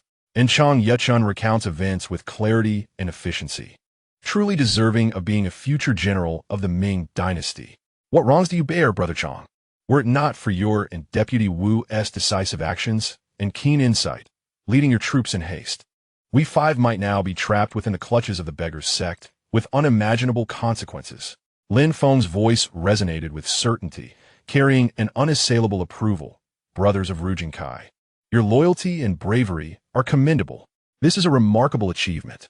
How could there be talk of punishment? He scanned the weary yet resolute faces of the 100 men standing behind Chang Yechun and declared loudly, "Brothers, you have toiled greatly. The merit of today's assistance shall be etched in my heart. Upon our return to Guangming Peak, I shall duly reward your efforts. For the master to the death. For the Mingjiao's loyalty." The 100 strong men roared in unison, their voices echoing through the valley, a palpable aura of hardened resolve surrounding them. Lin Feng nodded in satisfaction and spoke solemnly. "This place is no longer safe. Qin Yaoliang's treachery remains unquenched. Brother Chang, lead the way swiftly to rendezvous with Deputy Wu." "Understood." Chang Yechun responded with fervor, waving his hand decisively. "All formations move. Front team to the rear, rear team on guard. Protect the master, retreat." Chapter 59. Welcoming the master, awaiting victory. The procession set forth once more, and under the vigilant escort of Chang Yechun's elite, Lin Feng and his 5 companions felt a weight lifted from their shoulders. After traversing several miles and rounding a bend, they beheld figures ahead on the hillside. Flickering lights illuminating the area, where approximately 40 to 50 individuals stood, each armed and on high alert. At the forefront stood a tall, resolute figure, missing his left arm. It was none other than Wu Jinko, Deputy Bannermaster of Rujinkai. Beside him stood several other equally injured yet sharp-eyed brothers of Rujinkai. Wu Jinko, spotting the procession led by Chang Yechun, escorting 5 white-clad individuals, especially the one at the forefront exuding extraordinary demeanor, felt his heart race and swiftly approached. As he drew near, the firelight illuminated Lin Feng's visage, and Wu Jinko's doubts evaporated. This was indeed the newly appointed master who had saved their remnants and rescued the entire Mingjiao. "I am Wu Jinko, Deputy Bannermaster of Rujinkai. I pay my respects to the master." Wu Jinko, disregarding his injury, prostrated himself on the ground, his voice trembling with emotion. The brothers of Rujinkai behind him knelt in unison. "Everyone, please rise. I mentioned that your separation was merely temporary, and lo, it has not even been a day, and you have returned to the fold." Lin Feng exclaimed, "You are brothers of Rujinkai and also members of my Red Shirt Society, holding dual identities." Lin Feng stepped forward, personally assisting Wu Jinko to his feet, teasingly adding, "The master possesses great wisdom. We have been foolish." Wu Jinko felt a tinge of embarrassment, recalling his earlier stubbornness. Lin Feng's gaze swept over Wu Jinko's injury and then to the equally wounded, yet resolute brothers of Rujinkai. His tone solemn, yet resolute. "Master Zhuang and many brothers of Rujinkai bled on the battlefield to protect our Mingjiao. Their heroic spirits are everlasting. This enmity shall forever be imprinted in the hearts of all within the Mingjiao. This grievance shall be avenged with the blood of the Yuan court and those scoundrels who aided them. From this day forth, The great banner of Rujinkai shall be borne by you, Wu Jinko. Lin Feng returned the command insignia of the Rujinkai to Wu Jinko, a token he had taken from Zhuangzhong, first using it to command the remnants of Rujinkai, and then having Yang Xiaojiao send it to Wu Jinko and others. Now, appointing Wu Jinko as the new banner master, the insignia rightfully returns to its rightful owner. Lin Feng's words struck like a searing iron brand upon the hearts of every remaining soldier of Rujinkai. Wu Jinko trembled, tears instantly blurring his vision. The visage of Zhuangzhong seemed to materialize before him, and the nearly torn Rujinkai banner amidst the blood and fire resonated in his heart. He straightened his wounded form, summoning all his strength to bellow. I am Wu Jinko, your subordinate. Thank you for your trust, master. The Rujinkai shall heed only the master's command. Chang Yechun and the others echoed fervently. We shall obey only the master's command. From this moment forth, the Rujinkai of the Five Elements banner would become Lin Feng's loyal forces following his ascension as the master of the Mingjiao. Lin Feng patted Wu Jinko and Chang Yechun on the shoulders, and everything was conveyed without words. His gaze swept over the seemingly battered, yet resolutely reassembled Rujin banner, as well as the reinforcements led by Chang Yechun. In a deep voice, he proclaimed, Excellent. Brothers, follow me up the mountain.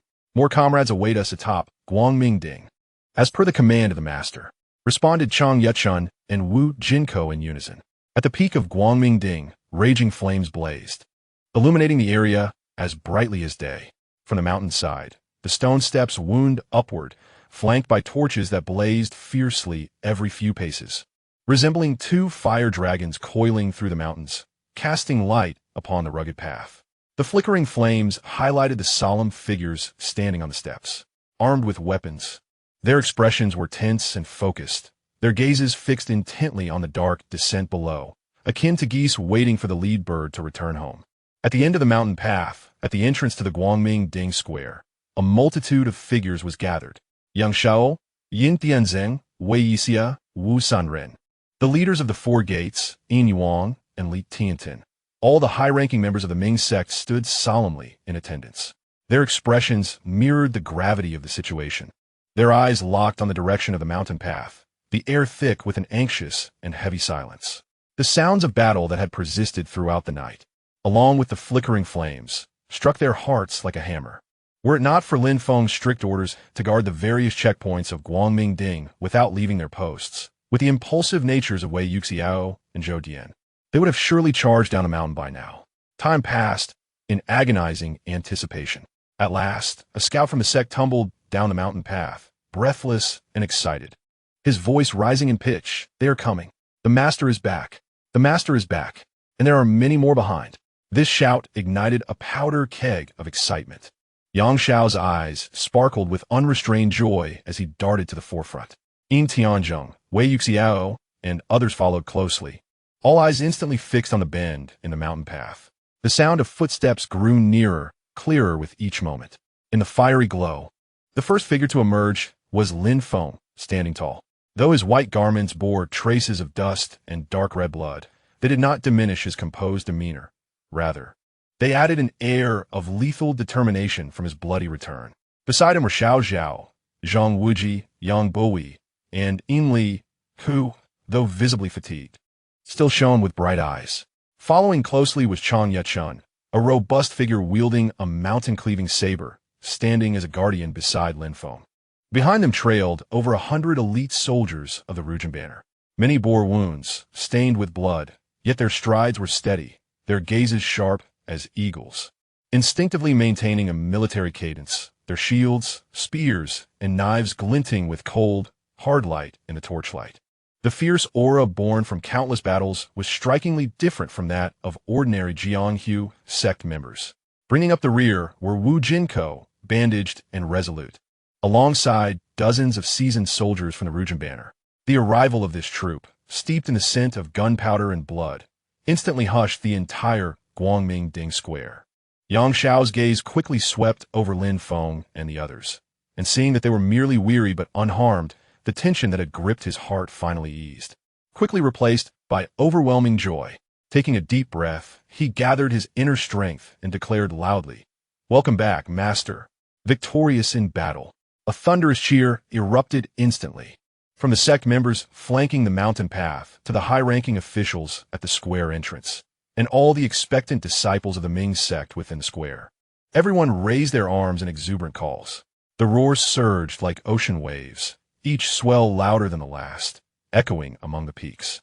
As if to lift the heavy night sky entirely, Lin Feng had led just 5 individuals deep into enemy territory, slain their leader, broken free, and returned with reinforcements. What could be more inspiring than this? The firelight illuminated every face filled with excitement, fervor, and hope. Xiao gazed at Lin Feng, who was enveloped by the tide of cheers, her eyes sparkling with admiration. Zhang Wuji felt the overwhelming enthusiasm wash over him, his heart racing. For the first time, he truly grasped the immense respect Lin Feng commanded among the disciples of the Ming sect. Young Buhui, equally exhilarated, clutched Yin Li's hand tightly, her face flushed with excitement. A faint smile graced Lin Feng's lips as he raised his hand, gently pressing downwards. As if by magic, the deafening cheers quickly subsided, ultimately yielding to a solemn silence. Everyone held their breath, gazing intently at their master. Lin Feng's gaze swept across the gathering, lingering briefly on the faces of Xiao and the others, before settling on Wu Jinko and Chan Yechun, his voice resonating clearly throughout the square. Brothers, you have worked hard. Yang Zuosi, Ying Wang, Fu Wang. Came the prompt responses from Yang Xiao, Yin Tianzheng, and Wei Yuxiao, stepping forward. The brothers of the Rujin banner, along with the troops led by Brother Chan Yechun, have traversed great distances and fought valiantly to come to our aid. Quickly arrange accommodations, prepare hot water, food, and medicine, and ensure that the brothers can rest well.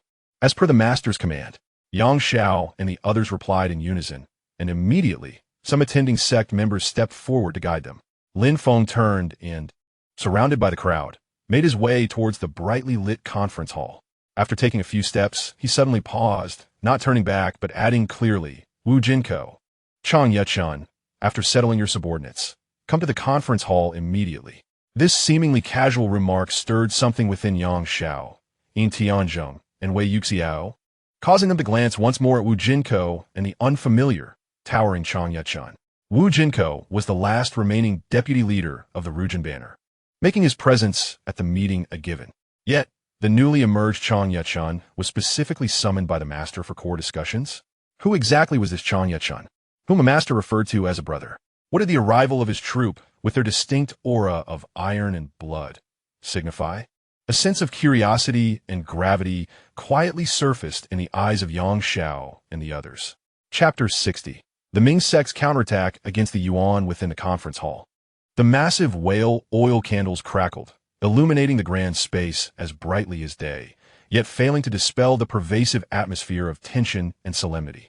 Lin Feng sat at the head of the table, his youthful, handsome face reflecting a more authoritative demeanor in the candlelight, less gentle than usual. Zhao stood attentively behind him, her gaze tender and focused solely on him. Yang Xiao, Yin Tianzheng, Wei Yuxiao, Wu Sanren, the leaders of the Four Gates. The Five Elements banner masters, Yin Yuang, Li Tiantin, and other high-ranking members of the Ming sect were seated on either side, their eyes fixed intently upon their master. Though Wu Jinko and Chan Yechun were new faces, they were granted seats, with Chan Yechun positioned not far below Yang Xiao, a relatively prominent spot, drawing the secret attention of many. Esteemed brothers, Lin Feng's voice broke the silence, clear and steady, resonating in every ear. The siege below has been lifted. His gaze swept across the assembly, imbued with the weight of having just returned from the fires of battle. The beggar sect's elder Hong Jinshan, the law enforcement elder Meng Jizi, along with the leaders of the giant shark gang, Sha Tong Tian, and the iron fist of the divine fist sect, among more than 10 other gang leaders, have all perished at our hands. A sharp intake of breath echoed in the hall, despite prior speculation. Hearing it directly from the master sent a ripple of shock through the room. Those were 2 of the beggar sect's 9 bagged elders, formidable masters capable of rivaling the Ming sect's law king. Moreover, over 10 gang leaders had met their end. How could the master, accompanied by 4 relatively unknown youths, have dispatched them as easily as plucking fruit from a tree amid thousands of enemies? The master's might. Zhou Jian was the first to leap up, his face flushed with excitement, his voice rising in pitch, infiltrating the tiger's den, slaying generals and driving back foes. What a thrill! Truly exhilarating. Ha ha ha. The master is brilliant. His martial prowess is unmatched. Wei Yuxiao couldn't help but praise as well, genuine admiration shining in his eyes. The Eagle King, Yin Tianzhong, stroked his beard and nodded, his gaze sparkling with newfound vigor, though he remained silent. Yang Xiao gazed at Lin Feng with a newfound admiration. This battle had firmly established Lin Feng's unassailable leadership position in the minds of the upper echelons of Ming Jiao. However, Lin Feng's expression bore little trace of triumph. Instead, he appeared slightly furrowed in thought. Although victorious, the encounter had been perilously fraught. Had it not been for the timely intervention of Brother Yuchun and the Wu Zanki, our escape would have been in grave jeopardy. The gazes of the assembly immediately shifted to Wu Jinko and the unfamiliar, yet imposing figure of Chang Yechun. Wu Jinko, still recovering from a severed arm, displayed a pallid countenance, yet stood with an unwavering posture. Chang Yechun met the scrutiny of the crowd with calm assurance, his gaze steady. Lin Feng continued. Among the beggar sect, there exists a cunning elder named Chen Yaoliang. This man is as shrewd as a fox, ruthless and brutal, possessing the demeanor of a formidable leader. Unflappable in crisis, and adept at strategizing. Had it not been for his command in orchestrating the beggar's sect disciples into a formidable formation, we would not have found ourselves in such dire straits.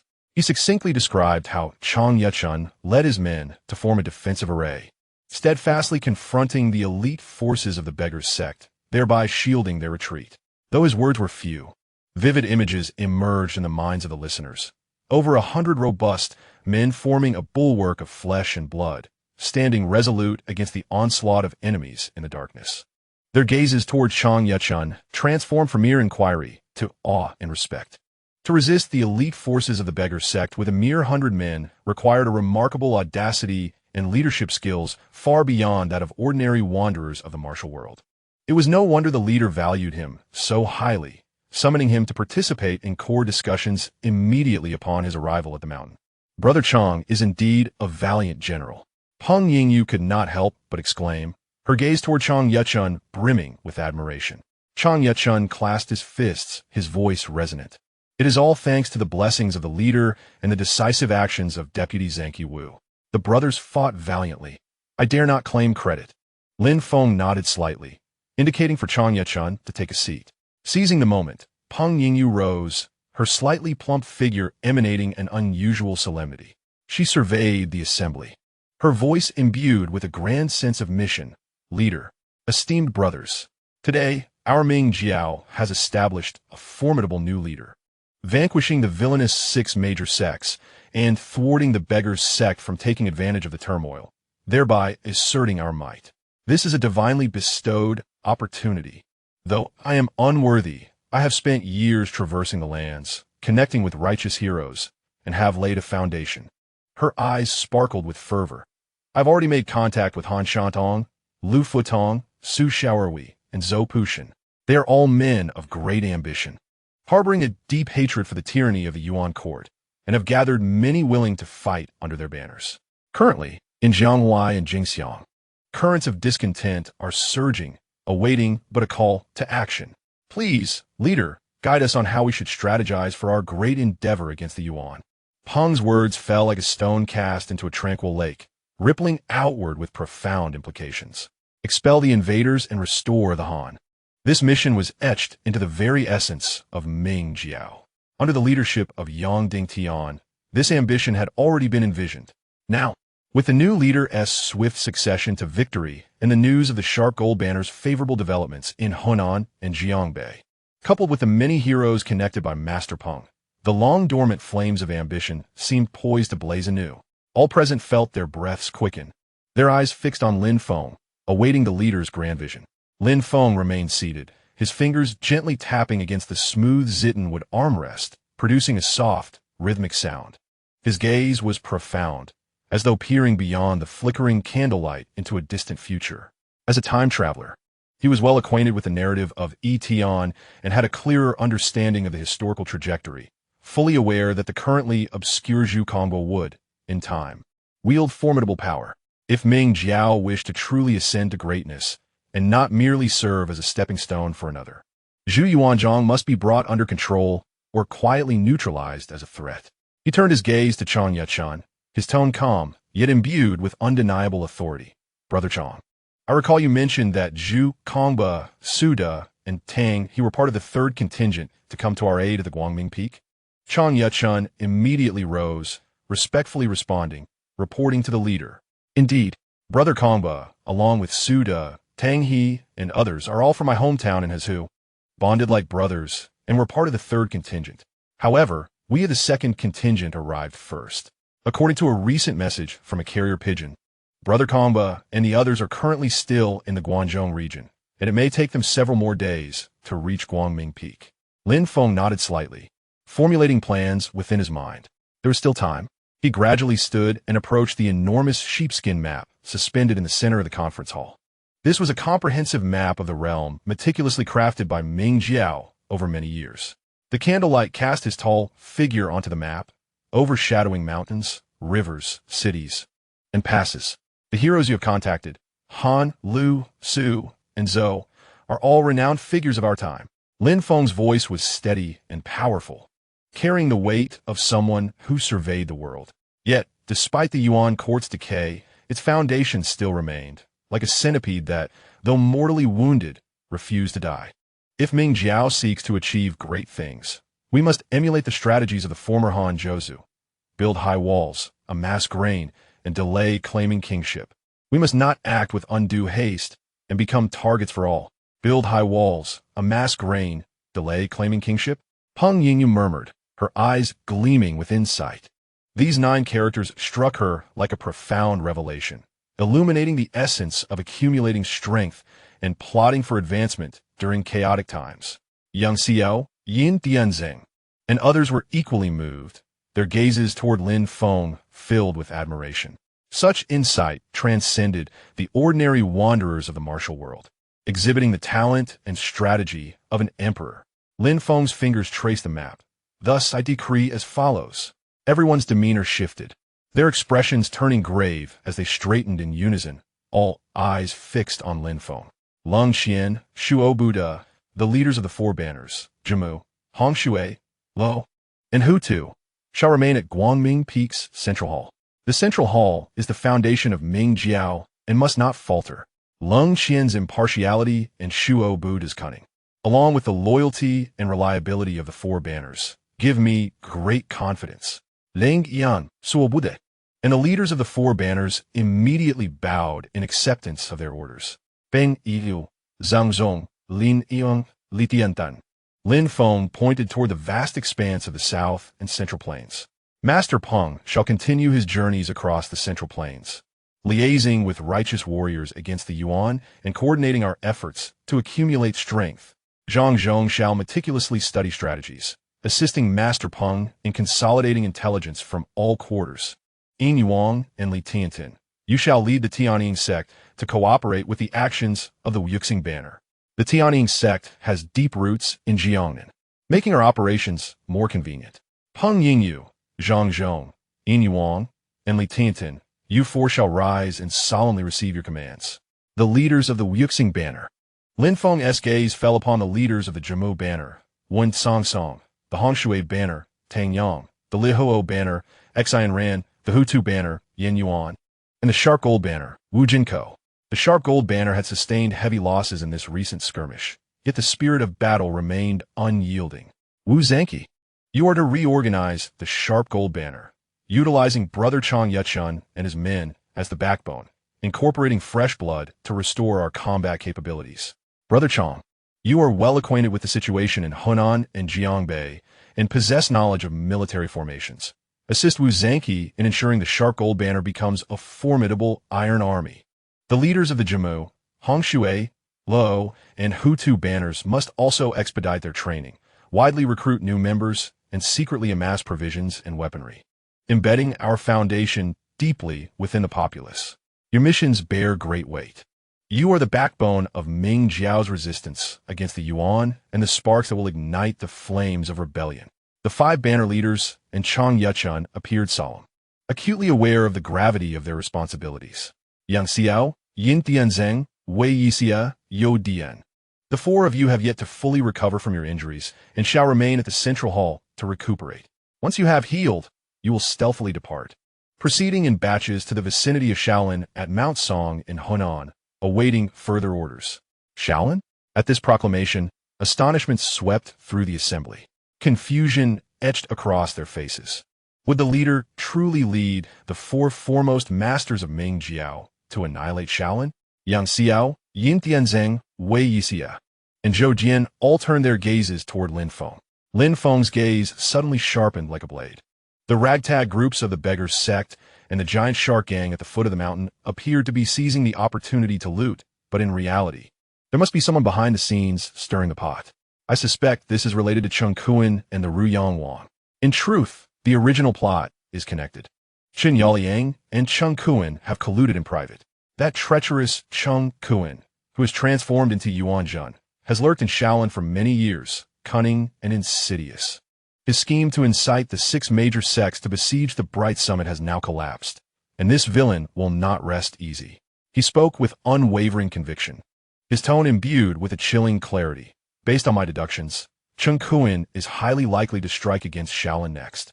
He may either steal secrets or orchestrate a bloodbath, framing Wudang and provoking a conflict between the two titans of the martial world, Shaolin and Wudang.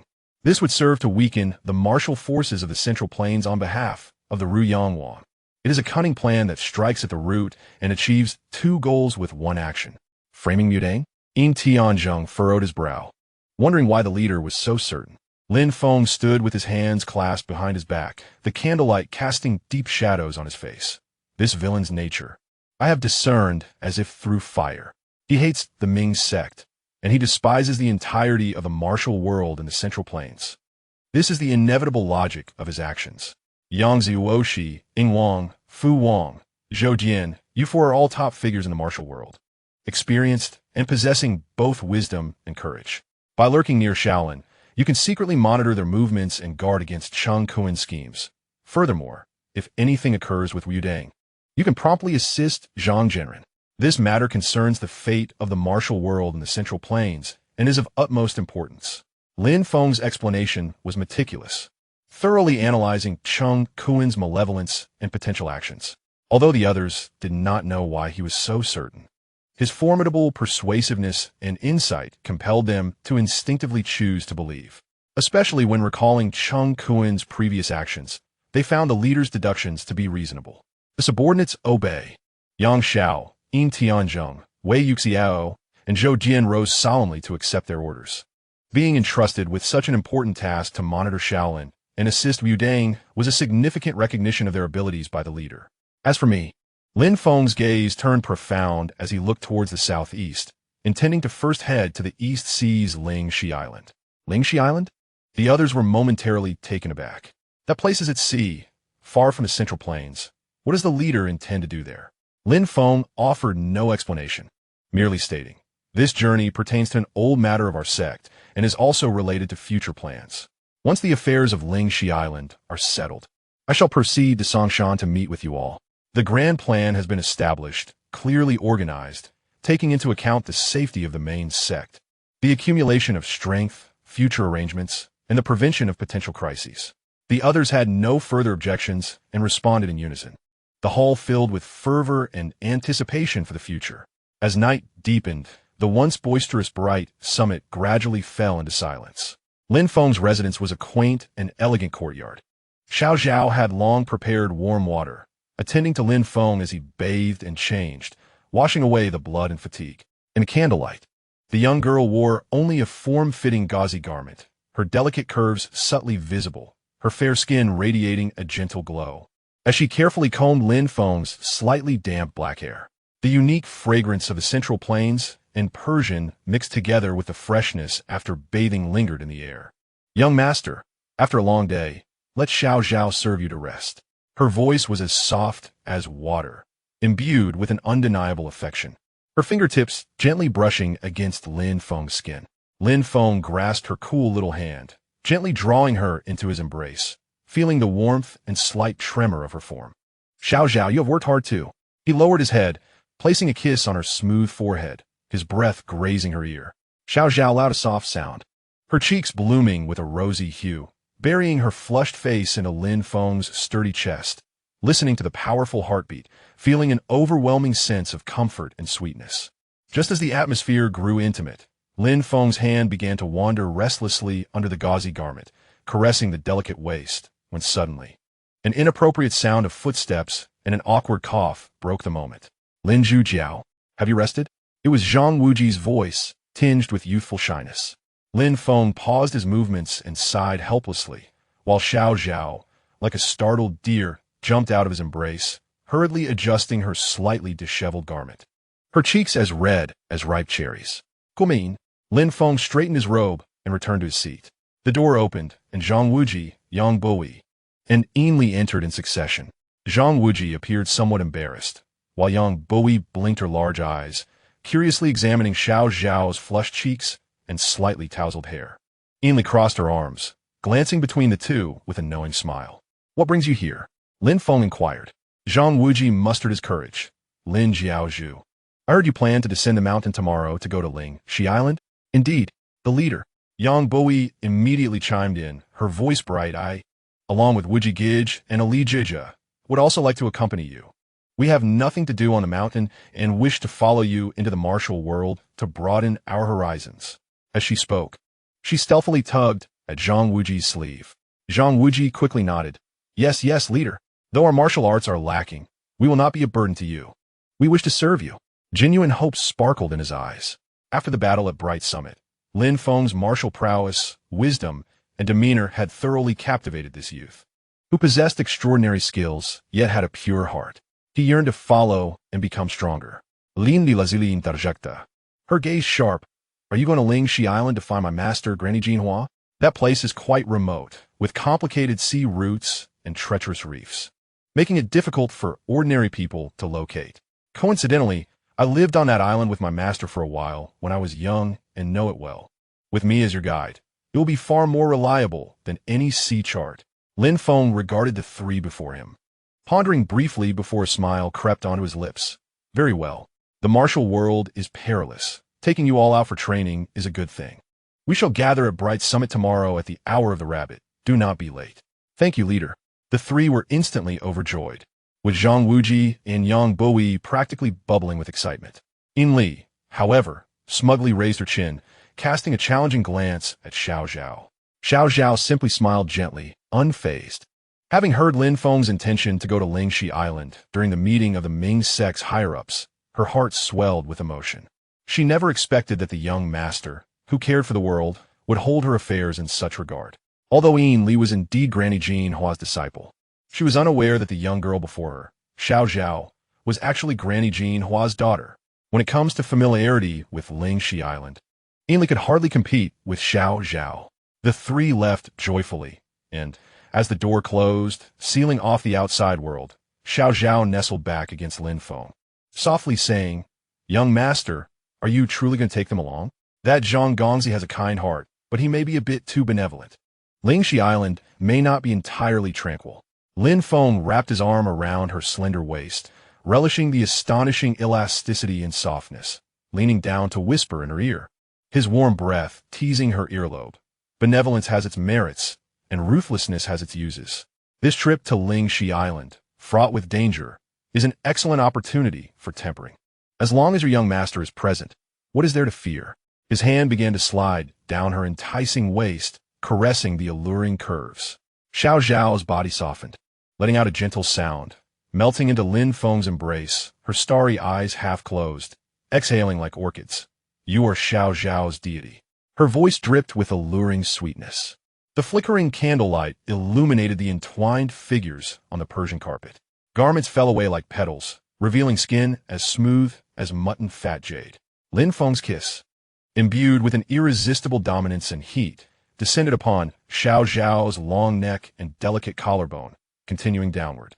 Outside the window, the moonlight seemed to shyly retreat behind the clouds. This night would be long. Chapter 62. Mongolian people? The wind and sand rolled. The ancient post road from Longzi to Guangzhou. The disciples of Huashenpai and Kongtongpai trudged along with weary steps. The two elders of Huashen, one tall and the other short, bore grim expressions. while the five elders of Kongtong, including Tang Wenliang and Zhou Wuxia, remained silent. The defeat at Guangmingding was like a shameful brand seared into their hearts. The atmosphere within the group was oppressive, and even the sound of hooves striking the dirt road seemed unusually heavy. Upon reaching a small town named Hefeng-Ao, the sun was nearing its zenith. This place served as a crucial pass for entering and exiting Longzi, frequented by merchants, and hosted a few respectable inns and taverns. The two factions deliberated and decided to pause here for a meal, tend to their horses, and take a brief respite before continuing their journey. The disciples tethered their horses in the inn's backyard and gathered in small groups within the rudimentary dining hall, ordering coarse bread and murky tea while quietly discussing the harrowing events at Guangmingding. The two elders of Huashan and the five elders of Kongtong sat at a table, gloomily drinking inferior wine and contemplating their plans for when they returned to the mountains. Suddenly, a series of sharp, piercing sounds sliced through the air from all directions. It was not just one or two arrows, but a dense rain of arrows, as numerous as locusts. They were under attack. Someone screamed in terror. But the voice was swiftly drowned out by the dull thuds of arrows striking flesh and the cries of agony. The paper windows of the dining hall were instantly shredded. Outside, by the horse tethering post behind low walls, and even on the rooftops across the way, dozens of figures clad in drab garb and masked with black cloth had appeared without a sound. They moved with ghostly swiftness, their strong bows and crossbows glinting with a cold metallic sheen, and their arrows, like the fangs of venomous snakes, flew with deadly precision towards each disciple clad in Huashan and Kongtong attire. The sound of blood splattering filled the cramped space. The unprepared disciples fell like harvested wheat, collapsing in groups. Some attempted to draw their swords to defend themselves, but were simultaneously pinned to the walls by multiple arrows. Others tried to rush for the door, only to be turned into pincushions by the incoming hail of arrows.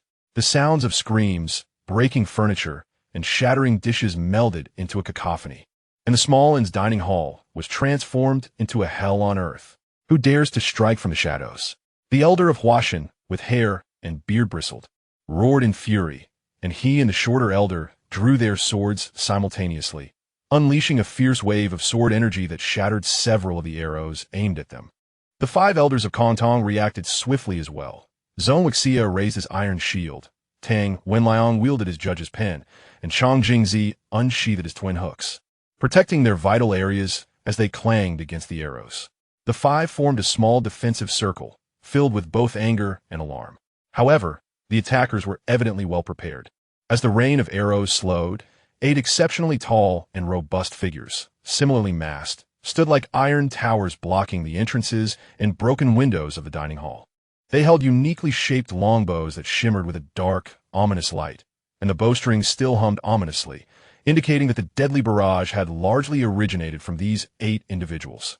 Their eyes, visible beyond their masks, were sharp as eagles, exuding a chilling disregard for life. Cowardly rodents. Reveal your names. The shorter elder, known for his fiery temper, pointed his sword directly at the leader among them. The response was a disdainful snort. Among the 8, the most formidable masked figure flicked his wrist, sending a bulging gray cloth bag hurtling through the air above the heads of the 2 elders of Huashan and the 5 elders of Kongtong. Beware of hidden weapons. Zhou Wuxia shouted, raising his iron shield, while Tang Wenliang and the others readied themselves. Just as the bag reached the apex above the 7, another of the 8 swiftly drew his bow and knocked an arrow. With a piercing whistle, a specially designed signal arrow flew with deadly precision, striking the bag. Boom! The bag exploded mid-air, releasing a cloud of grayish-white powder that quickly enveloped the dining hall like a thick fog. This powder carried a peculiar sweet fragrance, rapidly filling the entire space. Hold your breath. The elder warned sharply, but it was too late. As the sweet scent filled their nostrils, they initially felt a slight dizziness, quickly followed by an overwhelming sense of weakness washing over them like a tide. Their inner strength felt as though it were shackled by invisible chains, dissipating no matter how hard they tried to summon it. The weapons in their hands felt as heavy as lead. Thud! Thud! The shorter elder of Huashan was the first to succumb, his long knife slipping from his grasp as he fell to one knee, his face turning pale.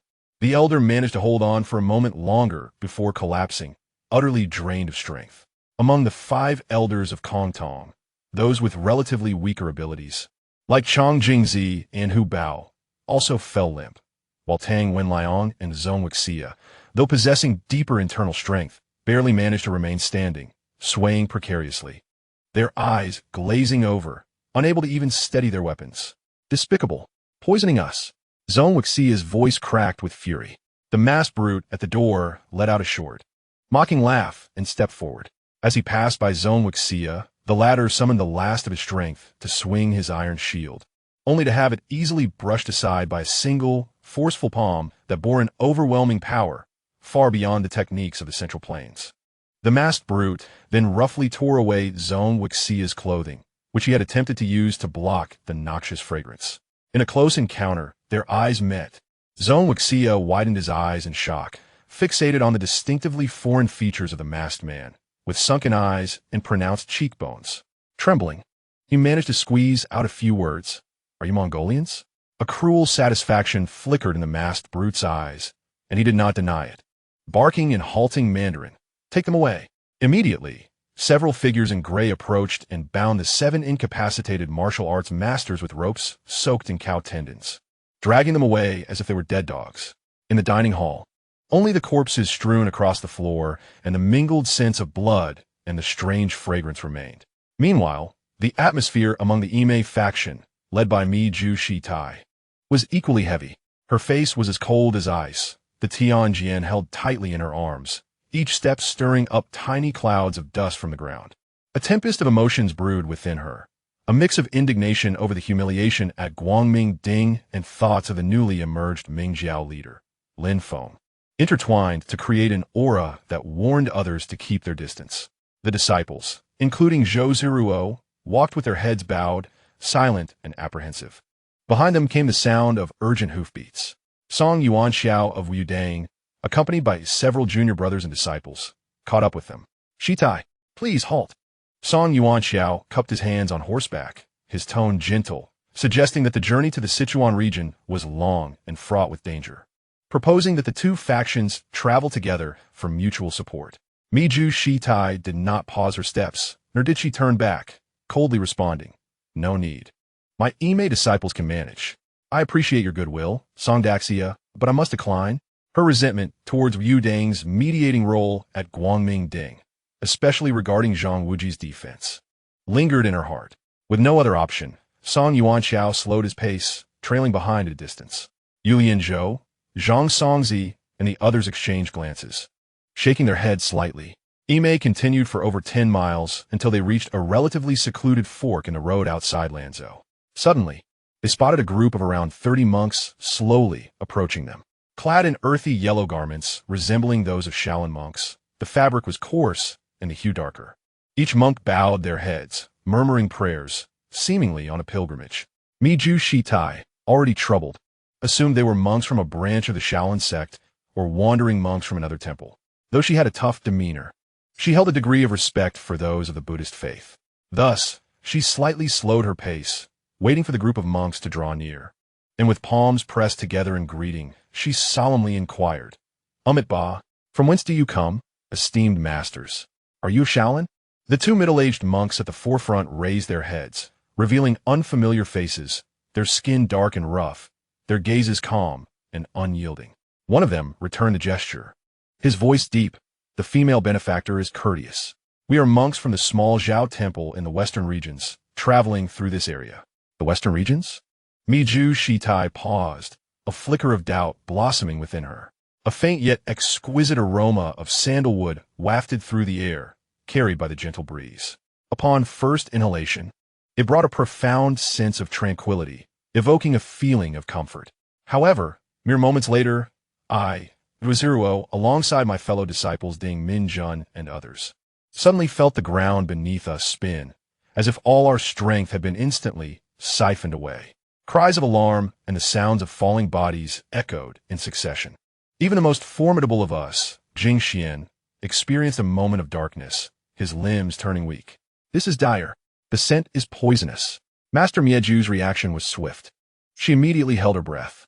Her profound internal energy allowed her to withstand the lingering effects despite inhaling some of the fragrance.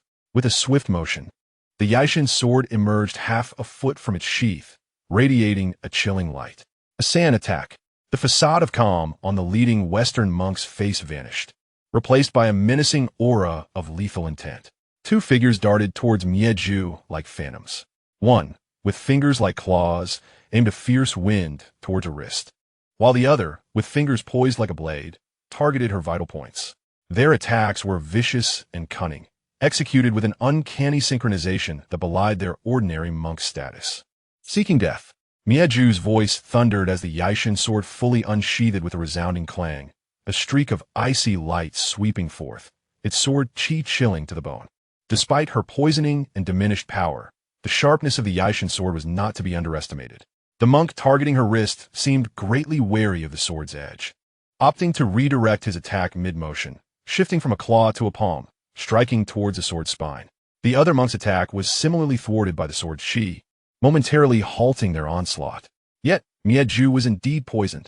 The vital energy she summoned dissipated rapidly amidst the fierce exchange. After just 2 exchanges, a more potent wave of paralysis and dizziness washed over her like a tsunami. Her vision darkened, her wrist weakened. Clang! The Yijin sword fell from her grasp to the ground. Master! Zhiruo cried out in despair. The ferocity in the eyes of the 2 Western monks intensified. One swiftly seized the fallen Yijin sword, while the other took the opportunity to deliver a heavy palm strike to Miezhu's back.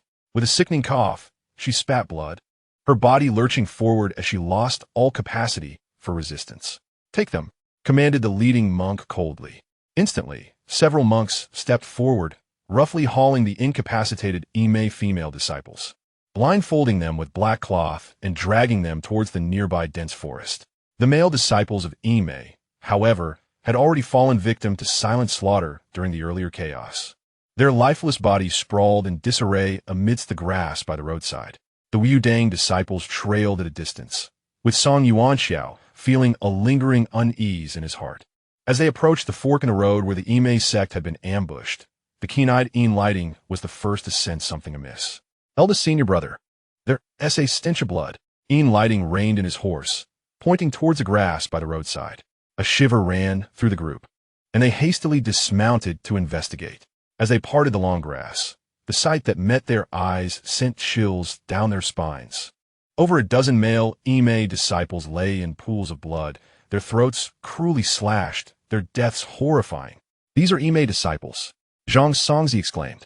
The expressions of Miezhu and Song Yuanxiao turned grave as they crouched down, attempting to discern if any disciple still breathed. Just as Song Yuanqiao's hand was about to touch the corpse's garment, Six brother, be careful. In Lighting, ever vigilant, suddenly caught a whiff of an exceedingly subtle, oddly sweet scent mingled with the stench of blood. It was the same fragrance Miezhu and the others had encountered earlier. He urgently warned, retreating swiftly, but it was too late. Song Yuanxiao, Yulian Zhou, Zhang Songzi, Imo, Shengu, and the others, while rummaging through the bodies and approaching the source of the blood, inadvertently inhaled the lingering toxic aroma that had not yet dissipated. This poisonous fragrance seemed to become even more insidious and lethal upon contact with the blood. Ugh! My head is spinning. Their faces turned pale as they felt their internal energy rapidly deplete, their limbs growing soft and powerless, akin to the effects of intoxication. And one by one they collapsed to the ground, unable to utter a word. Only Yin Lighting, who reacted the quickest and retreated the farthest, managed to stand, albeit barely, as he too felt the waves of dizziness wash over him from the small amount he had inhaled. Who are you? Step forward. He drew his sword, his voice laced with fury and fear, trembling slightly. Alarm bells rang in his mind as he recalled the words of Lin Feng, the newly appointed leader of the Ming sect, atop the Guangming Peak. Qiankun may next frame Wudang.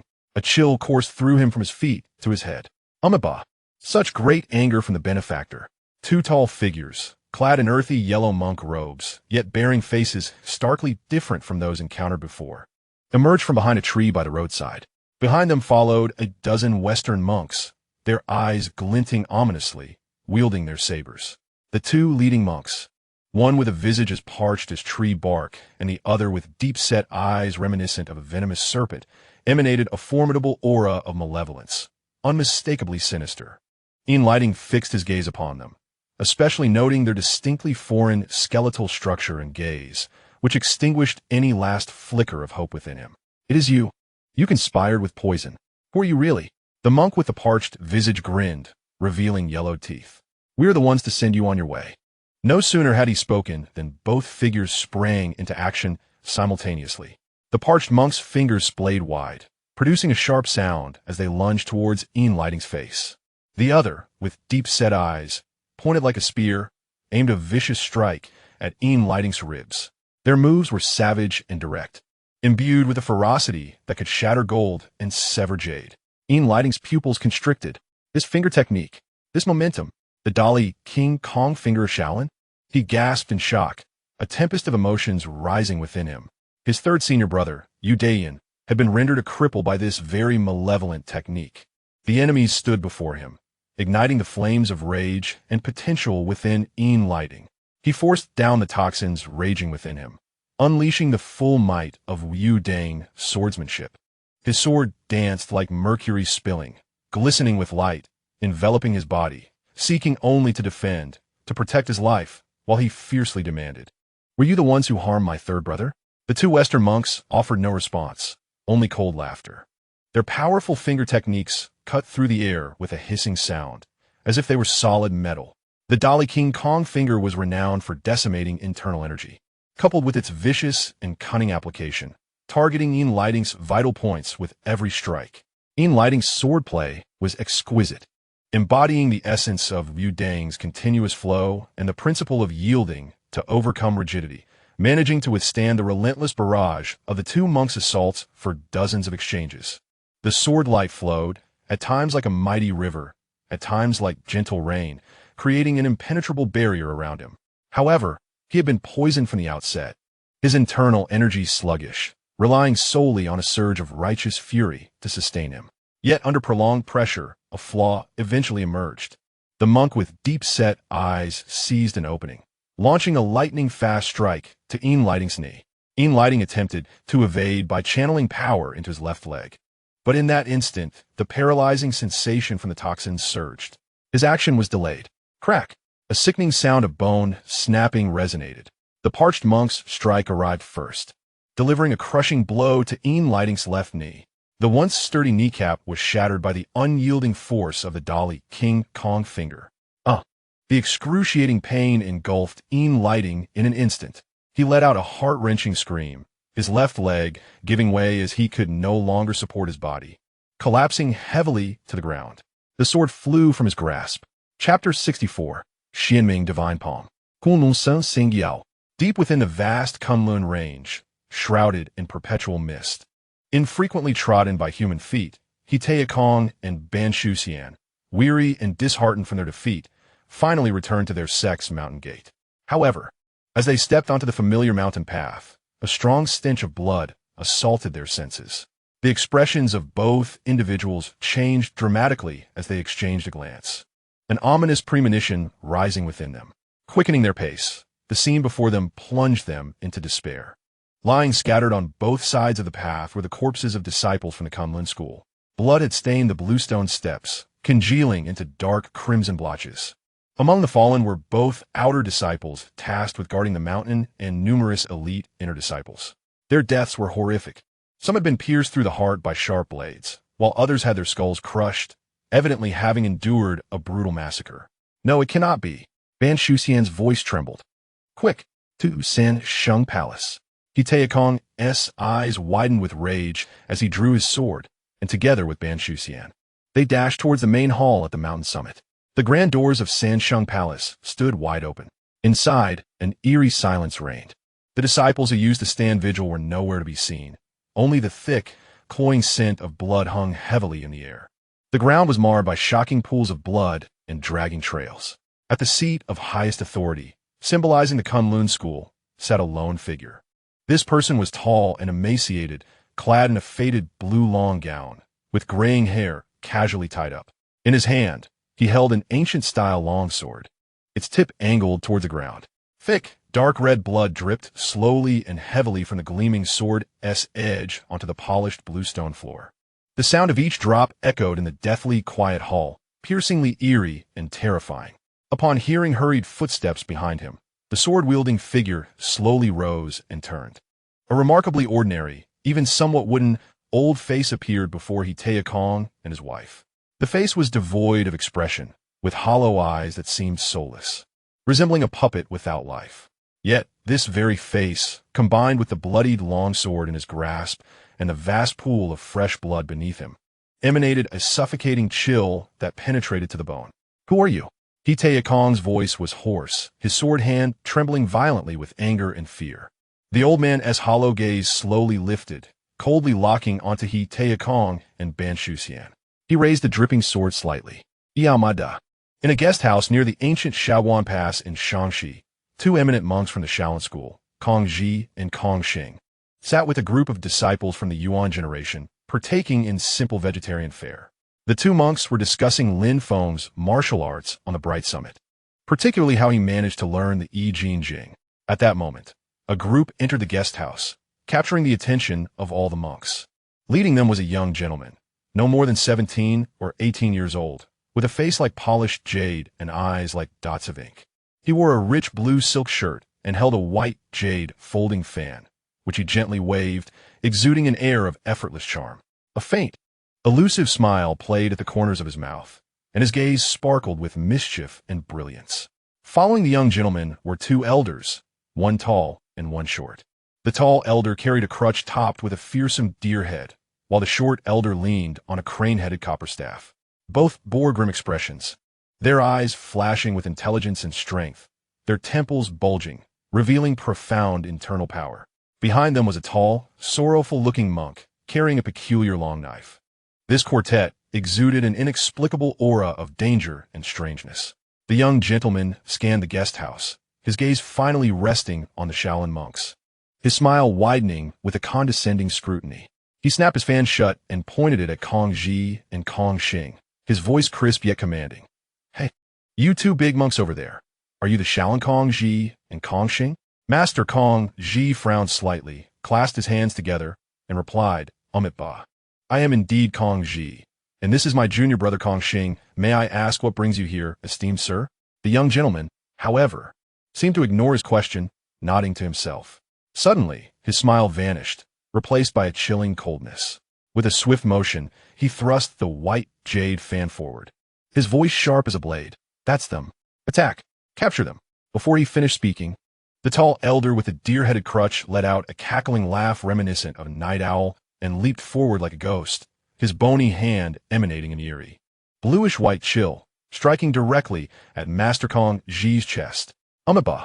Master Kong Ji reacted swiftly, chanting the Buddha's name as the Shaolin Prajna Palm's power surged into his palm. Meeting the attack head-on, his palm's force was robust and fierce, embodying the essence of the Prajna Palm. Bang! The anticipated clash of strength did not occur. Instead, a chillingly sinister force broke through Master Kong Ji's powerful palm strike, burrowing into his arm and along his meridians like a parasitic worm. He felt an excruciating cold pain surge up his arm, nearly paralyzing half of his body. He grunted, staggering back, his complexion instantly turning pale. "Is this the Xiaming Divine Palm?" Master Kong Ji gasped in shock, disbelief flooding his eyes. This long-lost, venomous technique had resurfaced in the martial world. At the same time, the short elder wielding the crane-headed copper staff also launched an attack, targeting Master Kong Xing. With a shake of his staff, countless shadows of the staff descended like a torrential storm upon Kong Xing. The wind howled, the force heavy as a mountain. Even more terrifying was that within the staff shadows were threads of chilling palm power. Master Kong Xing bellowed in anger, unleashing the Shaolin Dragon Claw technique. His claws fierce and sharp, clashing against the copper staff. Yet he too was disturbed by the eerie, cold palm power, his internal energy faltering, instantly falling into a disadvantageous position. Form a formation. Protect the master. The disciples of the Yuan generation, seeing their master in danger, shouted angrily as they drew their weapons, forming a battle array to assist. "Oomph." The previously silent monk with the unique long knife coldly snorted, drawing forth the peculiar thick blade knife from his back. The blade flashed like a comet across the sky, There were no extravagant moves, only speed, precision, and lethality. Each strike bore a fierce intent to sever all. With a single thrust, the two leading Shaolin staff monks found their copper staff severed, their arms cleaved away, blood gushing forth.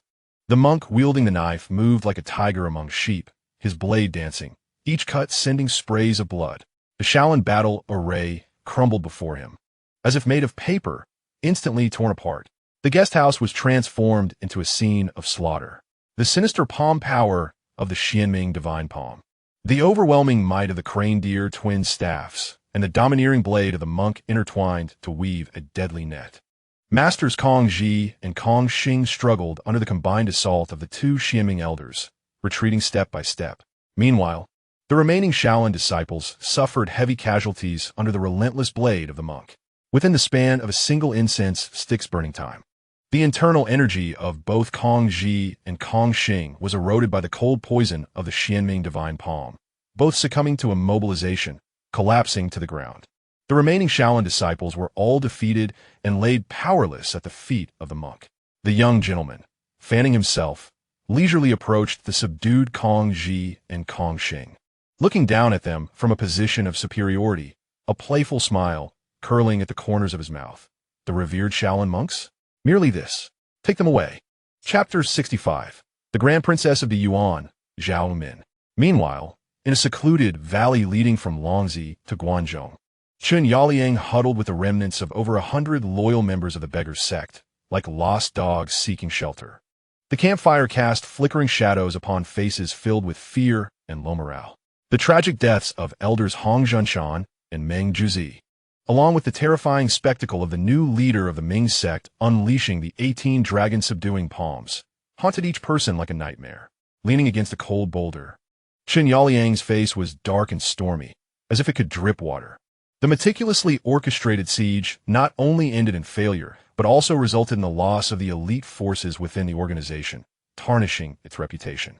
This bitter indignation was indeed difficult to swallow.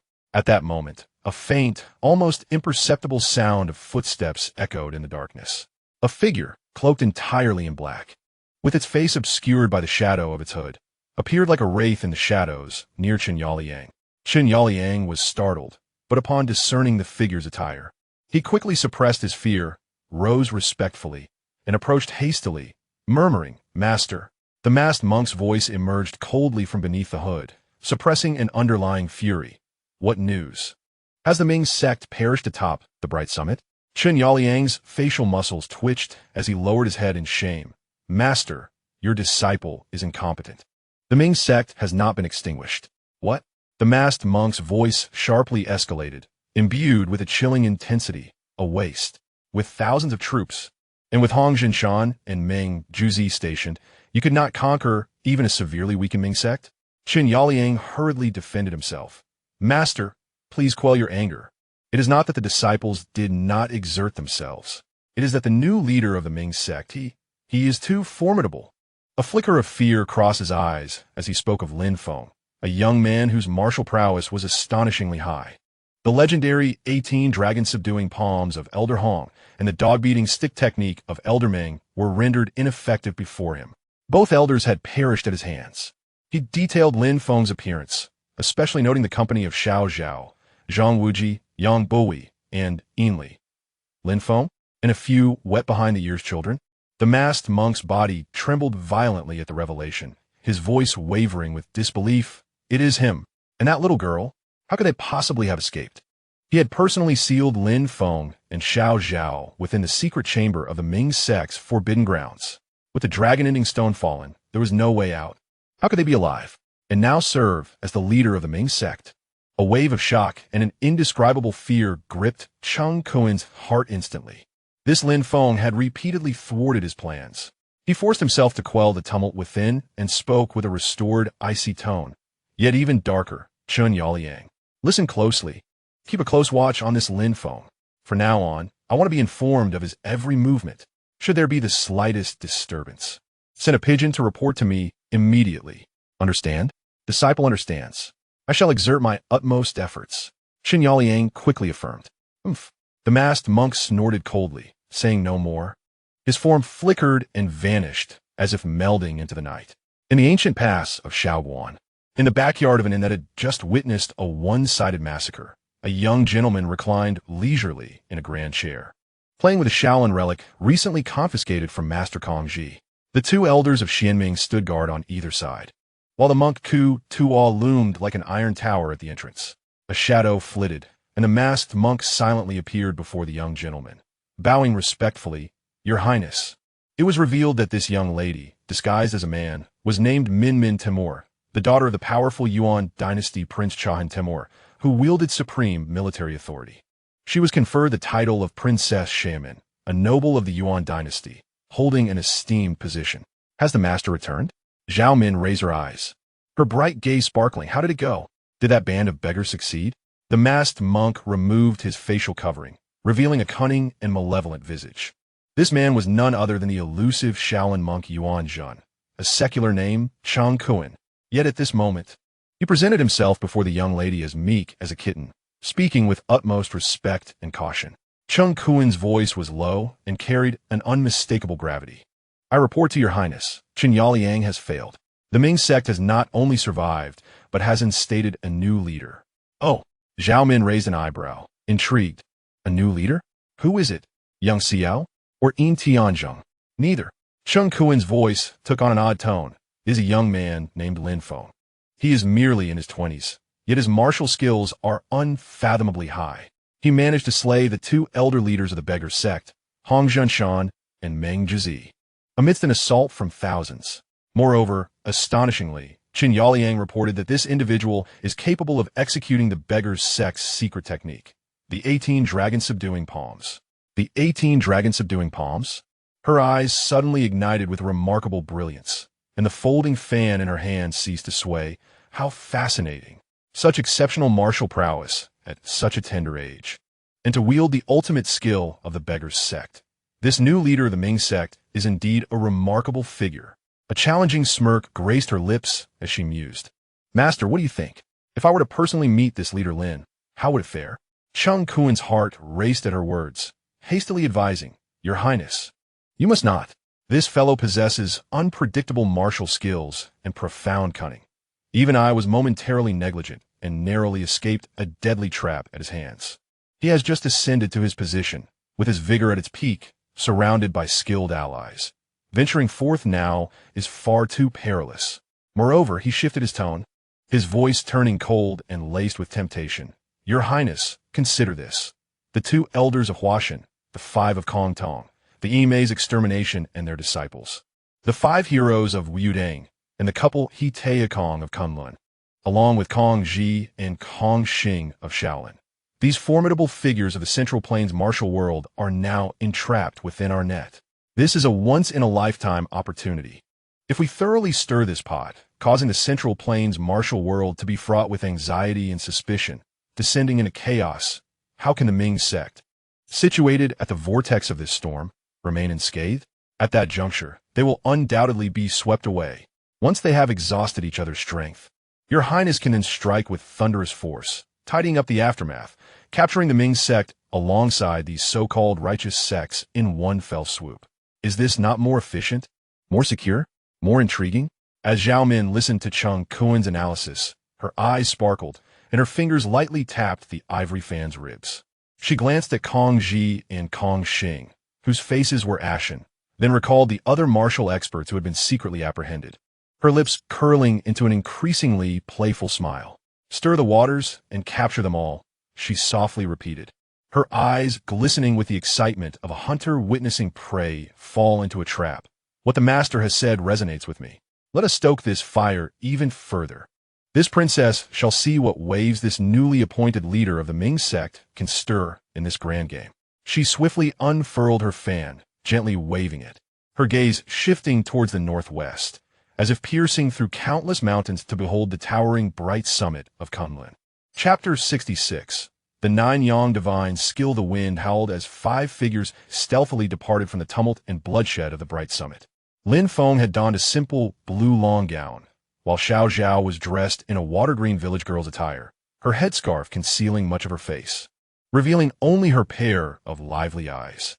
Zhang Wuji, Yang Buhui, and Ainli had also undergone simple disguises. Ainli's face had been treated by Zhang Wuji's medical skills, and the disfigurement caused by her training in the 1,000 Spider and 10,000 Poisons technique had been controlled and restored, gradually revealing her innate beauty, which bore a resemblance to her aunt In Susu, leaving Zhang Wuji entranced. The five of them blended in as ordinary martial artists or disciples departing from the Bright Summit, traversing the Ganliang Road, merging into the flowing throngs of merchants heading toward the Central Plains. Having just escaped danger, they now embarked on an uncertain journey ahead. Yet the atmosphere within the group was rather subtle. "Hey, Zhang Ainyo, why are you walking so fast? Are you in a hurry to be reborn?" Ainli crossed her arms, casting a sidelong glance at the forward-walking Zhang Wuji, her tone laced with her habitual dominance.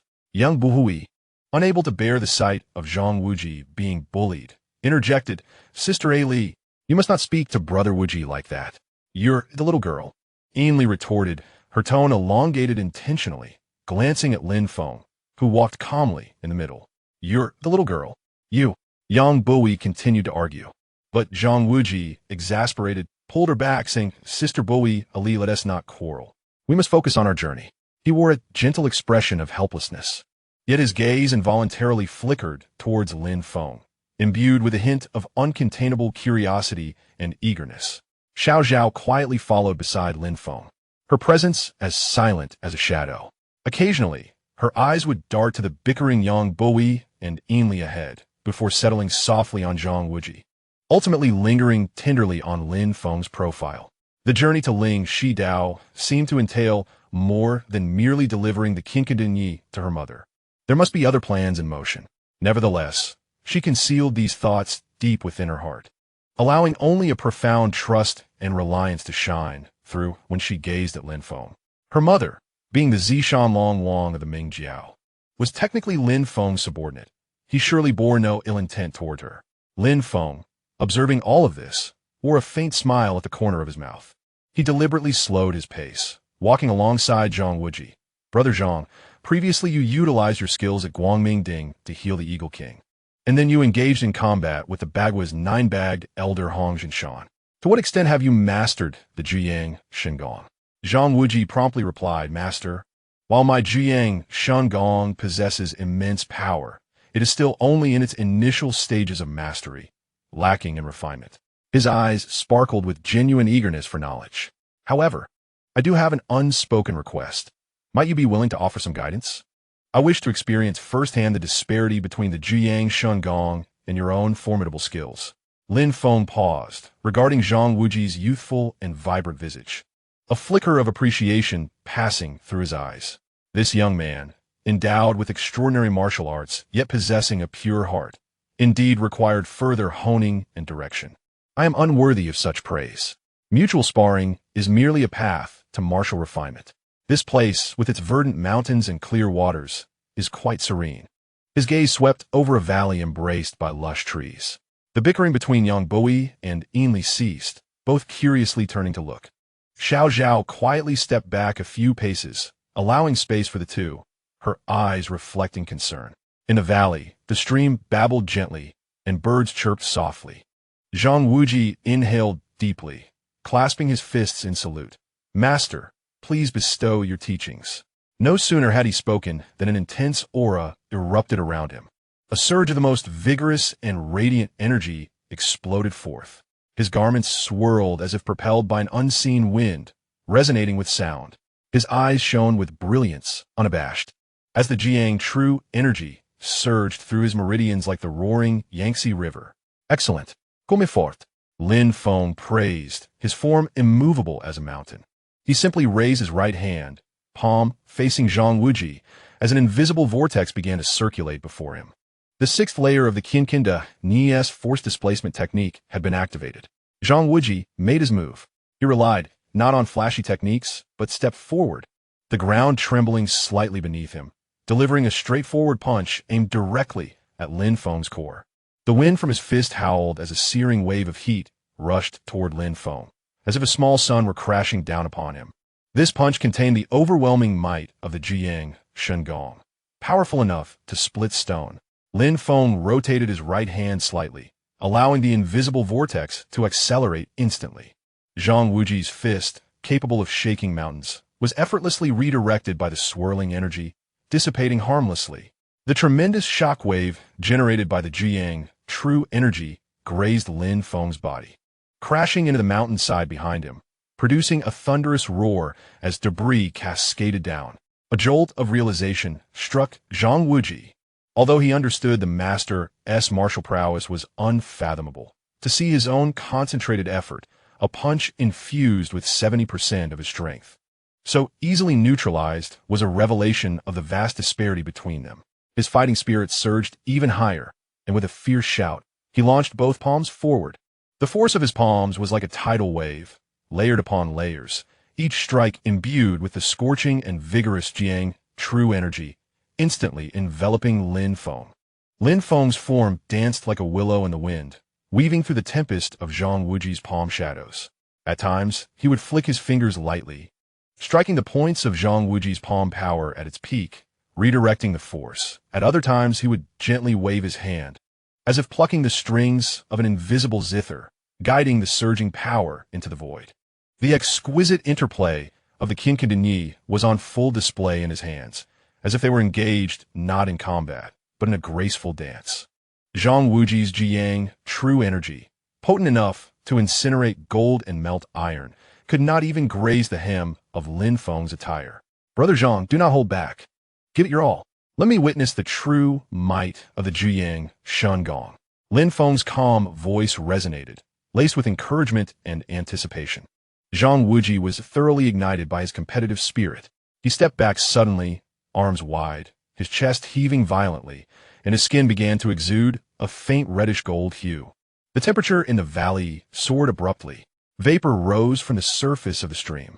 The Jiyang true energy within him was propelled to unprecedented heights. Hiya! Zhang Wuji let out a thunderous roar. In the midst of his cry, he brought his palms together and thrust forward. No longer were his strikes scattered. Instead, he unleashed a concentrated beam of radiant golden light, the quintessence of his entire strength.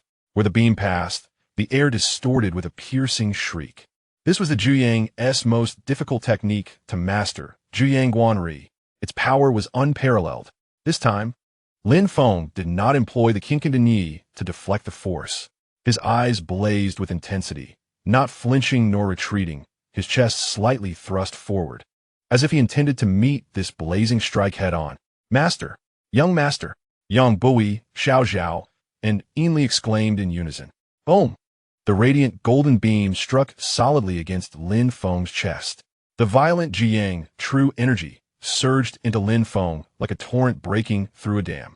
The anticipated sound of shattering bones did not resonate. Lin Feng's body merely trembled violently, his face flushing crimson. He stifled a grunt, and the hard rock beneath him bore two distinct imprints of his feet. Yet, his gaze shone with astonishing brilliance. The moment the Jiyang true energy that could incinerate meridians entered him, the Qiankun heart method, operating at its limits, seemed to receive the most potent stimulus. The previously stagnant pinnacle of the sixth layer, under this supreme, unyielding force, began to tremble violently, revealing fine cracks as if it were an egg struck by a massive hammer. Lin Feng distinctly felt the Jiyang true energy invading his body, not only failing to destroy his meridians, but instead the esoteric power of the Qiankun, with its yin-yang interplay and spatial shifting, frantically pulled, devoured, and transformed it. An unprecedented clarity, as if he could control all energies of the universe, flashed through his mind like lightning. The seventh layer, the long sealed door to the seventh layer of the Qiankun, was crashing open, aided by the Jiyang Shengong. He stood there, rooted as if turned to stone. Yet his aura surged like a dormant volcano, undergoing a cataclysmic transformation within. Having unleashed his full strength, Zhang Wuji, witnessing Lin Feng stand unwavering and flushed, with his breath seemingly in disarray, felt a surge of alarm. Fearing he had grievously injured the master, he hurriedly withdrew his force. Stumbling forward to check, Master, are you all right? I did not mean to. Do not stop. Lin Feng suddenly opened his eyes, which seemed to swirl with the movements of the sun and moon, his voice resonating with an undeniable authority, akin to thunder crashing in Zhang Wuji's ears. Continue. Attack me with all your might. Quickly. Zhang Wuji, shaken by this commanding voice, gazed into Lin Feng's unfathomable eyes, which seemed to contain the energy of the entire universe. A primal fear and sense of submission surged within him. He dared not hesitate further, nor contemplate the consequences. Gritting his teeth, he again pushed the Zhuyang Shengong to its utmost limits. Zhuyang Guanri, Zhuyang Liao Yuan, Zhuyang Fuantian. Zhang Wuji, like a frenzied tiger, unleashed the most ferocious and domineering techniques of the Zhuyang Shengong. Golden beams of light and waves of scorching true energy surged towards Lin Feng with an unrestrained ferocity. Each formidable blast of Zhuyang Zhenkai that entered Lin Feng's body ignited a tumultuous reaction, akin to tossing ice cubes into a cauldron of boiling oil, triggering a more violent eruption of energy. The speed at which the Qiankun Denyo mental technique operated reached an astonishing level. As those frenzied external forces were violently decomposed, absorbed, and transformed within Lin Feng's body, it was as if a colossal vortex of energy had formed, devouring Zhang Wuji's attacks, while voraciously siphoning the ambient energy from the heavens and the earth. In the valley, the winds ceased to blow. The chirping of insects and birds vanished, and even the sound of flowing streams seemed to be suppressed by an unseen force. A suffocating pressure enveloped the area, causing the air to feel as though it had solidified, thick and viscous. Countless visible strands of gray energy, imbued with a chilling aura, were forcibly drawn from the surrounding stones, flora, and even the void itself, rushing towards Lin Feng's being with fervent intensity. As these ominous energies entered Lin Feng, they were instantly consumed and transformed by the rapidly spinning Qiankun Denyo vortex. The coldness morphed into searing heat, and lifelessness was transmuted into vitality.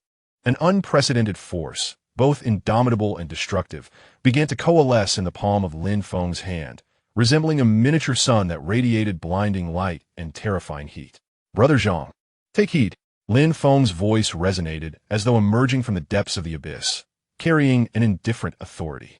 Slowly, he raised his hand, which seemed to cradle the sun, pressing gently towards the horrified Zhang Wuji, who was nearly breathless with fear. This press appeared slow, yet in reality, it was swifter than lightning. Space itself seemed compressed as an indescribable, destructive force erupted forth, not aimed at Zhang Wuji, but rather at the steep cliff behind him. The earth trembled violently, akin to divine retribution descending upon the world. The blinding brilliance instantly engulfed the vision of all present, while the deafening explosion threatened to shatter eardrums. The terrifying shockwave surged through the valley like a tsunami, uprooting stones and snapping trees as it swept through. When the blinding light and shockwave receded, the scene before everyone left them utterly dumbfounded. The towering granite cliff, standing dozens of zhang high and incredibly solid, had been blasted into a massive crater with a diameter exceeding 3 zhang. The edges of the crater were charred black from the intense heat, even displaying signs of vitrification. Countless fragments rained down from above like a torrential downpour, revealing a deep and shadowy space within, reminiscent of the entrance to an ancient cave sealed for millennia. Zhang Wuji's complexion turned as pale as paper, his body stiff with shock, cold sweat soaking through his back. In that fleeting moment, he had felt the unmistakable breath of death. Had Lin Feng's palm not deviated, he would have been reduced to mere ashes. The immense shock and the terror of surviving such an ordeal left him with an ineffable awe. His legs gave way, and he collapsed to the ground, his voice trembling with excitement and fear. "Teach me, master. What is this palm technique? I have never witnessed such power." Lin Feng slowly withdrew his hand, the cataclysmic aura surrounding him receding like a tide. His gaze cleared, though his face bore the pallor of exhaustion, evidently reflecting the immense energy expended in that earth-shattering strike. He regarded the kneeling Zhang Wuji with a faint smile, a trace of fatigue mingled with an imposing demeanor. This is the ultimate essence of the De Jiu Tian palm, integrating the profound mysteries of Qiankun Yi. Would you like to learn? I can teach you. Zhang Wuji abruptly lifted his head, disbelief and ecstatic joy igniting in his eyes. "Master, you would teach me?" This brief utterance encapsulated not merely the transmission of extraordinary martial arts, but also an unparalleled recognition and trust. In an instant, His reverence and gratitude towards Lin Feng soared to unprecedented heights. Yang Buhui and Yin Li, rendered speechless by the earlier spectacle, finally regained their composure. Gazing at the vast crater and the kneeling Zhang Wuji with immensely complex expressions, Zhao hurried to Lin Feng's side, producing a handkerchief to tenderly wipe the perspiration from his brow, her eyes brimming with pride and apprehension. Enough, we should not linger here. Lin Feng inhaled deeply, suppressing the tumultuous energy and the extreme exhilaration and weakness that accompanied his breakthrough. The commotion had been too great and would surely attract trouble. Let us depart. He cast one last glance at the unfathomable entrance of the massive crater, curiosity flickering within him, but the search for Lingxi Island remained his priority. The five of them, not daring to delay, quickly composed themselves and left the ravaged valley behind. Chapter 68. The Stubborn Princess. Approximately half an hour after their departure, several ragged figures, burdened with burlap sacks, stealthily approached the valley's entrance. Leading them was Lu Sanwan, a disciple of the Beggar's Sect, who bore 6 sewn sacks on his back, tasked with tracking Lin Feng and his companions. They had long been lying in wait on the main road to the Central Plains. Although Lin Feng and his group were disguised, their inherent aura was impossible to conceal. And these beggars, adept at gathering intelligence, recognized Lin Feng and his companions at a glance. They followed closely, drawn in by the earth-shattering explosion. Upon witnessing the desolate scene in the valley, especially the terrifying crater in the cliff that appeared as though struck by the hammer of a deity, Lu Sanwan stood frozen, as if struck by lightning. Trembling, he approached the crater's edge, reaching out to touch the charred, vitrified rock, only to retract his hand sharply from the searing heat. Gazing at the enormous impact crater and the surrounding trees, uprooted and snapped in half, he gasped in horror. My heavens! Lu Sanwan's complexion turned ashen, his lips quivering, filled with boundless dread. Is this truly the work of a human? That Mingjiao leader and that Zhang fellow, are they human or demon? The other disciples he brought with him were equally terrified, nearly unable to stand. Quick! We must return to report to Elder Chun. This is a grave matter. Lu Sanwan suddenly snapped back to reality, his voice altered as he hastily fled the valley, which resembled a place ravaged by natural disaster. Several days later, on the official road leading from Longzi to the heart of Guangzhou, Qin Yaoliang stared at the urgent report delivered by Lu Sanwan, his face darkened with an ominous pallor, his fingers trembling slightly as they gripped the paper. The report detailed the valley's apocalyptic scene, describing how a single palm strike had collapsed the cliff. A single palm? Merely a single palm brought down the cliff, Qin Yaoliang murmured, cold sweat beading on his forehead. While he was aware of Lin Feng's formidable prowess, he had never anticipated it to reach such inhuman levels. Moreover, that seemingly gentle Zhang Wuji, who had always been by Lin Feng's side, possessed such astonishing inner strength as well. Dispatch orders. Qin Yaoliang abruptly lifted his head, a glint of ruthless caution flashing in his eyes. All brothers responsible for tracking them. Retreat 3 li. No, 5 li. Maintain a safe distance and communicate via carrier pigeons. Under no circumstances are you to approach or expose your whereabouts. Those who disobey will face the consequences according to sect rules.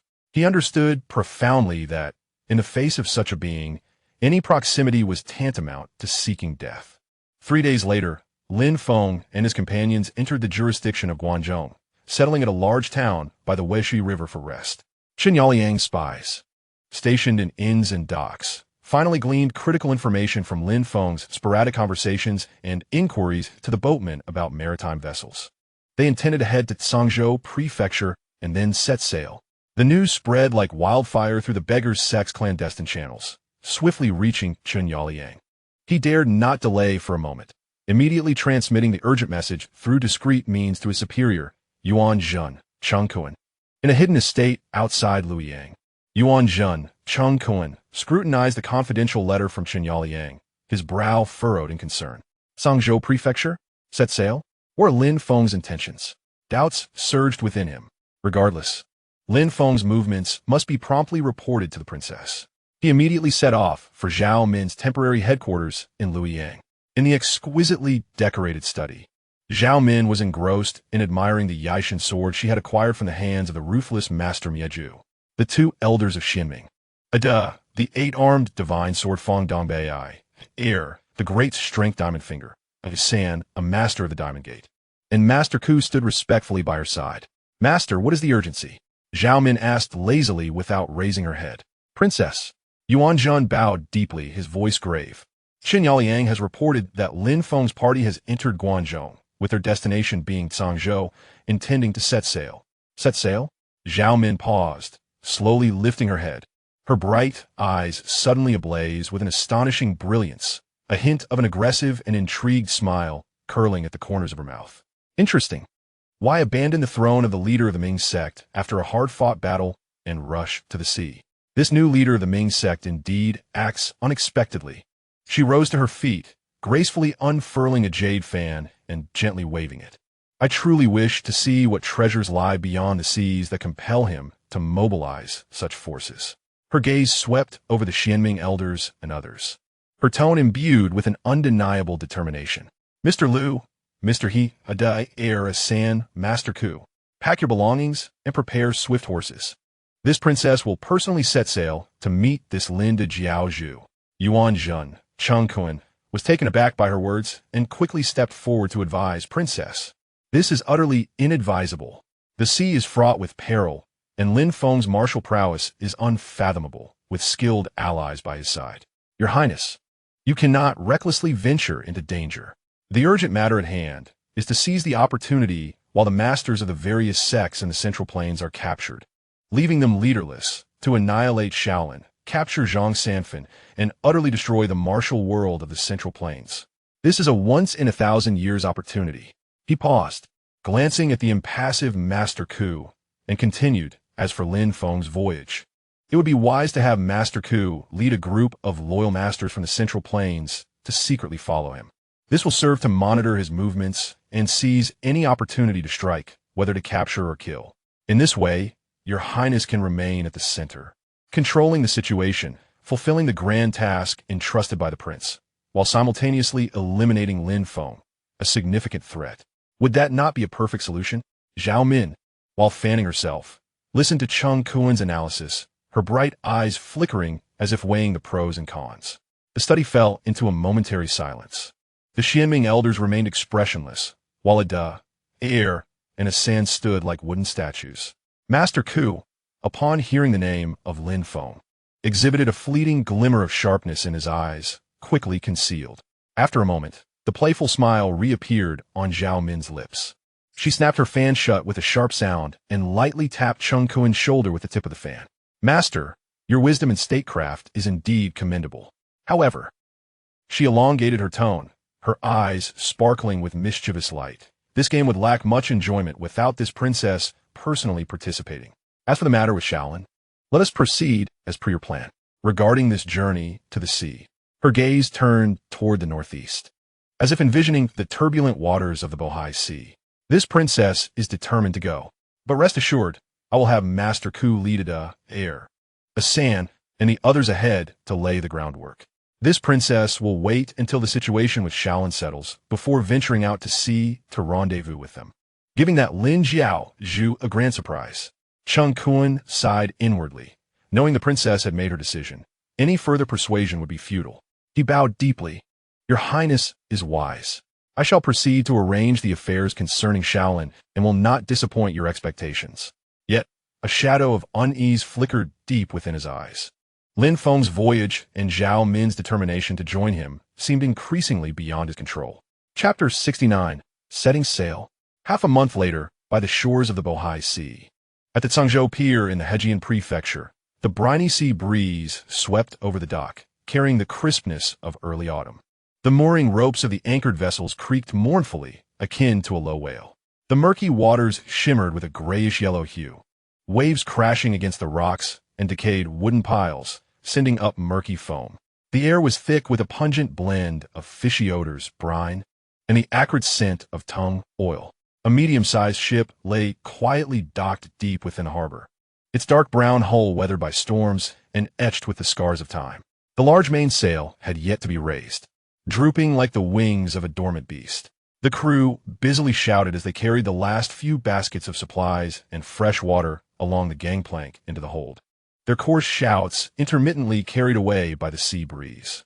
Lin Feng, accompanied by Zhang Wuji, Xiao, Yin Li, and Yang Buhui, traveled through the dust-laden roads from Guangzhou, passing through Jinyang before arriving at Jinan in the Zhongsha province to seek a vessel for their sea voyage.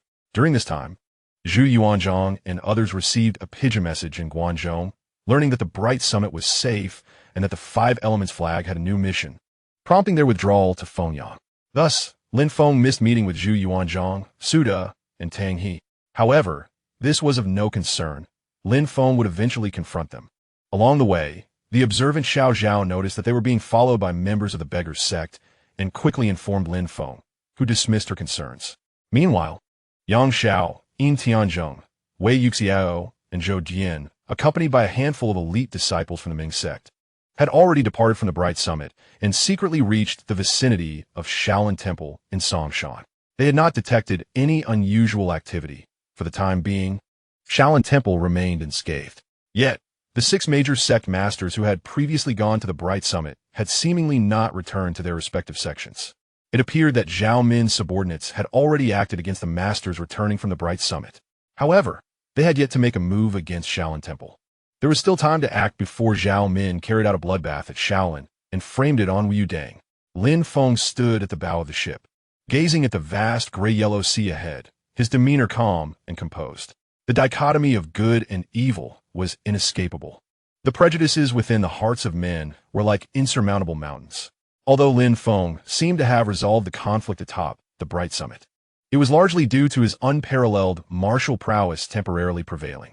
Master Miezhu and the sects of Shaolin, Kunlun, and Huashan would undoubtedly remain unconvinced. Since Lin Feng claimed that the siege of the Bright Summit by the 6 major sects was part of Qiankun's conspiracy, and given that Qiankun had already defected to the Yuan court, the 6 major sects would not believe it unless they suffered the consequences. Therefore, Lin Feng chose not to involve himself in their entanglements for the time being, allowing the bullets to fly for a while. Let those hypocrites at Shaolin, who had been protecting Qiankun, run into a wall first. When Zhao Min and her numerous masters approached Wudang, that would be the moment for Lin Feng to strike. Meanwhile, Zhang Wuji gazed at the ocean, his expression filled with worry.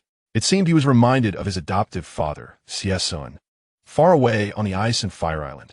The Ming sect had survived a calamity, yet the martial world of the Central Plains and the Yuan court loomed ominously, waiting for the right moment to reclaim the Lion King. The time was not yet ripe. Lin Feng patted Zhang Wuji's shoulder and said calmly, "When the time is ripe, I will mobilize the full strength of the sect, and you will take the lead in this matter." Suddenly having his concerns laid bare by Lin Feng, Zhang Wuji's emotion surged. He looked at Lin Feng with earnest eyes and nodded vigorously. "Thank you, Zhao."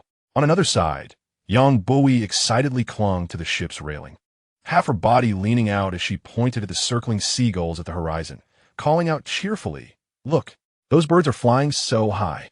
The sea is so vast." She was like a fledgling sparrow, filled with childlike curiosity and joy about the unknown journey ahead. Among the 5, she appeared the least burdened by worries and the happiest. Next to her, Xiao stood quietly, yet her gaze seemed to be drawn by an invisible thread, firmly fixed on Lin Feng's tall silhouette not far away. Her hands instinctively twisted the hem of her clothing, her heart racing faster than the clamorous shouts of the dock. The sea breeze tousled her hair, brushing across her slightly flushed cheeks. The thoughts of a young girl were like the tumultuous sea, calm on the surface yet churning with unspoken waves beneath. Her heart already belonged to Lin Feng, just as her mother, Dailizi, had long lost her maidenhood. Fortunately, Lin Feng acquired the sheepskin scroll of the Qiankun Great Shift technique. Thus his mother would not be taken back to Persia to face the flames of punishment. However, this Qiankun Great Shift technique is the sacred skill of the Ming sect. Would Lin Feng truly forsake it for the sake of his mother? Lin Li, having witnessed Lin Feng's conversation with Zhang Wuji, approached him. "Brother Wuji, do you recall when I urged you to accompany me to Spirit Snake Island for Butterfly Valley? Not only did you refuse, but you even bit me." She raised her right hand to show Zhang Wuji the mark.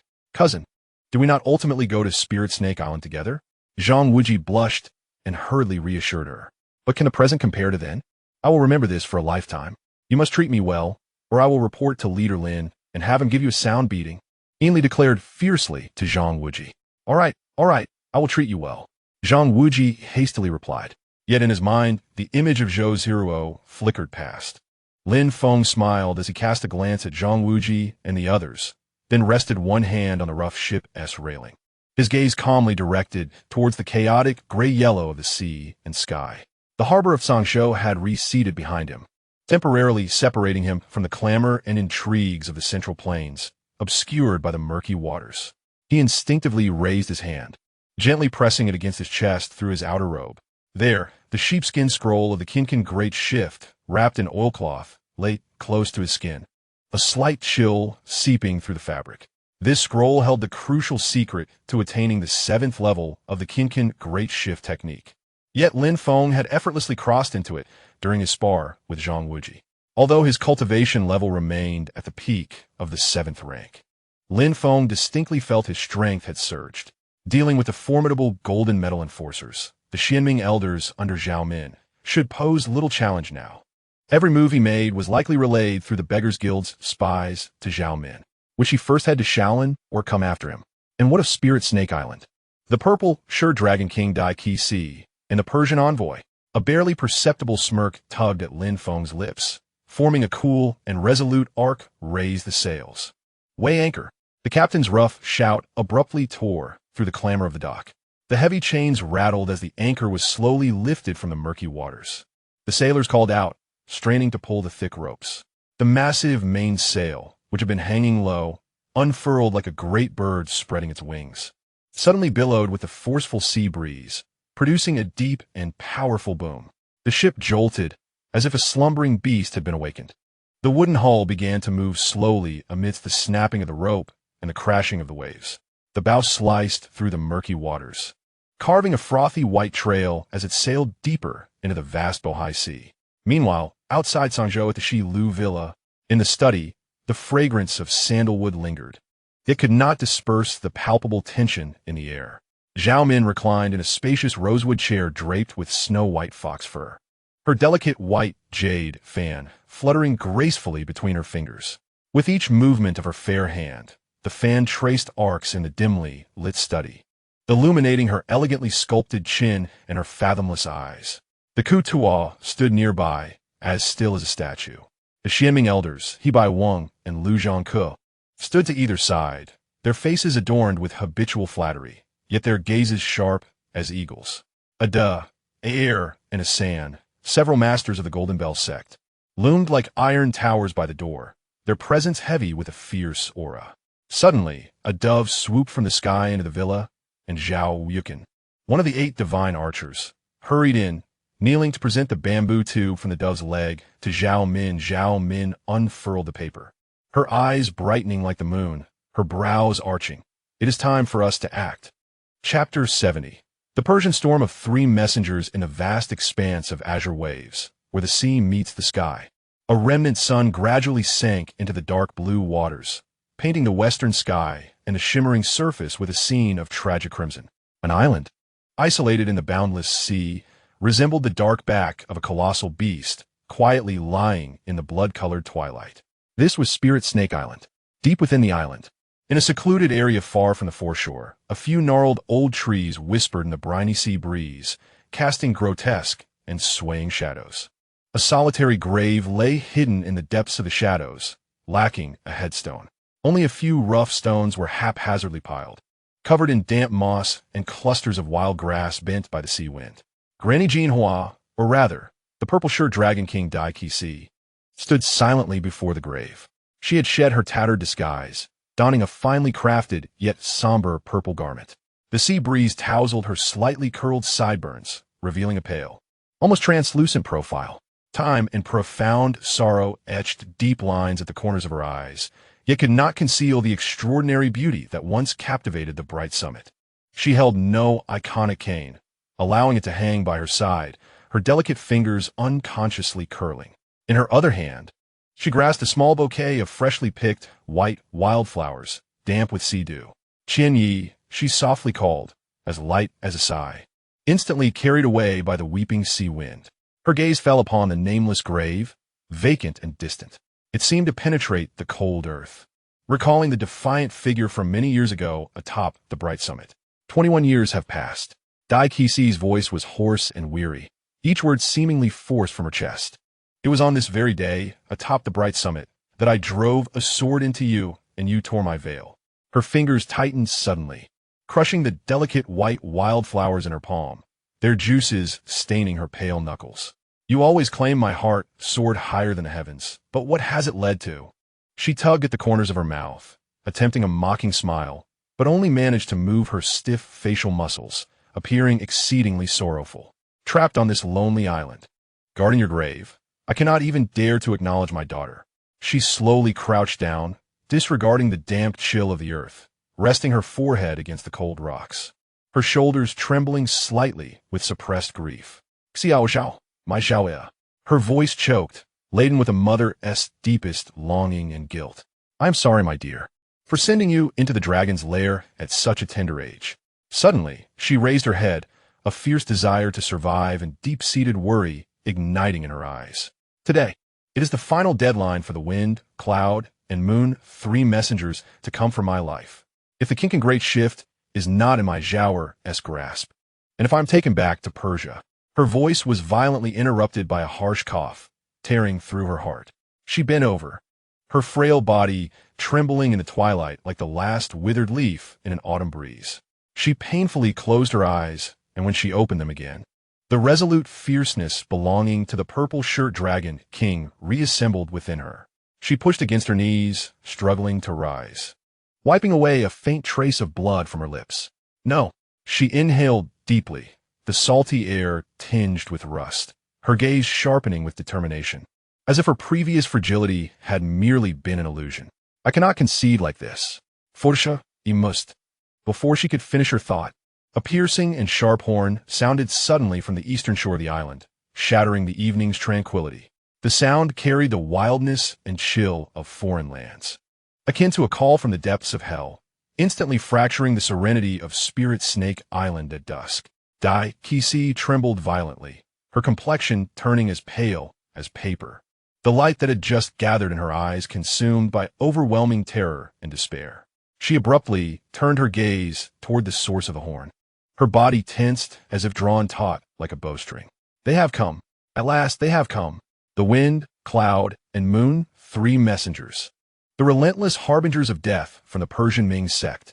Instinctively, she reached for her ever-present cane, only to find empty air, her heart racing as she realized she had left her weapon behind in her dwelling.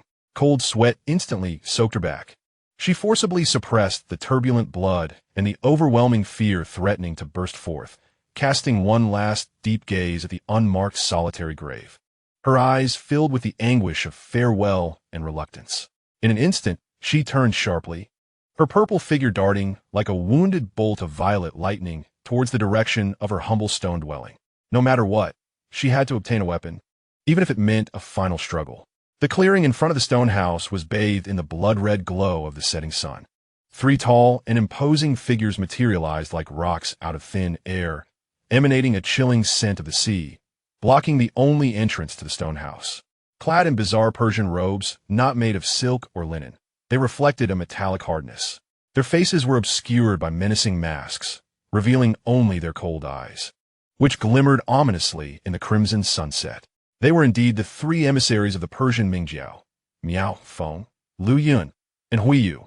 Behind them stood over 20 similarly attired Persian warriors, silently standing like a moving jungle of steel, exuding an aura of lethal intimidation that warned others to keep their distance. Dai Qi's figure halted abruptly at the edge of the clearing, her chest heaving violently, the recent sprint aggravating her old injuries. She fixed her gaze on the 3 figures, reminiscent of hellish demons, her eyes finally resting on the cane adorned with golden flowers held by the foremost one. It was her weapon. Miao Feng stepped forward, and the gravel beneath his feet crunched loudly. He spoke in a harsh, cold dialect of the Central Plains, his voice resonating through the metallic mask with a buzzing quality. Akin to a metallic grind, Dai Qi, Saintess. The agreed deadline has passed, and the last rays of the sun have faded into the sea. Where is the Qiankun and Yo, heart method? He raised the cane mockingly, his demeanor dripping with contempt. Lu Yun interjected with a sharper tone. The patience of the headquarters has run dry. If you fail to present the divine skills recorded in the sacred fire order, we shall return to the Persian pure fire ground and submit to the judgment and purification of the Mingzan. He flicked his wrist, revealing a 2-foot-long black token that slid into his palm. Dai Qi straightened her back, suppressing the metallic taste in her throat, her purple robe billowing in the wind. Her voice, strained and slightly hoarse, bore an air of unassailable authority. The heart method has yet to be found. Grant me more time. Huiyu's voice cut through sharply, like the cry of a night owl. He swung his hand with a sudden motion, and a flash of cold light followed.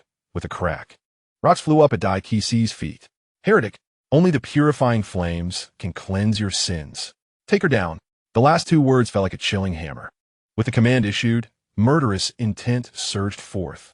Lu Yun was the first to move, gliding across the ground like a specter, the black token in his hand slicing through the air silently, aiming directly at Dai Qi's lower limbs from an uncanny angle. As he passed, the dust and debris on the ground were swept up by an invisible force, forming a deadly vortex. Dai Qi's pupils contracted. Though she had lost her cane, the lightness of the purple robe dragon king's agility remained. She propelled herself off the ground, her body soaring back as if weightless, narrowly evading the black light aimed at her leg. However, before she could stabilize, a fierce wind bore down from above. Miao Feng had somehow leapt into the air, looking down upon her. Instead of using the sea's cane, he spread his fingers wide, summoning a terrifying gale strong enough to crush bones, aiming it down upon her. The gust enveloped a vast area, sealing off all escape routes for Dai Qi. The air compressed to emit a dull roar. There was no way to evade. Gritting her silver teeth, a fierce glint flashed in her eyes. She forced a breath of true energy, disregarding the searing pain as her meridians threatened to tear. Channeling all her power into her palms, which glowed faintly with purple energy, defiantly meeting Miao Feng's earth-shattering strike. Boom! The clash of palms produced a thunderous sound akin to a drumbeat. Dai Qi felt an insidious force surge into her like a flood breaking through a dam. She let out a muffled groan, a sweet taste flooding her throat, her body uncontrollably hurtling backward as if struck by a giant hammer. Her feet carved deep grooves into the rocky ground, stones flying in all directions. Before she could regain her balance, a lethal third strike was upon her. Now, Huiyu's cold command echoed like a viper's hiss. Another 2-foot-long black token, alive like a poisonous serpent, surged toward her from her blind spot in the moment she was drained of strength and staggering. Dai Qi, suspended in midair, blood-churning, could only watch helplessly as the venomous token approached, unable to completely evade. She barely managed to twist her body, trying to minimize the cost of this impending blow. At that critical moment, a piercing cry rang out, filled with heart-wrenching terror and reckless impulse. "Don't hurt my mother." A girl's voice, sharp and filled with dread, erupted from the edge of the clearing as if a cuckoo were crying blood. It was Zhao. She had broken free from Yin Li and Yang Boi's restraints, rushing out without a care for her safety. Seeing her mother in peril, that long-buried call escaped her lips in desperation. Dai Qi froze at the sound, her body stiffening as her eyes filled with sheer horror and despair. Zhao! She had exposed herself. That moment of distraction was fatal. The serpent-like black token had already struck at her feet. The 3 Persian emissaries halted in unison, their cold gazes under their helmets locking onto the tear-streaked, delicate girl who had rushed out. Miao Feng's eyes sparked with disbelief. She's your daughter? Dai Qi, how dare you? The killing intent surged instantly. The black token hurled forward with increased ferocity, just as it was about to sweep towards Dai Qi's ankle, plunging her into an abyss of despair. Humph. A cold snort, as chilling as the winds of the 9 underworlds sweeping across the battlefield, suddenly echoed in everyone's ears. The voice was not loud, yet it bore a soul-piercing authority and a chilling indifference to life and death, overpowering the rush of the black token and Xiao's cries. From the shadows at the edge of the clearing, a figure clad in blue emerged like a ghost. His appearance was sudden and without warning, as if he had always been there, stepping out of the shadows into the blood-red sunset. It was Lin Feng. He did not regard the stunned Persian emissaries or the despairing Dai Qi, casually raising his right hand, finger splayed. reaching for the black token that was poised to strike Dai Qi's ankle. There was no earth-shattering spectacle, no dazzling brilliance. The technique was reminiscent of Qiao Feng's dragon-snaring hand. An invisible, intangible yet overwhelmingly vast force surged forth, crossing space like a tempestuous sea, precisely ensnaring the black token. "Bring it here," Lin Feng called out lightly, shaking his right hand. Huiyu felt a sudden numbness in his arm as the black token slipped from his grasp, shooting away to be firmly caught in Lin Feng's hand. "Congratulations to the host for obtaining a sacred fire order, Huiyu."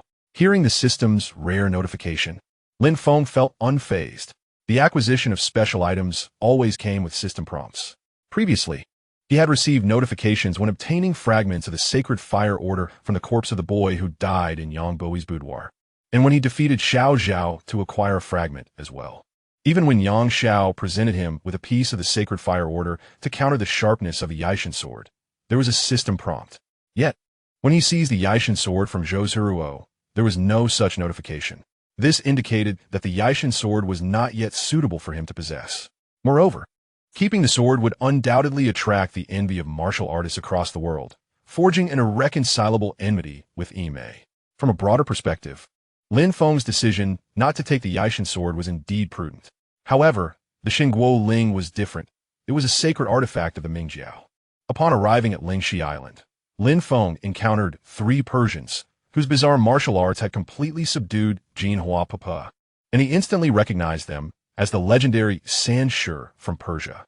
The 2-foot black tokens they wielded were undoubtedly the Xingguo Ling.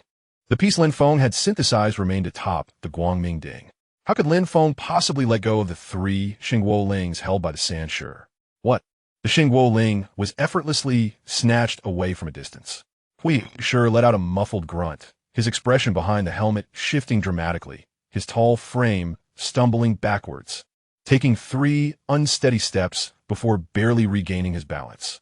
This sudden and exquisite grasp stunned the entire assembly. All gazes, filled with profound shock and horror, converged upon the unexpectedly appearing figure clad in blue. Lin Feng examined the Xingguo Ling, which indeed bore inscriptions in Persian. According to the original narrative, this was also the key to breaking through the 7th layer of the Qiankun Denyo. Unfortunately, Lin Feng had no need for it. Standing in the crimson afterglow of the setting sun, his blue attire fluttering, he cast a calm glance at the 3 tense Persian emissaries. When did it become your prerogative, as outsiders, to wreak havoc upon the territory of the Central Plains martial arts? His voice, though not raised, reverberated clearly across the desolate expanse. Each word bore the weight of 1,000 truths, coldly striking down. Who are you to meddle in the affairs of our Mingjiao? Miao Fengshi and Lu Yinshi, having witnessed Lin Feng's audacious act of snatching the Xingguo Ling from Huiyu Shi, were already filled with dread. Before Lin Feng could respond, Zhang Wuji had stepped beside him, declaring loudly, "Internal matters of the Mingjiao? He is our Mingjiao's 34th leader. Who are you in the Mingjiao?" The Persian Sanshi were taken aback. Meanwhile, Jinhua Papa, supported by Yin Li and Zhao on either side, was visibly shaken. She cast an inquiring look at Zhao, who nodded through tears. Jinhua Papa's expression shifted to one of profound complexity. Suddenly, she noticed the absence of the vermilion birthmark on Zhao's arm. Her gaze sharpened, darting between Zhao, Lin Feng, and Zhang Wuji. It was clear that Zhao had lost her virtue to one of these 2 men. What a twisted fate. The Mingjiao of the Central Plains had always regarded the Persian headquarters with reverence, and the appointment of a leader required reporting to the headquarters. The Sanshi regained their composure, their voices stern. "We're the Sanshi of the Mingjiao's Persian headquarters. Why does the leader of the Central Plains, Mingjiao, not come forth to pay his respects?" "Huh, what a farce."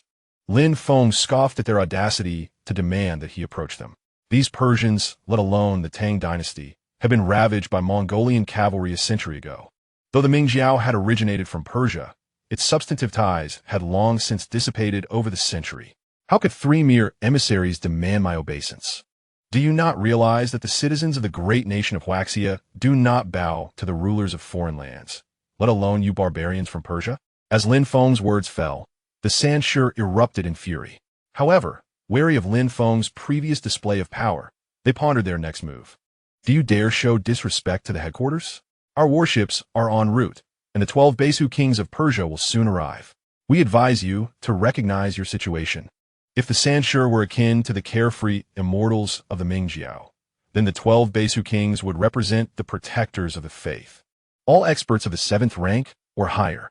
Oh, so you have such reinforcements. Lin Feng suddenly adopted a different demeanor, smiling amiably. Then do tell, what do you desire? Miao Feng Shi and Lu Yun Shi, perceiving Lin Feng's smile as a sign of fear, shamelessly laid out their demands. Dai Lizi is one of the 3 saintly maidens of our Persian Mingjiao, and is to return to the headquarters to inherit the position of leader. However, she has lost her maidenhood, violating our regulations, and we will take her back for punishment. Furthermore, you must return the Xingguo Ling you just seized and present the Qiankun and Yo E heart method of the Central Plains Mingjiao, and we shall spare your lives. Ha ha ha. Lin Feng's laughter echoed across the blood-red expanse, laced with unabashed mockery and coldness, instantly shattering the Sanshur's facade of bravado. His laughter ceased abruptly, and he could not be bothered to even cast a glance at the 3 dumbfounded Persians, as if they were mere stones by the roadside. He turned his gaze to Zhao. His icy expression melted into a profound warmth upon encountering her tear-streaked, fearful visage.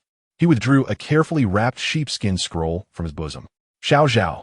Lin Feng's voice was low and clear, imbued with an extraordinary soothing power as he gently extended the sheepskin scroll towards her. Take it. This seemingly casual gesture felt like a boulder dropped into the stagnant air. The Qiankun e-heart method.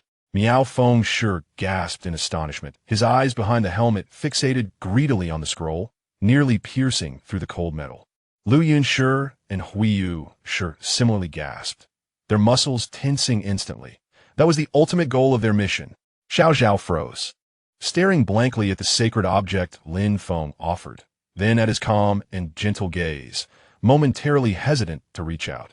Although within the sacred grounds of the Mingjiao, Lin Feng had promised to give the Qiankun e-heart method to Zhao to save people. Times had changed, having become the leader of the Mingjiao. Would he truly hand over the treasure of the Mingjiao to her? Meanwhile, Dai Si, the purple-clad Dragon King, barely standing with Yin Li's support, recognized the object Lin Feng was offering to Zhao as the very Qiankun e-heart method she had longed to obtain. Now, the leader of the Mingjiao, Lin Feng, was casually bestowing it upon Zhao. Dai Lizi regarded Lin Feng's gaze toward Zhao, filled with unmasked tenderness, and recalled Zhao's desperate cry for mother earlier, along with the vanishing vermilion birthmark on her daughter's arm. Everything connected, her pallid face drained of color, only to be overtaken by a complex flush of emotions twisted by sheer shock, astonishment, anger, disbelief, and a hint of bitter irony at the whims of fate intermingled wildly in her eyes. She fixed a fierce gaze on Lin Feng before abruptly turning to Zhao, her lips trembling yet unable to utter a single word. A twisted fate. Indeed, it was a cursed connection. Within the sacred grounds of Guangming, she had sent her daughter to steal the martial arts, only for her daughter to lose her virtue to this newly appointed and terrifyingly powerful leader of the Mingjiao. Leader. Zhao sensed her mother's piercing gaze, her heart racing, instinctively wanting to refuse. Take it. Lin Feng's tone was decisive, exuding an aura of calm authority. What I promised you, you shall determine its destiny. Zhao's heart leapt. An indescribable warmth mixed with sorrow surged to her nose. Trembling, she extended her hand, cautiously accepting the heavy sheepskin scroll. The scroll, warmed by Lin Feng's embrace, felt scorching against her palm. Gripping the scroll tightly, Zhao inhaled deeply, as if drawing immense courage from it. She abruptly raised her head, her tear-filled eyes now brimming with unprecedented determination, confronting the 3 predatory Persians. Her voice quivering yet remarkably clear. You, Miao Feng Shi, Lu Yun Shi, Huiyu Shi. She called out their names one by one, her petite frame quivering with excitement. You promised my mother that as long as she retrieved the Qiankun e-heart method, you would let her go and no longer pursue her transgressions. Is that not so? She raised the sheepskin scroll in her hand. The heart method is right here. Do your words still hold weight? The gaze of Fenjun Sanshur was completely captivated by the sheep parchment, their eyes brimming with avarice.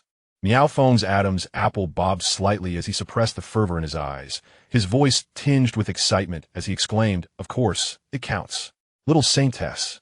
As long as you return the heart method and the holy fire token to us, we swear by Mingzun's name that we will immediately leave Lingxi Island and no longer trouble Dai Qi."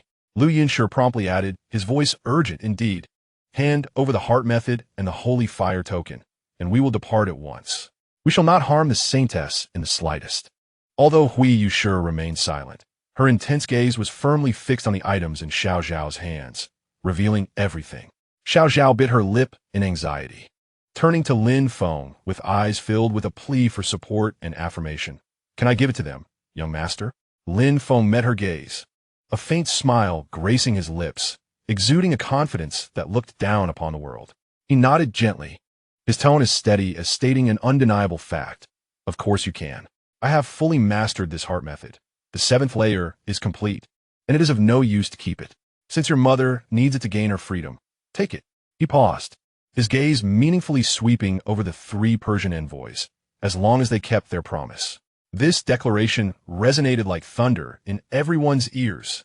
The heart method of Qiankun has been mastered. The 7th layer is complete. Fen Jiayun, San Shi, and the Zhishalong Wang Dai Qi were all struck with astonishment. They understood how elusive the 7th layer was and how perilous it was to forcefully cultivate it. Yet Lin Feng had achieved it, and he spoke of its redundancy so nonchalantly. Xiao Zhao trembled all over, her eyes filled with shock, gratitude, and a rush of emotions that nearly overflowed. The leader had revealed such a precious secret, one that even related to his own safety, for my sake, to rescue my mother. This sentiment, this trust. The anger and bitterness in Dai Qi's eyes were replaced by overwhelming shock and an indescribable complex emotion at that moment. She looked at Lin Feng's calm face, then at her daughter's adoration and reliance, her heart a tumult of conflicting feelings. This powerful, cold man who held such deep affection for Xiao Zhao. She seemed to understand why her daughter had fallen for him. Young Buhui and Yin Li watched this scene, their hearts stirred with emotions that were hard to define. A mix of envy and something else quietly blossoming within them. Zhang Wuji let out a long, silent sigh, his heart filled with mixed feelings. The leader, with unparalleled martial prowess and unpredictable actions, is indeed a romantic. For Xiao Zhao, he would even casually give away a sacred item of the Mingjiao. Such devotion is truly touching. Leader, Xiao Zhao's voice choked, tears welling up again, but this time they were hot, filled with gratitude and determination. She no longer hesitated, abruptly turning and forcefully throwing the sheep parchment and the holy fire token, which she had seized from Hui Yushi, towards Miao Feng. "Take it. Release my mother." Miao Feng's eyes erupted with ecstatic light, almost lunging forward to catch the sheep parchment and the holy fire token. He eagerly opened the oilcloth wrapping, quickly scanning the profound Persian text and symbols on the sheep parchment, his face instantly overtaken by immense satisfaction and greed. "It is real. It truly is the heart method of Qiankun."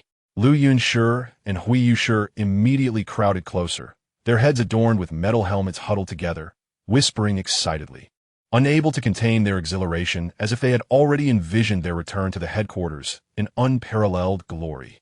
"Ha ha ha ha. Good. Excellent."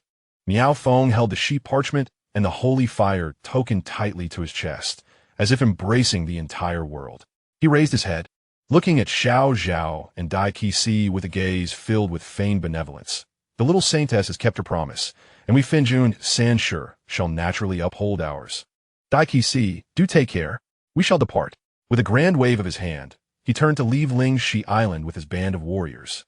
At this moment, a single thought dominated his mind: to return to the ship immediately and secure this tremendous achievement. Did the leader truly let them go? Zhang Wuji observed the departing figures of the ecstatic Persians, his brow furrowed, sensing something amiss. These Persians acted suspiciously, their greed etched on their faces. Their demeanor after obtaining the items did not seem like that of individuals who would truly keep their promises. Lin Feng stood with his hands clasped behind his back, his gaze calmly drifting past the backs of the 3 Persians, casting his eyes upon the deepening dusk over the sea, a faint, almost imperceptible smile on his lips. imbued with an icy understanding. Leave? Having taken my things, do they think they can simply walk away? Having taken from me, they must return it. Having consumed what is mine, they must expel it. Chapter 73. What is a promise worth? Finjun Sanshur, accompanied by more than 20 Persian warriors, left without looking back, quickly vanishing behind the rocks leading to the beach. However, the lingering murderous intent in the air did not dissipate. A massive fleet appeared on the southern sea, its outline vaguely visible, resembling a moving fortress, slowly advancing towards Ling Shi Island with an oppressive aura. Wuji, follow me. Lin Feng's voice was calm, yet carried an undeniable directive. In a fleeting moment, he swept like smoke towards the direction the Finjun Sanshur had vanished. His movements so swift that they left only a faint afterimage. Zhang Wuji did not hesitate, channeling his Yijin Jing, his figure unfolding in pursuit. Leader, wait for us. Yin Li and Yang Buhui suddenly realized. The leader was not releasing a tiger back into the mountain, but rather seizing the opportunity to eradicate the threat. The two women exchanged glances filled with excitement and battle intent, promptly taking off in pursuit. Lin Feng momentarily paused, not turning back, leaving only a brief instruction. Zhao. Take good care of your mother. Before his words faded, he had already vanished. Zhao supported the unsteady and complex-eyed Dai Qi, nodding vigorously. Rest assured, leader. She gazed in the direction Lin Feng had disappeared, her eyes filled with concern. Yin Li and Yang Buhui, having received tacit approval, immediately employed their lightness skill to chase after Lin Feng and Zhang Wuji. The four of them silently navigated around the rocky shore, swiftly approaching the seaside from the side. The briny sea breeze whipped up the waves, crashing against the jagged cliffs. Finjun Sanshur stood knee-deep in the sea, gazing at the ever-approaching, oppressive fleet, their faces alight with pride and arrogance. Ha ha ha! The 12 Besu kings have arrived. Miao Feng trembled with excitement, pointing towards the increasingly clear, massive ship emblazoned with a blood-red black banner, his voice hoarse with exhilaration. On the foremost ship of the fleet, figures clad in splendid white robes adorned with gold trim and tall hats could be discerned. They were indeed the 12 esteemed Besu kings of the Persian Mingjiao headquarters. Hui Yushi, clutching her still aching arm, shot a venomous glare towards the depths of Lingxi Island. That leader of the Mingjiao must die. He has actually mastered the 7th layer of Qiankun. Such a person would undoubtedly refuse to obey the headquarters commands, posing a grave threat to their center. Taking advantage of this opportunity, they must unite the strength of the Besu kings to eliminate him completely. The murderous intent in his words was colder than the icy sea. Lu Yinshi's face also bore a cruel smile as he interjected. Indeed, and that wretched Dai Qi, as a saintess, she dares to lose her virtue and bear an illegitimate child. This is the gravest blasphemy against Mingzan. We must take her and her daughter back to the pure fire land and cleanse their sins with the fiercest holy fire. He licked his lips, a perverse excitement flickering in his eyes. As for that little girl, she's not bad looking, and her roots seem promising. Bringing her back for proper education might yield a new saintess. The three exchanged glances, each seeing the swirling malice in one another's eyes and the impending bloody vengeance. Moments ago, they had been astounded by Lin Feng's ability to retrieve items from afar and his mastery of the 7th layer of Qiankun. Had they engaged him in a direct confrontation, they might not have succeeded in reclaiming the Holy Fire token or seizing the sheep parchment. Unexpectedly, Lin Feng took the initiative to hand over the sheepskin scroll of the Qiankun Great Shift Heart Method to Zhao, enabling the Finjun trio to fulfill their promise. Now, with the Holy Fire Order reclaimed, the scroll in hand, and the arrival of the 12 Treasure Tree King, whose strength has surged dramatically, what value does that promise hold? The more than 20 Persian warriors they brought have gathered once again by the shallows, wielding curved sabers and chains, akin to hyenas scenting blood, eagerly awaiting the fleet's landing. We merely await the Treasure Tree King's arrival to retaliate. Can the 12 Treasure Tree King and the Finjun trio not subdue him? Miao Feng took a deep breath, suppressing his excitement, adjusting his skewed helmet, and straightening his back. At the moment when their focus was intensely concentrated on the fleet on the sea, their spirits stirred and vigilance lowered to its nadir. Two figures surged forth like phantoms, without warning, from the jagged shadows of rocks less than 3 paces behind them. Their speed was astonishing, tearing through the air with barely a whisper. It was Lin Feng and Zhang Wuji. Lin Feng's target was none other than Miao Feng and Lu Yun. He moved like lightning, arriving ahead of them, slipping seamlessly between the two. There was no roar, no build-up, only an icy killing intent that descended abruptly, like the silent scythe of death. Who? Miao Feng and Lu Yun were struck with terror, feeling an icy chill coursing through them from the base of their spine to the crown of their head. They were, after all, 7th grade masters, and at the brink of life and death. Their reflexes were remarkably swift, instinctively unleashing their strongest protective energy. Miao Feng's holy fire order swept horizontally, while Lu Yun's transformed into a swirling iron curtain to shield his front. However, it was too late. Lin Feng's right hand, seemingly casual, rose with fingers splayed, palm gently pressing towards Miao Feng's direction. The motion was soft, devoid of any sense of conflict. Boom! An invisible yet unimaginably vast and terrifying force erupted instantaneously. It was not a fierce impact, but rather a bizarre pulling and twisting that felt as though the very fabric of space were collapsing. Miao Feng sensed the space around him suddenly stagnate. His surging true energy, the sweeping holy fire order, even his entire body, felt as if it had sunk into an exceedingly viscous quagmire, his movements slowing to a crawl. He stared in horror as Lin Feng's palm seemed to form an invisible vortex, drawing all his power, actions, and even thoughts into a chaotic distortion. The 7th level of Qiankun Great Shift, shifting the universe, inverting yin and yang. Miao Feng exerted all his strength in a desperate attempt to break free. But it was like a moth caught in a spider's web. The more he struggled, the stronger the pulling and twisting force became. He watched helplessly as Lin Feng raised his other hand high, fingers emanating a scorching glow, seemingly slow, yet actually striking faster than lightning towards his head. No! Miao Feng let out a desperate scream, frantically channeling all his energy in an attempt to defend himself, but under the gravitational force of the spatial collapse. All his defenses appeared weak and laughable. Boom! A muffled sound echoed, akin to striking a ripe watermelon with one's hand. Lin Feng's great 9 heavens palm passed through Miao Feng's head, turning his brain into a mushy pulp. The terror and despair in Miao Feng's eyes crystallized in an instant, his body stiffening abruptly. He then collapsed like a rag doll, splashing into a murky puddle. Ding! Congratulations to the host for acquiring the Holy Fire Order, Miao Feng. The system's notification flashed through Lin Feng's consciousness. He did not pause, continuing his assault on Miao Feng while raising his palm once more. A faint golden energy, compressed from his immense internal force, instantly manifested, carrying a sharpness and heaviness capable of tearing through anything, representing the pinnacle of the great 9 heavens palm. Chapter 74. Critical Strike against the Fenjiayun Trio. Lin Feng did not even glance at the fallen Miao Feng. Striking with a palm imbued with a terrifying might akin to an avalanche, aimed directly at the staggering Lu Yun, who had just been affected by the Qiankun Great Shift. Lu Yun, having just regained his composure from the shock of his companion's instantaneous demise, beheld the massive palm, surrounded by a destructive aura, crashing down upon him like a collapsing sky. Before the palm reached him, the terrifying wind pressure had already depressed the surrounding seawater, creating a rapidly expanding ripple. He was filled with dread, letting out a cry as he poured all his strength into the Holy Fire Order, which surged with black light, transforming into a wave that tore through the sea, defiantly meeting the descending giant palm, a mantis attempting to stop a chariot. Boom! The glass-like giant palm collided violently with the swirling black light. There was no clang of metal, only a deafening thud that made one's heart skip a beat.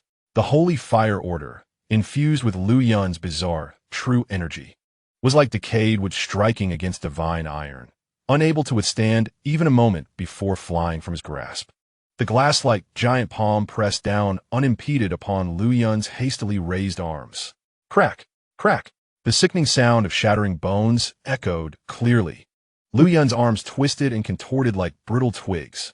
The palm, infused with the full power of the Yijin Jing's internal energy, twisted through the 7 layers of the Qiankun Great Shift to invert yin and yang, combined with the unmatched strength of the great 9 heavens palm, descended without losing momentum. firmly imprinting upon his chest. Poof! Lu Yun's body arched backward as if struck by a massive hammer. Blood mixed with internal organs erupted from his mouth, painting a tragic blood arc in the sunset. His eyes, hidden beneath his helmet, widened in disbelief, filled with terror and pain. His body flew backward like a kite with a severed string, crashing heavily onto a sharp rock several dozen feet away, his chest caving in, seemingly on the brink of death. Ding! Congratulations to the host for acquiring the Holy Fire Order, Lu Yun. Meanwhile, Zhang Wuji had targeted Huiyu. He understood the peculiar nature of Persian martial arts and did not dare to be careless. He instantly activated the Jiang divine skill to its utmost. A blazing golden aura enveloped him, resembling a small sun rising amidst the twilight. He employed the Wu Dang's cloud ladder technique, his movements agile and swift, directly charging towards Huiyu. Huiyu, witnessing the instantaneous demise of Miao Feng and Lu Yun, was paralyzed with fear. As Zhang Wuji approached, he let out a cry, disregarding his injuries. The dark holy fire order shot forth like a venomous dragon, accompanied by a piercing sound, enveloping Zhang Wuji in a sea of shadow. The shadows were heavy, indistinguishable between reality and illusion, imbued with a sinister, chilling force. "Be careful, Brother Wuji," the anxious Ainli exclaimed, unable to contain her fear. Zhang Wuji's expression grew serious, yet he remained composed. He executed the Jiuan Bagwazang, weaving through the dense shadows like a boat amid turbulent waves. The scorching Jiang, true energy, erupted from his pores, forming a searing aura that continuously dissolved and dissipated the cold energy attached to the black holy fire order. What kind of divine skill is this? Huiyu was both furious and astonished, realizing that this young man brought by Lin Feng was also a formidable opponent. He intensified his assault. The holy fire order seemed alive, sometimes thrusting like a spear, sometimes sweeping like a blade, sometimes enveloping like a net, each strike vicious, aiming to compensate for the gap in power with unpredictable techniques. Zhang Wuji responded calmly, countering each move. He discerned that Huiyu's breath was unstable due to his severed arm and the earlier shock from Lin Feng's attack. Despite the oddity of his techniques, their power was not as formidable as before. Seizing upon a fleeting opportunity as Huiyu's holy fire order swept back, Zhang Wuji's eyes sparkled with determination as he shouted, "Strike!" He advanced instead of retreating, narrowly dodging the returning edge. His right hand's fingers instantly became as translucent as jade. A fierce yet deceptively gentle rotational force of intent coalescing suddenly. The Kantong's ultimate skill, Seven Wounds Fist. The fist shot forth like lightning. It did not directly strike the vital point, but traced a fleeting arc as if penetrating the barriers of space, arriving at Huiyu's exposed flank with perfect precision. Bang! Three distinct forces, fierce, gentle, blazing, and icy, surged through the body of the Huiyu Shi, akin to three venomous dragons, violently crashing into his meridians and internal organs. A ghastly wail escaped his lips, one that bore no resemblance to human sound, as his body convulsed violently, as if electrified. The three disparate energies wreaked havoc within him, clashing and destroying. His protective chi collapsed in an instant, and black blood poured from his eyes, ears, mouth, and nose. The once towering figure of Huiyu Shi seemed to have been drained of all strength, collapsing weakly into the frigid seawater. Beneath his helmet, a pair of eyes stared intently at Zhang Wuji, filled with resentment, anguish, and disbelief, until the light within them faded completely. For the first time, Zhang Wuji had slain a master, standing in a daze. Lin Feng, swift as lightning, darted to the fallen Huiyu Shi's side and calmly inspected him. Ding! The host has gained 1,000 experience points from Huiyu Shi, envoy of the Persian Ming sect. Ding! Acquired the Persian Martial Arts Manual. Holy Fire Command Technique. Requires the Holy Fire Command to be used in conjunction. Ding!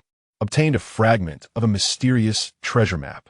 To Lin Feng's astonishment, Huiyu Shi's corpse bore such treasures. A source of joy mingled with a sigh. Regrettably, the Miaofeng Shi and Liaoyun Shi had been slain by him, yielding only their holy fire commands. Observing Zhang Wuji, still in a stupor from his first kill, a wicked thought blossomed within Lin Feng. Meanwhile, Yin Li and Yang Buhui charged into the crowd of Persian warriors, frightened into a frenzy by the sudden demise of their leader. Enli's thousand spider poisonous hands were cunningly lethal. Those touched would have their eyes ooze black fluid and succumb to darkness. Yang Buhui's swordsmanship, passed down from Yang Xiao, was graceful and swift, striking precisely at the throat and heart. The two worked in perfect harmony, akin to a tiger among sheep, with screams echoing as severed limbs and blood splattered across the shallow waters. In less than the time it takes to brew a cup of tea, over 20 Persian warriors lay slain. Lin Feng surveyed the bodies strewn across the shallows, bent down to retrieve the oilcloth-wrapped sheepskin scroll from the Miaofeng Shire's possession, along with the 2 pieces of holy fire commands, wind, cloud, and the piece acquired from Huiyu, Shi, moon, tucking them away. Search their bodies. Lin Feng commanded Zhang Wuji and the others while he himself began to rummage through the corpses of the Persian warriors.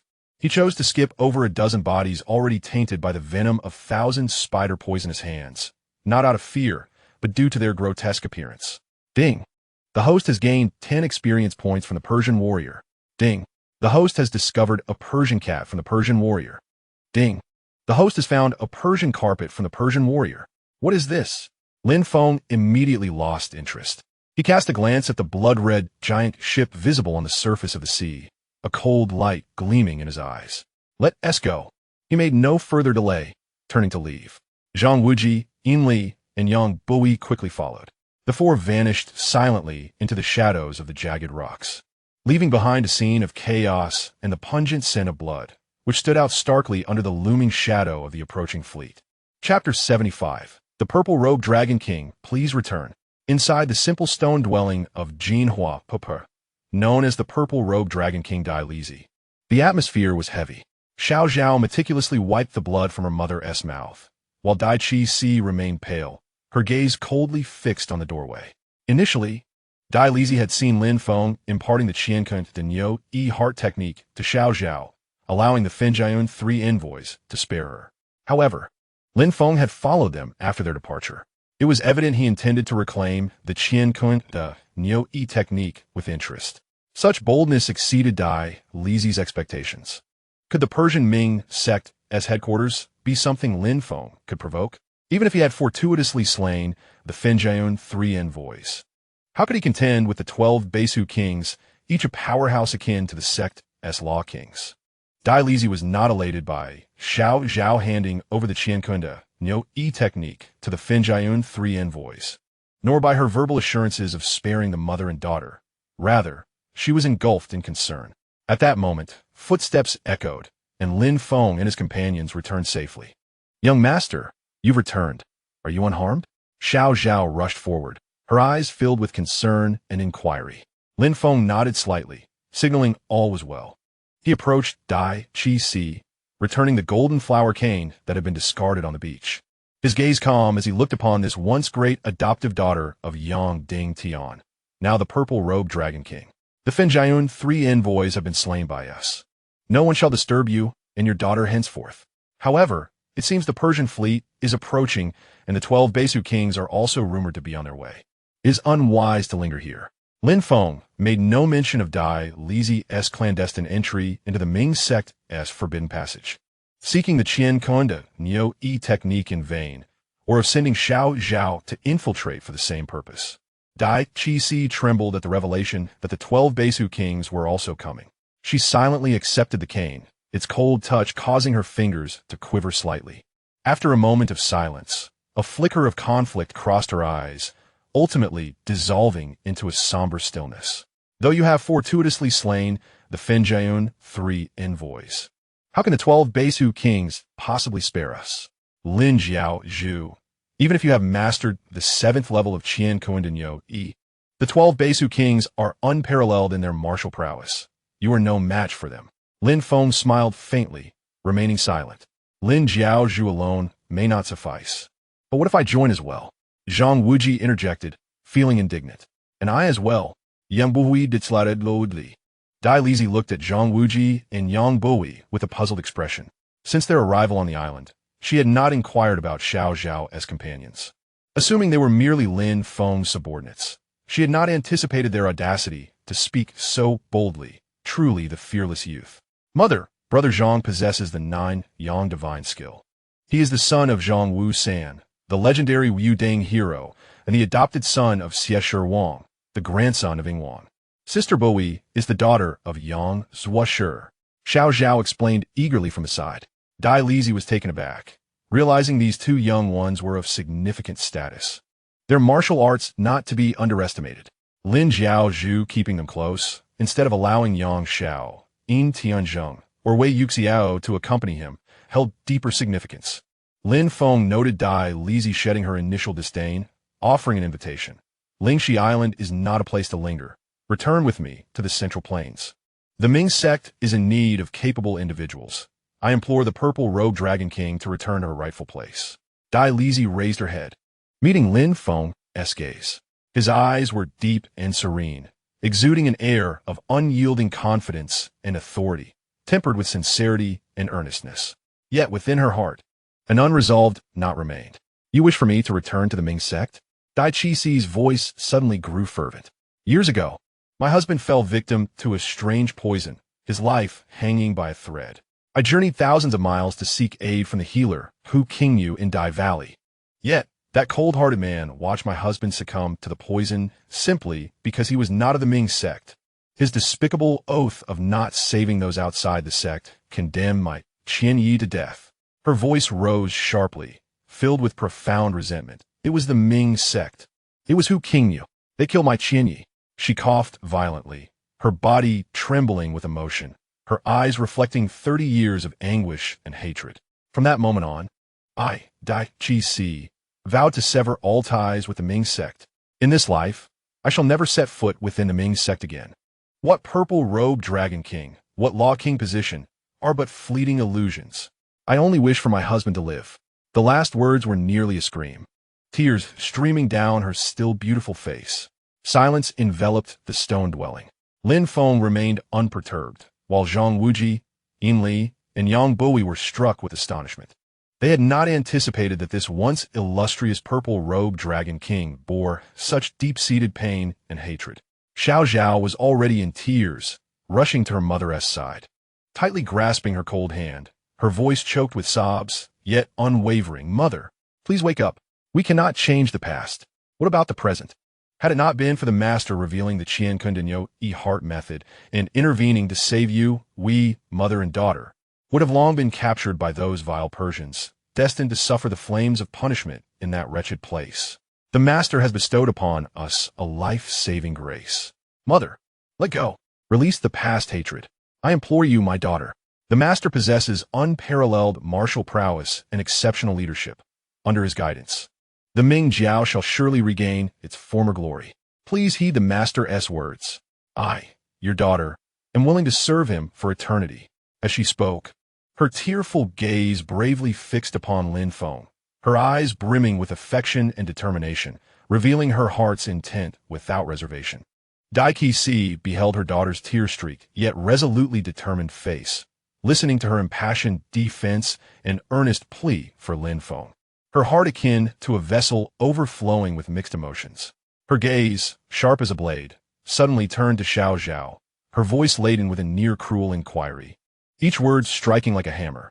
Zhao, tell me, did you give your heart and body to this Lin Zhu? This direct and piercing question echoed through the stone chamber like thunder.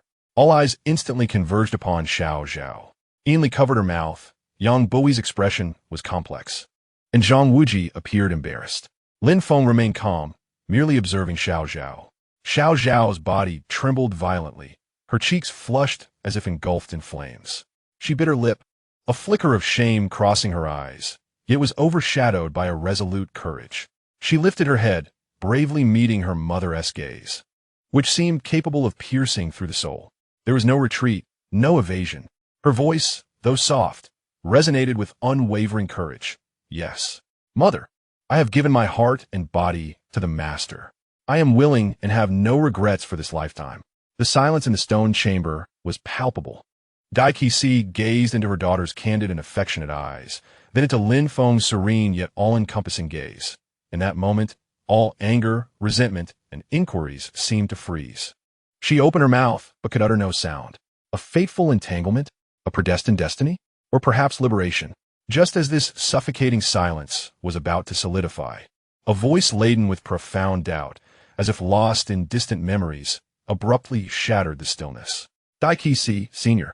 Zhang Wuji furrowed his brow and asked, "Didn't the Hu Qingyu couple also swear an oath to not save anyone who was not of the Ming Jiao, as they were harmed by Xin Yutong, the leader of the Huaxin sect? Moreover, you have already driven them to their deaths. Can you not let it go?" Zhang Wuji had witnessed the demise of the Hu Qingyu couple in Dai Dai Valley, where Granny Jean Hua sought vengeance for Hu Qingyu's failure to save Han Qingyu years ago. He had seen the master's ruthless hand in the death of Ji Ziofu. "How do you know this?" Dai Qi exclaimed, astonished, as she looked at Zhang Wuji. "Master, he is that little healer from Dai Dai Valley. I wanted to bring him to Lingxi Island, but he refused and even bit me," Inli hurriedly explained, "but now, he is my husband, Lin Jiaozhu. You come prepared." Dai Qi suddenly realized, "My daughter and disciple have become your devoted followers. It seems today I must go with you." Chapter 76. The death of Han Qinyi. Lin Feng wore a tranquil smile. Were it not for Dai Qi being Xiao, Zhao's mother, he would not have invited her back to the Ming Jiao to continue as the Zishalongwan. How could one who had once betrayed the sect and schemed to steal its martial arts secrets be welcomed? Dai Qi's gaze darted between Zhang Wuji and Inli, ultimately fixing upon Lin Feng's calm countenance. Upon witnessing Lin Feng's composed demeanor, a chill mixed with a sense of being ensnared surged within her. A pale smile, nearly feral, crept upon her lips. Well done, Lin Jiaozhu. Truly a master of strategy, every move calculated. She braced herself against her cane, struggling to rise. Her eyes like poisoned daggers piercing Lin Feng as she questioned, "You have taken my daughter, making her devoted to you. And what trickery have you employed to lead my foolish disciple to follow your command? Now, even my past grievances have resurfaced. So, today do you intend to force me, Dai Qi, to bow my head and return with you to the Guangming Ding, becoming your subservient dog?" "Mother, it is not like that." Xiao, desperate, felt tears welling up again, wishing to defend herself. "Silence." Dai Qi sharply rebuked her daughter, yet her gaze remained locked on a Lin Feng. "Lin Jiaozhu, answer me. Must I, Dai Qi, bow down today for you to relent?" Lin Feng met her gaze, filled with resentment and despair, his expression unchanged. He did not respond to Dai Qi's inquiry, but instead slightly turned his head, his attention shifting to Zhang Wuji, who wore a frown, seemingly caught in profound perplexity. "Wuji," Lin Feng's voice was calm and unwavering. "You seem to recall something regarding the poison that befell Mr. Han Qinyi." Zhang Wuji, upon being addressed by Lin Feng, emerged from his contemplation as if awakened from a deep reverie. He lifted his head, his eyes brimming with an indescribable complexity of emotions. Shock, confusion, and a glimmer of clarity piercing through the fog. He did not answer Lin Feng immediately, but instead looked at the agitated Dai Qi, his tone imbued with unprecedented seriousness and a hint of barely perceptible compassion. "Dai Qi, Senior, please remain calm. Allow me to speak. You just mentioned that Mr. Han suffered from a strange poison and sought help from Hu Qingyu, but to no avail, leading to his demise. Is that right? Is that so?" Dai Qi's voice was hoarse, laced with boundless hatred. "That poison came from the Miaojiang's gene, Qinggu poison. I pleaded fervently, yet Hu Qingyu's wife, Wang Neng, could clearly alleviate it, yet she turned a blind eye." "Gene Qinggu poison?"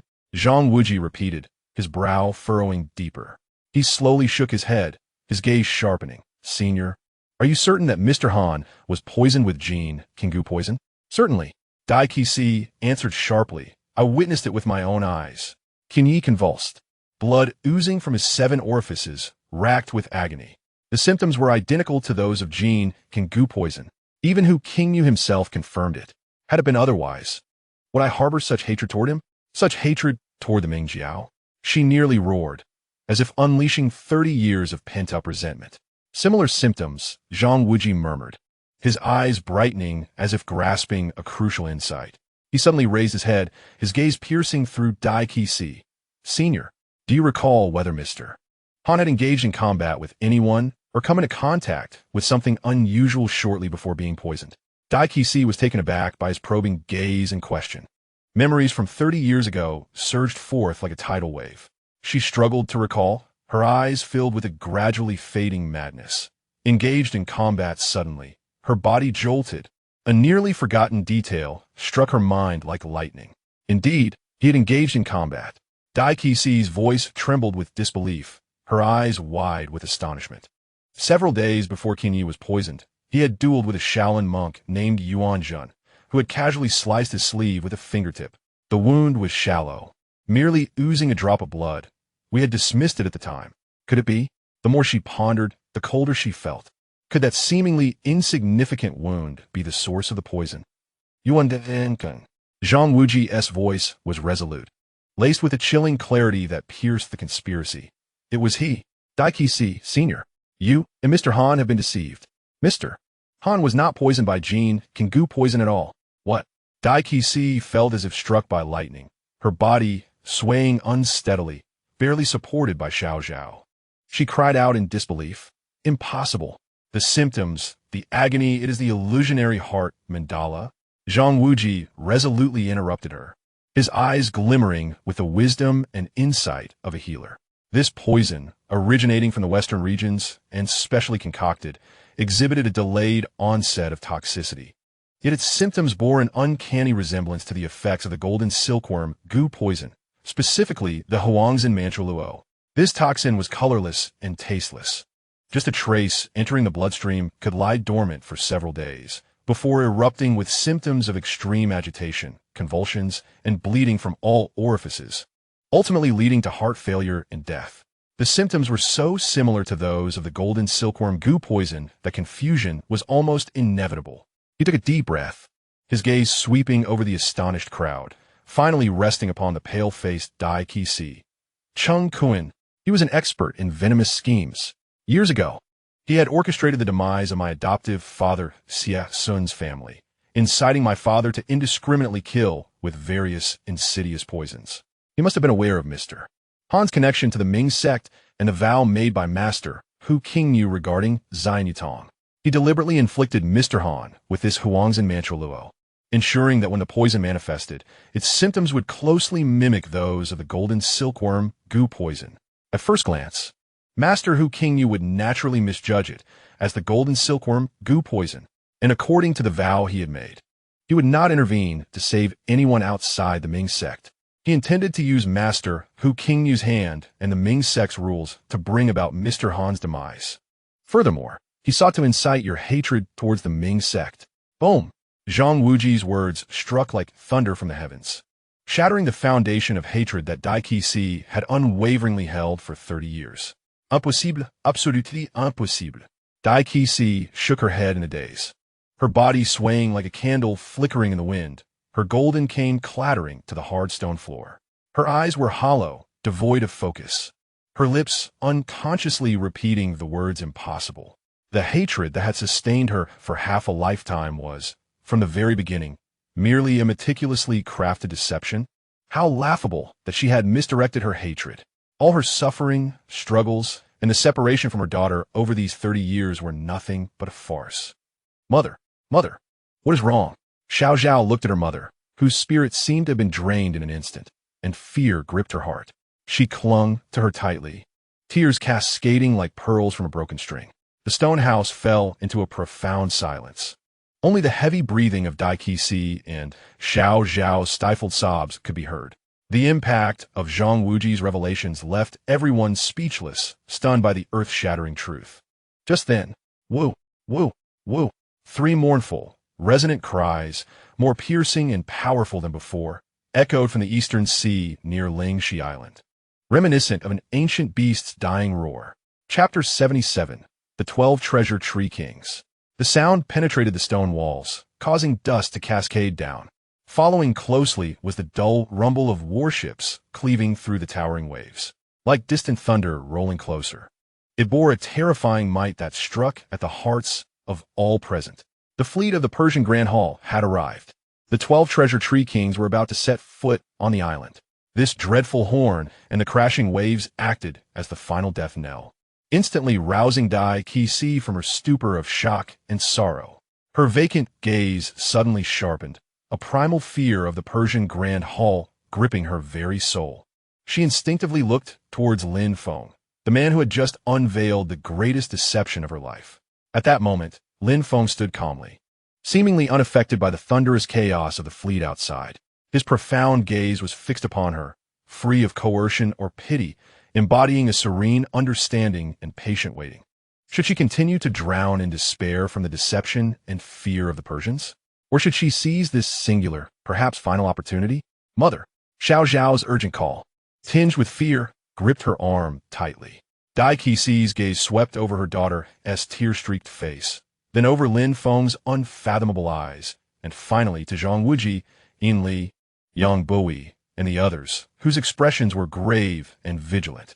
The immense void left by the collapse of 30 years of hatred collided violently with the looming terror of the Persian Grand Hall and her concerns for her daughter's future. A maelstrom of emotions surged within her. Ultimately, all her struggles, resentments, and fears coalesced into a long, weary sigh, as if exhausting her every ounce of strength. She broke free from Zhao's support, laboriously bent down, and retrieved her fallen golden cane. When she rose again, the despair and madness had ebbed away, replaced by an almost deathly calm and a flicker of resolve. She did not look at Lin Feng, but directed her gaze towards the darkening sky at the stone house's entrance. Her voice hoarse yet unmistakably clear. The 12 treasure tree kings of the Persian Grand Hall are each adept in a peculiar and bizarre art derived from the holy fire token. Some fiercely powerful, others insidiously treacherous, capable of bewitching the mind. United, they possess formidable combined attack formations, their might sufficient to rival any top-tier master in existence. It was as if she was reciting a fact detached from herself, her tone devoid of emotion.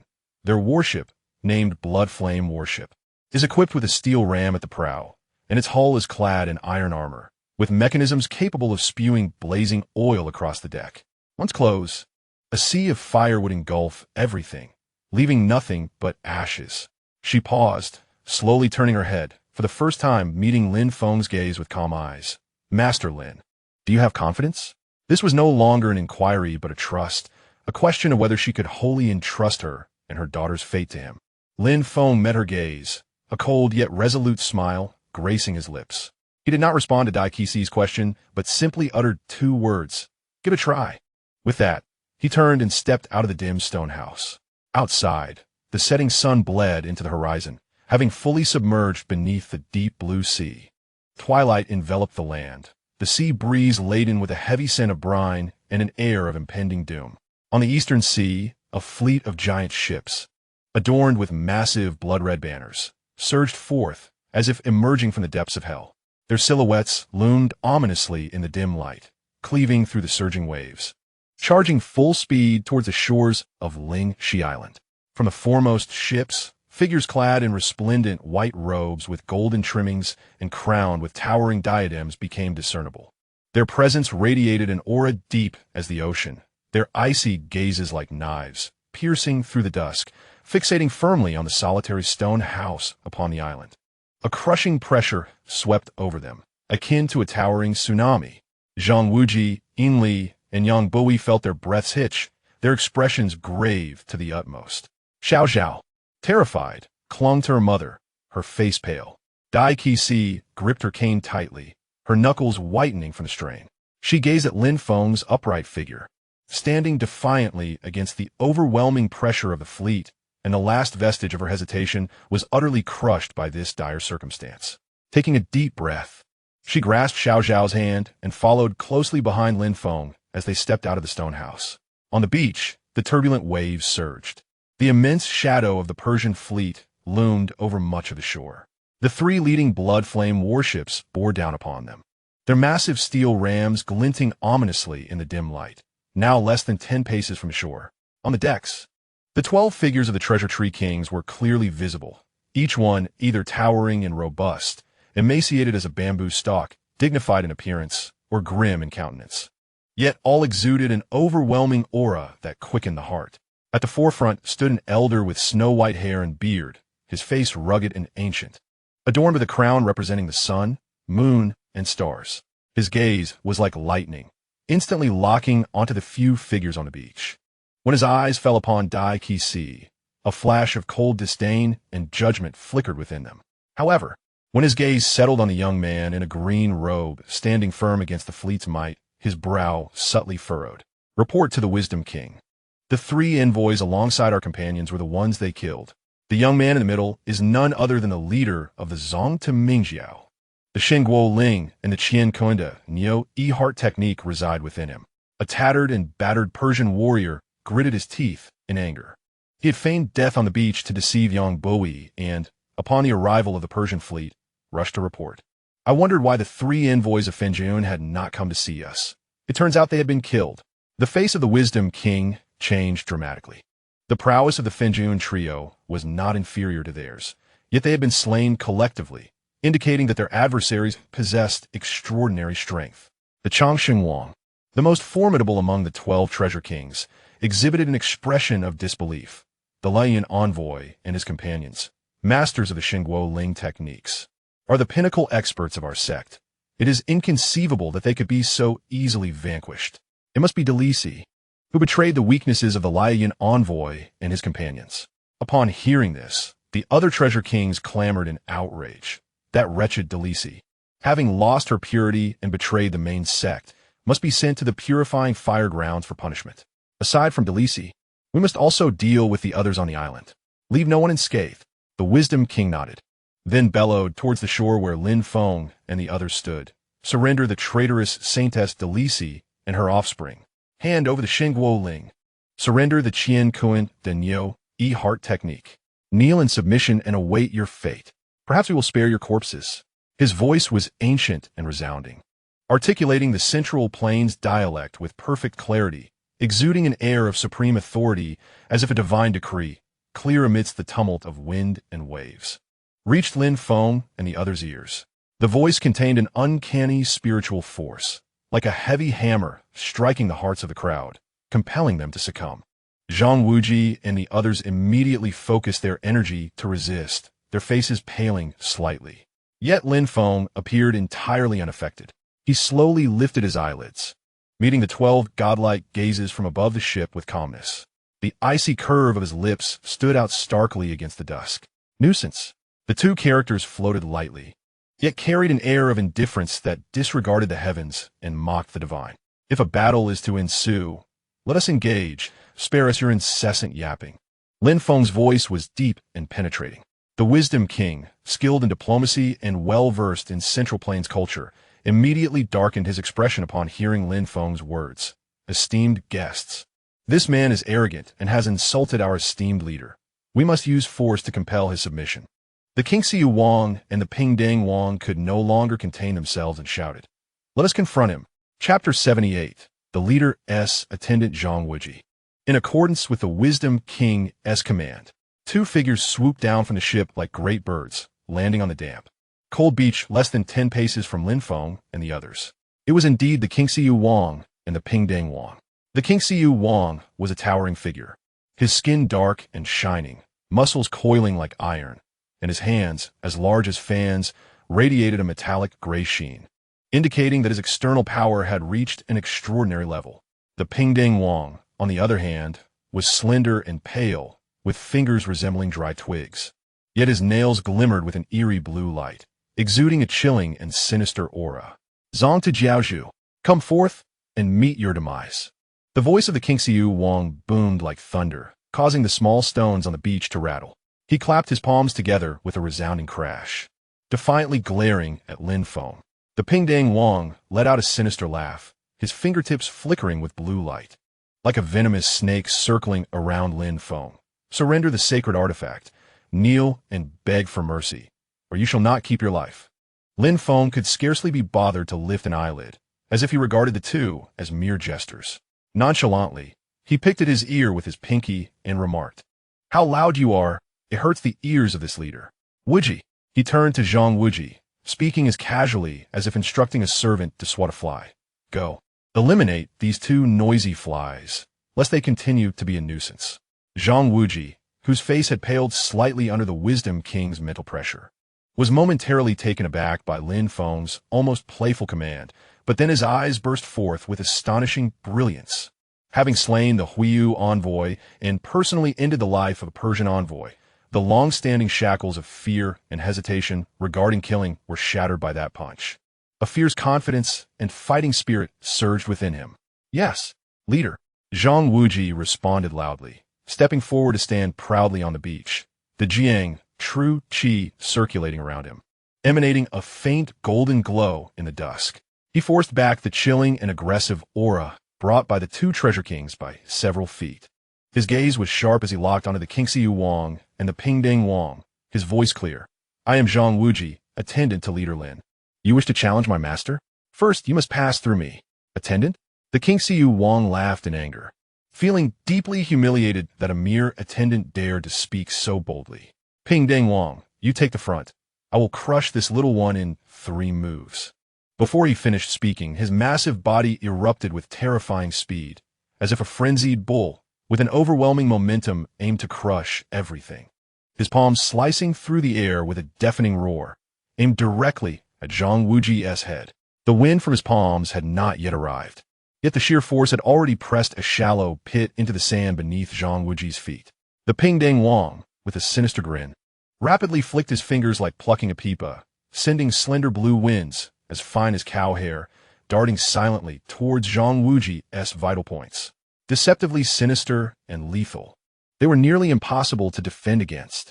Facing this dual onslaught of strength and subtlety, Zhang Wuji's eyes sparkled with determination.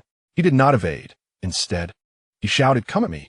The rudimentary Jiang divine skill was pushed to its utmost, and he radiated with golden light, resembling a small sun. His left hand formed a claw, executing the Shaolin Dragon Claw technique. He must have observed the battle between Lin Feng and Kongxing atop the bright summit and secretly learned the technique. His fingers, enveloped in scorching Zhuyang true qi, accurately seized the wrist of the Qingxiu Wang's iron palm. His right hand, with fingers pointed like a sword, gathered a refined point of pure yang power, aimed directly at the sinister blue winds unleashed by the Pingding Wang. Boom! Hiss! The clash of the dragon claw against the iron palm produced a resounding thud. The Qingxiu Wang felt an overpowering force surge into his proud iron palm, causing his arm to go numb and his blood to churn. His formidable palm strength, capable of shattering stone, was forcibly seized and constrained by Zhang Wuji. Meanwhile, Zhang Wuji's pure yang power reached its target first, precisely striking the malevolent blue winds. Like boiling water splashing on snow, the sinister blue winds were instantly dissolved by the power of pure yang, producing a piercing hissing sound. The Pingding Wang's expression changed drastically, shocked that his sinister winds could be so easily dispelled. First move, Zhang Wuji declared loudly, his voice imbued with immense confidence. He seized the wrist of the Qingxiu Wang and forcefully spun him around. The force of the Zhuyang divine skill erupted. The Qingxiu Wang felt a powerful rotational force suddenly act upon his arm. His once proud strength was utterly powerless to resist, and he found himself spinning uncontrollably like a top, his balance completely thrown off. Not good. The Pingding Wang, seeing